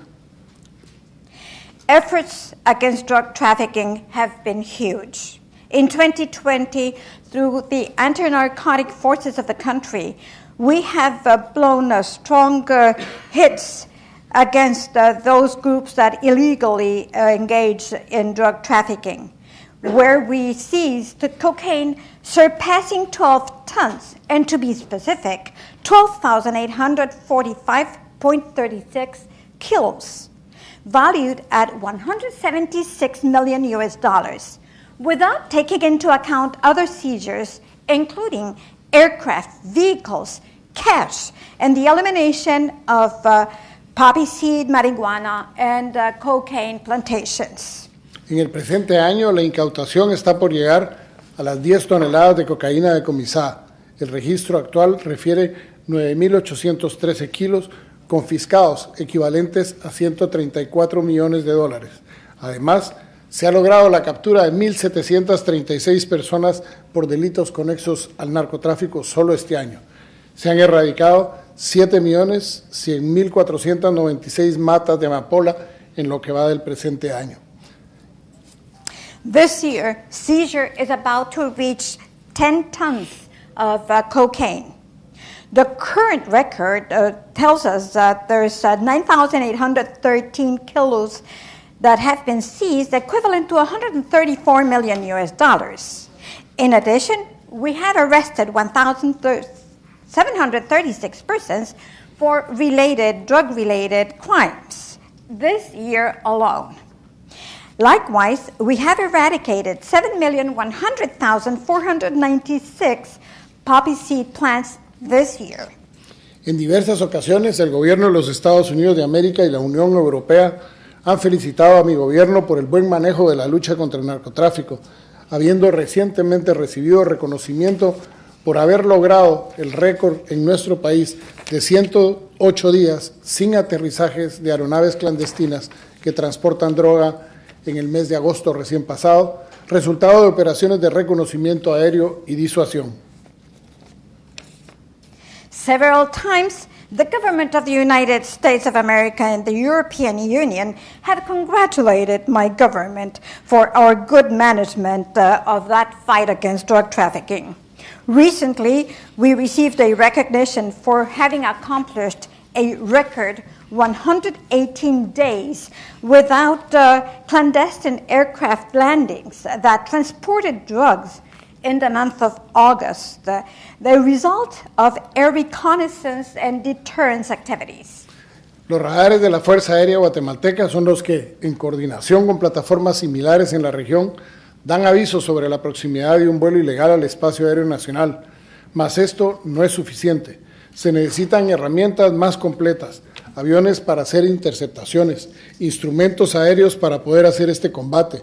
Se ha logrado algunos helicópteros para poder combatir este flagelo y aún se necesitan algunos requisitos para utilizarlos, pero se trabaja arduamente en conjunto con las instituciones involucradas en el tema. Guatemalan Air Force radars are the ones which, in coordination with similar platforms in the region, give notice about the proximity of an illegal flight in our airspace. However, this is not enough. We need more comprehensive tools, aircraft to do interceptions, air instrumentation to be able to carry out this combat. We have been able to secure some choppers, some helicopters to be able to combat this scourge, but we still need to meet certain requirements to be able to use them. However, we are working very hard together with involved agencies on these matters. Luego de localizar las aeronaves en distintas áreas del país, la Fiscalía correspondiente del Ministerio Público, como directora de la investigación, planifica con agentes de investigación y del seguimiento a donde tendría que haber llegado esta droga. En algunas ocasiones se ha logrado incautarlas fuera de la aeronave. En este año se han hecho incautaciones donde las estructuras están enterrando la droga que se ha encontrado en los hoyos que cavan para poderlas ocultar. En el área sur de nuestro país se han encontrado dentro de los manglares. En otras ocasiones es necesaria la intervención judicial para allanar propiedades privadas para localizarla. After locating these aircraft in different parts of the country, the prosecutions unit in charge as the lead investigator plans with investigation agents and follows up the sites where the drugs should have arrived. At times, we have been able to seize the drugs right outside the aircraft. This year, we have conducted seizures where the structures are burying the drug. We have found the holes that they have dug to hid the drug. In the southern part of our country, we have found drugs in mangroves. And on other occasions, it has been necessary to get a court order to be able to conduct searches in private property to find it. Es de mencionar que las grandes cantidades de dinero que maneja el narcotráfico permiten que sea el principal corruptor del país y pone en serio riesgo la estabilidad política y el futuro de las elecciones libres de cualquier nación. Es por tanto necesario que se continúen generando las acciones para perseguir el origen, el destino del financiamiento de estos grupos criminales, quienes muchas veces utilizan el mismo sistema financiero para el blanqueo de sus capitales. Sepan que nuestro gobierno continuará firmemente en esta lucha. Sin embargo, para que sea realmente efectiva, es necesario que se combata también el consumo, ya que es solo natural que la oferta disminuirá y la demanda baja. Nos harían a todos los países que sufrimos de este flagelo un gran favor. Asimismo, hay que reconocer la responsabilidad compartida entre los países consumidores y productores, pero no solo en el tráfico de drogas, sino también en la corrupción, siendo que la droga es el principal corruptor. I should note here that the huge amounts of money that is managed by drug trafficking make it the main corruptor in the country and place the political and the future stability of free elections in any nation at risk. For this reason, it is necessary to continue to carry out actions to prosecute the origin and destination of the financing of these criminal groups, who many times utilize this financial system itself to launder their capitals. you may rest assured that our government will continue firmly on this struggle. However, for it to be really effective, it is necessary to also combat consumption, because makes absolute sense that supply will only be reduced if demand goes down. We would see a fit that we receive this assistance to face this affliction by all of these nations. That would be a great favor. Likewise, we need to recognize the shared responsibility between consuming and producing countries, but not only drug trafficking, however, also of corruption, since drugs are the main corruptor. En relación a las extradiciones, el día de hoy logramos capturar a la persona número 50 por delitos de narcotráfico solicitados por el gobierno de los Estados Unidos, muchos de los cuales ya están extraditados y el resto están pendientes de extradición. Lo anterior se ha realizado conjuntamente con las agencias de gobierno de los Estados Unidos, quienes externaron ya muchas felicitaciones públicas por estos apoyos. Regarding extraditions, we have been able to conduct arrests to date of 50 persons for drug trafficking who are being sought by the United States government, many of whom have already been extradited. The rest are in the process of getting extradited. This has been performed jointly with the U.S. government agencies who have expressed many times their congratulations for the support on our part.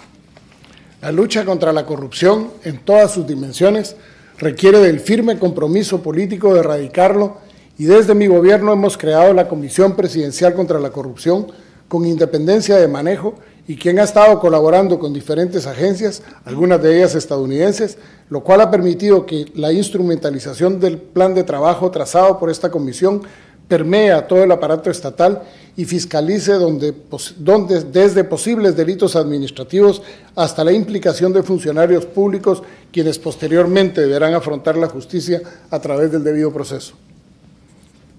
The fight against corruption in every dimension also requires a firm political commitment to eradicate it. And in my government, we have created the Presidential Commission Against Corruption that is independent in its management and which has been collaborating with different agencies, some of them agencies of the United States, which has made it possible to carry out the work plan that has been set out for this committee and which has permeated the entire state apparatus to audit from possible administrative misdemeanors to the implication of public officials, who next will have to face justice through due process. Otro tema que quisiera destacar es que la violencia en Guatemala ha venido en descenso en los últimos 2 años, pasando de 21.5 homicidios por cada 100.000 habitantes en el 2019 a 16.4 en el presente año. En cifras, esto significa que de 3.578 homicidios se bajó a 2.351, lo que se traduce en una diferencia de 1.227 vidas que no se perdieron por efectos de la violencia y por la intervención estatal a través de diversos programas, entre los que destaca Guatemala Previene del Ministerio de Gobernación, que es una campaña de concientización para evitar que se cometan delitos en el país y aporta los ejes estratégicos y líneas de acción de la Política Nacional de Prevención de la Violencia y el Delito, la Seguridad Ciudadana y la Convivencia Pacífica 2014-2034. Another topic that I would like to highlight is that violence in Guatemala has seen a downtrend in the last 2 years, from 21.5 homicides for every 100,000 citizens in 2019 to 16.4 this year. These numbers mean 3,578 homicides in 2019, dropping to 2,351, which translates into a difference of 1,227 lives that were spared. For the intervention, the state intervention through different programs, among which we highlight Guatemala Prevents, created by the Ministry of the Interior. This is an awareness-raising campaign to prevent crimes committed in the country and makes a contribution to the strategic pillars and lines of action of the National Policy for Prevention of Violence and Crime, security, citizen security, and peaceful life together for the period of between 2014-2034. Asimismo, se están utilizando diversas estrategias de comunicación como el programa Tu Pista GT, que surge de la iniciativa internacional Crime Stoppers, que es una plataforma internacional que facilita la participación ciudadana de manera anónima, recibiendo información como una valiosa herramienta para la investigación criminal y sirve para incentivar la prevención de los diferentes delitos, como la violencia contra la mujer, la violencia armada, la violencia vial y accidentes de tránsito, violencia contra la niñez y la violencia contra los adolescentes y la juventud. Likewise, we are utilizing different strategies, communication strategies, such as a program called Tu Pista GT, Your Lead in Guatemala, that came out as an international initiative from Crime Stoppers, which is an international platform that streamlines citizen participation anonymously, whereby we receive information as a valuable tool for criminal investigation and is used to incentivize the prevention of crimes such as violence against women, armed violence, road violence, traffic accidents, violence against children, and violence against adolescents and youth. Otro de los esfuerzos necesarios para el control de la delincuencia que hemos impulsado es el programa Promotores de la Prevención de la Violencia del Ministerio de Gobernación, que abrió representaciones en 10 municipios atendidos con prioridad por las fuerzas del orden debido al alto nivel de incidencia de delitos. Los esfuerzos son muchos y compartidos con las diferencias reales de Nicolás Maduro en Venezuela. Hemos mantenido nuestra embajada en Jerusalén. Of Nicolás Maduro in Venezuela. We have kept our embassy in Jerusalem, and we have declared Hezbollah a terrorist group. We have also offered the use of redundancy of the cameras installed in ports. We have worked together to reduce migration, and there is a long list of other things. En cuanto al Estado de Derecho, Guatemala tiene un sistema republicano de gobierno con una separación e independencia de poderes de legislativo, ejecutivo y judicial. El gobierno actual fue el resultado de elecciones libres y democráticas que se han repetido sucesivamente desde los años 80. Los momentos difíciles democráticos que han ocurrido se han resuelto dentro del marco de nuestra Constitución y en observancia a las leyes del país. El Estado de Derecho, que es la columna vertebral de un Estado republicano moderno, ha tenido avances muy importantes en su consolidación. Por ejemplo, en el caso del Ministerio Público, se han destinado los fondos necesarios para ampliar las capacidades y dotar de la estructura necesaria para tener a los mejores funcionarios disponibles y que el día de hoy permite tener la cobertura del 100% del territorio nacional, siendo un paso fundamental para lograr judicializar y hacer que efectivamente sea más efectivo el ente y se reduzca la impunidad. Cuando asumí la presidencia, esa cifra era del 34% de la cobertura. As to the rule of law, Guatemala has a republican system of government with separation and independence of the executive, legislative, and judicial branches. The current government administration was elected in free and democratic elections that have been repeated successively since the 80s. The difficult democratic moments that have occurred have been resolved within the framework of our Constitution and in abidance with our laws. The rule of law, which is the backbone of a modern republican state, has seen quite significant progress in its consolidation. For example, in the case of the public prosecution, we have dedicated the necessary funds in order to expand its capabilities and provided with the necessary structure to have the best officers available. And today, that gives us 100% coverage of our national territory. This is a fundamental step forward to be able to bring cases before the court system and make that entity more effective to therefore reduce impunity. When I took office, the coverage of the public prosecution in my country was 34%. Por otra parte, en materia de transparencia, se han creado 10 portales de registro de información pública por parte del Ministerio de Finanzas con el propósito de impulsar la rendición de cuentas en la ejecución presupuestaria de todos los ministerios y secretarías que forman el gobierno. On the other hand, in terms of transparency, we have created 10 websites for the registration and public information provision by the Ministry of Public Finance for the purpose of promoting accountability in the budget execution of all the ministries and secretariats that form the government. En relación a la economía guatemalteca, la implementación del Plan de Recuperación Económica y las buenas prácticas del sector productivo colocó a Guatemala como el país con la mejor economía y desempeño de la región centroamericana y como una de las mejores actuaciones económicas de toda América.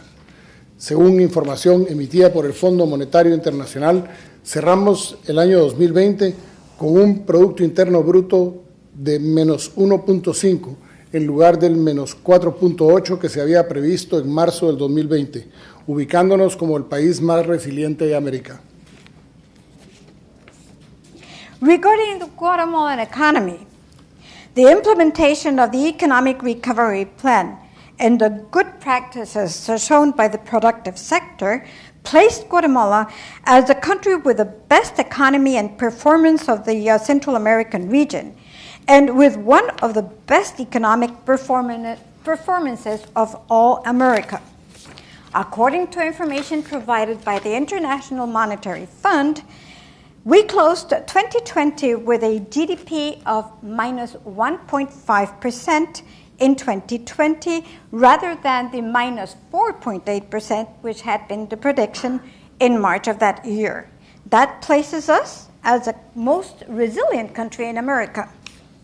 Estimaciones del Banco de Guatemala y de organismos internacionales afirman que el Producto Interno Bruto de Guatemala crecerá arriba del 6% durante este año, reflejando una recuperación en B, mostrando la fuerza de nuestra economía. Así también, contamos con una estrategia coordinada público-privada para adoptar el Plan de Reactivación Económica. Guatemala no se detiene, que constituye un hito en el país con una perspectiva para los siguientes 15 años que permitirá no la recuperación, sino la transformación económica, convirtiendo al país en el centro logístico de Latinoamérica. Estimations by the Central Bank of Guatemala and by international agencies state that the GDP in Guatemala will grow over 6% during this year, reflecting a V-shaped recovery, thus showing the strength of our economy. Likewise, we have a coordinated public-private strategy in place to adopt the economic reactivation plan, called Guatemala Does Not Stop, which represents a milestone for the country with a perspective for the next 15 years that will make it possible for us not to recover, but to bring about economic transformation, turning the country into the logistical hub of Latin America. Esta estrategia está conformada por dos grandes líneas de acción. Hacer más de lo que hacemos hacer bien. La agroindustria, alimentos y bebidas, prendas de vestir y textiles, productos químicos, productos plásticos, entre otros. Y dos, salto hacia sectores más sofisticados como productos farmacéuticos, dispositivos médicos, dispositivos electrónicos, BPOs, con una inversión en bilingüismo de $60 millones a un corto plazo. That strategy is made up by two main lines of action. A, to do more of what we know how to do. Agroindustry, food and beverage, apparel and textiles, chemical products, plastics, among others. And B, taking a leap towards more sophisticated sectors such as pharmaceutical products, medical devices, electronic devices, and all of this with an investment in bilingual capabilities of $60 million in the short term. Dentro del programa Guatemala no se detiene, se han generado las condiciones adecuadas para la atracción de inversión extranjera directa. Solo en este año ya sobrepasamos los $1,000 millones con 15.980 nuevos empleos formales estimados. Como un ejemplo emblemático, recientemente la empresa internacional de telecomunicaciones Millicom adquirió la totalidad de las acciones de Tigo Guatemala por más de $2.200 millones, ofreciendo invertir otros 1.000 millones más en el corto plazo. Esto únicamente sucede por la confianza y estabilidad que inspira nuestra economía y el gobierno a los inversionistas internacionales. As part of our program, Guatemala Does Not Stop, we have created the necessary conditions to attract direct foreign investment. This year alone, we already have more than $1 billion with 15,980 new formal jobs estimated.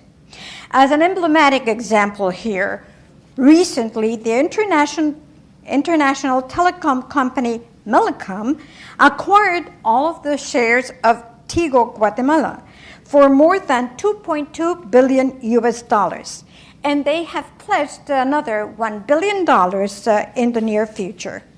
This can happen only because of the confidence that they feel in the stability inspired by our economy and the government to international investors. En el tema migratorio, Guatemala es un país de paso y origen de migrantes. Nosotros no queremos que nuestra gente migre y hemos coordinado esfuerzos con el gobierno de Estados Unidos y organizaciones internacionales para reducir la migración tanto de guatemaltecos como de extranjeros que usan a Guatemala como puente para llegar al norte. Hemos fortalecido la seguridad en nuestras fronteras y de los controles migratorios y sanitarios. Hemos desarticulado bandas de traficantes de personas o coyotes. Sin embargo, eso no detendrá la migración. Tenemos que abordar las causas de raíz para que sea la falta de oportunidades o pobreza, y esto a través de la estrategia de los muros de prosperidad, la única forma de combatirlo, que consiste en adoptar una actitud proactiva en los temas migratorios que apuntan a tratar las causas estructurales de la migración, creando las condiciones y alternativas para que la gente pueda desarrollarse dentro de sus comunidades con mejores condiciones como seguridad, salud, educación, vivienda, alimentación, además de un buen empleo. With regard to migration, Guatemala is a country of passage and origin of migrants. We do not want our people to migrate.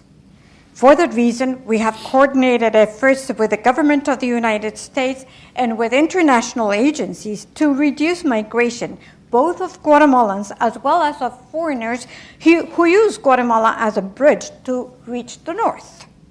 We have strengthened the security of our borders and migration and health controls as well. We have disarticulated groups of traffickers of persons or coyotes. However, this will not stop migration. We need to be able to address the root causes of migration, be that lack of opportunities or poverty. And this can only be accomplished through the strategy that we like to call walls of prosperity, that consists of adopting a proactive attitude on migration topics that point to dealing with the structural causes of migration. By creating the right conditions and alternatives for our people to be able to find development in their own communities with improved conditions such as security, health, education, housing, and food, in addition, of course, to employment. La manera más sostenible de lograr la prosperidad es a través del acceso a recursos, y eso se logra con la dinamización de la economía, y la forma de hacerlo es teniendo mayor inversión e incrementar el comercio. En Guatemala, we need more trade than aid. The most sustainable manner of accomplishing prosperity is through access to more resources. And this is accomplished by making our economy more dynamic, and the way to do that is by having more investment and increasing trade. I repeat the President's words. In Guatemala, we need trade, not aid. No, we need trade, not aid. More than aid. More than aid. Apreciamos la ayuda, pero esta debe ser focalizada en la consecución de los objetivos comunes y complementaria a los esfuerzos nacionales. Actualmente se trabaja en conjunto con los Estados Unidos de la instauración de centros de atención para personas migrantes y retornadas, de las cuales ya hay 2 inaugurados en las áreas fronterizas con México, con el objetivo de brindar asistencia humanitaria para las personas que han sido desplazadas. Así también se busca la ampliación por parte de los Estados Unidos de visas temporales de trabajo por parte de los Estados Unidos, por las cuales se puedan beneficiar ambos países de la mano de obra calificada con deseos de superación y de trabajo, esperando también la aprobación pronta de la cobertura del Estado de Protección Temporal TPS para nuestro país, por las necesidades de empleo que han quedado como vestigio de la pandemia del COVID-19 y los huracanes ETA y OTA, entre otros.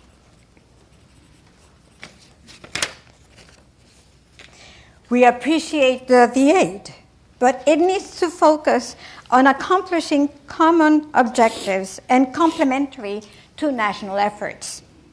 At present, we are working together with the United States in the establishment of care centers for migrants and returnee persons, of which we already have opened 2 in the border area with Mexico, for the purpose of providing humanitarian aid to the persons who have been displaced. Likewise, we seek the expansion on the part of the U.S. of temporary worker visas, which can bring benefits to both countries through the qualified labor, and people who wish to improve their work conditions and their lives. We also are waiting for prompt approval of the temporary protection status system so that our country can be benefited due to the needs of employment that are the vestiges of the COVID-19 pandemic, in addition to hurricanes ETA and IOTA. El compromiso de nuestro país en el tema de seguridad se centra en la cooperación mutua como socios de los Estados Unidos de América. Temas como narcotráfico, trata de personas, tráfico de armas, son temas esenciales en las agendas bipartidistas. Continuaremos siendo un aliado de los Estados Unidos, respetando los derechos humanos y respetando a los entes investigadores para que hagan su trabajo. Esto a pesar de que algunos funcionarios de la actual administración no lo comprendan así. The commitment on the part of our country in terms of security focuses on mutual cooperation as partners of the United States of America. Topics such as drug trafficking, the trafficking of persons, the trafficking of arms are essential topics to be addressed by bipartisan agendas. We continue to be an ally to the United States by respecting human rights and respecting investigation entities to do their work, despite the fact that some officials in this administration do not understand it. Es así como presento a mi país, Guatemala, un país con grandes esperanzas y con la vista puesta en el futuro de ser un líder regional y, por cierto, el único aliado de los Estados Unidos en Centroamérica. Muchísimas gracias y que Dios les bendiga.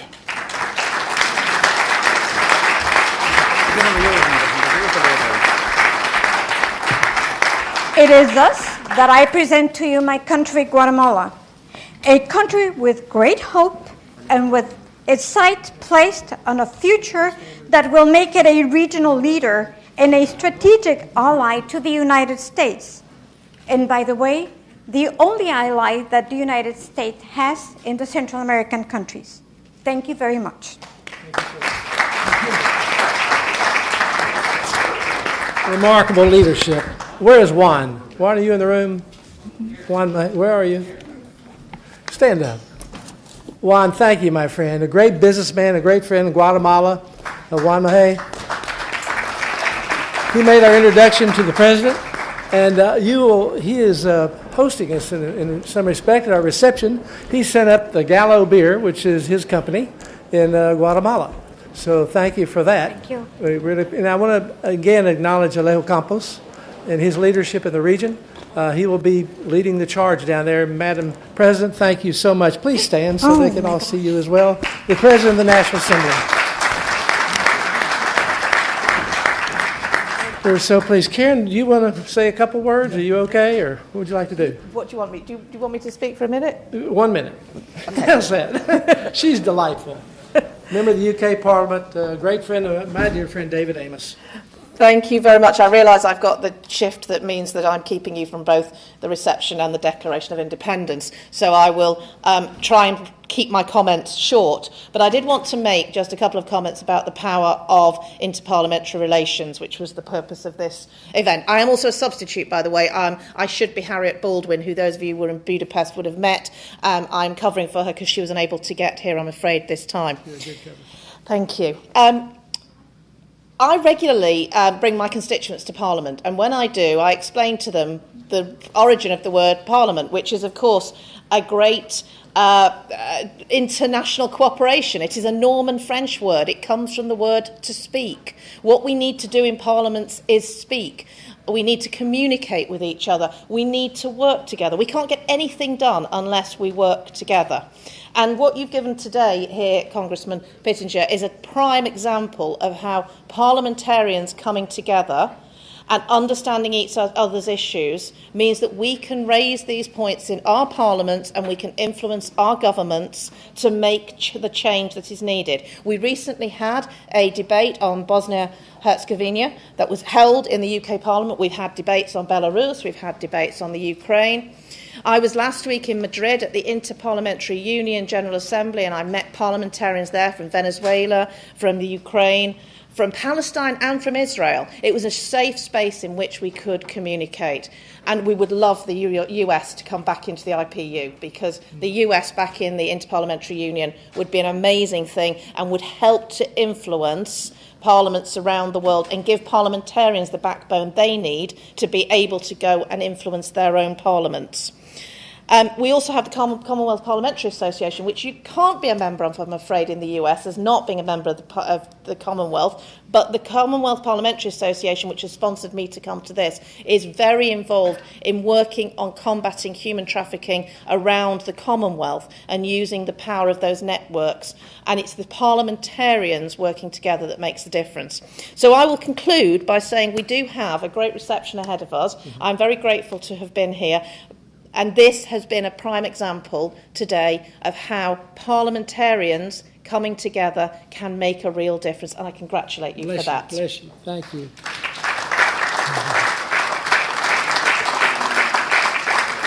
As they say across the pond, here. Let's go have a beer. All right. Thank you all so much. It's been a great day. I tribute to you all. Thank you. Thank you so much. You were wonderful.